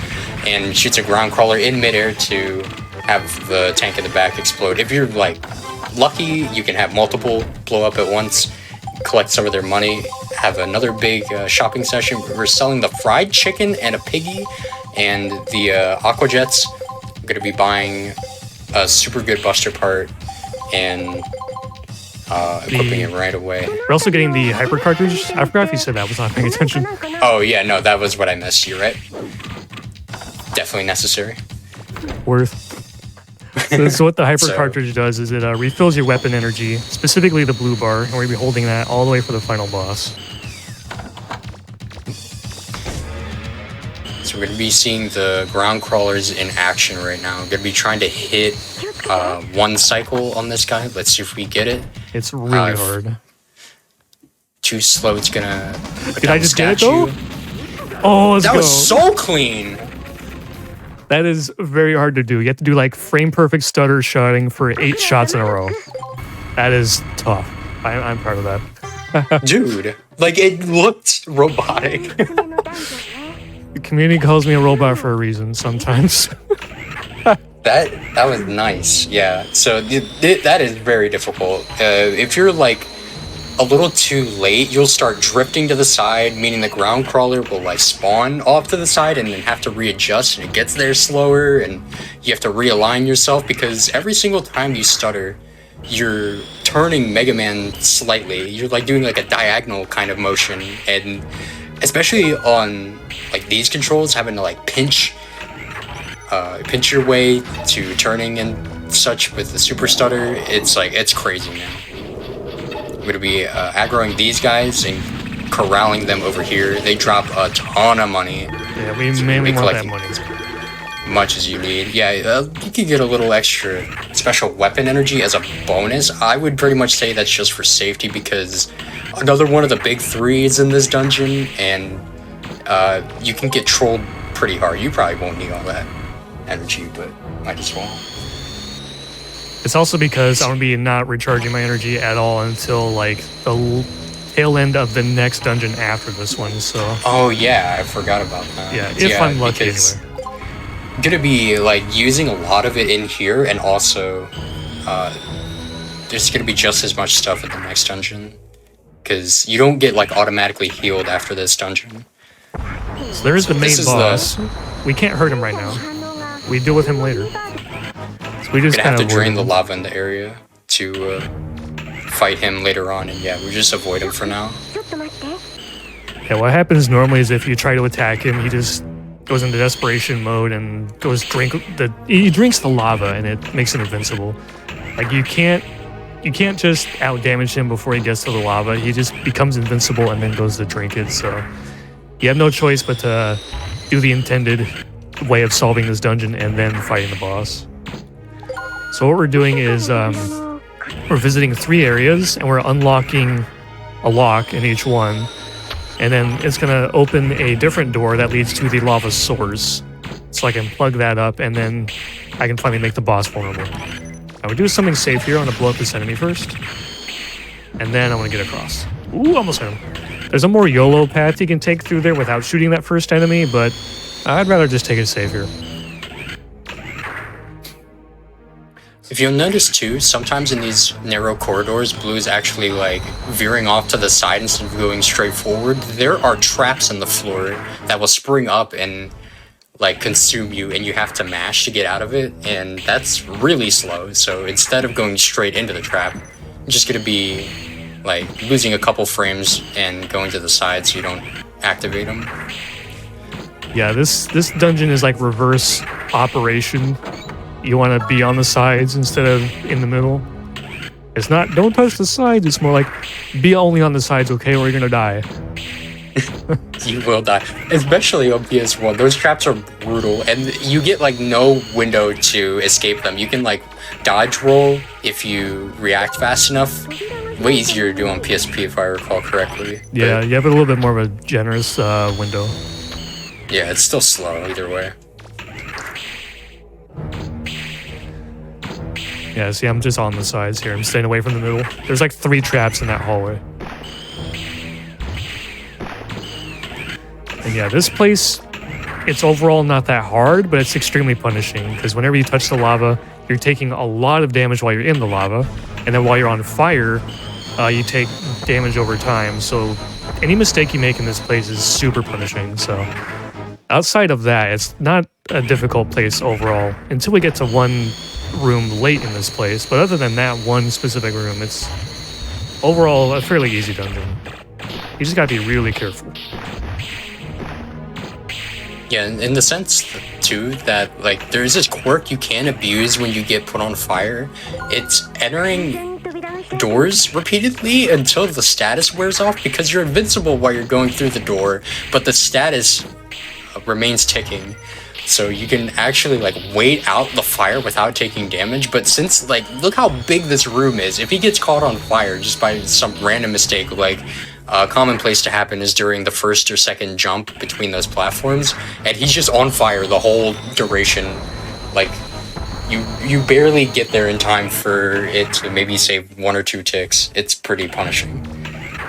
Yeah, another strat you can do as well as spam rolls, but you need space to do that. Yeah. And here's the second of the big 3 RNG middle fingers of the run. I have to team up with the bonds here to destroy this stalactite. I think that's the correct word. In the middle here. And I have to help them throw enemies at it. And we're going to be doing a damage exploit where... Oh, we got a stack. That's interesting. So once it takes damage, you can hit it with other weapons to do even more damage. Watch this. Boom. Let's try some more. Ooh, big damage. Okay, so far this is good. This is good. Oh, and she's going right for that. Yes. Leave me alone, please. I don't want to be interrupted. Go away, go away. A little early, but it was nice. So okay, fast. yeah, that's definitely very good. Because that plays control you so hard. The enemies can run around, your allies don't grab anybody. They just, like, go the complete opposite direction. It's bad. But now that the lava pillar is taken care of, you can finally damage this boss. Only going to be able to use buster shots on this guy. I believe, like, on top of, like, needing to conserve ammo and needing to, like, hit the boss's face, which is so far up. He does, like, this head slam sometimes. It's pretty well behaved there. Yeah. But, like, even if he goes low, you do more damage with the buster anyway. Wait, what is this? If you don't cancel a text, it stays up. It's funny. Oh, I've never done that. So my HP is good. I'm not going to heal. And if push comes to shove, I have canteen. Because we have to make our way back up to the top. Because the key that dropped from the boss opens up a room at the very start of the dungeon. So I have to make my way all the way back. It's not as painful of a trip as the last dungeon. But what is going to be painful is what's behind the door. There's a huge room with lots and lots of lava. And there's these Reaver bots that shoot missiles at you from a long range that home in on you and chase you. So that room is crazy. And on top of what's already crazy, like what's even more crazy rather, is the strat I'm going to be doing to get through the room. So here we go. Let's see. We were mentioning just how painful it can be to get caught on fire randomly, and this guy is just going to intentionally... Okay, he wasn't in for very long, and now he's getting chased. He's getting chased. Oh! Dude, that room, dude, it gives me the heebie-jeebies every time. I can't handle it. That room is always scary. So, yeah, I don't need to worry about my health anymore because I'll be fighting the bonds now that we got that part over with. And the ground crawler is going to flex its muscles So we have a boss fight here, and 1, 2, 3. We no longer have a boss fight here anymore. It's over. And and then we're gonna fight Bon Bon, and we're gonna do the same thing, except he takes more shots. You know what? Let's get on fire again. Why not? Let's make it more fun. You want to see a red Mega Man? Check this out. I want to go through this room, and Mega Man's gonna be red. Look at that. That's cool. Red Mega Man. All right. Anyway, 1, 2, 3, 4, 5, 6, 7, and he's dead. And we got the third key. Nice. That was overall pretty smooth. I think no major mistakes happened. I got a good lava pillar, so that was good. I take that. Yeah, I'd have to say that's like the best, the best area so far. Like the best performance.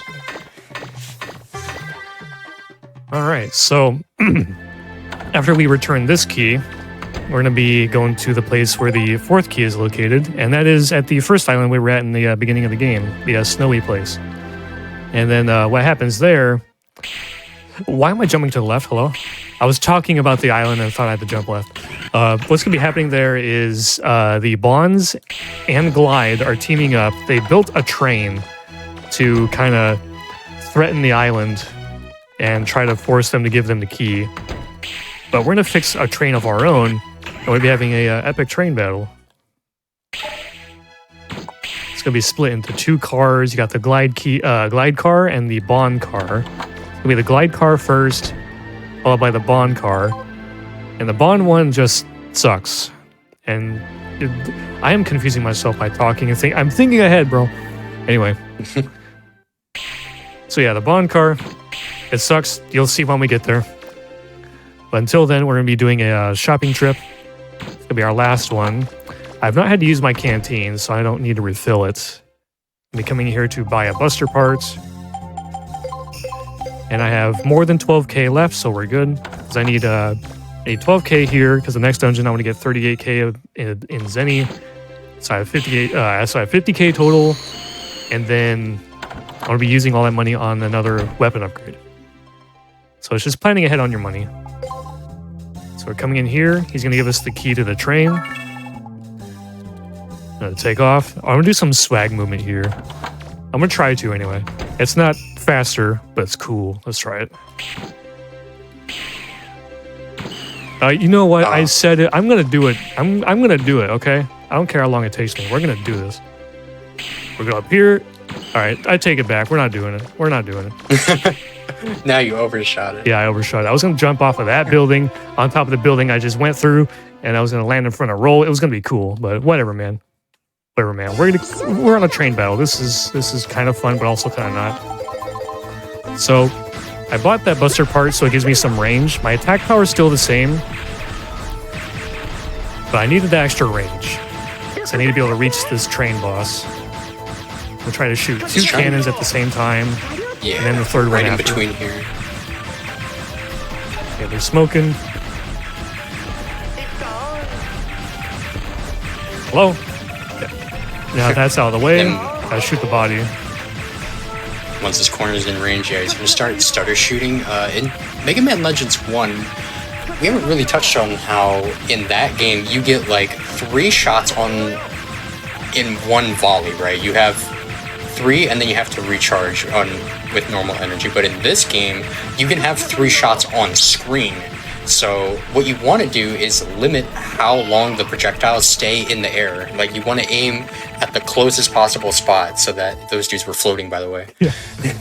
So you can spam as quickly as possible and have the most DPS. So that missile catching mechanic is coming into play here. The first missile is always at this elevation. The elevations is random, and if it's high like this, I can't catch it straight on. I have to catch it from behind like this. It's so awkward. Super cool looking.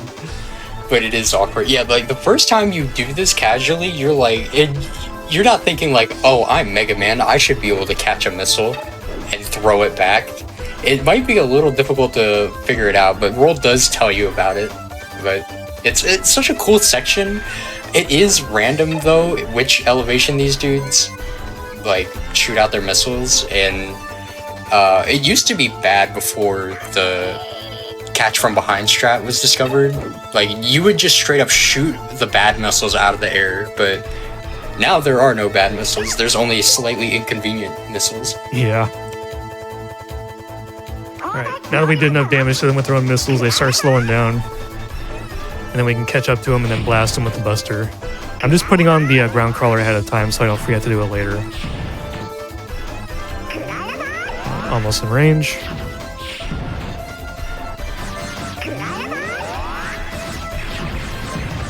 And now I don't have to worry about dodging, because the cannon will just not hit me. Good job, guys. And the engine is Bon Bon himself. What are they doing to this poor kid, this poor baby? Look at him go. Babu! And there goes the train fight.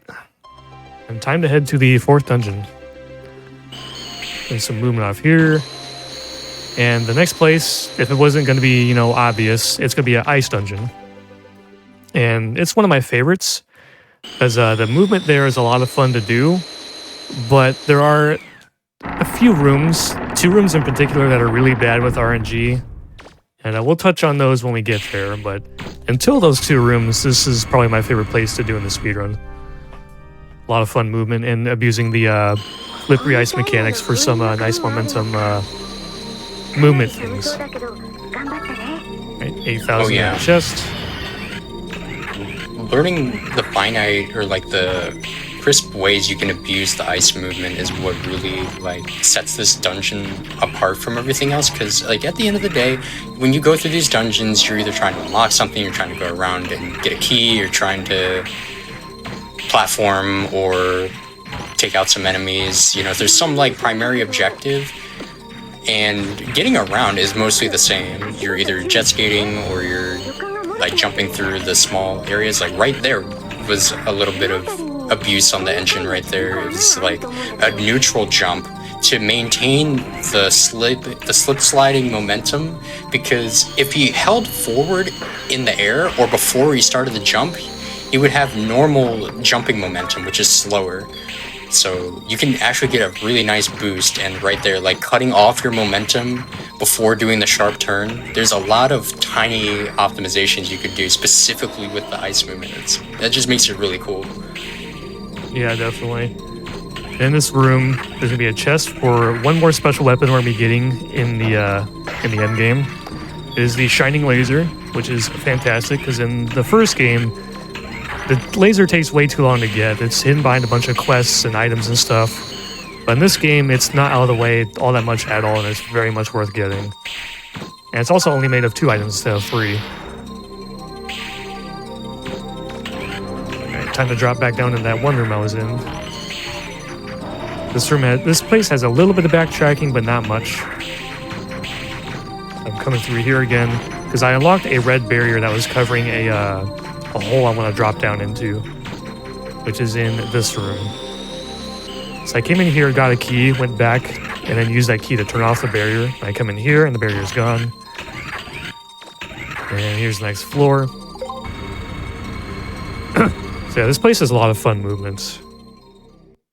There's going to be a room I'm going to come up to at some point that has like a nice skip to it from doing one big old skate jump. Flip by this dude. And down here is one of those little blue guys running around. Let's see. Don't touch him. Those guys are very dangerous. And then we got a nice little jump here. Nice. Oh yeah. Alright, so here's the big jump. Instead of going through all the intended rooms and hallways in this place, you can just jump up here, do a big skate jump forward, and come over here, and we just skip several rooms. And more skate jumps over all these platforms, momentum neutral jump. Man, that room is fun. Very nice. This room, though, there are a couple mammoths walking around, and the idea is once you lead one of the enemies down into a pit, their corresponding door will unlock. And if you fall in yourself, you get caught on fire. A lot of fun, especially when they push you in, because you have to stand in front and bait them. Mm-hmm. It can get real bad. Like, they can collide with each other and sort of like mess with each other's AI. Sometimes they just don't cooperate and go into the hole. And here, is the final of the big three, the keys room. This room is agonizing.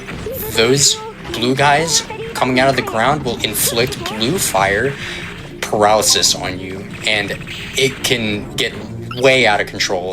If it happens once, it could easily happen again, and blue's trying to stay out of sight of these guys. The keys are like walking around. They have a red eye, and if you see that glow in the distance, that means they can see you. But if you're high up in the air, they won't see you. So it's kind of like you're weaving around almost on this like stealth mission on top of having to evade those blue guys, because if you're moving at like 25% speed, you're just gonna get run over. And here's another really cool trick Blue's gonna try and pull off. I have one shot at it. Skip. Got it. Yes, that was so good. Nice. So if he didn't do that, there would be a huge fanfare that was like 6 seconds long that he just completely skipped. And now we're fighting a boss, Rimble. Rimble Menji, like I think his name is. It's weird. He's got a lot of iframes, and we're just gonna try and hit him in between all the iframes. Yeah, basically push him down to his iframe threshold as quickly as possible. That's how you do this fight. And gonna be abusing this platform to like launch ground crawlers down on him really fast. And there's a couple points where you can speed it up by moving out of the way. Like here, the boss is supposed to be like staying up really high and shooting projectiles at you, but if you just fall down and take the damage from the fire, you skip that section entirely. And now he's completely invincible, so you can't see it, but the boss is right on Blue's tail right now, and if he, makes a fatal error, he can get caught and just stomped by the boss. But now he's all fatigued. Dude just gives up. He's tired. Thanks, Rimble. Flip through a door. Alright, I normally wouldn't heal before the next boss fight, but if you're unlucky and play it out wrong, he can kind of one-shot your health bar, so I'm going to heal just to be safe about it. But now that we have all 4 keys, we're going to bring him back to the ship we've been bringing him to, and then that ship is going to get attacked by someone who kind of wants those keys as well, and we have to deal with the boss there, and it's a semi-auto-scroller fight where you want to cut out his flight cycles, and it's RNG with what moves he does, and some of them can be painful, both in terms of wasting time and doing damage. So you gotta be really careful. And I switch back to the missiles because he's an aerial boss. So trying to hit him with the ground crawlers is not a good idea. Like you can, but you're relying on him using one specific move out of like 4. All right, so here we go. This dude's name is Geets, and he's a golden plane-looking Reaver bot. Okay, good damage at the start. So when he comes towards me, that's when I shoot missiles. That's the move I was worried about. It does a lot of damage if you don't get out of the way. Alright, this should be... Oh, I hate when he does this. That's the worst one. Alright, his health was low enough, so we're good. Alright, now ideally I take him out after this cycle, and he comes down and lands. Okay, he didn't do that stupid move again, so yeah, he's in range now. He's just gonna land, and then the fight's over. Yeah, his missiles do a lot to this guy. So yeah, the fight's pretty simple. It's just RNG what moves he does. And if you perfectly place your missiles, and if he gives you the right attack RNG, you can actually take him down in 2 cycles instead of 3. But that's really tough to get. I was about to go to the wrong place. So now that that's over, we're going to be coming back to this island, because there was this blue object that was buried in the ground, and it's actually a ship to go to space. We're going to be going to this place called Elysium, and that's where the 4 keys are used. And what they actually do is they trigger a world-ending disaster, basically, and we want to stop that. But first, that chest I opened was the other piece to the shining laser, and I'm going to bring it back here to develop it, and we'll have a nice weapon for the endgame here. Develop. Super cool that you can actually get this in a run. Like, you miss out on it completely in every category of Mega Man Legends 1, but the damage cannot be understated. This weapon... Wait, are you leaving? Where are you going? This is 1 second IGT. Oh yeah, that's faster. It's faster than walking out of the ship. Yep. I think it's slower RTA, but it's definitely faster IGT. Did not mean to roll so there, funny. but it looks cool. Alright, so this place, it's like a maze, but once you know the path, it's a relatively harmless place to deal with. Because you can just kind of skate around all the Reaver bots, and anything you have to deal with just kind of gets melted by the laser. Like this guy, you get close to him, he gets his 4 limbs out, and you just destroy all 4, and he's done. You fight a handful of those guys. Pretty simple to deal with. The main gimmick of this dungeon is gravity. There's going to be a couple instances in which he's going to have to deal with movement being slow. Like, I believe it's active now, and your jump height is extremely low. Overall, it's like not that big of a deal. It's just something you have to keep in mind, especially when it comes to like rounding tight corners or like evading enemies. There's gonna be like a hallway coming up where there's some dudes corralling down and trying to hit you, and you get caught on fire if you get hit by them and stuff. You just have to notice the subtle differences in your jet skate movement.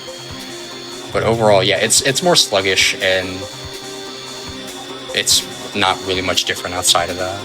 Yeah, there's some rooms you can get to that have panels that change the gravity, and you can make it low gravity, and that's a lot of fun. You jump really high, your movement is slightly faster, but the fun part is jumping really high. But in the 80% speedrun, there's nowhere to actually do it that would actually even help you, and would also just be out of the way. But if you run 100%, don't run 100% by the way, but if you run 100%, you can actually lower the gravity in a handful of areas. It's really fun, except for it being 100%. Yeah, it's really fun.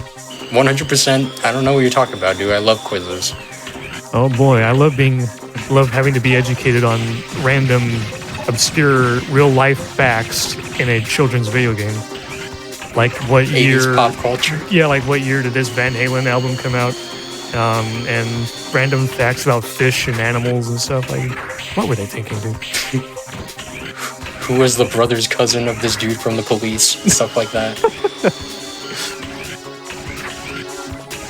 Couple 4-legged spiders here. They go down to the laser, knock him over, switch the other one, knock him over, wait, take him down, take down this one, and boom. We had to destroy them because they were the trigger for this door right here. It opens when we're good. Really? That was the worst. I'm not going to say that's never happened before, but, you know, I'm going to say it. I've never been hit by that guy on the way here. That man was ready to cut you off perfectly. He had it planned. It wasn't like one of those accidents. He wasn't looking at his phone. He was out to get you. So rude. And yeah, you can see right there how short a time the status effects last on this version of the game. On PS1, they last way longer and they're more brutal because of that. If I was still on fire right now, I'd be at like minimum HP. But we're good. Yeah.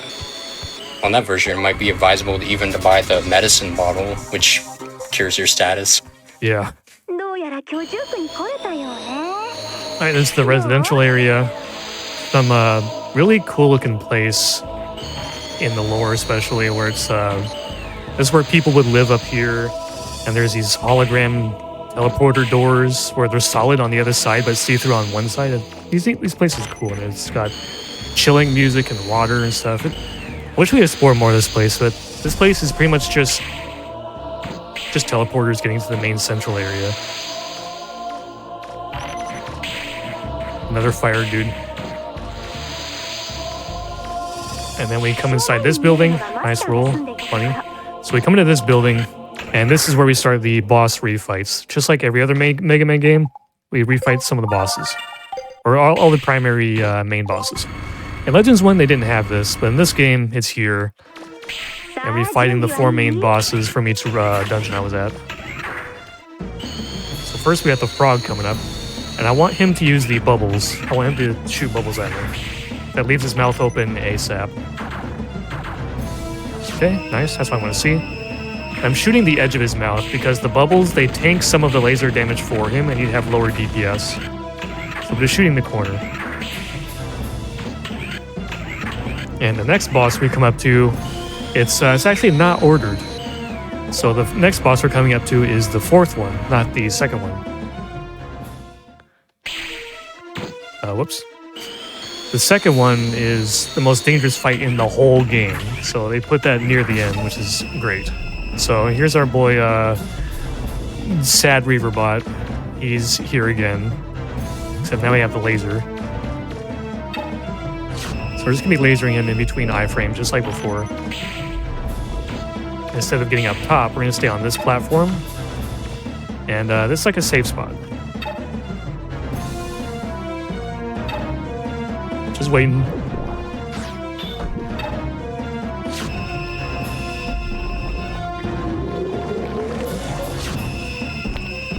Yeah, with the laser, there's no need for him to come down early and risk taking a bunch of damage from the fire.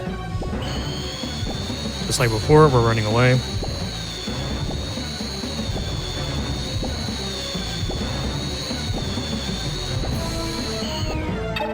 And then we're gonna finish him off. Blue's taking care not to waste shining laser ammo right now because, I mean, there's really no reason to. You can get the fight over with just as fast. D colons in chat, please. Please spam your D colons. In remembrance. As he avoids his bowels. I'm sorry, that was gross.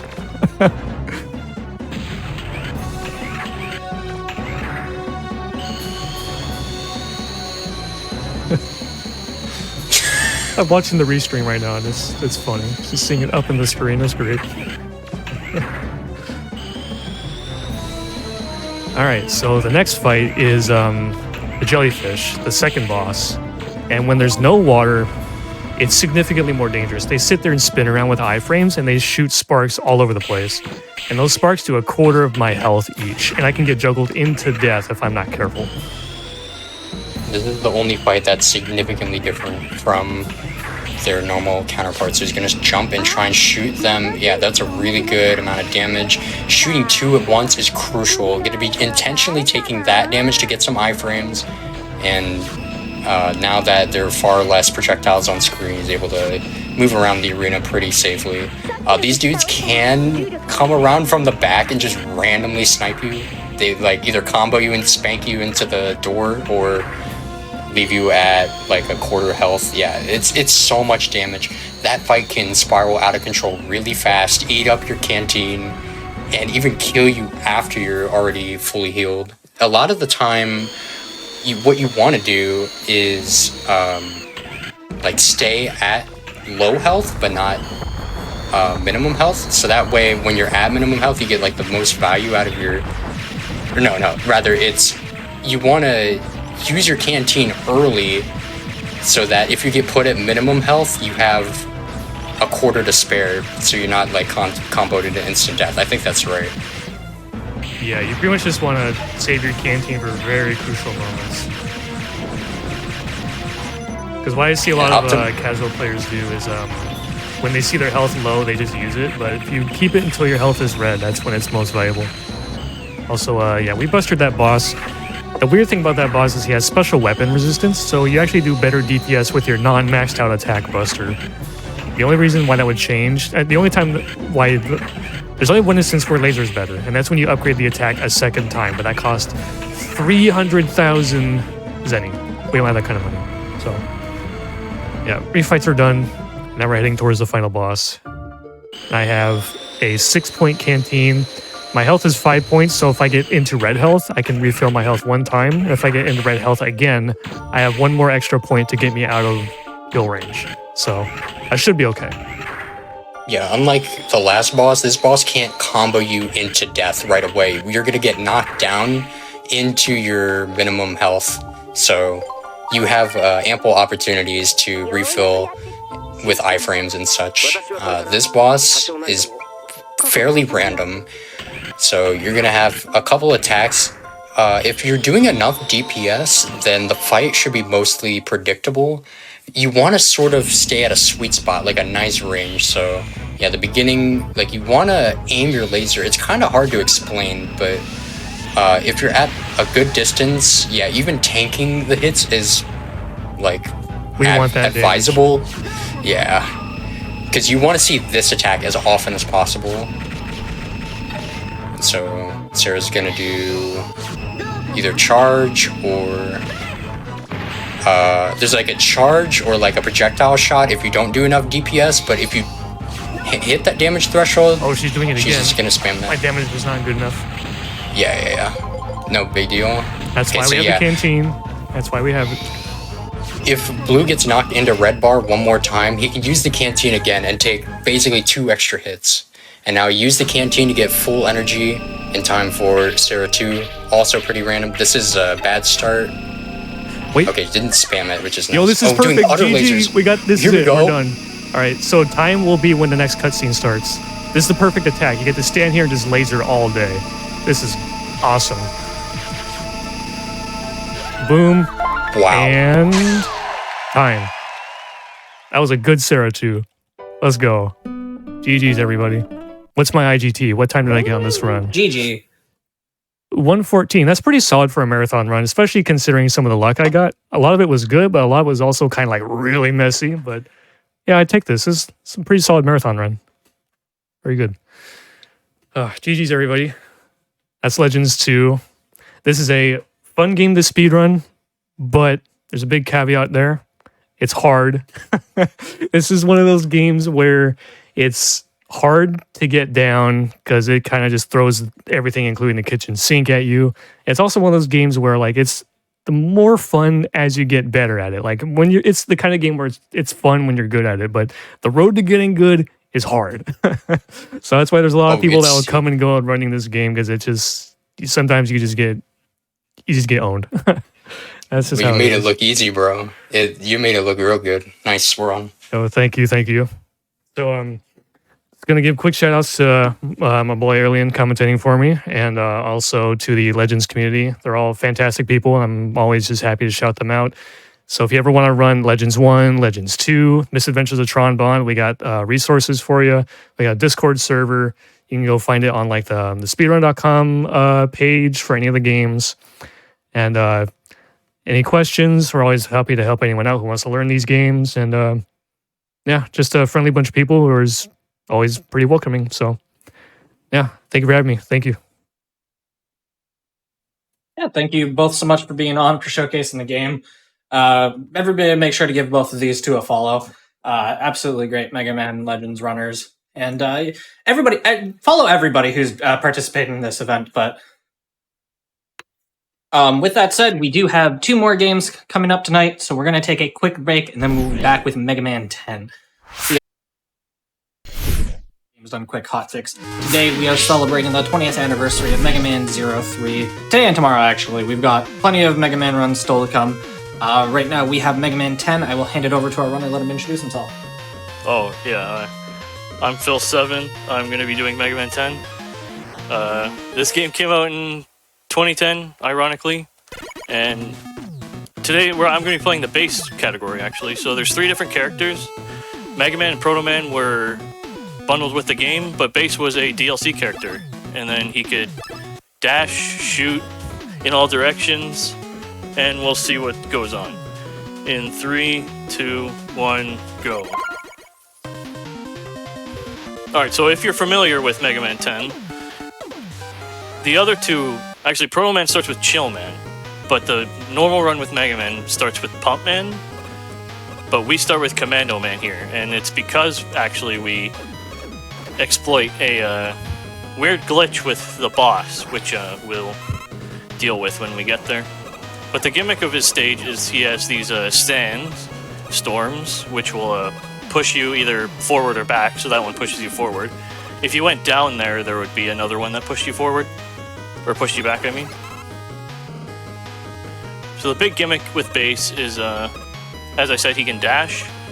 There's no actual dedicated dash button because they didn't think that through. So you just have to slide, pretty much, but it comes out as a dash. And then going above screen there will avoid getting pushed back. And this, I'm going to play it a bit safe, so I'm going to dash over the first 2, and then I'm just going to let the sandstorm take me to the end. Normally, I'll dash through it, but just for the sake of not dying 5,000 times.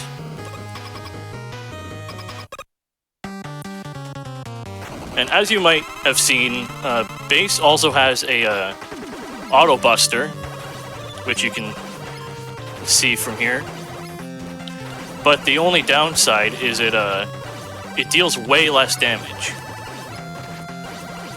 So since we're on normal mode, it doesn't really matter when you're just bustering down a boss because they take 1 HP anyway.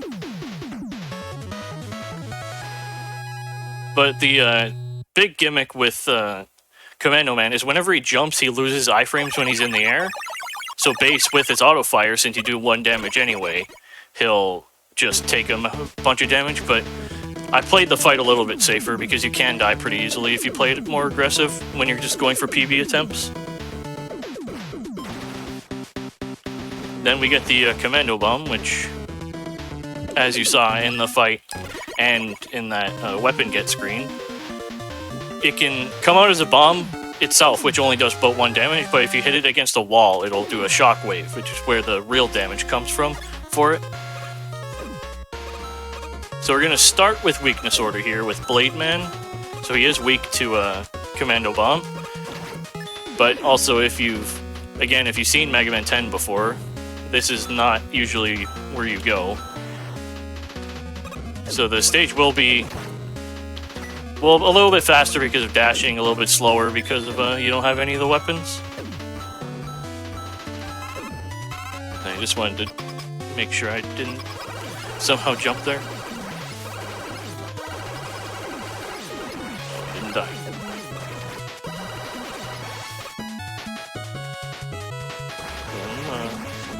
With Mega Man 10, as you saw, I don't have to actually go to the pause menu because, like the some of the X games, I think all of the X games actually, there's a quick weapon swap. And I am messing up a lot. But with a quick weapon swap, it'll when you have a weapon on screen, it'll actually disappear. Okay, I survived.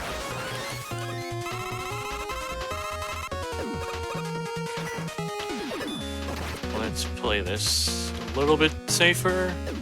Okay.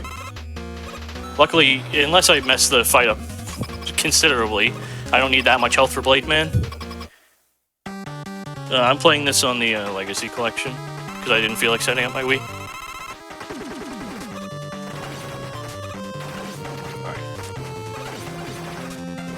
So now you can see the Commando Bomb at work, which I can't dash during the fight because it'll react to whichever direction you push.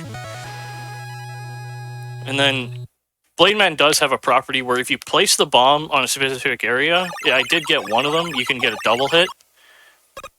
But ideally you want to shoot it to the right, and then if you hit him fast enough, he'll go up and then back to the right, which I didn't do.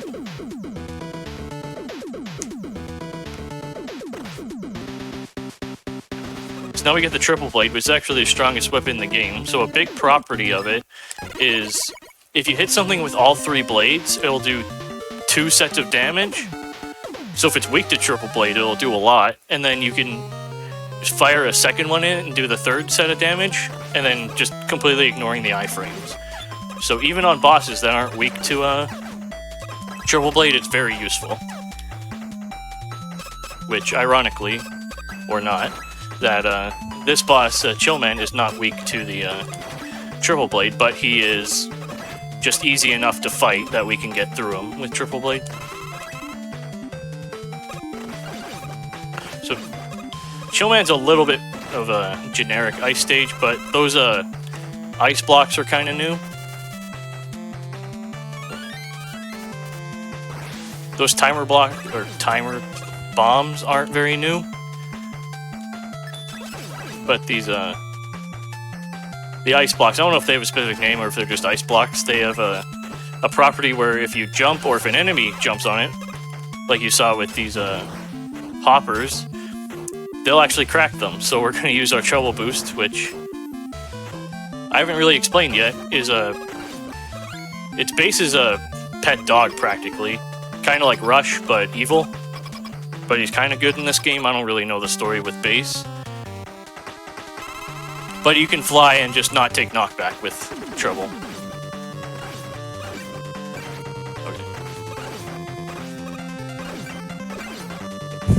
So Chillman, I kind of want to jump just to avoid his chill spikes, but I'm not doing that very well. That's kind of what you want him to do, is so he'll shoot it away from you, so you can just keep jumping right in front of him and mashing Triple Blade into him. So I didn't die, so that's about as good of a fight as I'm going to get, I guess. So every weapon in this game actually kind of has a second property to it. Other than Triple Blade, I guess. But Triple Blade's strong enough, it doesn't really need a second property. So Chill Spike, the big glob of ice he shoots out is one property of it, and then it'll form into a spike, which is where the secondary damage will come in. But the big glob of ice will freeze enemies instead.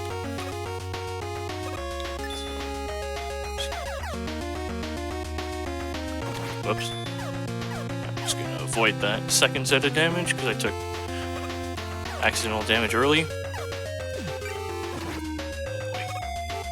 So the gimmick of Nitro Man stage is these trucks that'll either come towards you like that, or they'll come from behind, which Base can almost outrun them with his dash, but just not enough.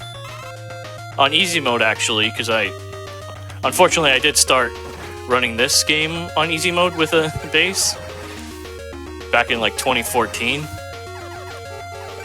Nope. Well, there's your demonstration of the freeze property.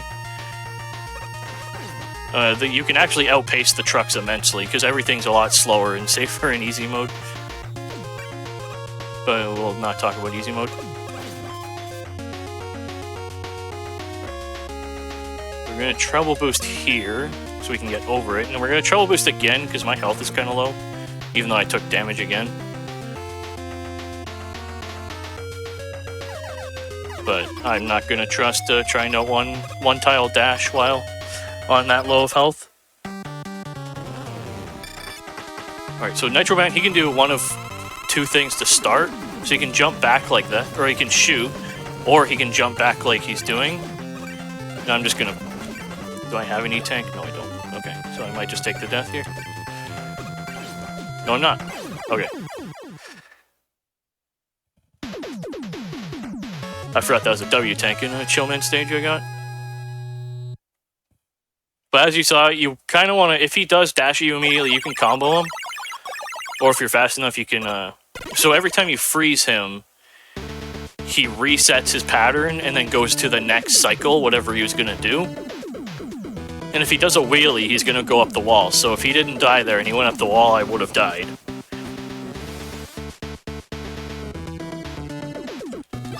Alright. So now we're... No, we're not back on track, but we're back on track if we were playing Proto Man. But now we're back on the weakness orders. So, Strike Man, we're in a big sports stadium. I assume it's baseball, but it could be any sport, really. Because Strike Man is the baseball guy. But this is the only stage without any instant death. So if you happen to enter this stage by accident, then you are out of luck. Until you just have to take immense amount of damage until you die 3 or 4 times. Oops. Okay, I didn't take a hit. Oops.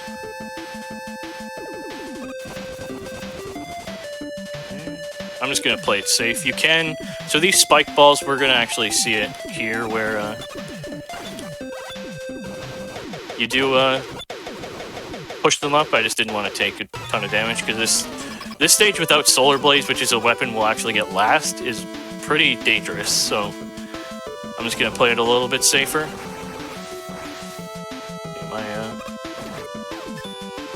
I'm pretty low on triple blade, so I'm just gonna do that. Oh yeah, I forgot to explain wheel cutter.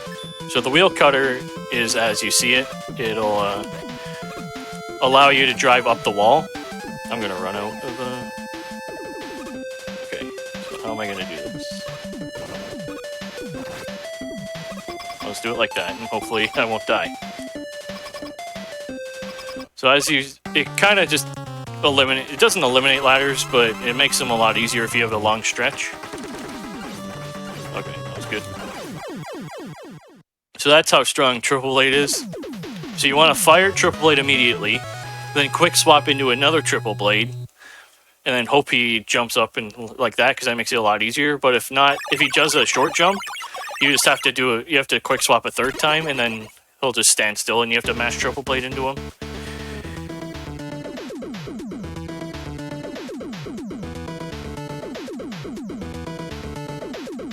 So we get the rebound striker, which is a big soccer ball-like thing. And then every time it hits the wall, it increases in damage.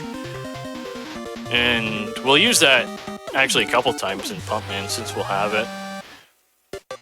But it's a Sheepman's weakness whenever we get there.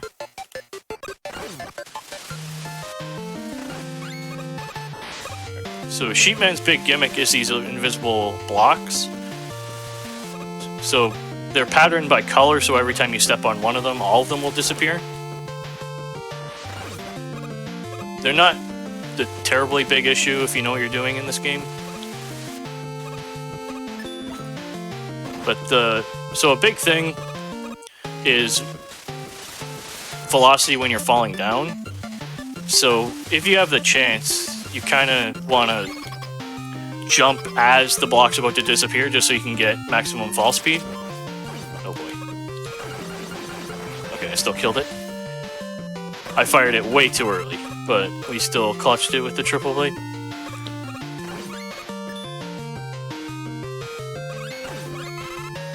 So that octobulb there, you're normally meant to just charge it fully, but you can charge it a bit early, only about 2 of them, and then you could just you can time your commando bomb to kill it, but I mistimed it. Oh boy. Okay, I guess I'm doing it that way.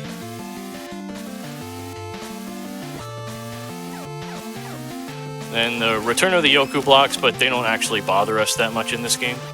Except these ones where if we're on a bad timer, we have to wait for them, but it's not a big deal.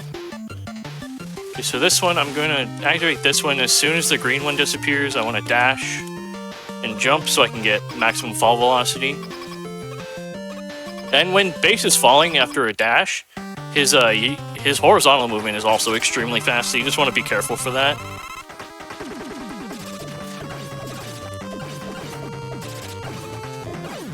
That was fine. What I did there, I shot one up diagonally and one against the wall, so they perfectly align to wherever he is. And then if he can either go up immediately like he did, or stay on the ground, which is what you want to do. But luckily he was in a good spot, so I just killed him as soon as he went back up anyway. Then we get the Thunderbolt, which is the worst weapon in the game by use, because it only has 2 uses in this game, and one of them is a elite level boss kill, and the other is Pumpman's weakness. But now we're back on to the this is the first stage for Megaman, as I mentioned earlier, but it's a lot faster because you have base and you can dash. I'm just gonna play this a bit safer, because I died there in practice earlier. But those things that were latching under the pipes, you usually have to shoot 1 or 2 of them. But with base, you can just dash right by them.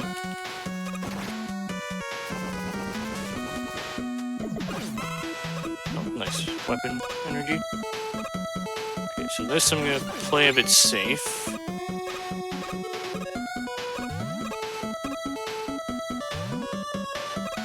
grab the tank just to be safe for later, or this boss, because maybe I'll need it. And we're already on Pumpman.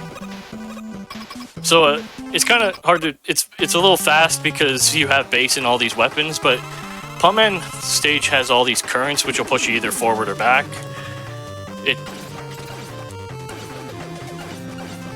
It's not as big of an issue because you can dash with base. And then with the Thunderwool, you as you saw, I placed 2 because he can jump 1 through 3 times. You want him to jump twice onto that second one. If you're fast enough, there's some property where if he's standing in the lightning and you shoot another Thunderwool into him, he'll take the same amount of damage again. And then you just want to do that, which I got 1 off, but I mistimed the whole thing. But the ultimate backup is the Triple Blade, which it was a good enough fight, so whatever.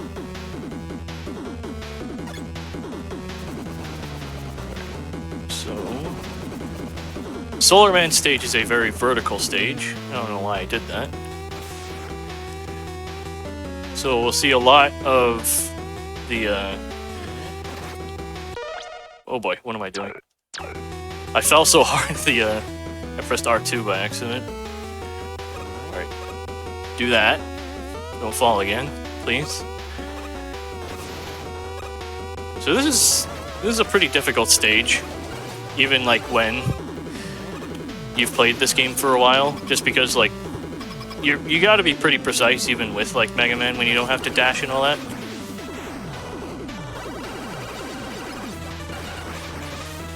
Alright, so that was Suzak and Phoenix. They're really annoying because they can either go up and down or left and right, and it's just purely luck based. It's a little bit on a global timer, but it's not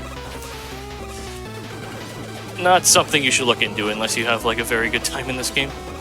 Just gonna play this a bit safe as well. I'm gonna wait for him to shoot. We're gonna wheel cutter up to the right, or wheel cutter up to the right again. But since the with how those flames are positioned, I wanted to go up the left the other one. I'm just gonna wait for that guy. Alright, so we have a good amount of water shield, which is actually both 9 and 10 had very good shield weapons. But yeah, I'll just do that. So Solar Man, he can jump either into the left pit, right pit, or the middle. You want him to jump into the middle because that's when you're most likely to do 3 damage, or 3 hits per water shield. But that was good enough since I had an extra water shield anyway. And that's the 8 robots. And we actually got Solar Blaze last, as I said earlier. Which kind of stinks, because this is actually a pretty good weapon. Especially with quick weapon swap, but oh well. Now we have it, so we can't complain. Now we're on to the Wily stages. So it was Wily again, apparently. I think that was said at the beginning of the game, though.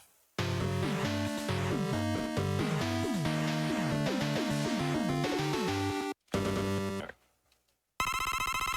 So this first section of Wily 1 is going to be filled with rain. It looks like a completely different level to what you're going to actually see. Whoops, why am I doing that? So with Mega Man, you have to do that part the same way every time because this is kind of on a timer, which is the weapon archive. So it's a boss from each of the first 9 Mega Man games, not including Rockman and Forte. And you just have to fight them again.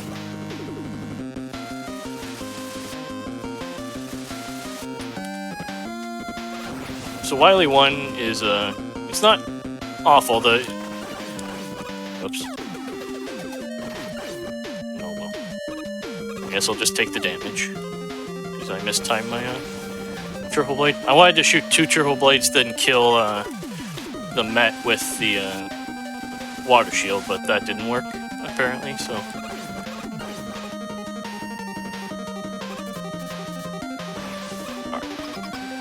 So we're gonna hope for it's random. But as I said, it's kind of it's a half on a global timer, and I'm maybe random.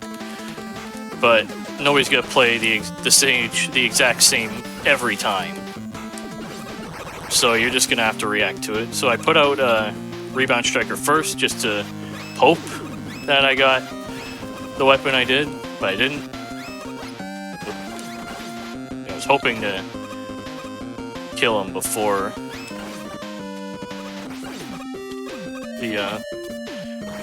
he spawned his ice blocks, but it didn't work. Alright. So if I timed these well enough, which I didn't, I could have avoided damage from that shield guy, but oh well.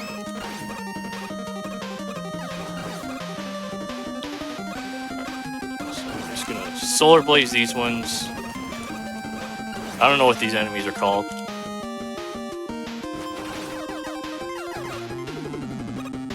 Yeah, I was gonna see if I could force a jump out of them so I didn't have to take damage, but I'm gonna have to play this a bit safe.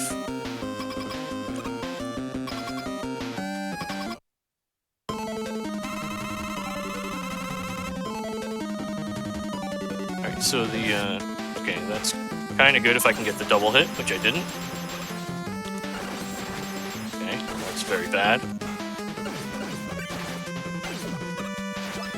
Whoop, wrong button. I'll just detank then.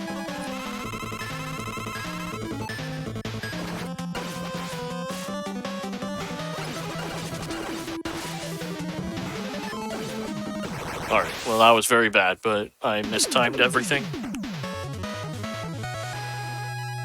So that's the only, like, kind of scary one. What I was trying to do with the Chillman there, or not Chillman, what Slashman is his name. I have the Chillman's weapon. I was gonna shoot 2 into him, because his weakness is when he lands onto the spike, and I was gonna shoot 1 behind him, but it didn't work. So I would have had to E-tank anyway, because I was at 1 health. All right, so this stage is very difficult.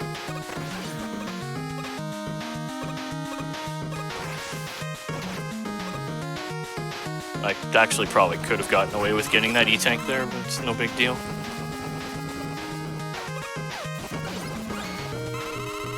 So I'm gonna grab that triple blade, because we're gonna see a bit of a mini boss rush.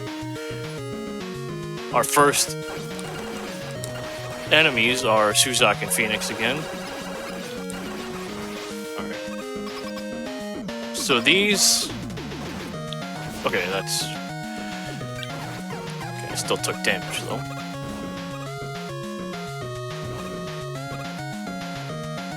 I'm gonna grab this health actually. Just play it full safe since I've been playing these stages very badly.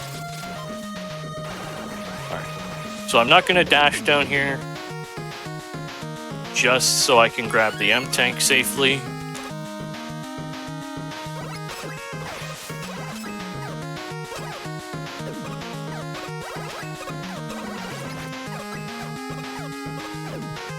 Then I'm gonna take the top route just so I can get the extra health. Uh-oh. Just playing as safe as possible because this stage is very hard. So these crushers are actually on a global timer. I got kind of lucky on the first one. And this one, okay, usually it comes down like immediately if I'm fast enough, but I'm just gonna wait then. I'm not gonna trust it, because I don't know what cycle I'm on anymore. Alright. Very bad Wily 2, but it's the hardest stage in the game.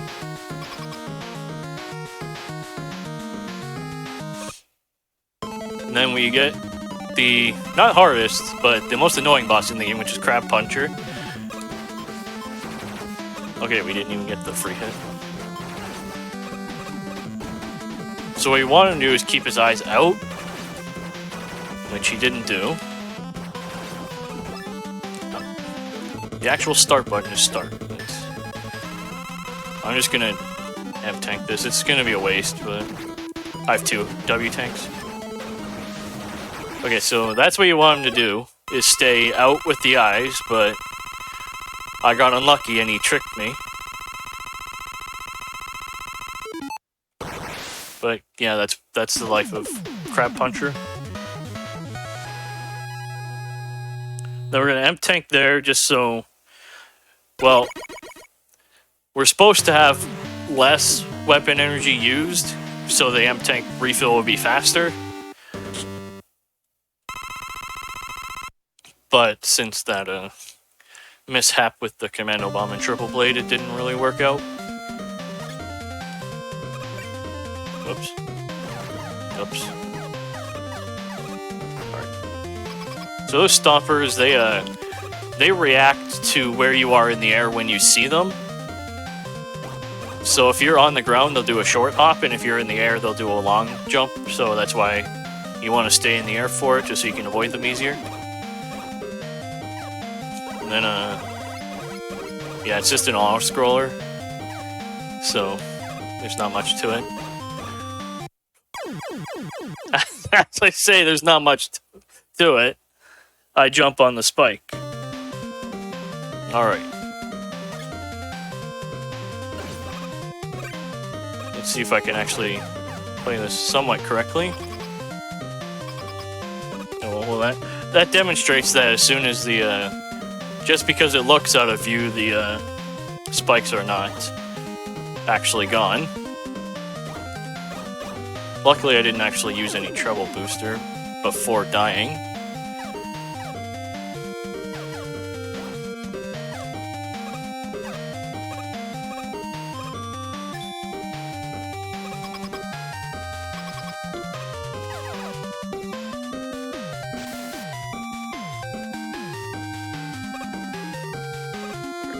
This underwater section, so if you're doing Buster only or something, you have to do those well, with base you can maybe juggle it with dash and damage boosting.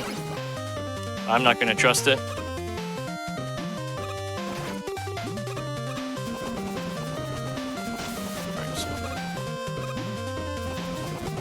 So that was a fine underwater section, fine enough, and we're into another auto-scroller.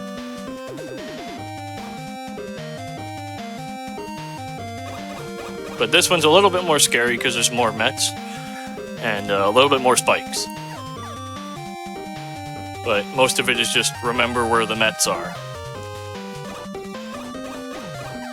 They're in New York, that's the joke.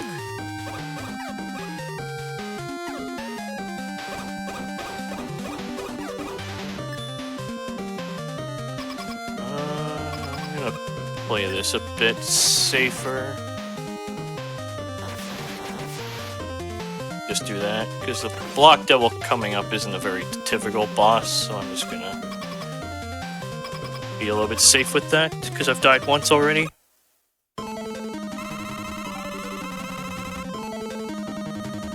Okay, so the Block Devil, usual devil boss, it's gonna form itself. So once I'm gonna stand in a certain spot once it mostly forms, and then I'm gonna shoot 2 diagonal ones, and hopefully it hits both, which it didn't. And then he can either go up or down. So he went up. We just wasted a little bit more time because the shots take longer.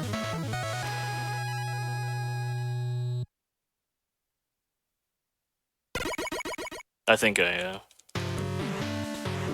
shot that second one too early, but that's fine.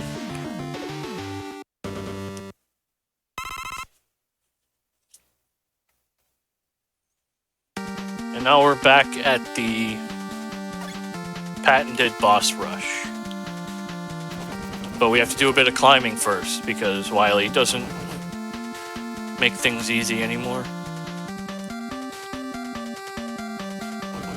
He even put Susie's in the way, so we can't just wheel cut her up there. Alright, so we're going to start with Strike Man, just go counterclockwise. The easiest way to memorize the boss locations in this game is they're in the exact same spot as the boss selection screen. So Pump's bottom right, Solar's top middle. Just stare at the select stage screen for 10 hours, and then you'll remember. Alright, so him jumping once is very bad.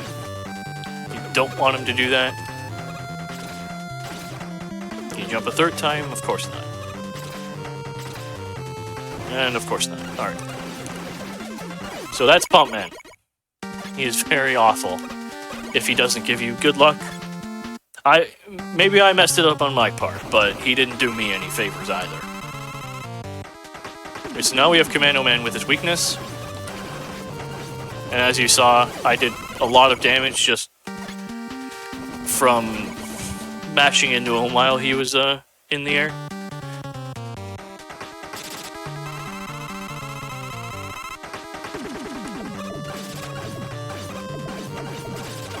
Alright, that was good. I don't know why I shot that extra one, but it didn't matter, so it's fine.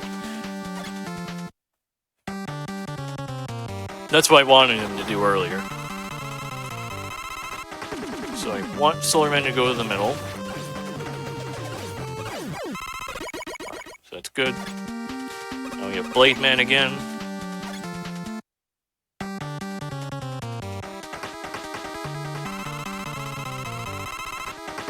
Let's see if I can get it. Nope, didn't get the triple double. No Russell Westbrook here. Now we get Chillman with his weakness. So we're gonna fight him about the same way, where we kind of jump and try to avoid his spikes.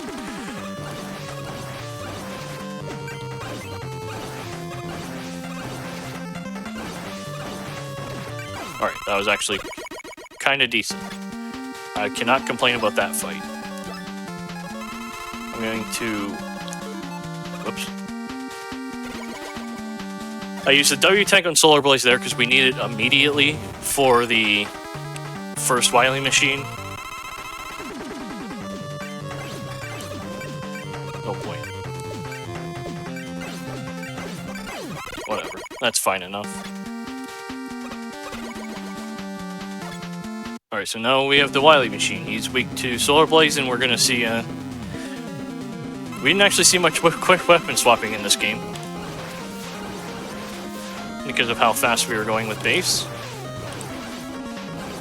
But yeah, that's the first phase. And then the second phase, I don't actually remember how to fight him properly with base, so I'm just gonna do this. My 33 has this strat, so I'm not gonna fault it at all. But yeah, his actual weakness is Water Blade, or Water Shield.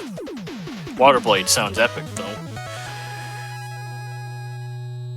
And then, you want... with Mega Man, you can coil up there and Proto. You can coil up and, Water Shield with him. But you can't do that really with base, because you can't really efficiently weapon swap. Maybe you can, but you have to fly all the way up there with treble.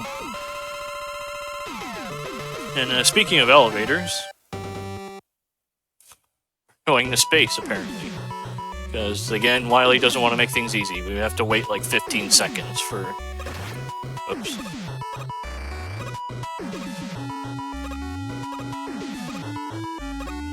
Alright. I'm gonna pop up Chill Spike a bit.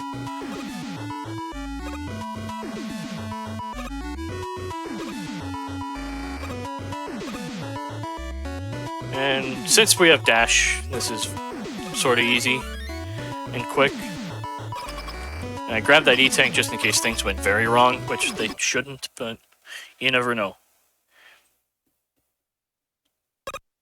So now we have the actual Wily capsule, and once again, you'll see with 9 later, Wily made his weakness a weapon that goes straight to the ground. So he can spawn anywhere, and you want him to spawn either on the left or right, and because that'll be the longest he'll be on screen. And time will be on the final hit once it gets there. And whoop, time. But yeah, that's Wily. Easy. Yeah, if he gives you a good pattern, he's easy. But yeah, that was minus that death. That was fine for a marathon run. I played it extraordinarily safe, just to get it under estimate. Yeah, now Base has defeated Wily, which I don't really remember their story together. Whether it be Mega Man 7 or 8 or 10. Yeah, that's Mega Man 10 with Base. Yeah, thank you so much for being on and showcasing the game. I really appreciate you being on to help celebrate the 20th anniversary. Yeah, Mega Man rules, especially 03. Yeah, and the rest of them. It's a very good series. Everybody should make sure you follow Phil. A very good Mega Man speedrunner. Yeah. With all of that said, we do have more Mega Man content coming up for you. Do you have anything else you want to say before we go? No, I'm done here. I gotta go to bed. Or watch Formula 1, whatever comes first. That's fair. Alright, well, we've got more Mega Man coming up, so we are going to be take a quick break, and we'll be back with our final run of the night, which is going to be Mega Man X4. See you.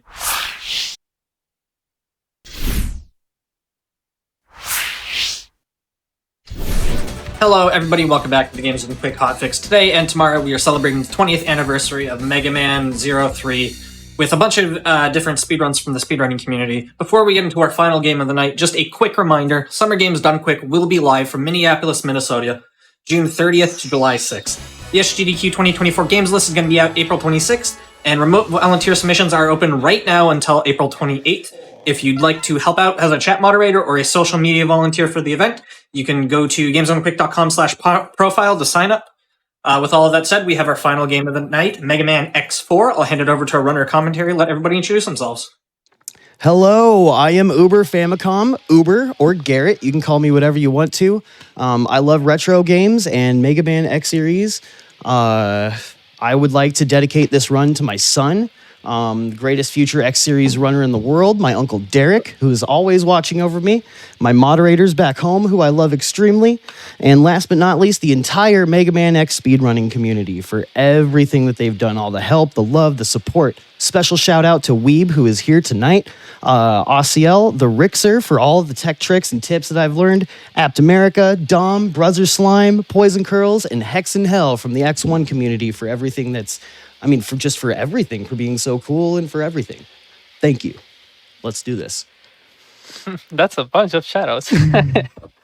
Yeah, like we were saying, hi, I'm Steve Weave, and I'm gonna be helping with commentary for the game, which we're playing Mega Man X4 as Zero. We're gonna be playing Zero 100%. Yes. Yeah, you ready, Uber? I would say so, man. I think so. I'll count you down. All right. All right. So 3, 2, 1, go. All right, Let's guys. go. Okay, X4, you're gonna be seeing a lot of jumping in this game. The reason being is you have your usual abilities like dashing, jumping, wall kicking. Dashing on the ground actually loses time because you have a wind-up animation for like 6 frames. So what you're seeing right now is Uber holding the dash button and then jumping, which gives you dash speed immediately without the 6 frames wind up. Okay, this is one of the tricks, I guess, techniques that we're gonna see. That one not so much, but you will see one very similar in Dragoon. So I'll explain it then. Very good intro. This game, okay, this game is kind of hard to comment it because of a lot of things happening and the stages being so short since they are separated in 2 halves. So yeah, that was first half, very fast as you can see. And another thing about playing Zero, once you use your saber, certain sabers will cause lag, as you can see when you hit enemies or hit stuff. So it is part of the run to try and minimize the amount of lag you generate when you're hitting enemies. And by the way we do that is either damage boosting through the enemies or just completely ignoring them. Sometimes some slashes don't generate lag, so we'll also use that. And we're now in our first boss, Erision, the intro boss. So this boss, there's like a... Okay, there's like an invisible wall in this fight.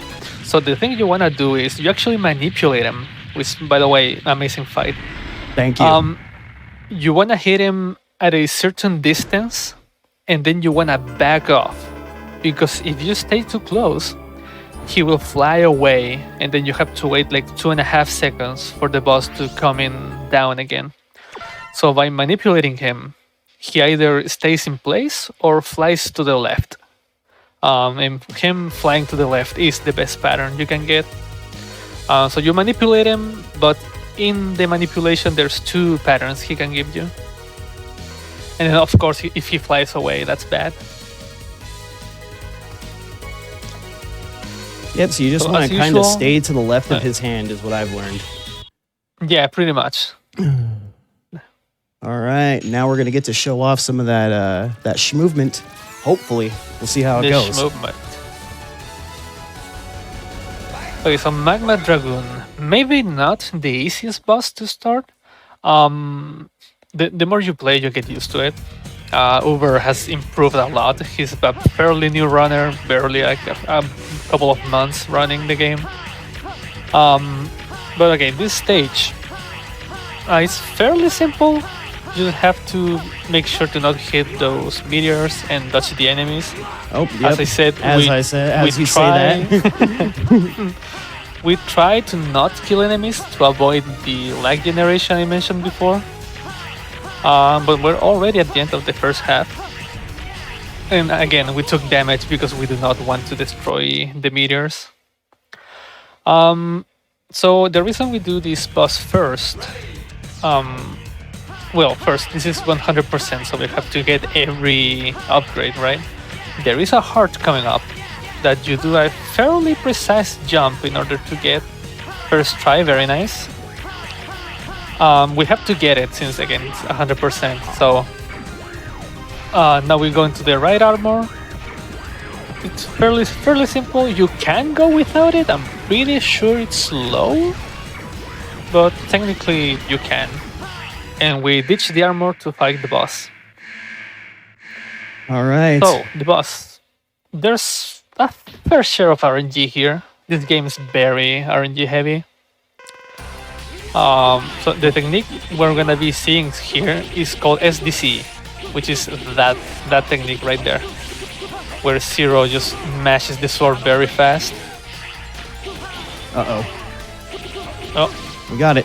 Barely, nice. Barely got it, but we got it. Nice, yeah.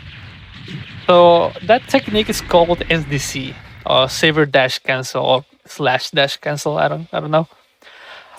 Basically, you're using a dash to cancel the saver animation, and then you're canceling the saver animation by using a dash. So you have to alternate both buttons.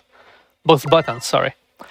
And so usually bosses get iframes when you hit them, but the first slash usually will not trigger iframes. Some bosses will, but usually it won't.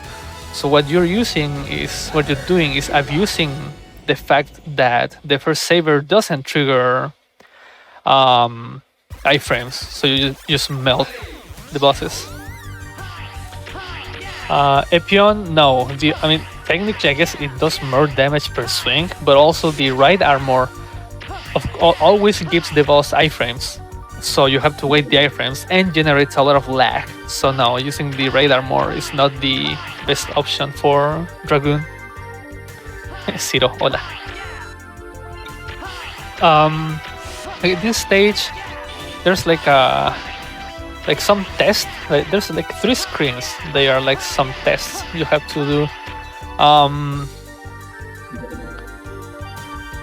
So basically, since it is 100%, we want to get rank S because in the second and third screen, when you get rank S, you get a hard tank and an E tank respectively.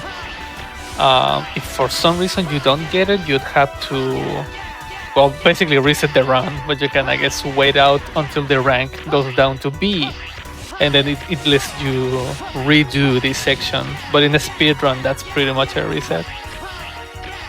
Very clean stages. It was alright. So there's the E-tank. The first one didn't matter too much because it's a 1-up. As X, you get the heart. Shout out to the stage though. I love the level design. I just love everything about this. It's like Mega Man Battle Network before Battle Network vibes, you know? True. But Battle Network, yeah, true. I think they go like directly like the cyberspace or something. It's like the internet, basically. Yeah. Yeah. Okay, second half went by pretty fast as well. You touch the buttons. It flips the stage upside down. There's one button that you actually press and it can kill you because it crushes you into the ceiling.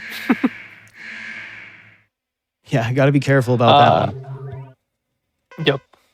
Alright, Peacock. So, Peacock is RNG, but he's... that was terrible. Okay, so he has 3 patterns. He can spawn on top of you, spawn on the side and throw the spikes, or spawn on the top left or top right. What he does is RNG, but the position he will spawn depends on your position. So by positioning yourself in the middle, you know that if he spawns to your right, he'll do a certain pattern. If he spawns on top, you can continuously slash him and stuff. So, well, the fight is pretty much completely RNG. Your positioning lets you react faster to what he's doing and take more advantage of the patterns.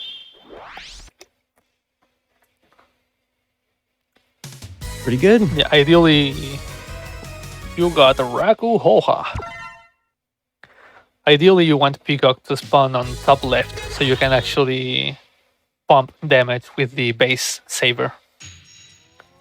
Because it deals 3 damage and it does not teleport him, while fire does 4, but it teleports him away. So you actually want him to stay on screen the most time possible. All right, we got Split Mushroom now, from one of the best levels to one of the worst. Let's go. I really like Mushroom Stage, actually. I bet you do. It's very technical. It's very technical. It is probably one of, if not the hardest stage of the game, because of the skill cap is very high. Specifically because of this climb. Oh yeah, which I suck at. No, fair enough. Like it is a very difficult climb to master. We're walking. There's a lot of spikes. We're going Some walking speed. stakes can straight up kill you. So. Okay, we're not risking that. Okay. Yeah, no, that's fair. Overall, it's still a whoops. I don't know what I was thinking there. Overall, it's still a very good climb because, like I said, it is an extremely difficult section. Okay, so for this mini boss, we're gonna use fire, and then there are a few ways to do this. This is a pretty common one. Ooh, one hit away, nice. That's a pretty common way to do it. Fairly simple, kinda risky. You can die to the spikes. There are riskier fights.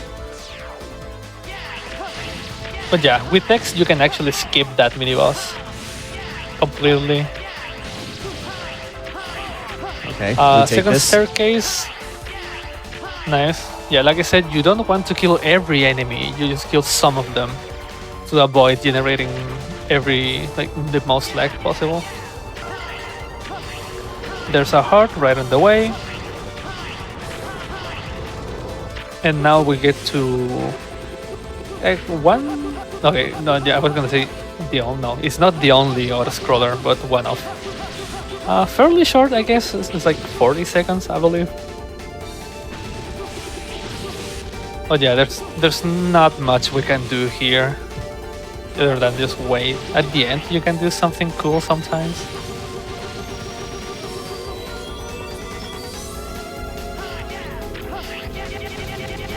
But yeah, there's really not much to do here.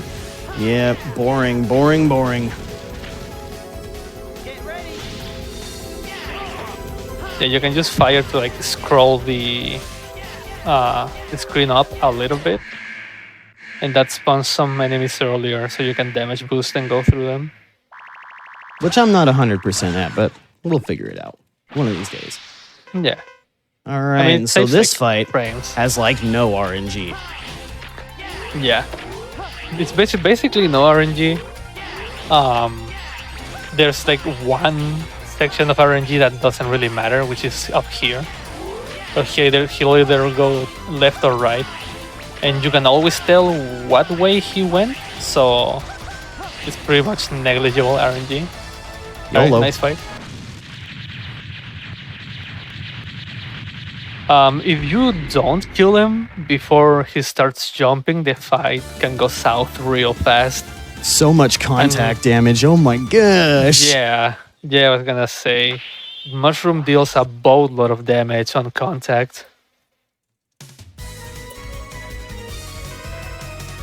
All right, safety strats, safety strats. We got this, dude. God, I hate this level. It is the worst. Next boss is Stingray, which we just went through a 40-ish seconds of autoscroller.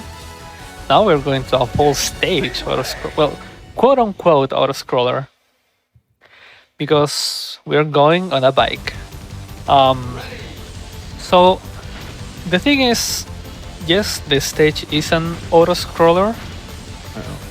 But if you air dash, the screen actually moves faster.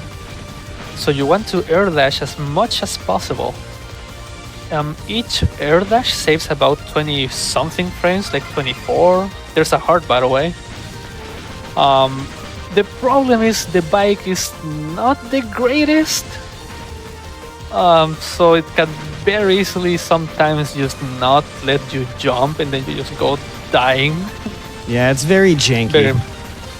Very nice first half. Thank you, sir. We got this, guys. We got this, man. But yeah. It's not like we're gonna get Section- chased or anything. Yeah, true. Not like we're in a chaser. Oh, look, we're getting chased. Aww. Yeah, second half pretty much the same. A bit easier, in my opinion, but still risky. There's like those walls. If you dash improperly, they will kill you. But yeah, as you can see, Stingray, the boss, is following us. And there's an E-Tank right here. Very nice. If you miss it, you have to redo the entire stage, so it's a huge time loss. All right. So this guy reminds me a lot of a certain Megaman X1 boss who likes to dive. And depending on those dives, it can be bad. Seriously, who decided that Stingray could fly? Yeah, Right? this guy is... Once you get to a certain level, this guy is like one of the biggest reset points. Because as you can see, he can throw those little stingrays, right? And he can go from left to right. So you want him at this point to start doing stingrays and then go down. Nice. So you can actually SDC him and he'll die. So that was a pretty below average RNG, really. That's like 5-6 seconds maybe. But yeah, he can go down much earlier, but it is completely RNG. So sometimes he just doesn't come down and loses you like 20 to 30 seconds. Yeah, it's really awful. amazing. Especially in refights. Oh yeah. Yeah, by the way, you may have noticed we mentioned a lot of RNG. This game is filled with RNG. To the brim. Filled. To the brim. It's one of the most RNG heavy runs that like I've ever seen, at least from what I've seen. You know, not like JRPG RNG heavy, but it's up there. Yeah. Yeah, even within Mega Man games, I believe X4 is one of the... Well, X4 Zero X4 mainly. Zero, yeah. Which is why the Zero run sucks, don't at me. Oh no! Okay, fine. Spin your trident. Oh yeah, I guess I should mention a little mechanic there that you showcased by getting hit. So in this game, you can either dash jump, jump air dash, or double jump. Yep, you get the double jump that. from Mushroom. If you, let's say you use your air dash or your double jump or your dash jumping, if you get hit, that resets, so it lets you do it again, like there.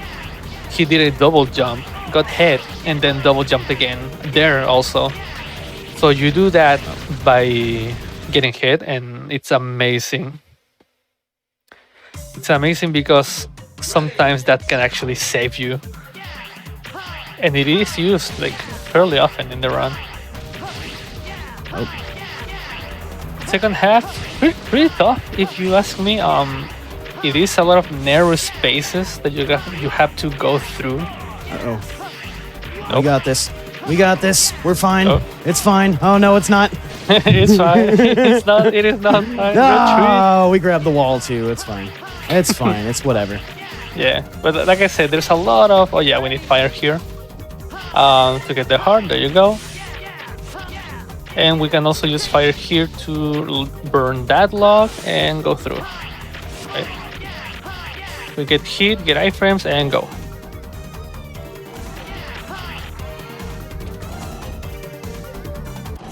Alright. Let's see what we can do here, spider. Be a good spider, please. I need this. Okay, yeah. This guy just sucks. Because there is a quick kill you can do here.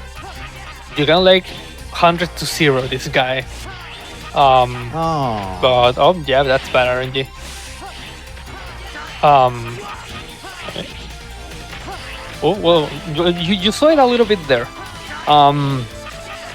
You saw that spider went up, and Uber got like 5 hits in while the spider was above the screen. So there is a quick kill that lets you do that. 100 to 0, like just kill him in one go.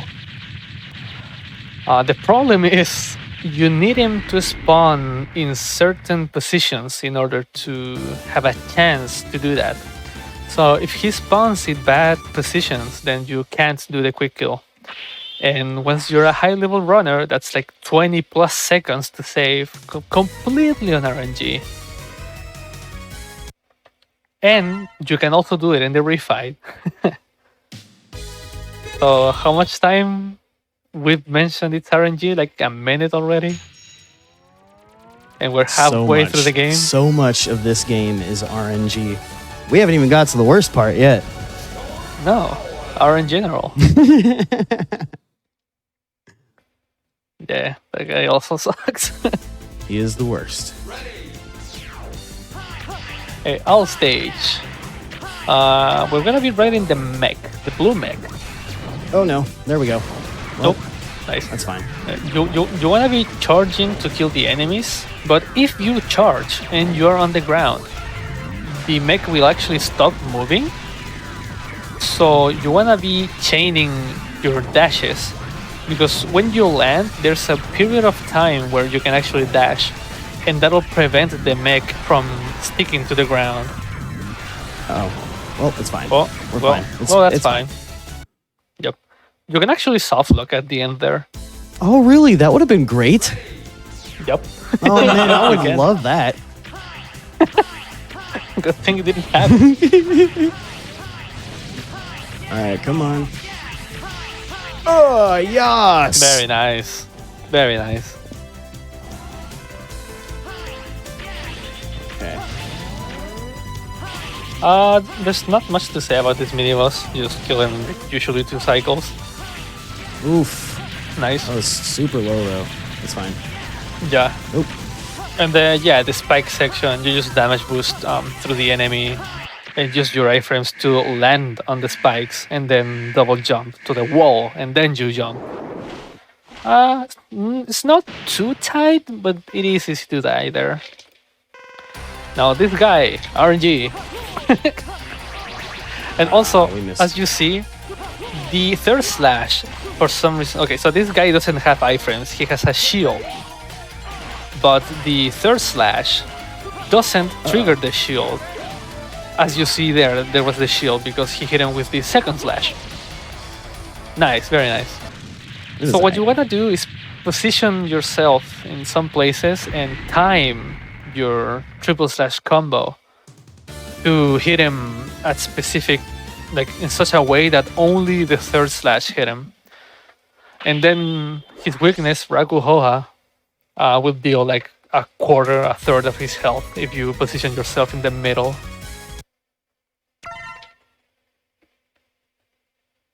Actually, yeah. All right. B Can stage. shoot down on an angle? Yes, he can. Beast stage. So imagine a train.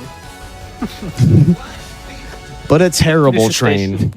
Full of enemies that don't like you. Yeah, so basically I guess the gimmick of this stage in this speedrun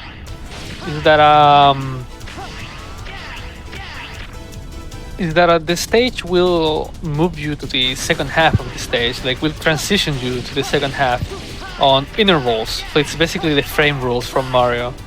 So you can always move to, it'll transition you to the second half on cycles of 3 seconds. So you want to move as fast as possible to reach the fastest cycle. Any reason the PS1 version is used over other versions?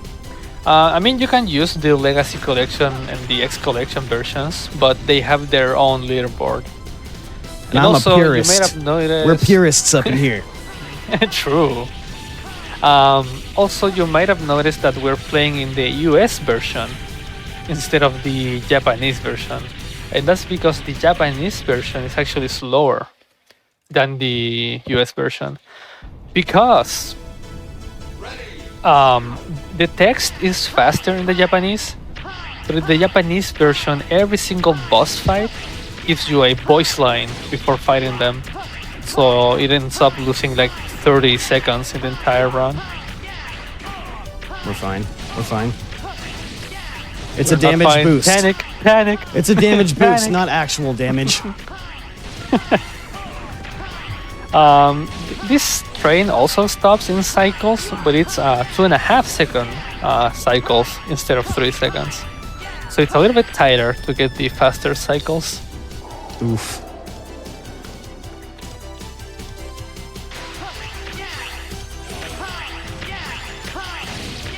Now we're out of the cycles and you get your regular stage with a lot of pits. But fairly simple here, nothing too much to see. So we're going into the boss fight. Beast is a pretty risky fight because he can throw bananas at you.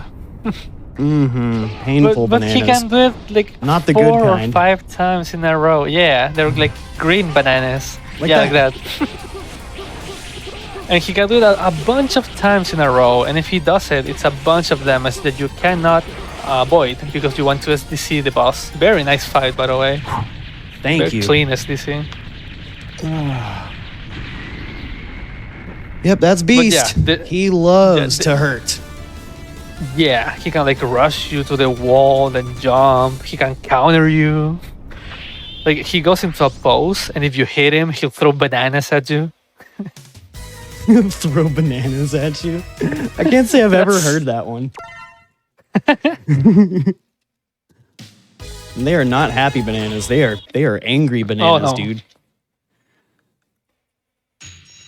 It's like Oh, yeah, Peely in that's- Fortnite. No, Frost Walrus. He protects the Oh, yeah, secret no. weep. The secret weep. They didn't even try to like fit the text in. For real. Hey, Blues of Buffalo. You know a lot about that guy, don't you, Weeb? Uh-oh. True, I'm running X3 now. I suck at it. Okay, well, we missed that cycle. It's whatever, though. Yeah. So, those ice are on a cycle that start after you pass a certain point. So, yeah, if you make some mistakes, you actually can't reach the cycle. So that's what happened there. You saw we got the heart at the beginning. We needed fire for that. And we need the double jump to get up here and get the EX tank. What? Like, oh, that can actually kill you. Yes, it can. I'm glad it If did. the ice spawns on top of you, it will kill you. That was risky bisky, but I'm here Very for nice it. fall. Thank you. All right, The this EX guy. Oh, this guy, yeah. RNG, baby. All the X4 runners love this guy. He's our favorite mini boss. Yup, let's see. Oh no. Yep. There you go. Okay. Yep, there you go. Oh god. Oh wow. Come on, dude. Really? You're gonna close Yeah, that's again? like the worst RNG he can give you. Basically, yeah, that boss closes and becomes invulnerable, then there's nothing you can do about it. I had him go all the way to the right earlier in practice. Yep. So ideally he doesn't close and then you just like one-shot him. Oh, there we go. Okay, well, there we go. Yeah, I think this is one of the only uses this weapon gets, Shipuga. You just like get to break some of the ice more optimally. This section is very difficult, by the way. That's the W tank, and with that we have 100% of the items. This is going to crap right now, but it's fine. No, this is RNG money for the one boss that does not have RNG. Okay, don't do The it. birds! The birds! Don't do it! The birds! Okay, so those birds, if they are on screen for too long, they will freeze the entire screen for like 2 seconds and then freeze the stage and give it ice physics. And like spawn icicles and stuff.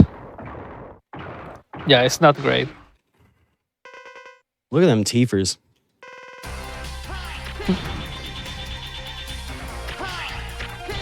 Oh, okay. That's terrible. Okay, nice. So this boss, yeah, there's no RNG to this guy. You wanna use his weakness. Yeah, like turn around there to try and avoid generating lag. Okay. It's kind of acceptable. I fumbled it, but it's whatever. That's fine. Yeah. There's also like you can do a double hit on that guy, but you need him to be in a certain animation. And if the fight is off rhythm, then you just can't do it, unfortunately. Yep, and that's what happened there. Wah, wah, So now we're done with wah. the 8 Mavericks. So now we're going to the I guess Sigma stages. Not really, because we don't know with Sigma. We're going to Spaceport. Well, that's okay. I really like this stage since it's, I don't know, maybe it's my ex-runner inside of me that's like, this stage is very cool, but I like it. You get to use the double jump, you get to kill enemies. Hopefully we can get the damage boost. No, we can't get the damage boost. Do you not go for it? Oh, you despawn the enemy, nice. I just didn't want to like do it, I guess. I'm just gonna like run through it. Yeah, that's fair. Alright, but this guy. This guy though. So this fight is interesting. When this guy switches animations, his iframes actually reset. So as you saw there, you can actually double hit him and even triple hit him with the ice, which is his weakness. Oof. But he needs to be changing animations. So like you can't do it there. You can do it there and there as well. Very nice. It's just lucky. I think that was the double hits are just timing. So that was a very nice timing. So yeah, you have to time, and you need some height as well. The eyes to when he will change his animations, so you can actually get the double hits. Yeah, I jumped in on him way too low there. Sorry though. Uh-oh. Now we have a nice. Taking it. Intended. Totally intended. Oh, intended. Totally. Oh, intended. I don't care. I don't care. All right. Don't you judge me. We're going. We're going. We're going. Yeah, fairly short stage. We're gonna fight now Iris, which for you lore nerds, it is Colonel's sister, and we just killed Colonel, so she's angry. Yeah, I don't know where she gets this right armor from. I know, right? It's never explained, and it's just never talked about again. Nope. Stay with me, brother. It reminds me of Base, when Base gets the treble adapter. Yeah, we push Iris into the corner and then use a combination of spin slashes and fire. And we cancel the fire by hitting us with hers to avoid generating lag. That was a nice fight. It was alright. Should we do cutscene? I mean, if you feel like it. We're doing cutscene. Well, we're doing cutscene, boys. For the memes! Some of the greatest living voice the acting of our generation. Let's go. We're living the meme. Hang in there, Iris. Prepare your... What are we fighting for in chat, people? Let's live together in a world where only Reploids exist. So good. I remember when I was a kid, I was like, man, this is so cool, man. Oh my god, dude, it's so pimp. You had your cool anime video. Iris.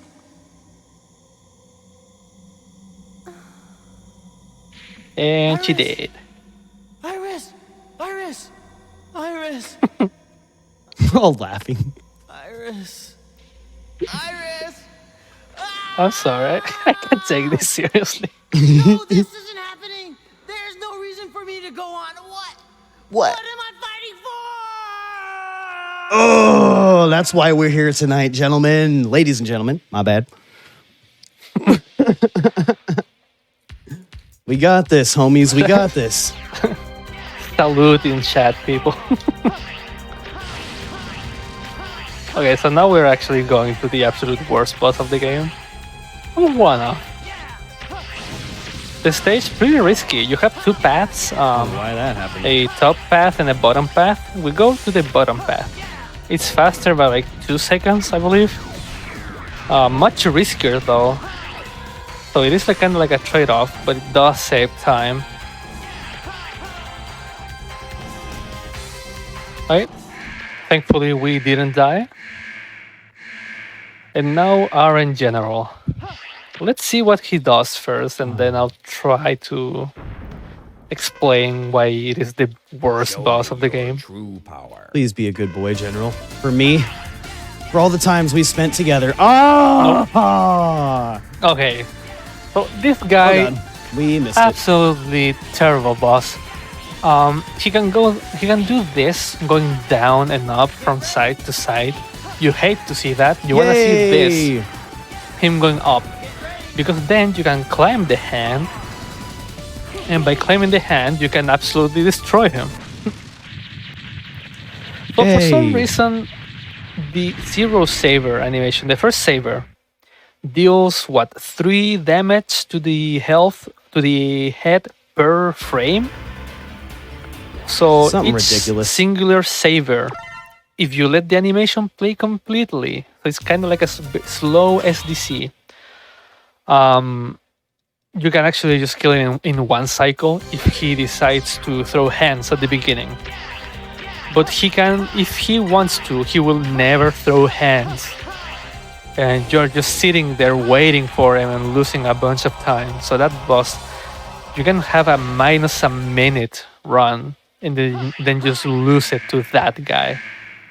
Because he refuses to use the hands. He is the worst. but his sprite is so shiny and cool. That's true.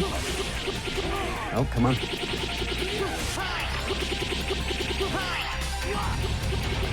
Hey, nice. Refights, refights, refights. All right, please. Yeah, refights. Pray. Most of the fights are the same, I believe. Dragoon is virtually the same. Hopefully, you just get hit less. We get to bully him, though. We get to bully him for how true. mean he was at the beginning of the game. Now we're all OP. Spider is basically the same. Peacock does change, though, so I'll explain it when we get there. But yeah, Spider is the same RNG issues. And he can also be not a fun guy. Dang. You saw the multi-hits there, very nice. Right. It's like a quarter kill, I would say. Yeah, this is like the average fight. He usually doesn't let you do the full quick kill. It is amazing to see, but yeah, it's basically completely depending on if this guy wants to cooperate or not. Okay, so Peacock actually changes. On the first fight, you wanted to do a combination of jump slashes and fire. This time around, you want to just use fire. That's because your base saber before it did 3 damage. Now your spin slash deals 2 damage. So the spin slash you get from Mushroom deals less damage to this guy. So if you use the base saber plus fire like the fight before, you actually lose time. Or maybe break even with only fire, I actually don't know. But it is not recommended to do it because yeah, you should be most definitely slower. That's also like the reason on why we do Peacock before Mushroom. So we can get that additional damage from the jump slashes.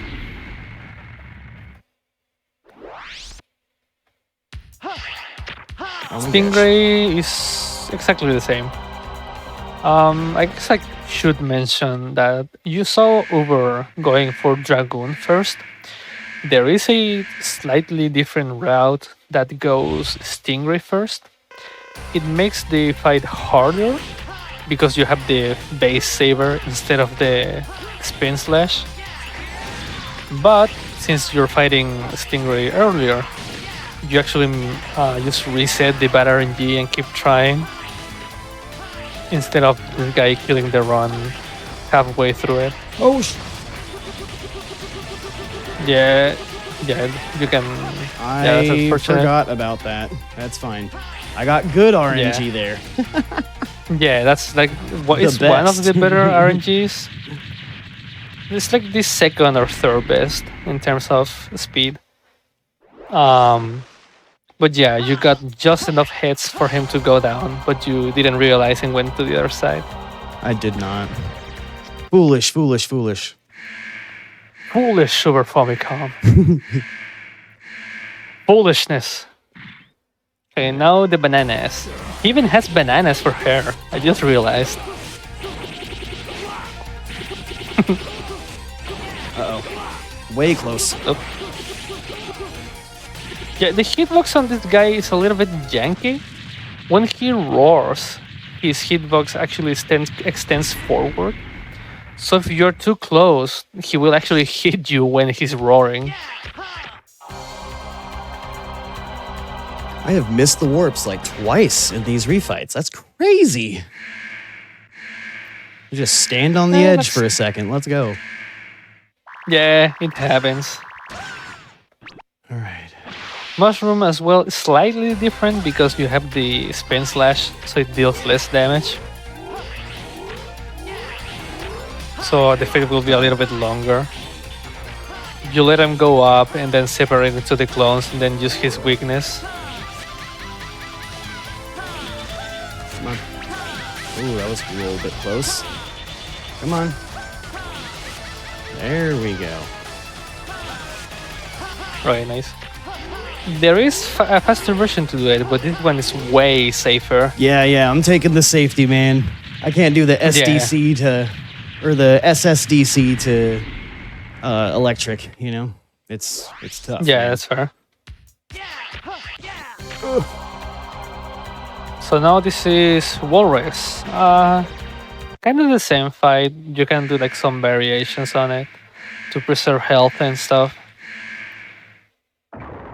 But yeah, this fight is basically the same.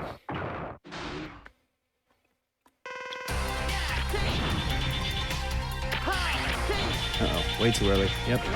Way too early. Yep. What? Oh, Come on, man. nice. Come on, my guy. The Shipuga, I believe it's Shipuga, I don't remember. Yeah, that's. Whoop. Oh. Shipuga. And this. Okay, so we've got yellow going into owl. I don't know how I feel about that. Gonna heal? Yeah. Okay. Fair enough.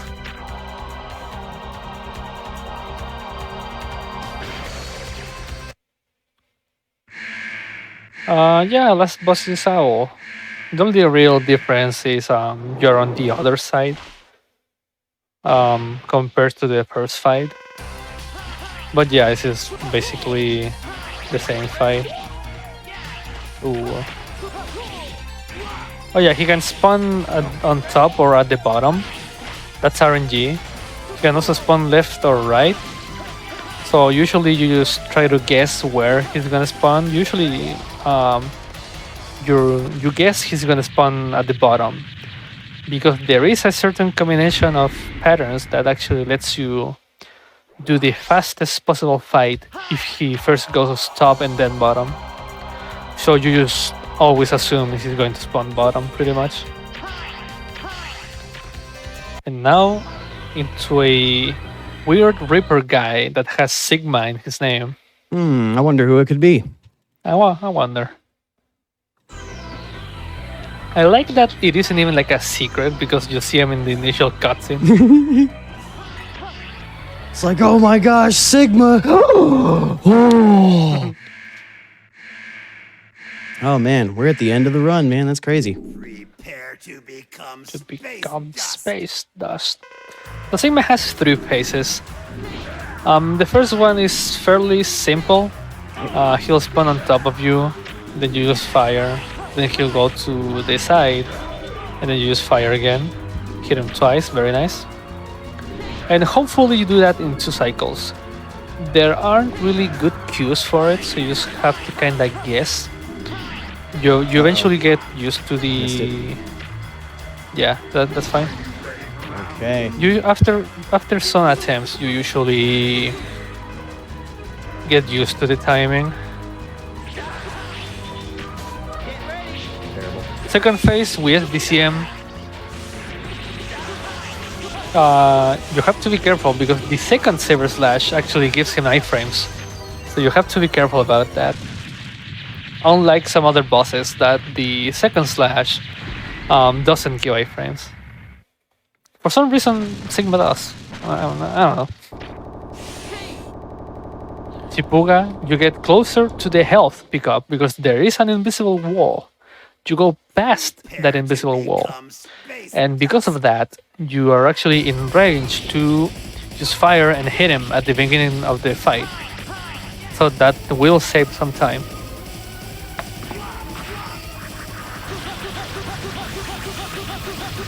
Okay, so that's SSDC, nice damage. So for some reason, that head in particular takes 1 damage from the first slash and 2 damage from the second. So that's the fastest way to kill him. So it's Saber, Saber, Dash, Saber, Saber, Dash. Also this guy, RNG, that was the good RNG, very nice fight.